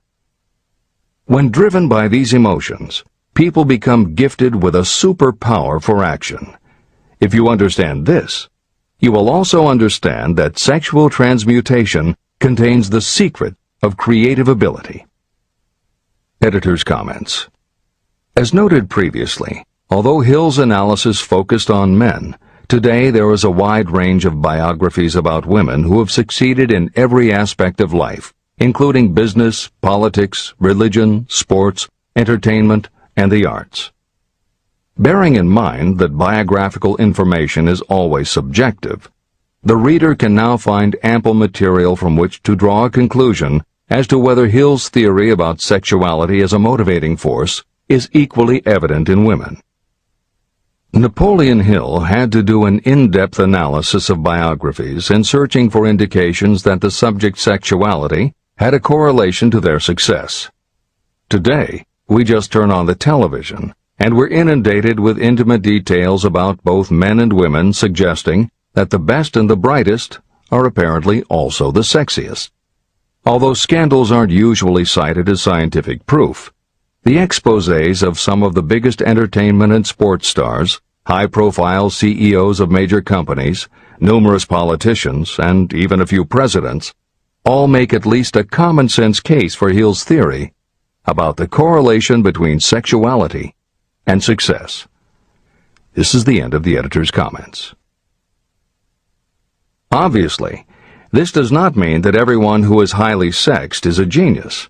People attain the status of a genius only when and if they stimulate their minds so that they can draw upon the forces available through the creative faculty of the imagination. Although it is the most important of the stimuli or motivators, the mere possession of sexual energy is not sufficient to produce a genius. The energy must be transmuted from desire for physical contact into some other form of desire and action before it will lift one to the status of a genius. Genius and creative imagination. A definition of genius might be someone who has discovered how to increase the intensity of thought to the point where that person can freely communicate with sources of knowledge not available through the ordinary rate of thought. This definition should prompt some questions in the mind of anyone reading this book. The first question should be, how may one communicate with sources of knowledge that are not available through ordinary thought? The next question should be, are there known sources of knowledge that are available only to geniuses, and if so, what are these sources and exactly how may they be reached? In the following, I will offer methods so that you can experiment and prove to yourself that this is true. By doing so, you will have the answer to both questions. Editor's comment. Humans perceive things through the 5 senses of sight, smell, taste, hearing, and touch. Another kind of perception, as when you have a feeling about something, was discussed in the chapters on desire, faith, and autosuggestion. This kind of perception is often referred to as the 6th sense, and in the following Hill explores the relationship between sexuality, motivation, creative imagination, and the 6th sense. This is the end of the editor's comment. The reality of a 6th sense has been fairly well established. This 6th sense is creative imagination. The faculty of creative imagination is something the majority of people never use during an entire lifetime, and if they do use it, it usually happens by mere accident. Only a small number of people deliberately use their creative imagination for a specific purpose. Those who do use this faculty voluntarily and with understanding of its functions are geniuses. Creative imagination is the direct link between your finite mind and what I have termed infinite intelligence. All revelations and all discoveries of basic or new principles in the field of invention take place through the faculty of creative imagination. When ideas, concepts, or hunches flash into your mind, they can only have come from one or more of the following sources. 1. From the mind of some other person who has just released the thought, idea, or concept through conscious thought. 2. Your subconscious mind, which stores every thought and impression that ever reached your brain through any of the 5 senses. 3. From another person's subconscious storehouse. 4. Infinite intelligence. There are no other possible sources from which inspired ideas or hunches may be received. When brain action has been stimulated through one or more of the 10 mind stimulants listed at the beginning of this chapter, it has the effect of lifting you far above the horizon of ordinary thought. It permits you to envision distance, scope, and quality of thoughts not available on the lower plane, such as when you are solving routine problems of business. When you are lifted to a higher level of thought through mind stimulation, it is as though you have taken off in an airplane. You can now see over and beyond the horizon that limits your vision when you are on the ground. Not only that, but while you are on this higher level of thought, you are not even aware of such things as the problems of gaining the 3 basic necessities of food, clothing, and shelter. You are in a world of thought in which the ordinary workaday thoughts have been removed, just as the hills and valleys that obstruct your vision on the ground don't interfere when you are in an airplane. While on this exalted plane of thought, the creative faculty of the mind is given freedom for action. The way has been cleared for the 6th sense to function. It becomes receptive to ideas that could not reach the individual under any other circumstances. The 6th sense is the faculty that marks the difference between a genius and an ordinary individual. Developing your creative imagination. A mind stimulant is any influence that will either temporarily or permanently increase the intensity of thought. The previously mentioned 10 major stimulants are those most commonly resorted to. Through these sources you may commune with infinite intelligence, enter the storehouse of your subconscious mind, or perhaps even that of another person. That is all there is to genius. The more you use your creative faculty, the more alert and receptive it becomes to factors originating outside your conscious mind. And the more this creative faculty is used, the more you will rely upon it for your thoughts and ideas. This faculty can be cultivated and developed only through use. What we generally refer to as our conscience operates entirely through the faculty of the sixth sense. The great artists, writers, musicians, and poets become great because they acquire the habit of relying upon the still small voice that speaks from within through their creative imagination. Anyone with a keen imagination knows that some of their best ideas come through so-called hunches. One of the best-known public speakers admits that his speeches are only really great when he closes his eyes and begins to rely entirely upon the faculty of creative imagination. When asked why he closed his eyes just before the climax of his speech, he replied, "I do it because then I speak through ideas that come to me from within." One of America's most successful and best-known financiers has the habit of closing his eyes for 2 or 3 minutes before making a decision. When asked why, he replied, "With my eyes closed, I am able to draw upon a source of superior intelligence." Dr. Elmer R. Gates created more than 200 useful patents through the process of cultivating and using his creative faculty. His method is significant to anyone interested in attaining to the status of genius. Dr. Gates was one of the really great, though less publicized, scientists of the world. In his laboratory, he had what he called his personal communication room. It was practically soundproof, and all light could be shut out. It had a small table on which he kept a pad of writing paper. In front of the table, on the wall, was a light switch. When Dr. Gates desired to draw upon the forces available to him through his creative imagination, he would go into this room, seat himself at the table, shut off the lights, and concentrate on the known factors of the invention he was working on. He would stay in that position until ideas began to flash into his mind in connection with the unknown factors of the invention. On one occasion, ideas came through so fast that he was forced to write for almost 3 hours. When the thoughts stopped flowing, he examined his notes and found they contained a minute description of principles that had no parallel in the known data of the scientific world. Moreover, the answer to his problem was right there in those notes. Dr. Gates earned his living by sitting for ideas. He did it for individuals and corporations, and some of the most sensible people and largest traditional corporations in America paid him to do it. The part of your mind that you generally use for reasoning may be faulty, because it is largely guided by your accumulated experience. Not all knowledge that you have learned through experience is accurate. Many times your creative ideas are much more reliable because they come from sources that are more reliable than those available to the reasoning faculty of the mind. Methods used by geniuses are available to you. The major difference between the genius and the ordinary inventor is that the genius makes use of both the synthesized and the creative faculties of imagination. For example, the scientific inventor begins an invention by organizing and combining the known ideas or principles accumulated through experience through the synthesized faculty, the reasoning faculty.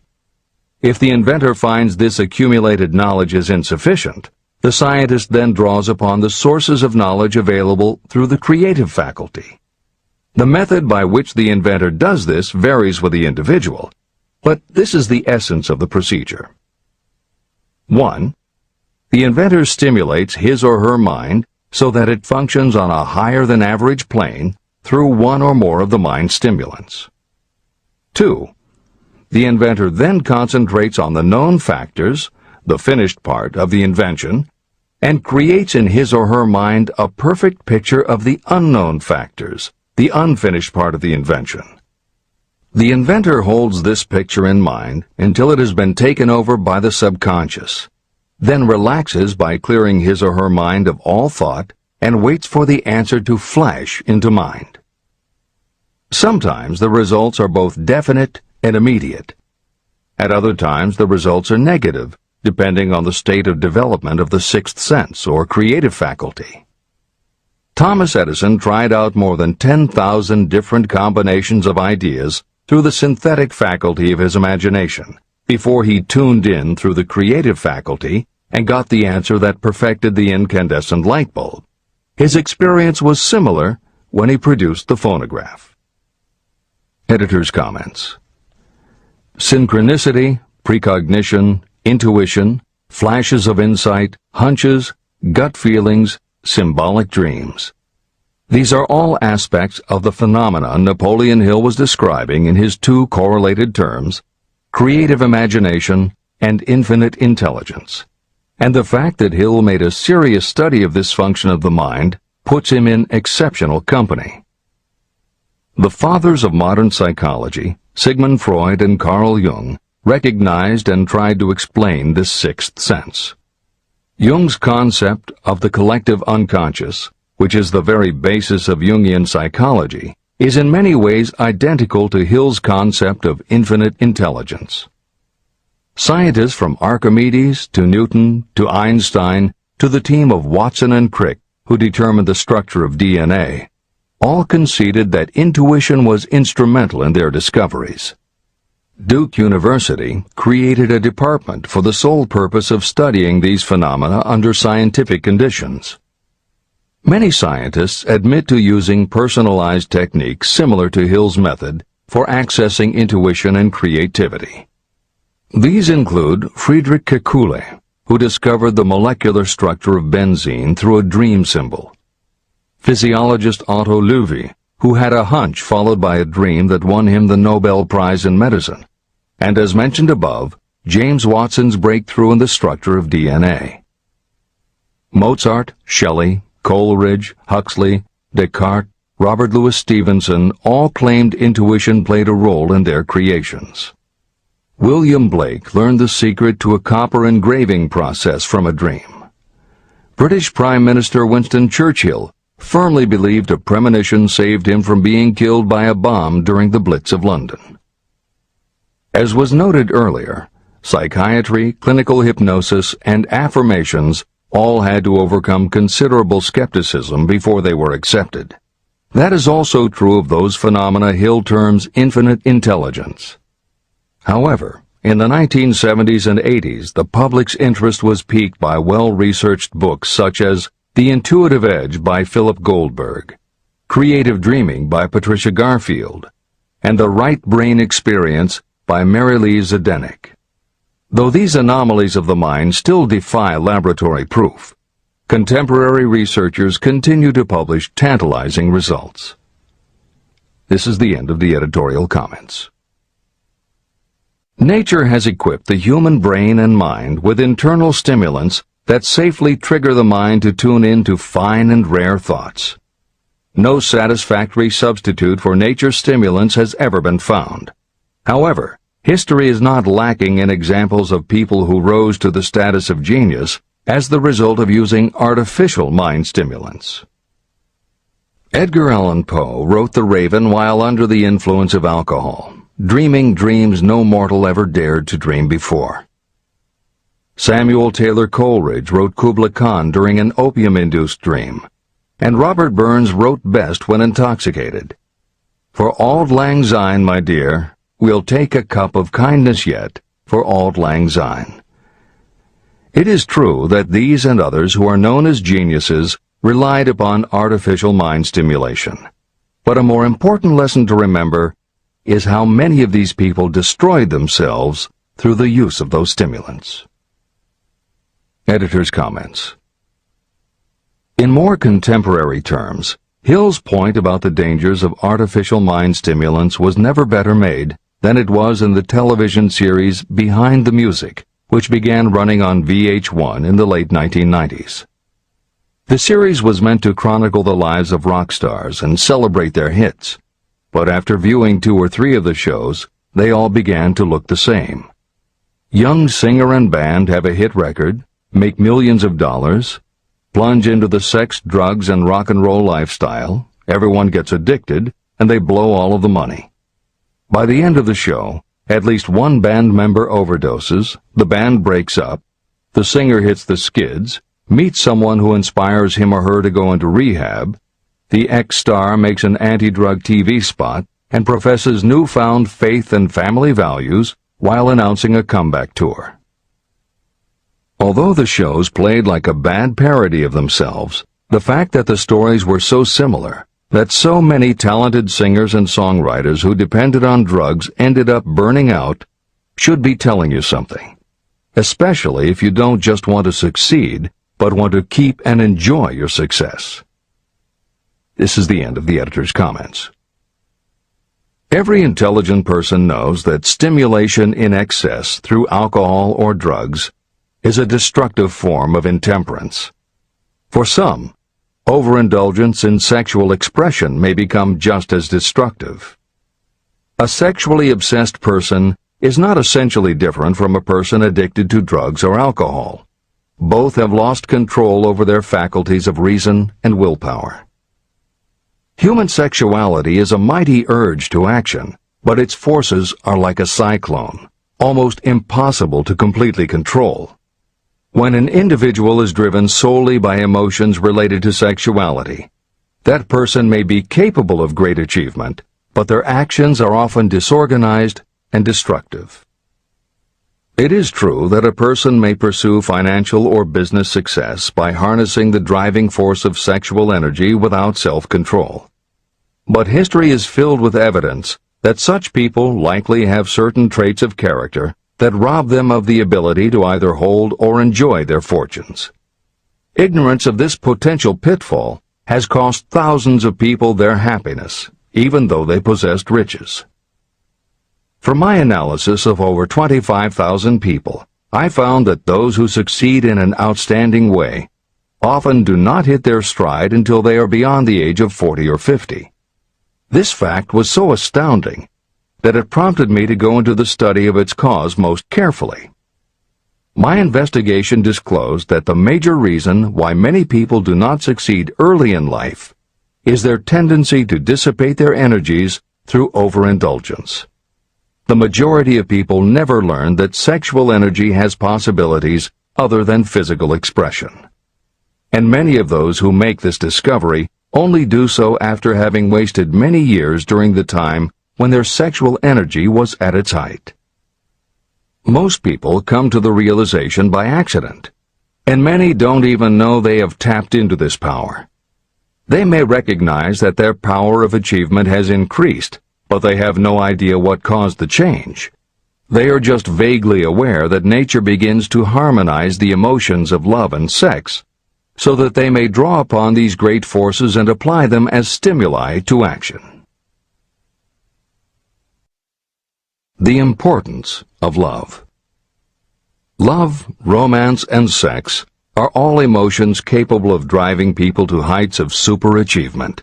When combined, these 3 emotions may lift you to an altitude of a genius.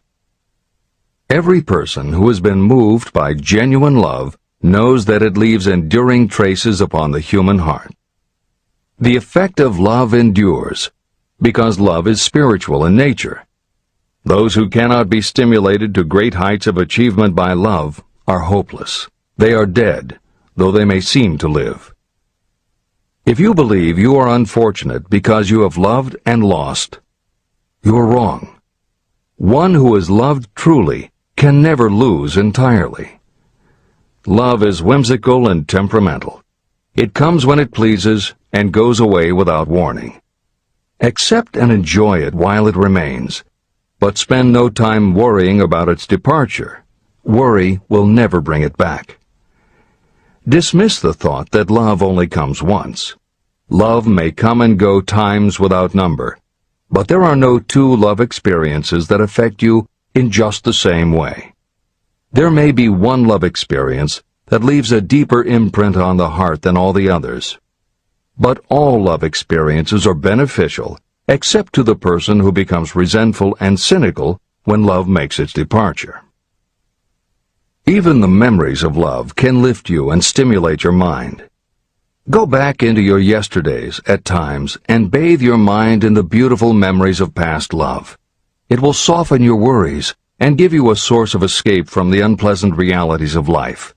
And maybe, during this temporary retreat into the world of fantasy, your subconscious mind will yield to you ideas or plans that may change the entire financial or spiritual status of your life. There should be no disappointment over love, and there would be none if people understood the difference between the emotions of love and sex. Love is an emotion of many shades and colors, but the most intense and burning of all is that experienced in the blending of the emotions of love and sex. Marriages or committed relationships that are not blessed with love properly balanced with sex cannot be happy ones, and seldom endure. Love alone will not bring happiness, nor will sex alone. Love is spiritual. Sex is biological. No experience that touches the human heart with a spiritual force can possibly be harmful, except through ignorance or jealousy. The presence of destructive emotions in the human mind may poison it in a way that destroys your sense of justice and fairness. Just as a chemist can take certain chemical elements, none of which are harmful in themselves, and by mixing them together create a deadly poison, in a similar manner the emotions of sex and jealousy, when mixed, may turn just as lethal. Love is the emotion that serves as a safety valve and brings balance, reason, and constructive effort. Love is, without question, life's greatest experience. It can bring you into communion with infinite intelligence. When love guides the emotions, it may lead you well on your way toward creative effort. The road to genius consists of the development, control, and use of sex, love, and romance. Briefly, the process may be stated as follows. Encourage the presence of the positive emotions as the dominating thoughts in your mind, and discourage all the destructive emotions. The mind is a creature of habit. It thrives on the dominating thoughts fed to it. Through your willpower, you may discourage the presence of any emotion and encourage the presence of any other. Control of your mind, through the power of your will, is not difficult. Control comes from persistence and habit. The secret of control lies in understanding the process of transmutation. When any negative emotion presents itself in your mind, it can be transmuted into a positive or constructive emotion by the simple procedure of changing your thoughts. There is no other road to genius than through voluntary self-effort. When the emotion of romance is added to those of love and sex, the obstructions between the finite mind and infinite intelligence are removed. Then, a genius has been born.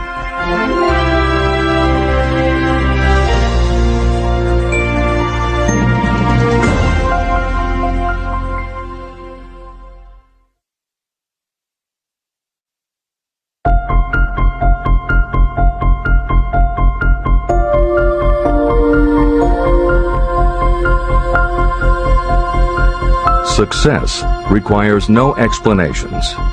Failure permits no alibis. Chapter 13. The Subconscious Mind. The Connecting Link. The 11th Step Toward Riches.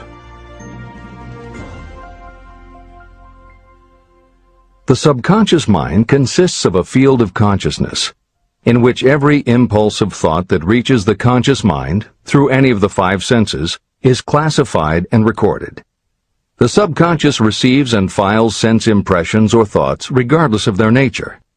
You can plant in your subconscious mind any plan, thought, or purpose that you desire to translate into its physical or monetary equivalent. Those desires that have been mixed with emotional feeling and faith in your ability are the ones that are strongest. Therefore, they are the first to which the subconscious responds. The subconscious mind works day and night, and in some way which is not fully understood, the subconscious seems able to draw upon the forces of infinite intelligence for the power to transmute your desires into their physical equivalent. And it does it in the most straightforward and practical way. You cannot entirely control your subconscious mind, but you can hand over to it any plan, desire, or purpose that you wish transformed into concrete form. Refer again to the instructions for using the subconscious mind in Chapter 5, Autosuggestion. Editor's comments. In the chapter on autosuggestion, the 4 primary methods for planting and reinforcing suggestions in your subconscious are: 1. The formulation and writing out of your desire. 2. The repetition of positive affirmations. 3. The creative visualization of your goal. And 4. By acting as though the goal is already yours. This is the end of the editor's comment. From my research, I have concluded that the subconscious mind is the connecting link between the finite mind of man and infinite intelligence. It is the intermediary through which you may draw upon the forces of infinite intelligence. From my research, I have concluded that the subconscious mind is the connecting link between the finite mind of man and infinite intelligence. It is the intermediary through which you may draw upon the forces of infinite intelligence. Only the subconscious mind contains the process by which mental impulses, thoughts, are modified and changed into their spiritual, energy, equivalent. It alone is the medium through which prayer, desire, may be transmitted to the source capable of answering prayer, infinite intelligence. How to energize your subconscious mind for creative effort. The possibilities of what you can do when you connect creative effort with the subconscious mind are stupendous. They inspire me with awe. I never approached the discussion of the subconscious mind without a feeling of littleness and inferiority, due to the fact that man's entire stock of knowledge on this subject is so pitifully limited. First, you must accept as a reality the existence of the subconscious mind and what it can do for you. This will enable you to understand its possibilities as a medium for transmuting your desires into their physical or monetary equivalent, and then you will comprehend the full significance of the instructions given in Chapter 3, Desire. You will also understand the importance of making your desires clear and putting them in writing. You will understand as well the necessity of persistence in carrying out instructions.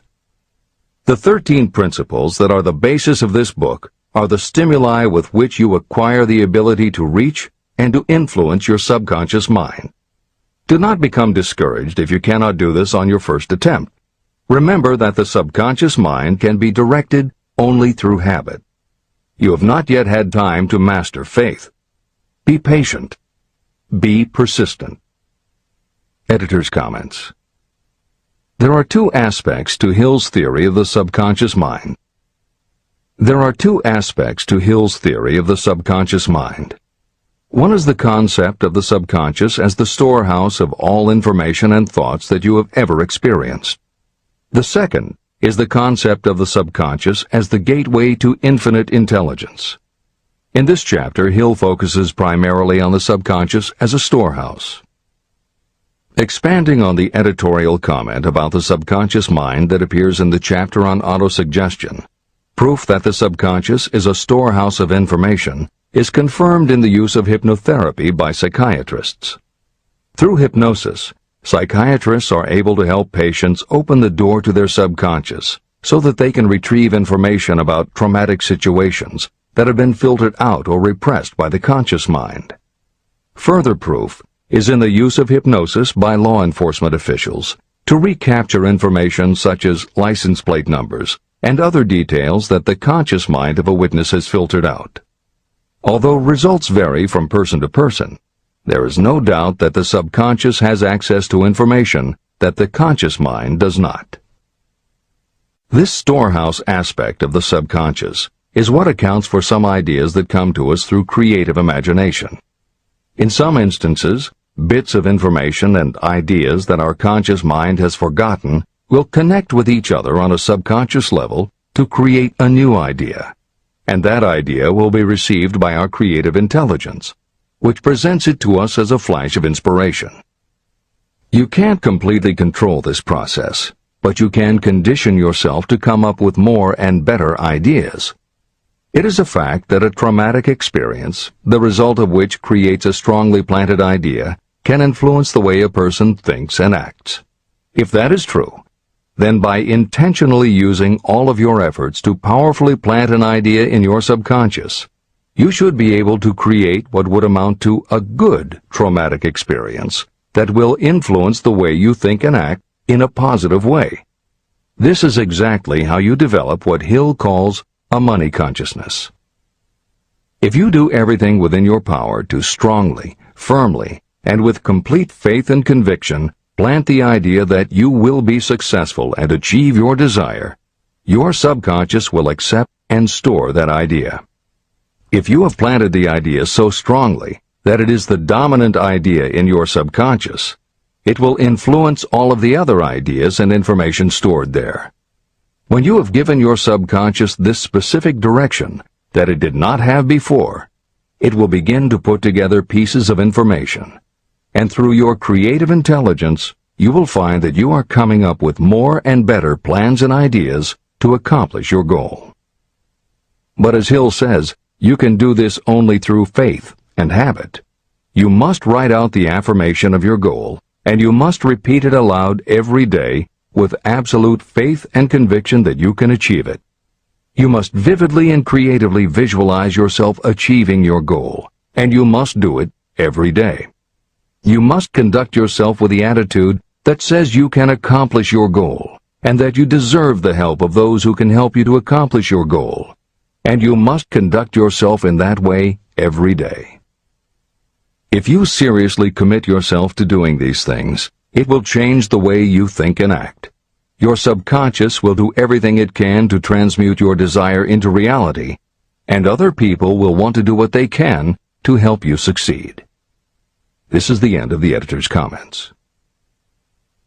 Many statements in the chapters on faith and on autosuggestion are repeated here for the benefit of your subconscious mind. Remember, your subconscious mind functions whether you make any effort to influence it or not. This means that thoughts of fear, poverty, and all negative ideas will affect your subconscious mind unless you master these impulses and give it more desirable food on which it may feed. The subconscious mind will not remain idle. If you don't plant desires in your subconscious mind, it will feed on the thoughts that reach it as the result of your neglect. Both negative and positive thoughts are reaching your subconscious mind continuously. These thoughts come from the four sources. 1. Consciously from other people. 2. Your subconscious. 3. Subconsciously from other people. And 4. Infinite intelligence. Every day, all kinds of thought impulses are reaching your subconscious mind without your knowledge. Some of these impulses are negative. Some are positive. Right now, you should be specifically trying to shut off the flow of negative impulses and actively working to influence your subconscious mind through positive impulses of desire. When you achieve this, you will possess the key that unlocks the door to your subconscious mind. Moreover, you will control that door so completely that no undesirable thought may influence your subconscious mind. Everything that you create begins in the form of a thought impulse. You can create nothing that you do not first conceive as a thought. Through the aid of the imagination, thoughts may be assembled into plans. The imagination, when under your control, may be used to create plans or purposes that lead to success in your chosen occupation. All thoughts that you want to turn into success and have planted in the subconscious mind must pass through the imagination and be mixed with faith, your faith in your own abilities. The mixing of faith with a plan or purpose intended for submission to the subconscious mind can only be done through the imagination. From these statements, it should be clear that if you want to make use of your subconscious mind, it will call for the coordination and application of all 13 principles of success that are the basis of this book. Make your positive emotions work for you.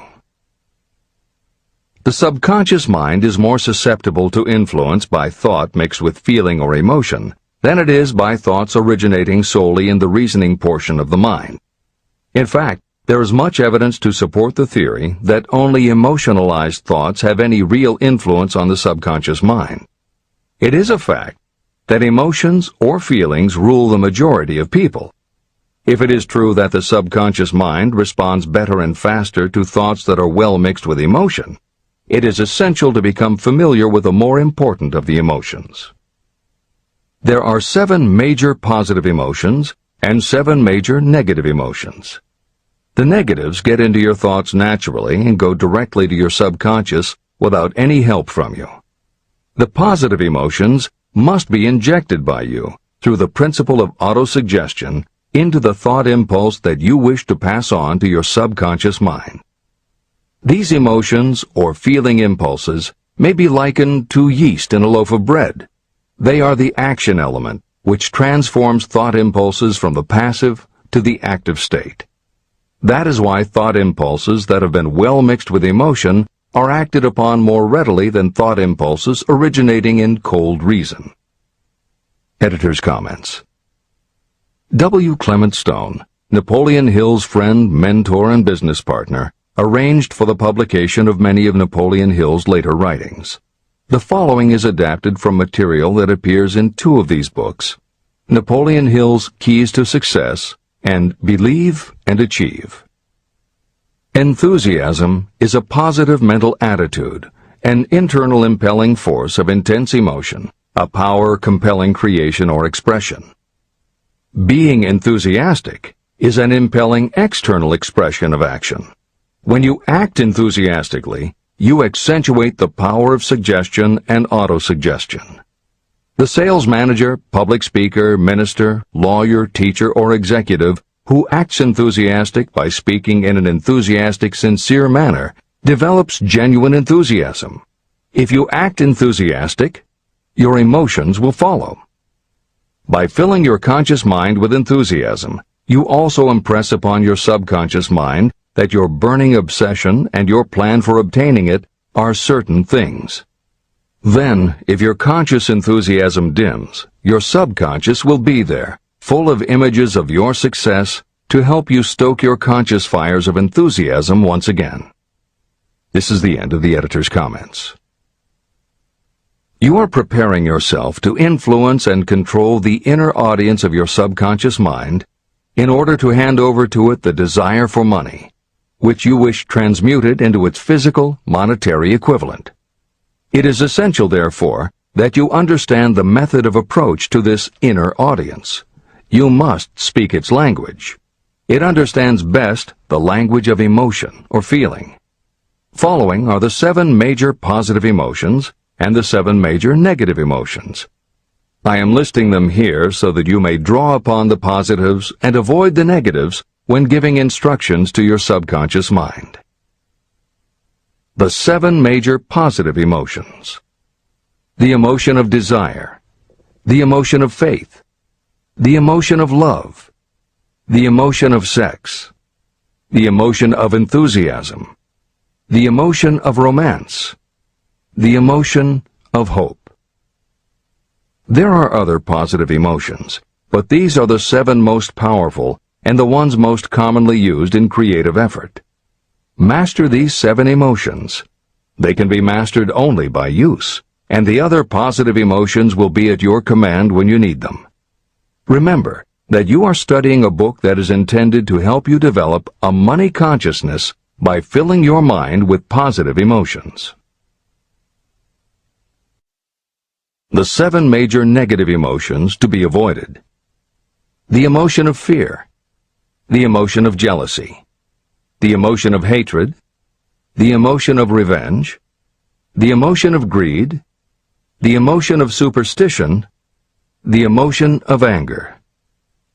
Positive and negative emotions cannot occupy the mind at the same time. One or the other must dominate. It is your responsibility to make sure that positive emotions constitute the dominating influence of your mind. That is where the law of habit will help you. Form the habit of applying and using the positive emotions. Eventually, they will dominate your mind so completely that the negatives cannot enter it. Only by following these instructions literally and continuously can you gain control over your subconscious mind. The presence of a single negative in your conscious mind is sufficient to destroy all chances of constructive aid from your subconscious mind. Editor's comments. Napoleon Hill's concern about the susceptibility of the subconscious mind to negative thoughts, emotions, and comments is well known to professionals who work with these techniques.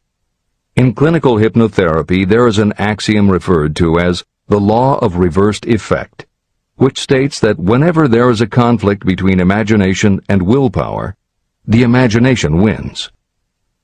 When you attempt to plant an idea, if the subconscious already harbors a negative, trying to force the new idea has the reverse effect, because the subconscious becomes obsessed with defending its established negative idea. And the harder you try to do something, the more the subconscious resists, and the more difficult it becomes. Even the use of the word try is warned against, because it gives the suggestion to the subconscious of a preconceived failure. The concept of trying implies an ongoing effort. You don't want to try. You want to succeed. If you ask your subconscious to help you try, it may do just that. It may help you try, but it will prevent you from succeeding. Because if you did succeed, then it could no longer help you try, which is what you asked it to do. The cautionary note about using the word try is just one example of the care that should be taken when formulating affirmations and using autosuggestion. The following are some other rules of thumb that most modern experts agree on. 1. Affirmations should always be stated as a positive. Affirm what you do want, not what you don't want. 2. Affirmations work best when they are short and very clear about a single desired goal. Take the time to write, rewrite, and polish your affirmation until you can express your desire in a short statement of precise and well-chosen words. 3. Affirmations should be specific about the desired goal, but not about how to accomplish it. Your subconscious knows better than you what it can do and how it can do it. 4. Do not make unreasonable time demands. Your subconscious can't make anything happen suddenly or now. 5. Just saying the words will have little effect. When you affirm your desire, you must do it with such faith and conviction that your subconscious becomes convinced of how important it is to you. As you affirm your desire to yourself, visualize it in your mind's eye as big as a billboard. Make it big, powerful, and memorable. 6. Repetition of your emotionalized affirmation is crucial. At this time, it is your habit to think one way.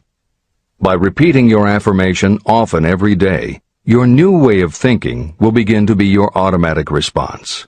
Keep reinforcing it until it becomes second nature to you, and your habit will have become to think the new way, the way you want to think.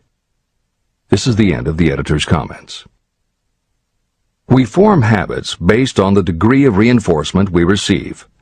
Habits make no moral judgments. They can be either good or bad. Both are formed through repetition. If we try something and like the results, we repeat the action.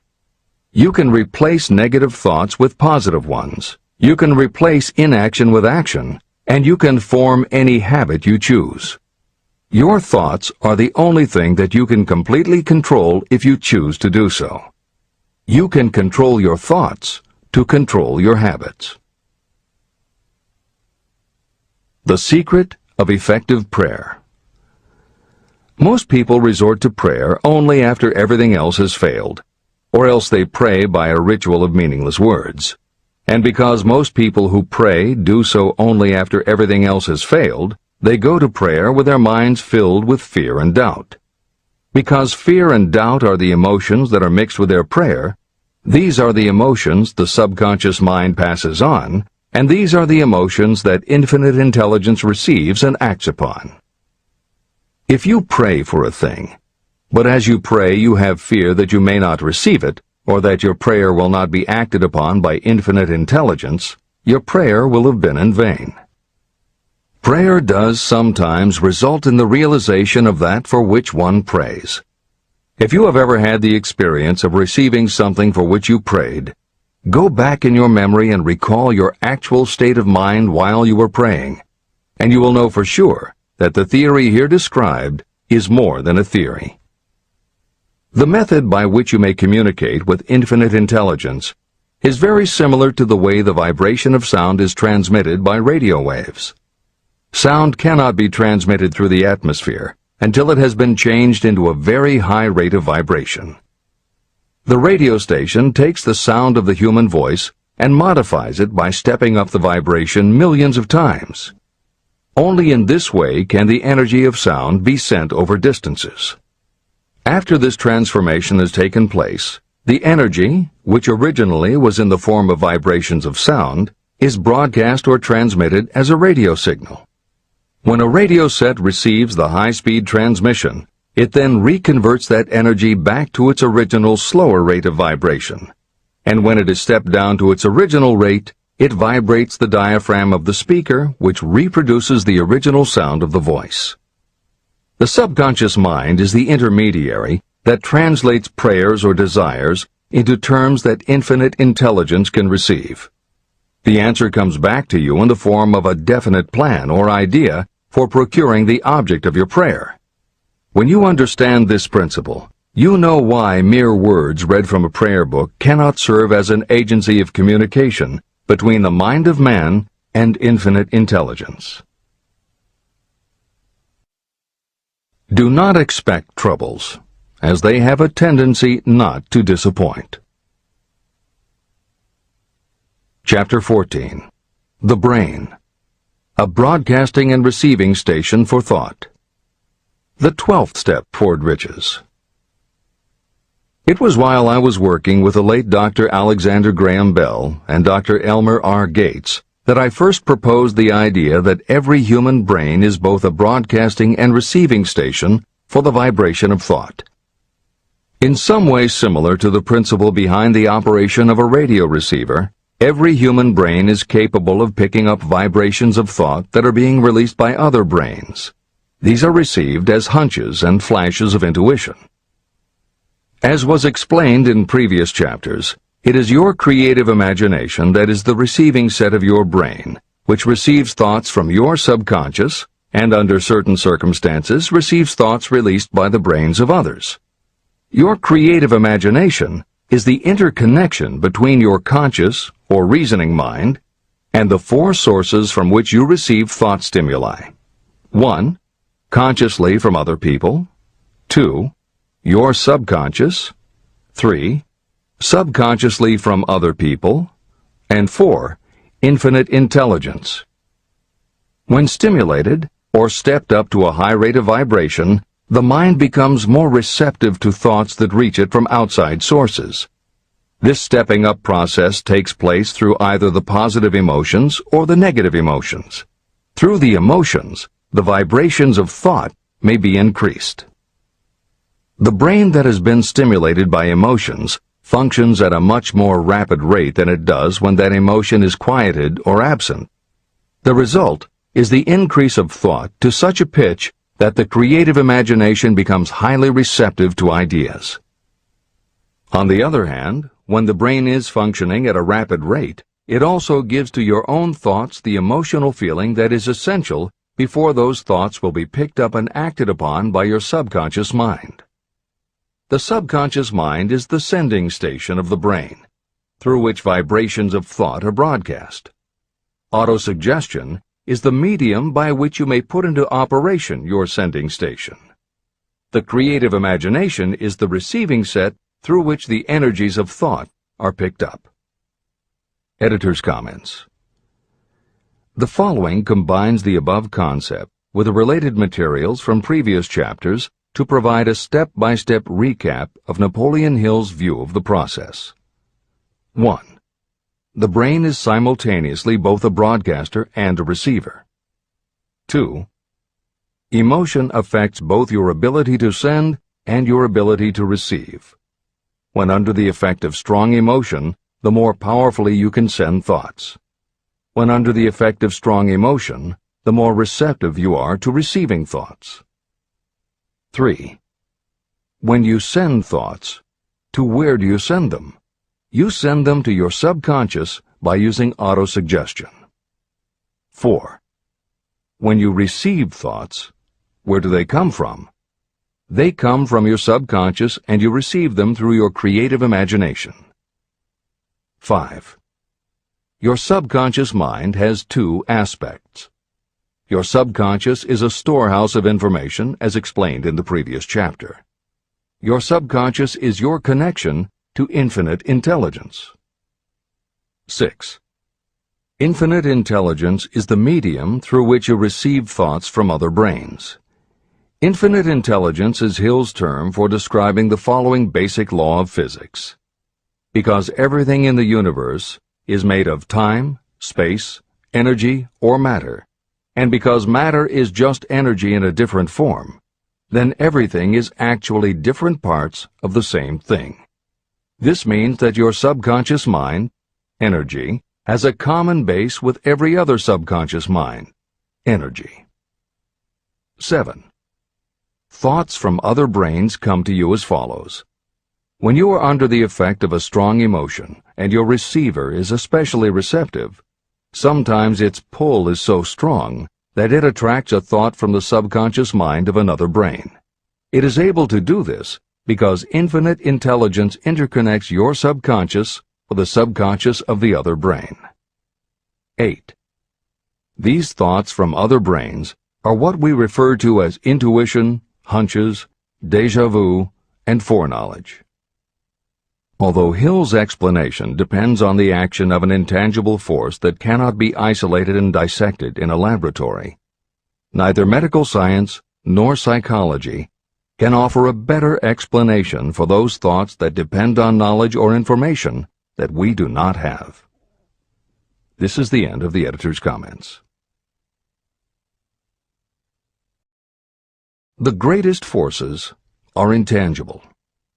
In the past, we've depended too much on our physical senses and have limited our knowledge to physical things that we could see, touch, weigh, and measure. I believe we have entered the most marvelous of all ages, an age that will teach us more about the intangible forces of the world about us. Perhaps we shall learn that there is an other self that is more powerful than the physical self we see when we look in a mirror.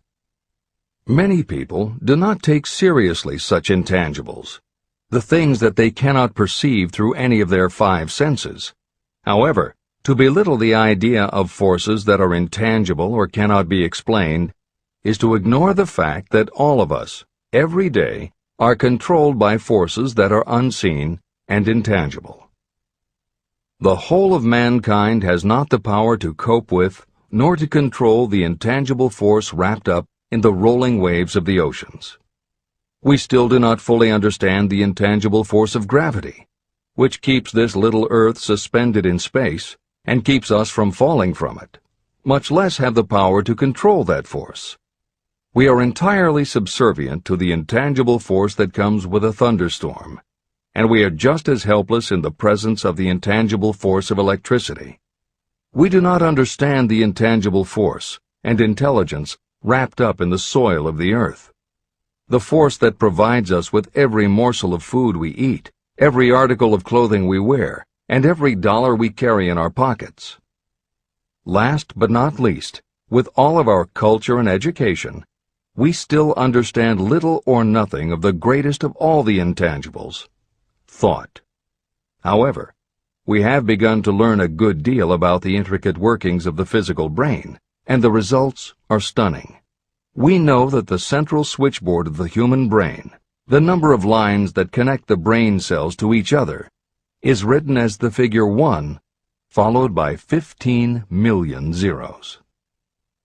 Dr. C. Judson Herrick of the University of Chicago says, "The figure is so stupendous that astronomical figures, dealing with hundreds of millions of light years, become insignificant by comparison. It has been determined that there are from 10 billion to 14 billion nerve cells in the human cerebral cortex, and we know that these are arranged in definite patterns. These arrangements are not haphazard. They are orderly. It is inconceivable to me that such a network of intricate machinery should be in existence for the sole purpose of carrying on the physical functions connected with the growth and maintenance of the physical body. Is it not likely that the same system, which gives billions of brain cells the media for communication, one with another, also provides the means of communication with other intangible forces?" That is probably more than enough science for most readers.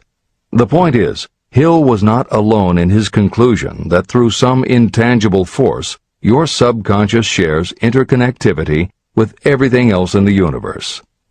Previously, the example was given of the folds and bumps in a tablecloth, all being different, but all still tablecloth.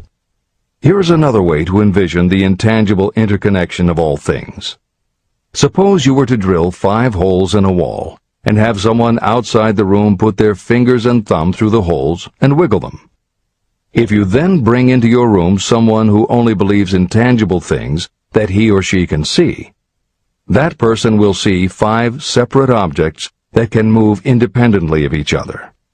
You may tell the person that behind the wall the objects are connected and all part of the same hand, but because they cannot see the connection and disbelieve anything they don't understand, the person will not be convinced. Neither modern medicine, nor psychiatry, nor technology can yet conclusively show us behind the wall. But the fact remains, we have all had a hunch about somebody, and it turns out to be right. A premonition that something will happen, and it does. Or a feeling that something isn't right with someone who is not there with you, and it turns out to be true. How does this information come to us?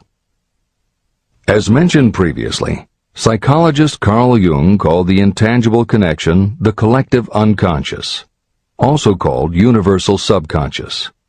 Others call it the totally unified theory, the great first cause, the universal mind, or spirit, and some see it as another way of describing God.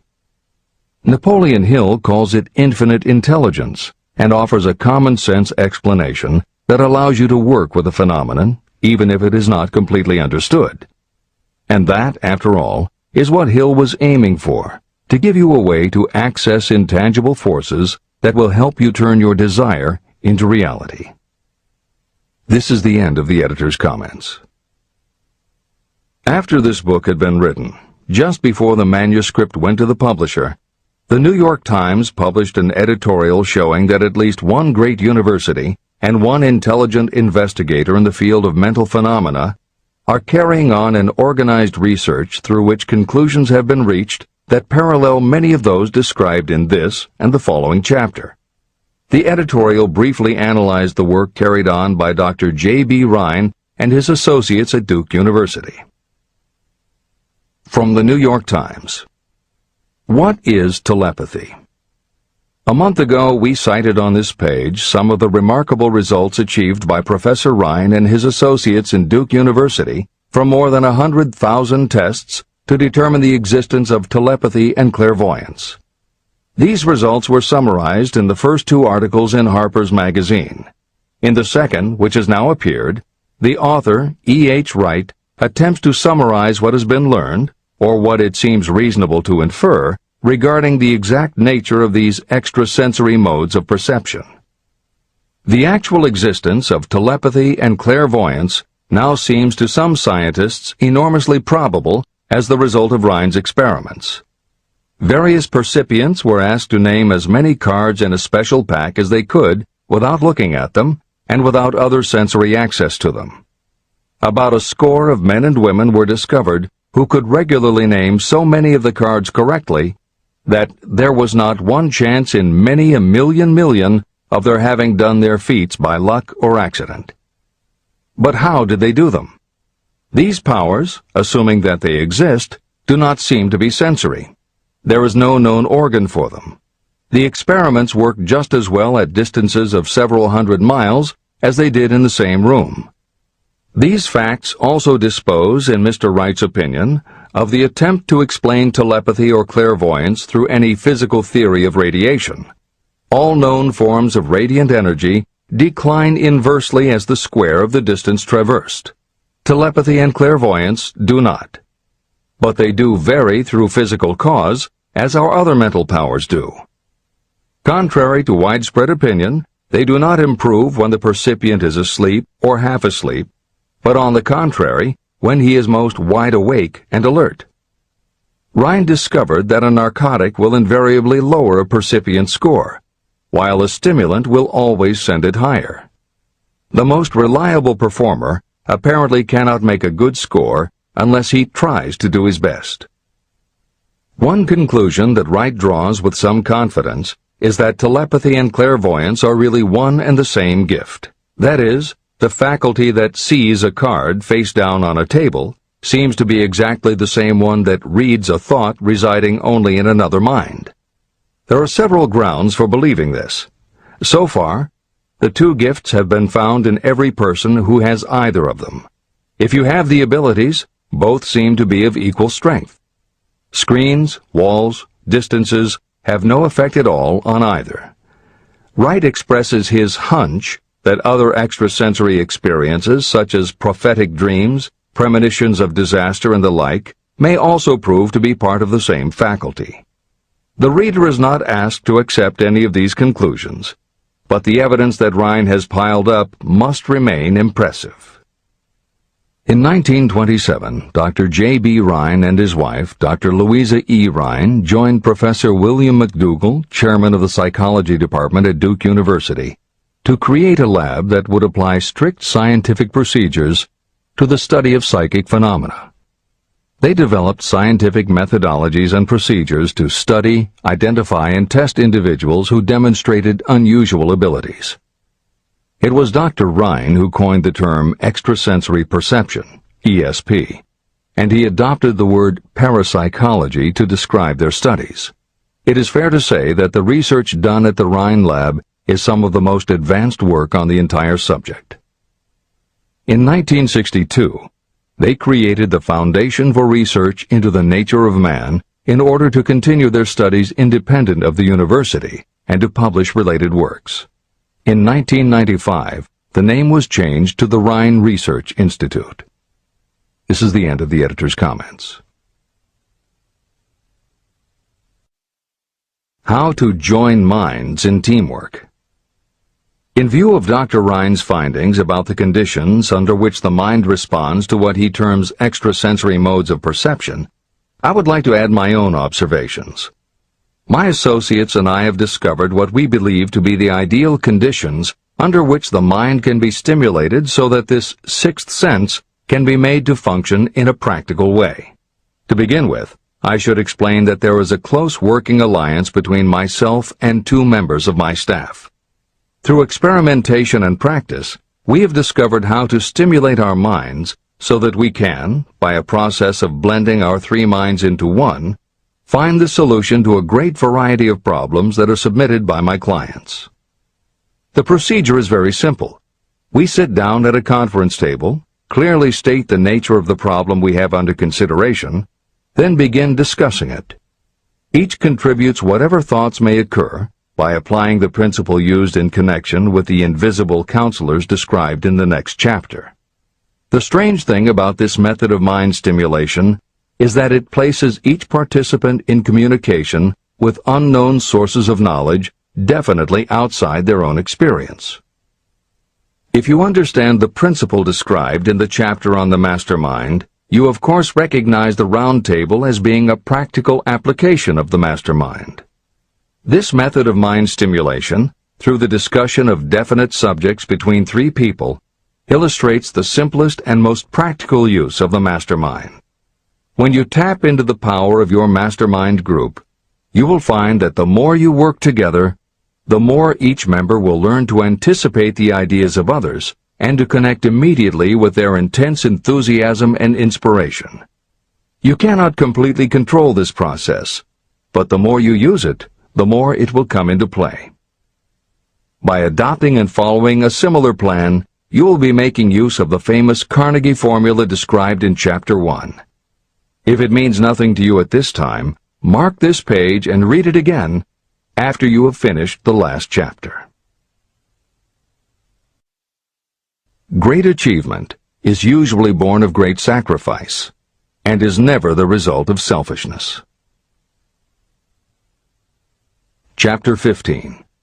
The Sixth Sense, the door to the Temple of Wisdom, the 13th step toward riches. The 13th principle is known as the Sixth Sense, through which infinite intelligence may and will communicate voluntarily without any effort from or demands by the individual. This principle is the apex of the philosophy of success. It can be assimilated, understood, and applied only by first mastering the other 12 principles. The Sixth Sense is that portion of the subconscious mind that has been referred to as the creative imagination. It has also been referred to as the receiving set through which ideas, plans, and thoughts flash into the mind. The flashes are sometimes called hunches or inspirations. The Sixth Sense defies description. It cannot be described to a person who has not mastered the other principles of this philosophy, because such a person has no knowledge and no experience with which the Sixth Sense may be compared. After you have mastered the principles in this book, you will be prepared to accept as truth a statement that may otherwise be incredible to you. Through the Sixth Sense, you will be warned of impending dangers in time to avoid them, and notified of opportunities in time to embrace them. As you develop your Sixth Sense, it is almost as though a guardian angel comes to you to be of help and assistance, a guardian angel who will open to you at all times the door to the Temple of Wisdom. Miracles of the Sixth Sense.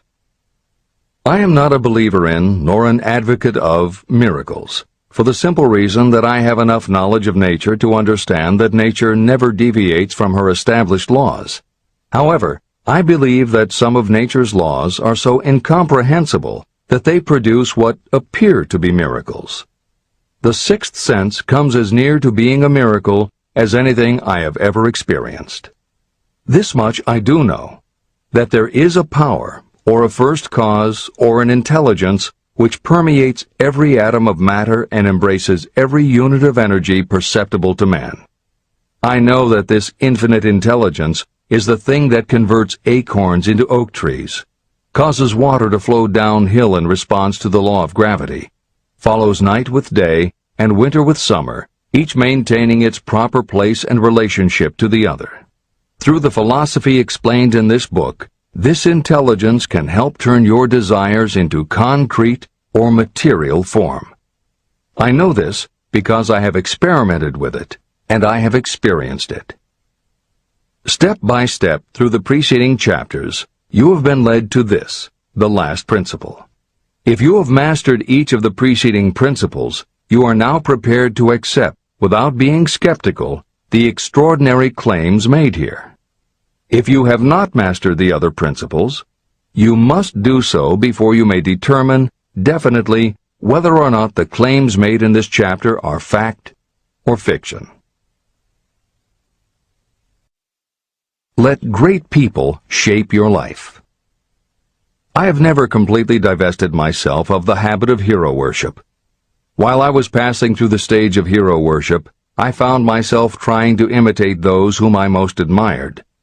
My experience has taught me that the next best thing to being truly great is to emulate the great, to try to act like them, be like them, and feel like them as much as I could. I discovered that the faith with which I tried to imitate my idols gave me great capacity to do so quite successfully. Long before I had ever written a line for publication or delivered a speech in public, I followed the habit of reshaping my own character by trying to imitate the 9 men whose lives and life works had been most impressive to me. These 9 men were Emerson, Paine, Edison, Darwin, Lincoln, Burbank, Napoleon, Ford, and Carnegie. Every night, over a long period of years, I held an imaginary council meeting with this group, whom I called my invisible counselors. This is how I did it. Just before going to sleep at night, I would shut my eyes and see, in my imagination, this group of men seated with me around my council table. Here I had not only an opportunity to sit among those whom I considered to be great, but I actually dominated the group by serving as the chairman. I had a very definite purpose in using my imagination in this way. My purpose was to rebuild my own character, so it would become a composite of the characters of my imaginary counselors. Realizing that I had to overcome the handicap of being born and raised in an environment of ignorance and superstition, I deliberately assigned myself the task of voluntary rebirth through the method I have described above. Building character through autosuggestion. I knew, of course, that we all become what we are because of our dominating thoughts and desires. I knew that every deeply seated desire causes a person to find a way to turn that desire into reality. I knew that self-suggestion is a powerful factor in building character. In fact, it is the sole principle through which character is built. With this knowledge of how the mind works, I was fairly well armed with the equipment needed to rebuild my character. In these imaginary council meetings, I called on my cabinet members for the knowledge I wished each to contribute. I would even speak out loud to each of them as follows. Mr. Emerson, I desire to acquire from you the marvelous understanding of nature which distinguished your life. I ask that you impress upon my subconscious mind those qualities you possessed that enabled you to understand and adapt yourself to the laws of nature. Mr. Burbank, I request that you pass on to me the knowledge that enabled you to so harmonize the laws of nature that you caused the cactus to shed its thorns and become an edible food. Give me access to the knowledge that enabled you to make 2 blades of grass grow where but 1 grew before. Napoleon, I desire to acquire from you the marvelous ability you possess to inspire men and will rouse them to greater and more determined spirit of action. I desire also to acquire the spirit of enduring faith, which enabled you to turn defeat into victory and to surmount staggering obstacles. Mr. Paine, I desire to acquire from you the freedom of thought and the courage and clarity with which to express convictions which so distinguished you. Mr. Darwin, I wish to acquire from you the marvelous patience and ability to study cause and effect without bias or prejudice, so exemplified by you in the field of natural science. Mr. Lincoln, I desire to build into my own character the keen sense of justice, the untiring spirit of patience, the sense of humor, the human understanding, and the tolerance that were your distinguishing characteristics. Mr. Carnegie, I wish to acquire a thorough understanding of the principles of organized effort, which you use so effectively in the building of a great industrial enterprise. Mr. Ford, I wish to acquire your spirit of persistence, the determination, poise, and self-confidence that have enabled you to master poverty and to organize, unify, and simplify human effort so I may help others to follow in your footsteps. Mr. Edison, I wish to acquire from you the marvelous spirit of faith with which you have uncovered so many of nature's secrets, the spirit of unremitting toil with which you have so often wrested victory from defeat. The startling power of imagination. My method of addressing the members of my imaginary cabinet would vary according to the traits of character I was most interested in acquiring. I studied the records of their lives with painstaking care. After some months of this nightly procedure, I was astounded as each time my imaginary counselors started to become more and more real to me. Each of these 9 men developed individual characteristics that surprised me. For example, Lincoln developed the habit of always being late, then walking around in solemn parade. He always wore an expression of seriousness on his face. Rarely did I see him smile. This was not true of the others.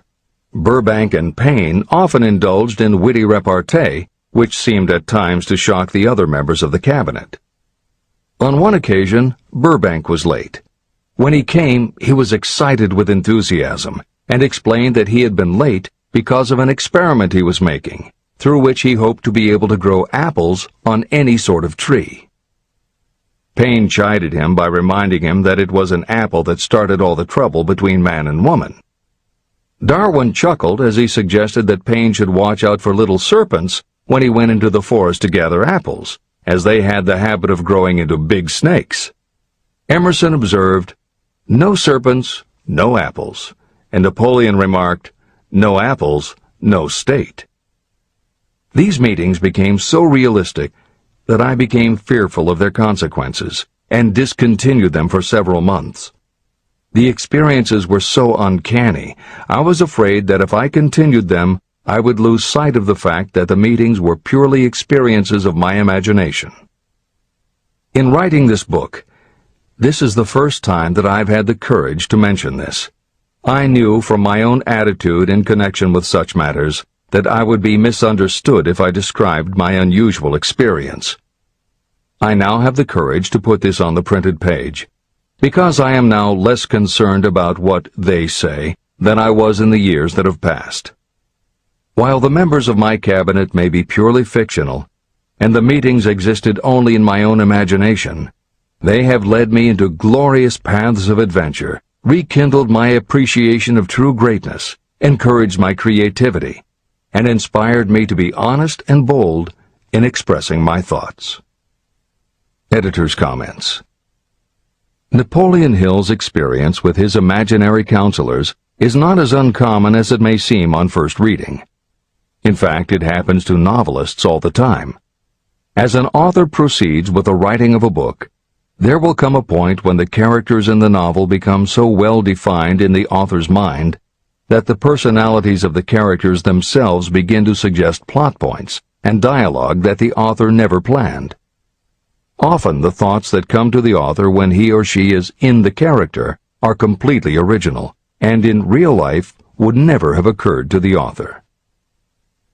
Psychiatrists, therapists, and motivational experts also use this phenomenon when they work with role-playing.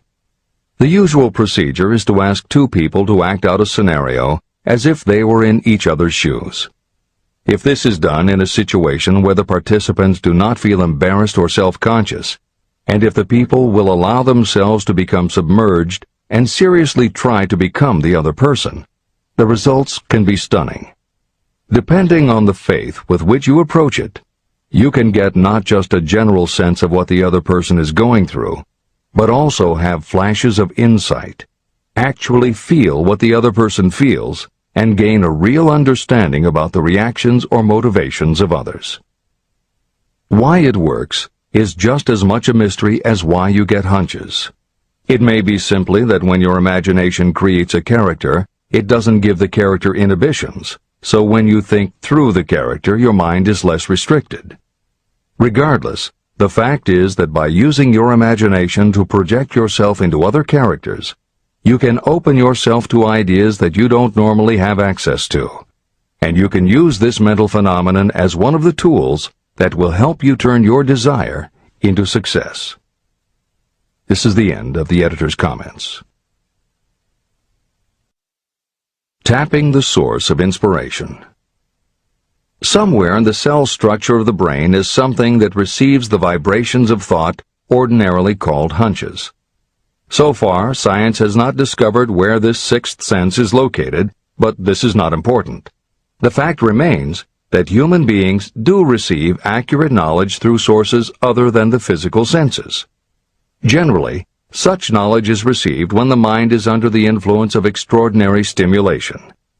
Any emergency that arouses the emotions and causes the heart to beat more rapidly may bring the sixth sense into action.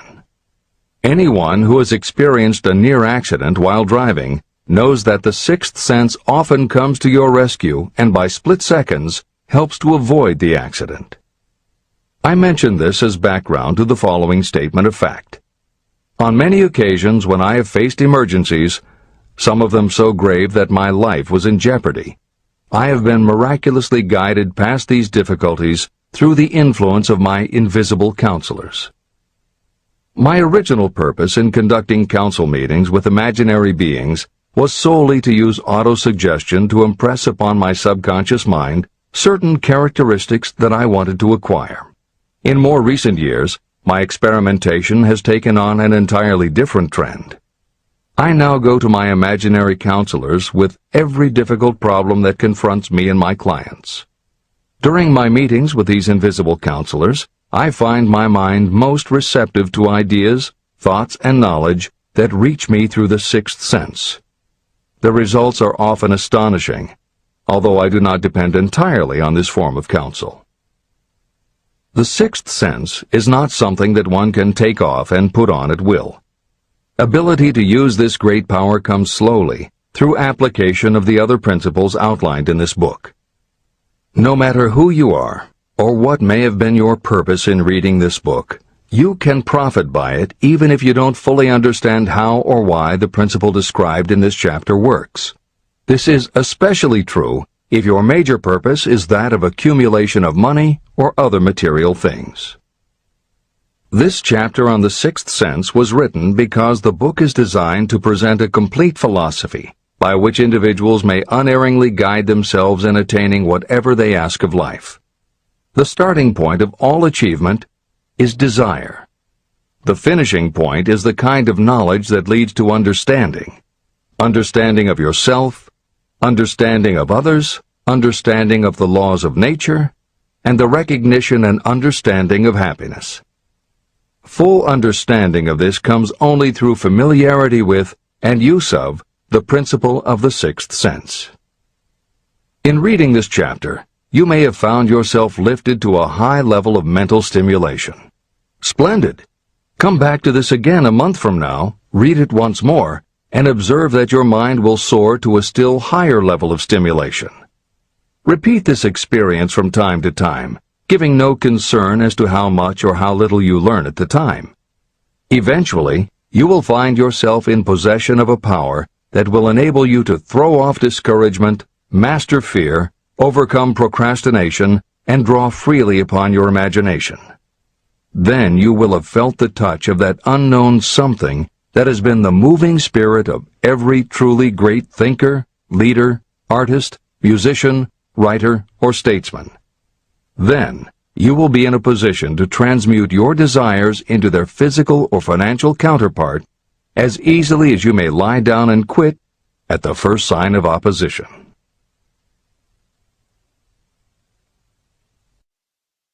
The man who actually knows just what he wants in life has already gone a long way toward attaining it. Chapter 16. The Six Ghosts of Fear. How many are standing in your way? Take inventory of yourself as you read this closing chapter, and find out how many of the ghosts are standing in your way. Before you can put any portion of this philosophy into successful use, your mind must be prepared to receive it. The preparation is not difficult. It begins with study, analysis, and understanding of three enemies that you will have to clear out: indecision, doubt, and fear. The sixth sense will never function while these three negatives, or any one of them, remain in your mind. The members of this unholy trio are closely related. Where one is found, the other two are close at hand. Indecision is the seedling of fear. Remember this as you read. Indecision crystallizes into doubt. The two blend and become fear. The blending process often is slow. This is one reason why these three enemies are so dangerous. They germinate and grow without their presence being observed. The remainder of this chapter describes a state of mind that you must attain before the philosophy can be put into practical use. This chapter also analyzes a condition that has reduced huge numbers of people to poverty, and it states a truth that must be understood by all who accumulate riches, whether measured in terms of money or in terms of a state of mind that may be of far greater value than money. The purpose of this chapter is to turn the spotlight of attention on the cause and the cure of the 6 basic fears. Before you can master an enemy, you must know its name, its habits, and where to attack it. As you read, analyze yourself carefully and determine which, if any, of the 6 common fears have attached themselves to you. And keep in mind that sometimes they are hidden in the subconscious mind, where they are difficult to locate and still more difficult to eliminate. The 6 basic fears. There are 6 basic fears. At one time or another, every person suffers from some combination of these fears. Most people are fortunate if they do not suffer from the entire 6. Named in the order of their most common appearance, they are the fear of poverty, the fear of criticism, the fear of ill health, the fear of loss of love of someone, the fear of old age, and the fear of death. All other fears are of minor importance, and are in fact just variations on these 6. Fears are nothing more than states of mind. Your state of mind is subject to your control and direction. You can create nothing that you do not first conceive in the form of an impulse of thought. The following statement is of even greater importance. Thought impulses begin immediately to translate themselves into their physical equivalent, whether those thoughts are voluntary or involuntary.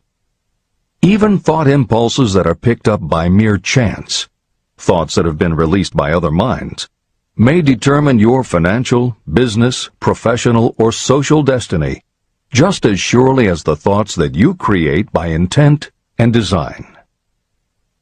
This circumstance also explains why some people seem to be lucky, while others of equal or greater ability, training, experience, and brain capacity seem destined to have misfortune. The explanation is that you have the ability to completely control your own mind.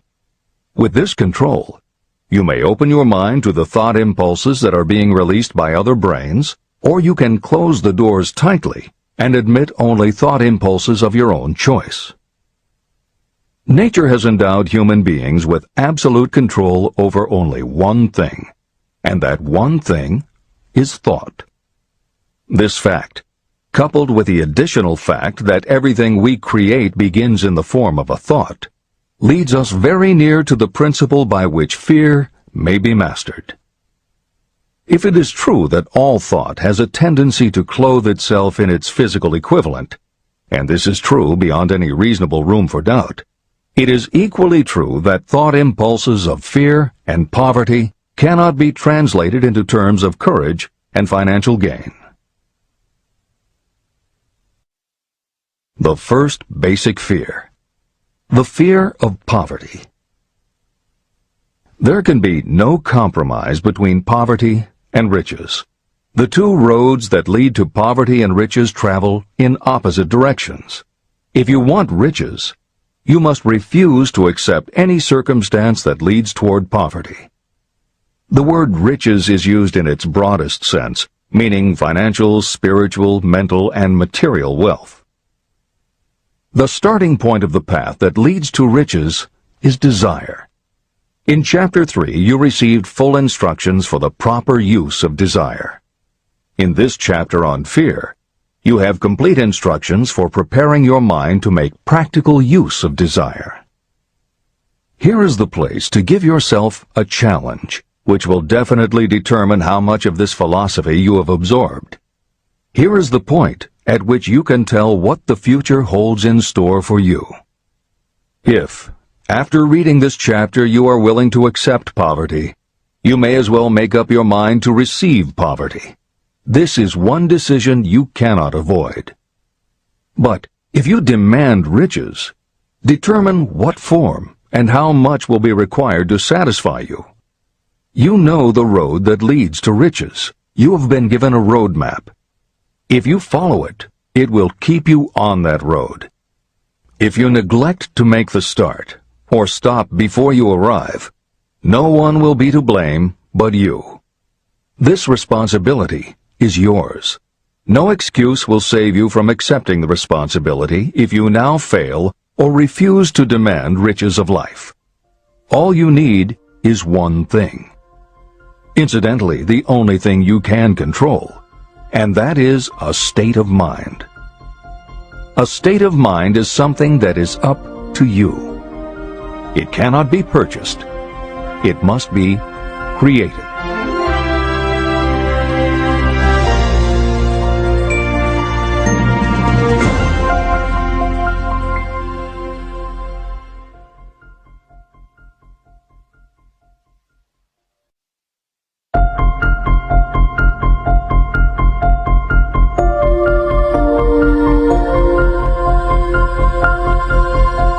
The most destructive fear. Fear of poverty is a state of mind, nothing else. But it is sufficient to destroy your chances of achievement in any undertaking. This fear paralyzes your ability to use reason, destroys the imagination, kills off self-reliance, undermines enthusiasm, discourages initiative, leads to uncertainty of purpose, encourages procrastination, wipes out enthusiasm, and makes self-control an impossibility. It takes the charm from your personality, destroys the possibility of accurate thinking, diverts concentration of effort. It defeats persistence, turns willpower into nothingness, destroys ambition, clouds the memory, and invites failure in every conceivable form. It kills love and assassinates the finer emotions of the heart, discourages friendship and invites disaster in 100 forms, leads to sleeplessness, misery, and unhappiness, and all this despite the obvious truth that you live in a world of overabundance of everything your heart could desire, with nothing standing between you and your desires except lack of a definite purpose. The fear of poverty is, without doubt, the most destructive of the 6 basic fears. It has been placed at the head of the list because it is the most difficult to master. The fear of poverty grew out of our inherited tendency to prey upon our fellow human beings economically. Nearly all animals lower than us are motivated by instinct, but their capacity to think is limited, and therefore they prey upon one another physically. We, with our superior sense of intuition, with the capacity to think and to reason, do not eat others bodily. Human beings get more satisfaction out of eating others financially. Humans are so avaricious that every conceivable law has been passed to safeguard us from one another. Nothing brings so much suffering and humility as poverty. Only those who have experienced poverty understand the full meaning of this. It is no wonder that we fear poverty. Through a long line of inherited experiences, we have learned for sure that some people cannot be trusted where matters of money and earthly possessions are concerned. So eager are we to possess wealth that we will acquire it in whatever manner we can, through legal methods if possible, through other methods if necessary or expedient. Self-analysis may disclose weaknesses that you do not like to acknowledge, but this form of examination is essential if you are going to demand of life more than mediocrity and poverty. Remember, as you check yourself point by point, that you are both the court and the jury, the prosecuting attorney and the attorney for the defense, and that you are both the plaintiff and the defendant. You are on trial. Face the facts squarely. Ask yourself definite questions and demand direct replies. When the examination is over, you will know more about yourself. If you do not feel that you can be an impartial judge, call upon someone who knows you well to serve as judge while you cross-examine yourself. You are after the truth. Get it, no matter at what the cost, even though it may temporarily embarrass you. The majority of people if asked what they fear most, would reply, "I fear nothing." The reply would be inaccurate, because few people realize that they are bound, handicapped, whipped spiritually and physically through some form of fear. So subtle and deeply seated is the emotion of fear that you may go through life and never recognize its presence. Only a courageous analysis will disclose the presence of this universal enemy. When you begin such an analysis, search deeply into your character. The following is a list of the symptoms to look for. Symptoms of the fear of poverty. 1. Indifference. Commonly expressed through lack of ambition, willingness to tolerate poverty, and the acceptance of whatever compensation life may offer without protest. Also mental and physical laziness, and lack of initiative, imagination, enthusiasm, and self-control. 2. Indecision. The habit of permitting others to do your thinking, sitting on the fence. 3. Doubt. Generally expressed through alibis and excuses designed to cover up, explain away, or apologize for your failures. Sometimes expressed in the form of envy of those who are successful, or by criticizing them. 4. Worry. Usually expressed by finding fault with others, a tendency to spend beyond your income, neglect of personal appearance, scowling and frowning, nervousness, lack of poise, self-consciousness, and often the use of alcohol or drugs. 5. Overcaution. The habit of looking for the negative side of every circumstance, thinking and talking about possible failure instead of concentrating on succeeding, knowing all the roads to disaster, but never searching for the plans to avoid failure, waiting for the right time to begin, until the waiting becomes a permanent habit, remembering those who have failed and forgetting those who have succeeded, seeing the hole in the donut, but overlooking the donut around the hole. 6. Procrastination. The habit of putting off until tomorrow that which should have been done last year, spending more time in creating excuses than it would take to do the job. This symptom is closely related to overcaution, doubt, and worry. Refusal to accept responsibility. Willingness to compromise rather than put up a fight. Compromising with difficulties instead of harnessing and using them as stepping stones to advancement.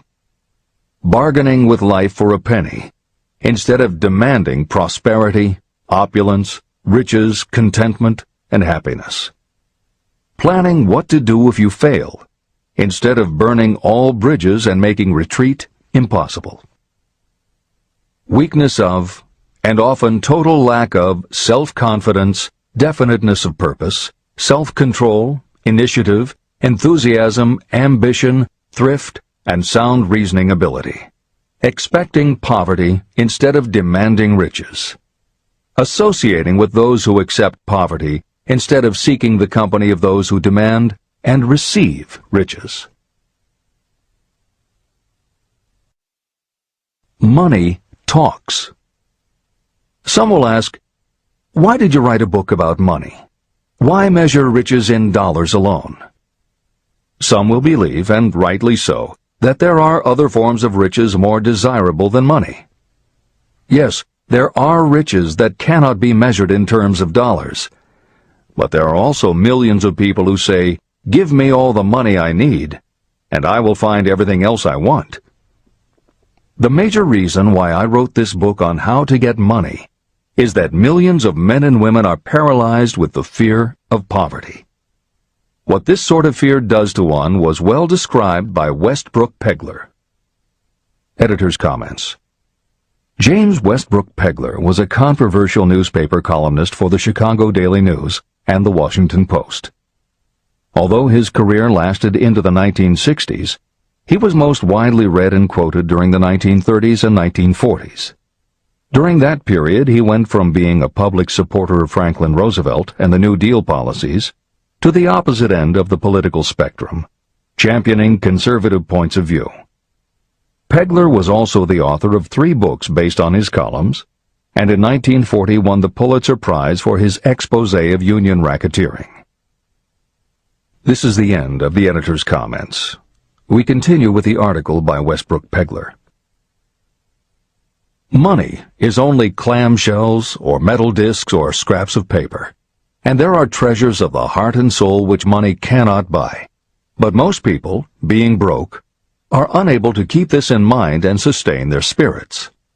When a man is down and out and on the street, unable to get any job at all, something happens to his spirit, which can be observed in the droop of his shoulders, the set of his hat, his walk, and his gaze.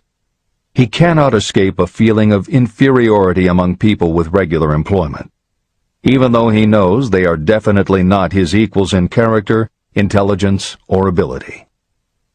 These people, even his friends, feel, on the other hand, a sense of superiority and regard him, perhaps unconsciously, as a casualty. He may borrow for a time, but not enough to carry on in his accustomed way, and he cannot continue to borrow very long. But borrowing in itself, when a man is borrowing merely to live, is a depressing experience, and the money lacks the power of earned money to revive his spirits. Of course, none of this applies to bums or habitual ne'er-do-wells, but only to men of normal ambitions and self-respect. Women in the same predicament must be different. We somehow do not think of women at all in considering the down-and-outers. They are scarce in the breadlines, they rarely are seen begging on the streets, and they are not recognizable in crowds by the same plain signs which identify busted men. Of course, I do not mean the shuffling hags of the city streets, who are the opposite number of the confirmed male bums. I mean reasonably young, decent, and intelligent women. There must be many of them, but their despair is not apparent. When a man is down and out, he has time on his hands for brooding. He may travel miles to see a man about a job and discover that the job is filled, or that it is one of those jobs with no base pay, but only a commission on the sale of some useless knick-knack which nobody would buy except out of pity. Turning that down, he finds himself back on the street with nowhere to go, but just anywhere. So he walks and walks. He gazes into store windows at luxuries which are not for him, and feels inferior and gives way to people who stop to look with an active interest. He wanders into the railroad station, or puts himself down in the library to ease his legs and soak up a little heat, but that isn't looking for a job, so he gets going again. He may not know it, but his aimlessness would give him away even if the very lines of his figure did not. He may be well dressed in the clothes left over from the days when he had a steady job, but the clothes cannot disguise the droop. He sees thousands of other people, bookkeepers or clerks or chemists or wagon hands, busy at their work, and envies them from the bottom of his soul. They have their independence, their self-respect and manhood, and he simply cannot convince himself that he is a good man too, though he argue it out and arrive at a favorable verdict hour after hour. It is just money which makes this difference in him. With a little money, he would be himself again. This is the end of the article by Westbrook Pegler. The second basic fear, the fear of criticism. Just how we originally came by this fear, no one can say definitely, but one thing is certain, we have it in a highly developed form. I am inclined to attribute the basic fear of criticism to that part of our inherited nature that prompts us not only to take away other people's goods and wares, but also to justify our actions by criticism of the character of others. It is well known that a thief will criticize the man from whom he steals, that politicians seek office not by displaying their own virtues and qualifications, but by running negative campaigns against their opponents. Designers and clothing manufacturers have not been slow to take advantage of this basic fear of criticism. Every season, styles change. Who establishes the styles? Certainly not the purchaser. It is the designers and manufacturers. Why do they change the styles so often? The answer is obvious. They change the styles so they can sell more clothes. The fear of criticism robs people of their initiative, destroys their power of imagination, limits their individuality, takes away their self-reliance, and does them damage in 100 other ways. Parents often do their children irreparable injury by criticizing them. The mother of one of my friends used to punish him with a switch almost daily, always completing the job with the statement, "You'll land in the penitentiary before you are 20. He was sent to a reformatory at the age of 17. Editor's comments. Modern psychotherapy is well aware of the circumstance that Hill describes in the preceding paragraph. In the chapters on autosuggestion and hypnosis, reference was made to childhood traumas that result in phobias, compulsive behaviors, fixations, or complexes. However, there are instances in which the implanting of a suggestion is much more subtle. Hypnotherapists have found that common phrases such as, "Don't you ever say no to me again," "I'm afraid she'll never get over it," or "You're just like your father," can hamper a person's abilities later in life if such phrases were said often enough, or at a time when a child was particularly vulnerable. This is the end of the editor's comments. Criticism is the one form of service of which everyone has too much. Everyone has a stock of it, which is handed out gratis whether called for or not. Your nearest relatives are often the worst offenders. It should be recognized as a crime. In reality, it is a crime of the worst nature for any parent to build inferiority complexes in the mind of a child through unnecessary criticism. Employers who understand human nature get the best there is in people not by criticism, but by constructive suggestion. Parents may accomplish the same results with their children. Criticism will plant fear in the human heart, or resentment, but it will not build love or affection. Symptoms of the fear of criticism. This fear is almost as universal as the fear of poverty, and its effects are just as fatal to personal achievement, mainly because this fear destroys initiative and discourages the use of imagination. The major symptoms of the fear are: 1. Self-consciousness, generally expressed through nervousness, timidity in conversation and in meeting strangers, awkward movements, and shifting of the eyes. 2. Lack of poise, expressed through lack of voice control, nervousness in the presence of others, poor posture, poor memory. 3. Personality weaknesses, lacking in firmness of decision, personal charm, and ability to express opinions definitely, the habit of sidestepping issues instead of meeting them squarely, agreeing with others without careful examination of their opinions. 4. Inferiority complex, the habit of expressing your own self-approval as a means of covering up your feeling of inferiority, using big words to impress others, often without knowing the real meaning of the words, imitating others in dress, speech, and manners, boasting of imaginary achievements, and acting superior to cover up the fact that you feel inferior. 5. Extravagance, the habit of trying to keep up with the Joneses and spending beyond your income. 6. Lack of initiative, failure to embrace opportunities for self-advancement, fear to express opinions, lack of confidence in your own ideas, giving evasive answers to questions asked by superiors, hesitancy of manner and speech, deceit in both words and deeds. 7. Lack of ambition, mental and physical laziness, lack of self-assertion, slowness in reaching decisions, being too easily influenced, the habit of accepting defeat without protest, or quitting an undertaking when opposed by others. Also the habit of criticizing others behind their backs and flattering them to their faces, suspicion of other people without cause, lack of tactfulness of manner and speech, and unwillingness to accept the blame for mistakes. The third basic fear. The fear of ill health. This fear may be traced to both physical and social heredity. It is closely associated with the causes of fear of old age and the fear of death.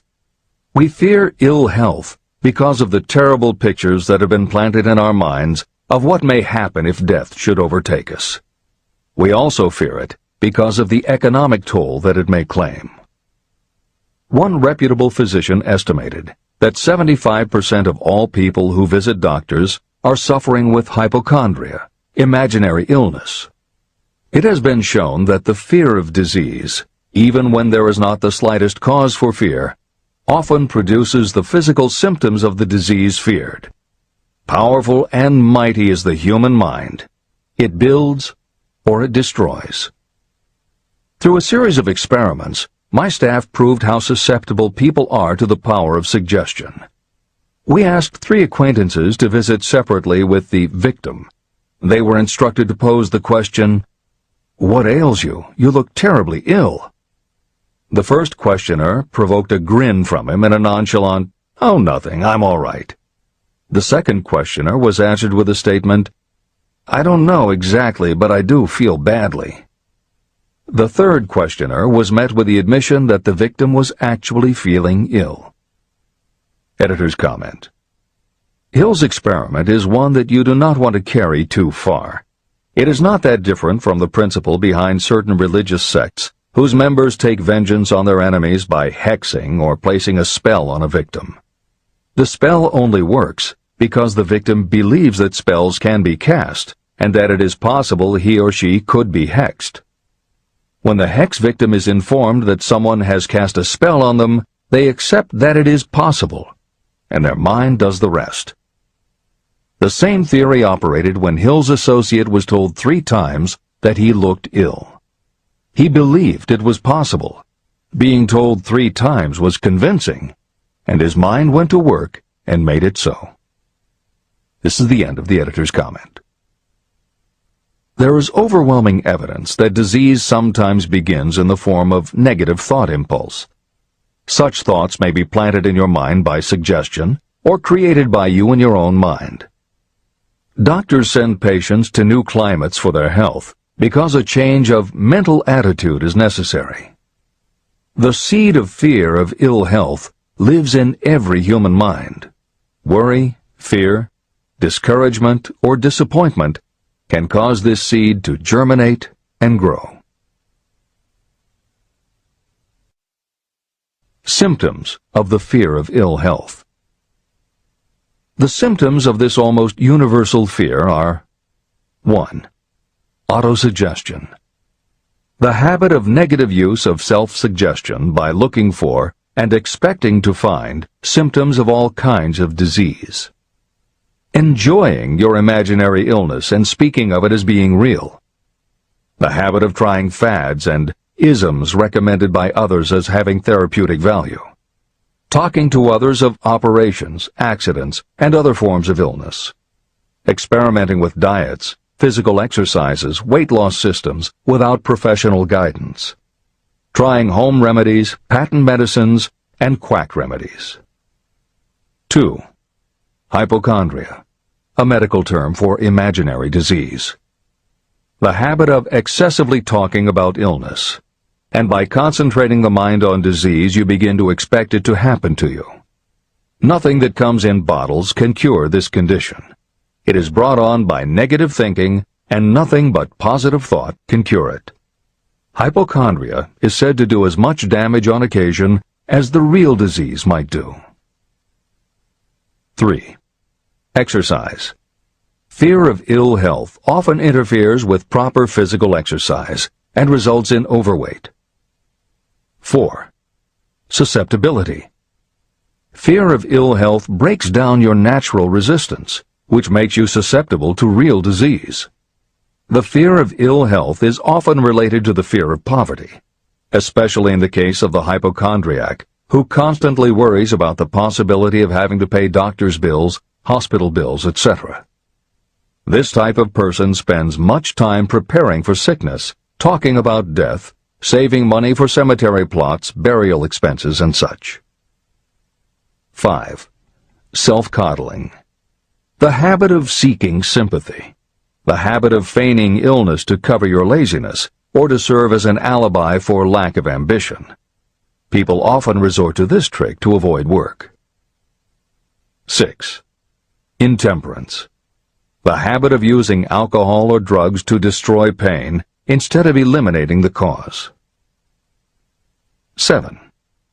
The habit of reading about illness and worrying over the possibility of being stricken by it. The fourth basic fear. The fear of loss of love. Jealousy and other similar forms of neurosis grow out of our fear of the loss of love of someone. This fear is the most painful of all the 6 basic fears. It probably plays more havoc with the body and mind than any of the other basic fears. Editor's comment. By way of introduction to each of the 6 basic fears, Napoleon Hill usually postulates how the fear originated in humans. In the original edition of this book, he suggested that the fear of loss of love may have started with prehistoric man's habit of stealing his neighbor's mate and taking liberties with her whenever he could. Though amusing, this theory does not take into account that women fear the loss of a love just as profoundly as men do, and both men and women fear losing the love of not just their mates, but also of family members and others with whom they are close. How the emotion of love originated may remain a mystery, but there is no mystery about how we feel when we lose it. This is the end of the editor's comment. The fourth basic fear. The fear of loss of love. Jealousy and other similar forms of neurosis grow out of our fear of the loss of love of someone. This fear is the most painful of all the 6 basic fears. It probably plays more havoc with the body and mind than any of the other basic fears. Editor's comment. By way of introduction to each of the 6 basic fears, Napoleon Hill usually postulates how the fear originated in humans. In the original edition of this book, he suggested that the fear of loss of love may have started with prehistoric man's habit of stealing his neighbor's mate and taking liberties with her whenever he could. Though amusing, this theory does not take into account that women fear the loss of a love just as profoundly as men do, and both men and women fear losing the love of not just their mates, but also of family members and others with whom they are close. How the emotion of love originated may remain a mystery, but there is no mystery about how we feel when we lose it. This is the end of the editor's comment. Symptoms of the fear of loss of love. The distinguishing symptoms of this fear are 1. Jealousy. The habit of being suspicious of friends and loved ones. The habit of accusing wife or husband of infidelity without grounds. General suspicion of everyone and absolute faith in no one. 2. Fault-finding. The habit of finding fault with friends, relatives, business associates, and loved ones upon the slightest provocation, or without any cause whatsoever. 3. Gambling. The habit of gambling, stealing, cheating, and otherwise taking hazardous chances to provide money for loved ones, in the belief that love can be bought. The habit of spending beyond your means, or incurring debts to provide gifts for loved ones, in order to make a good impression. Also insomnia, nervousness, lack of persistence, weakness of will, lack of self-control, lack of self-reliance, bad temper. The fifth basic fear. The fear of old age. In the main, this fear grows out of 2 sources. First, the thought that old age may bring with it poverty. Second is the concern that many have for what may await them in the world beyond. The most common cause of fear of old age is associated with the possibility of poverty. Poorhouse is not a pretty word. It throws a chill into the mind of every person who faces the possibility of having to spend declining years having to live on some form of charity. The possibility of ill health, which is more common as people grow older, is also a contributing cause of this common fear of old age, as is concern about diminishing sexuality. Another contributing cause of the fear of old age is the possibility of loss of freedom and independence, as old age may bring with it the loss of both physical and economic freedom. Symptoms of the fear of old age. The most common symptoms of this fear are 1. Lack of enthusiasm. The tendency to slow down and develop an inferiority complex, falsely believing you are slipping because of age.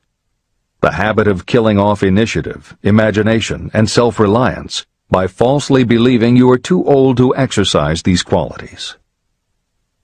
2. Self-consciousness of speech.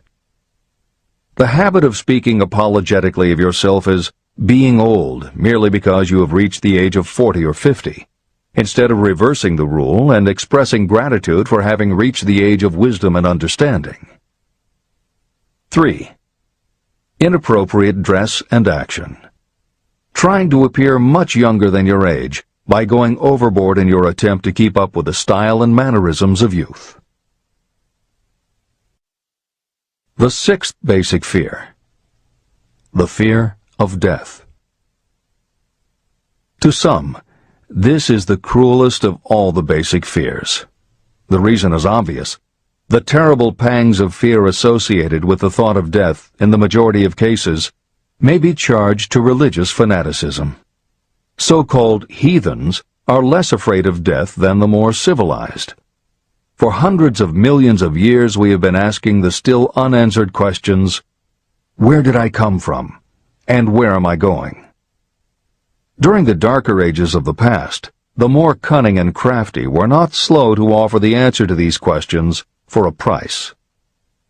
Come into my tent, embrace my faith, accept my dogmas, and I will give you a ticket that will admit you straight into heaven when you die, says the religious leader.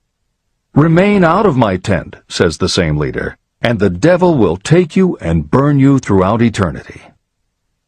The thought of eternal punishment destroys interest in life and makes happiness impossible. While the religious leader may not actually be able to provide safe conduct into heaven or send you to hell, the possibility of the latter seems terrible. The very thought of it takes hold of the imagination in such a realistic way that it paralyzes reason and sets up the fear of death. The fear of death is not as common now as it was during the age when there were no great colleges and universities. People of science have turned the spotlight of truth upon the world, and this truth is rapidly freeing men and women from this terrible fear of death. The young men and women who attend the colleges and universities are not easily impressed by fire and brimstone. Through knowledge, the fears of the dark ages that grip the mind have been dispelled. The entire world is made up of only four things: time, space, energy, and matter.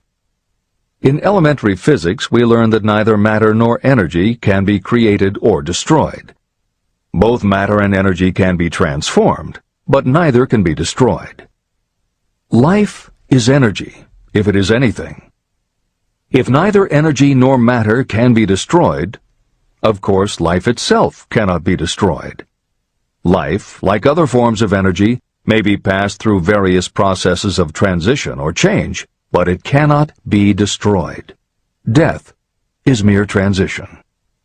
And if death is not mere change or transition, then nothing comes after death except a long, eternal, peaceful sleep.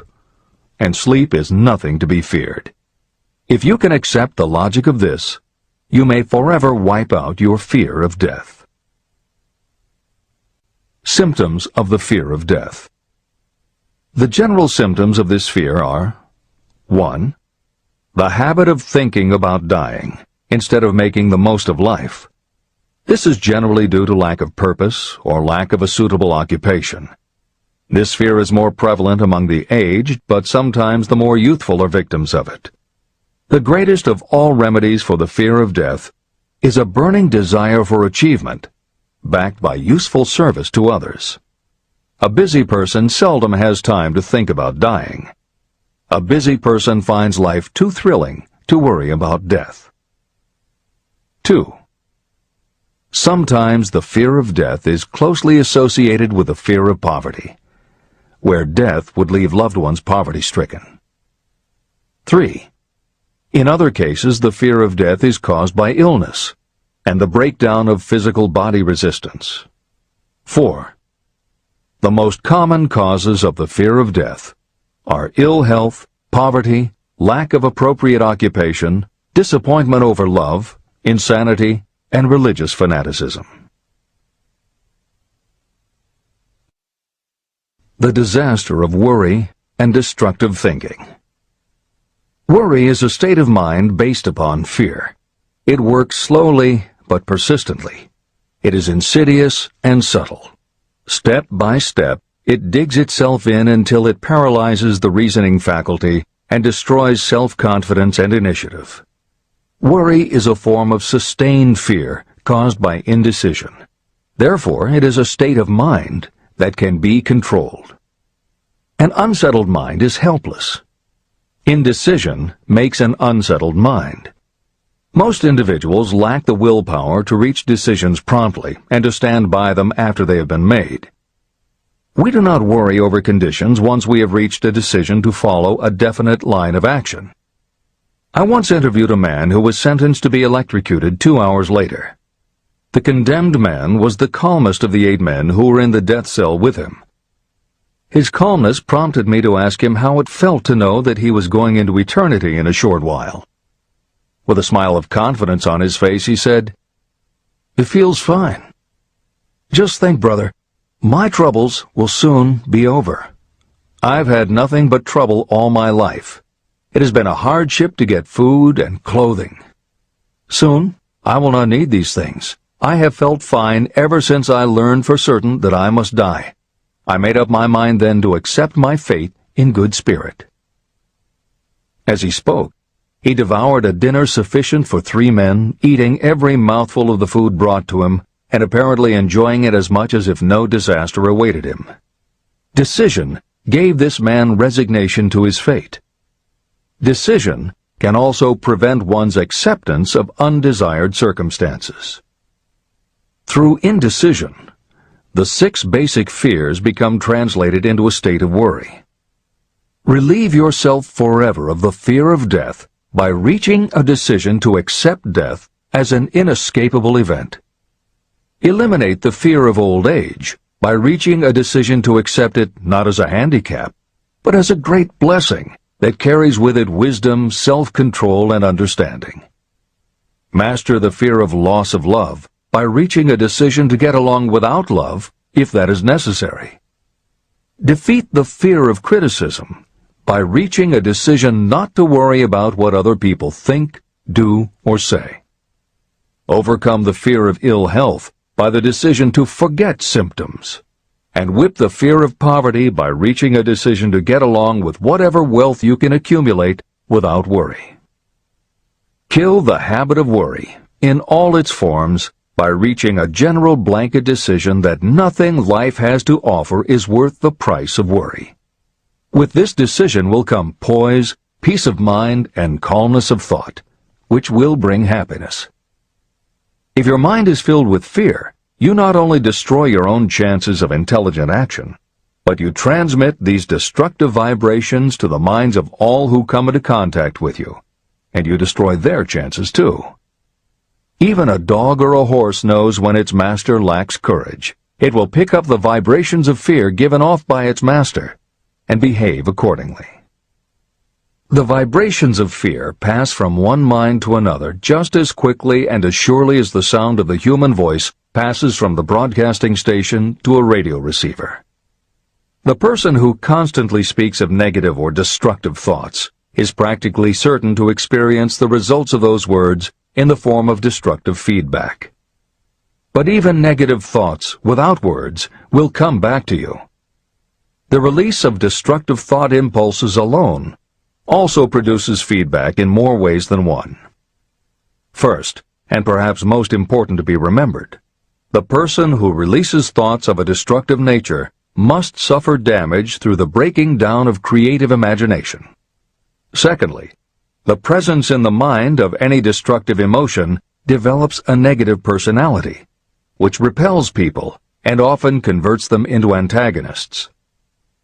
The third source of damage is that negative thoughts not only affect others, but they also embed themselves in the subconscious mind of the person releasing them and there become a part of that person's character. Your business in life is to achieve success. To be successful, you must find peace of mind, acquire the material needs of life, and above all, attain happiness. All of these indications of success begin in the form of thought impulses. You control your own mind. You have the power to feed it whatever thought impulses you choose. With this goes the responsibility of using your mind constructively. You are the master of your own earthly destiny, just as surely as you have the power to control your own thoughts. You may influence, direct, and eventually control your own environment, making your life what you want it to be. Or you may neglect to make your life what you want, and you will be adrift on the seas of circumstance, where you will be tossed like a wood chip on the waves of the ocean. The Devil's Workshop. In addition to the 6 basic fears, there is another evil by which people suffer. It constitutes a rich soil in which the seeds of failure grow abundantly. It is so subtle that its presence often is not detected. It is more deeply rooted and more often fatal than all of the 6 fears. For want of a better name, let us call this evil susceptibility to negative influences. Those who accumulate great riches always protect themselves against negative influences. The poverty-stricken never do. Those who succeed in any calling must prepare their minds to resist such influences. If you are reading this book to learn how to grow rich, you should examine yourself very carefully to determine whether you are susceptible to negative influences. If you neglect this self-analysis, you will give up your right to attain the object of your desires. Make your analysis searching. As you read the following questions, be tough on yourself. Go at the task as carefully as you would if you were searching for any other enemy you knew was waiting to ambush you. You must deal with your own faults as you would with a real and serious enemy. You can easily protect yourself against real enemies because there are laws, police, and courts to deal with them. But this 7th basic evil is more difficult to master because it strikes when you are not aware of its presence, when you are asleep and while you are awake. Moreover, its weapon is intangible because it consists of merely a state of mind. Negative influences are also dangerous because they come in so many different forms. Sometimes they enter the mind through the well-meant words of your friends and relatives. At other times they come from within, through your own mental attitude. Always it is as deadly as poison, even though it may not kill as quickly.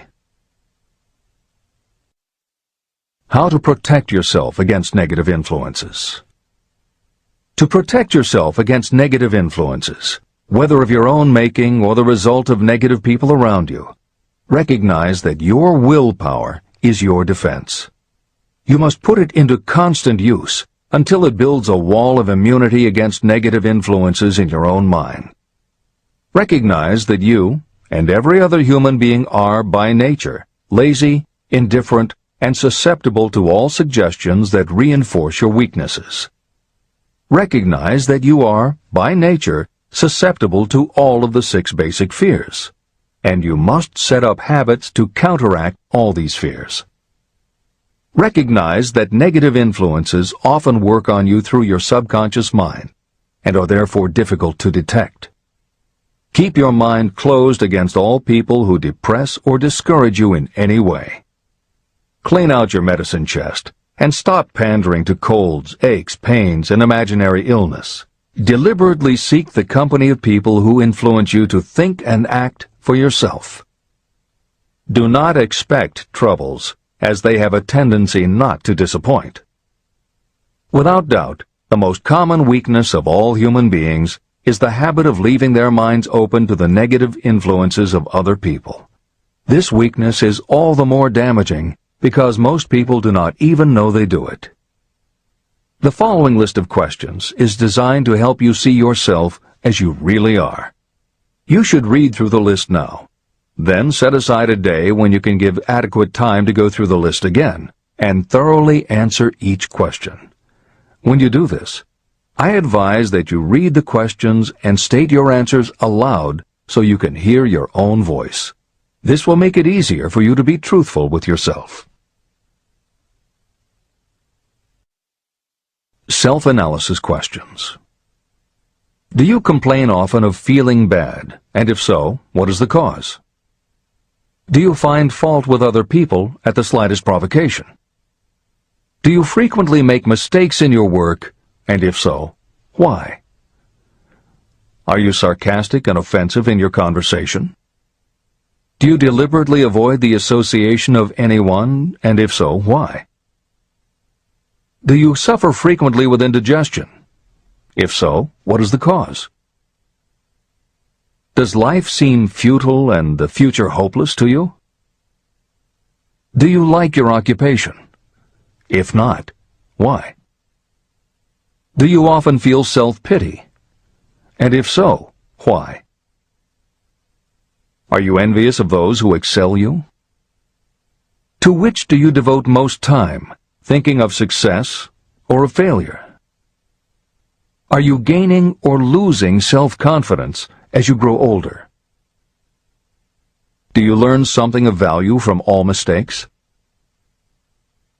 Are you permitting some relative or acquaintance to worry you? If so, why? Are you sometimes excited about life, and at other times in the depths of despondency? Who has the most inspiring influence upon you, and for what reason? Do you tolerate negative or discouraging influences that you could avoid? Are you careless of your personal appearance? If so, when and why? Have you learned how to ignore your troubles by being too busy to be annoyed by them? Would you call yourself a spineless weakling if you permitted others to do your thinking for you? How many preventable disturbances annoy you, and why do you tolerate them? Do you resort to alcohol, drugs, cigarettes, or other compulsions to quiet your nerves? If so, why do you not try willpower instead? Does anyone nag you? And if so, for what reason? Do you have a definite major purpose? And if so, what is it, and what plan do you have for achieving it? Do you suffer from any of the 6 basic fears? If so, which ones? Have you developed a method to shield yourself against the negative influence of others? Do you use autosuggestion to make your mind positive? Which do you value most, your material possessions or your privilege of controlling your own thoughts? Are you easily influenced by others against your own judgment? Has today added anything of value to your stock of knowledge or state of mind? Do you face squarely the circumstances that make you unhappy, or do you sidestep the responsibility? Do you analyze all mistakes and failures and try to profit by them, or do you take the attitude that this is not your duty? Can you name 3 of your most damaging weaknesses? What are you doing to correct them? Do you encourage other people to bring their worries to you for sympathy? Do you choose from your daily experiences lessons or influences that aid in your personal advancement? Does your presence have a negative influence on other people as a rule? What habits of other people annoy you most? Do you form your own opinions, or do you permit yourself to be influenced by other people? Have you learned how to create a mental state of mind with which you can shield yourself against all discouraging influences? Does your occupation inspire you with faith and hope? Are you conscious of possessing spiritual forces of sufficient power to enable you to keep your mind free from all forms of fear? Does your religion help to keep your mind positive? Do you feel it your duty to share other people's worries? If so, why? If you believe that birds of a feather flock together, what have you learned about yourself by studying the friends whom you attract? What connection, if any, do you see between the people with whom you associate most closely and any unhappiness you may experience? Could it be possible that some person whom you consider to be a friend is, in reality, your worst enemy because of his or her negative influence on your mind? By what rules do you judge who is helpful and who is damaging to you? Are your intimate associates mentally superior or inferior to you? How much time out of every 24 hours do you devote to your occupation, sleep, play and relaxation, acquiring useful knowledge, plain wasted time? Who among your acquaintances encourages you most, cautions you most, discourages you most? What is your greatest worry? Why do you tolerate it? When others offer you free, unsolicited advice, do you accept it without question, or do you analyze their motive? What, above all else, do you most desire? Do you intend to acquire it? Are you willing to subordinate all other desires for this one? How much time daily do you devote to acquiring it? Do you change your mind often? If so, why? Do you usually finish everything you begin? Are you easily impressed by other people's business or professional titles, college degrees, or wealth? Are you easily influenced by what other people think or say about you? Do you cater to people because of their social or financial status? Whom do you believe to be the greatest person living? In what respect is this person superior to yourself? How much time have you devoted to studying and answering these questions?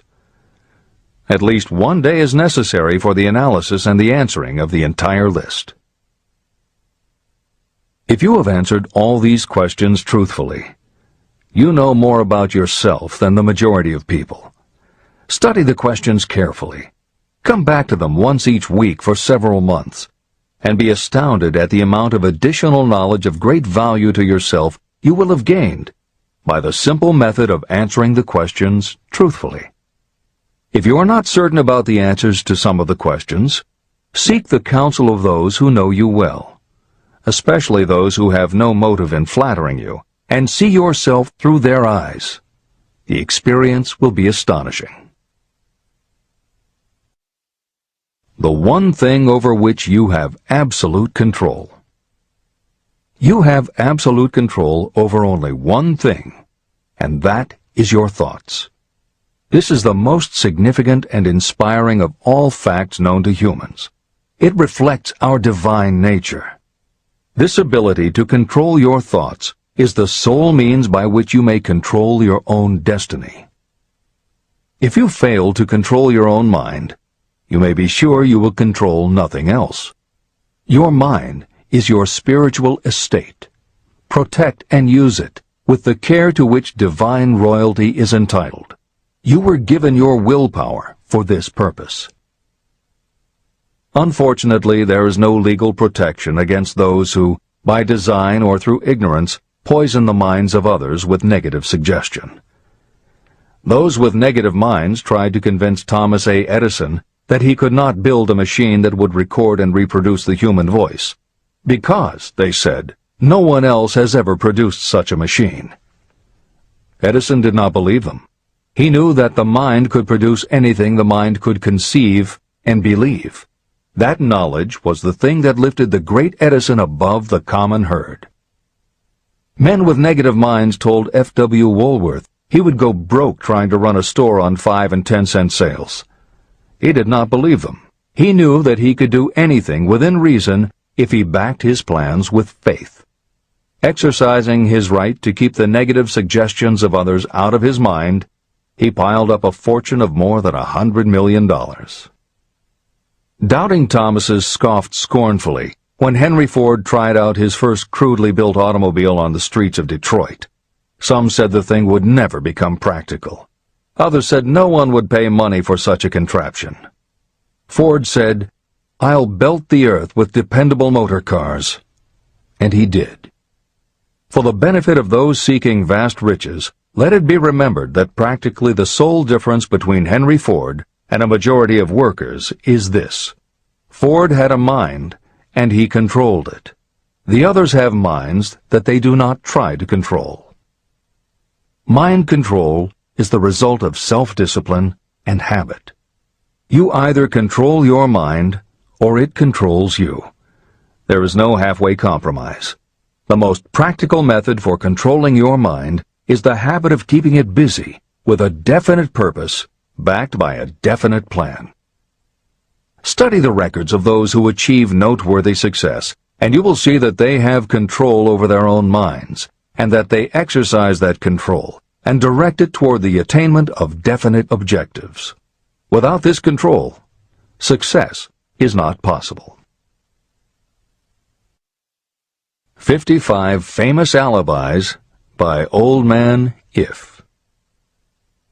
People who do not succeed have one distinguishing trait in common. They know all the reasons for failure and have what they believe to be airtight alibis to explain away their own lack of achievement.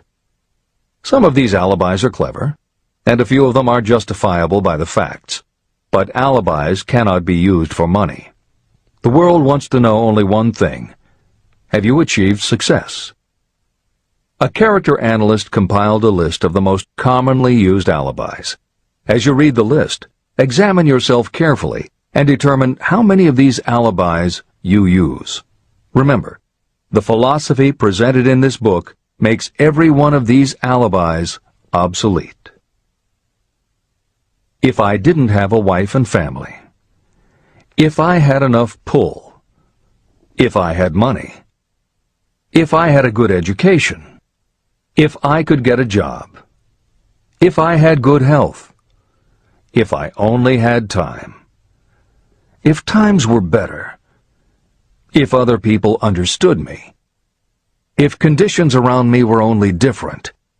If I could live my life over again. If I did not fear what they would say. If I had been given a chance. If I now had a chance. If other people didn't have it in for me. If nothing happens to stop me. If only I were younger. If I only could do what I want. If I had been born rich. If I could meet the right people. If I had the talent that some people have. If I dared to assert myself. If only I had embraced past opportunities. If people didn't get on my nerves. If I didn't have to keep house and look after the children. If I could save some money. If the boss only appreciated me. If I only had somebody to help me. If my family understood me. If I lived in a big city. If I could just get started. If I were only free. If I had the personality of some people. If I were not so fat. If my real talents were known. If I could just get a break. If I could only get out of debt. If I hadn't failed. If I only knew how. If everybody wasn't against me. If I didn't have so many worries. If I could marry the right person. If people weren't so dumb. If my family were not so extravagant. If I were sure of myself. If luck were not against me. If I had not been born under the wrong star. If it were not true that what is to be will be. If I did not have to work so hard. If I hadn't lost my money.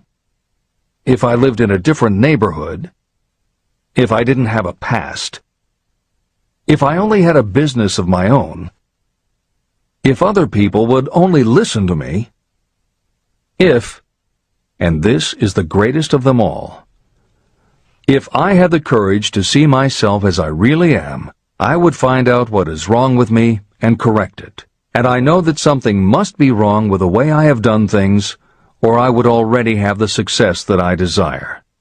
I recognize that something must be wrong with me, otherwise I would have spent more time analyzing my weaknesses and less time building alibis to cover them. Building alibis to explain away failure is a national pastime. The habit is as old as the human race and is fatal to success. Why do people cling to their pet alibis? The answer is obvious. They defend their alibis because they create them.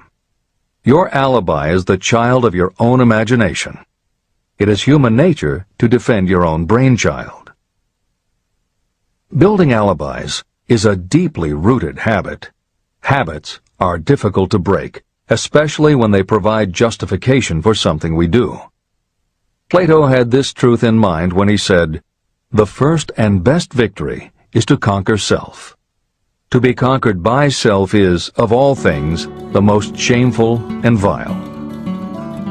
Another philosopher had the same thought in mind when he said, "It was a great surprise to me when I discovered that most of the ugliness I saw in others was but a reflection of my own nature." Elbert Hubbard, philosopher, author, publisher of the Fra magazine, and founder of the Roy Crofters Community of Artists, said, "It has always been a mystery to me why people spend so much time deliberately fooling themselves by creating alibis to cover their weaknesses. If used differently, this same time would be sufficient to cure the weakness. Then no alibis would be needed." In parting, I would remind you that life is a checkerboard, and the player opposite you is time. If you hesitate before moving, or neglect to move promptly, your men will be wiped off the board by time. You are playing against a partner who will not tolerate indecision. Previously, you may have had a logical excuse for not having forced life to come through with whatever you asked. That alibi is now obsolete, because you are in possession of the master key that unlocks the door to life's riches. The master key is intangible, but it is powerful. It is the privilege of creating, in your own mind, a burning desire for a definite form of riches. There is no penalty for the use of this key, but there is a price you must pay if you do not use it. The price is failure. There is a reward of stupendous proportions if you put the key to use.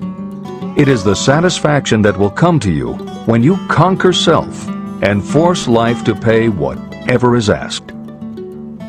The reward is worthy of your effort. Will you make the start and be convinced? "If we are related," said the immortal Emerson, "we shall meet." In closing, may I borrow his thought and say, if we are related, we have, through these pages, met.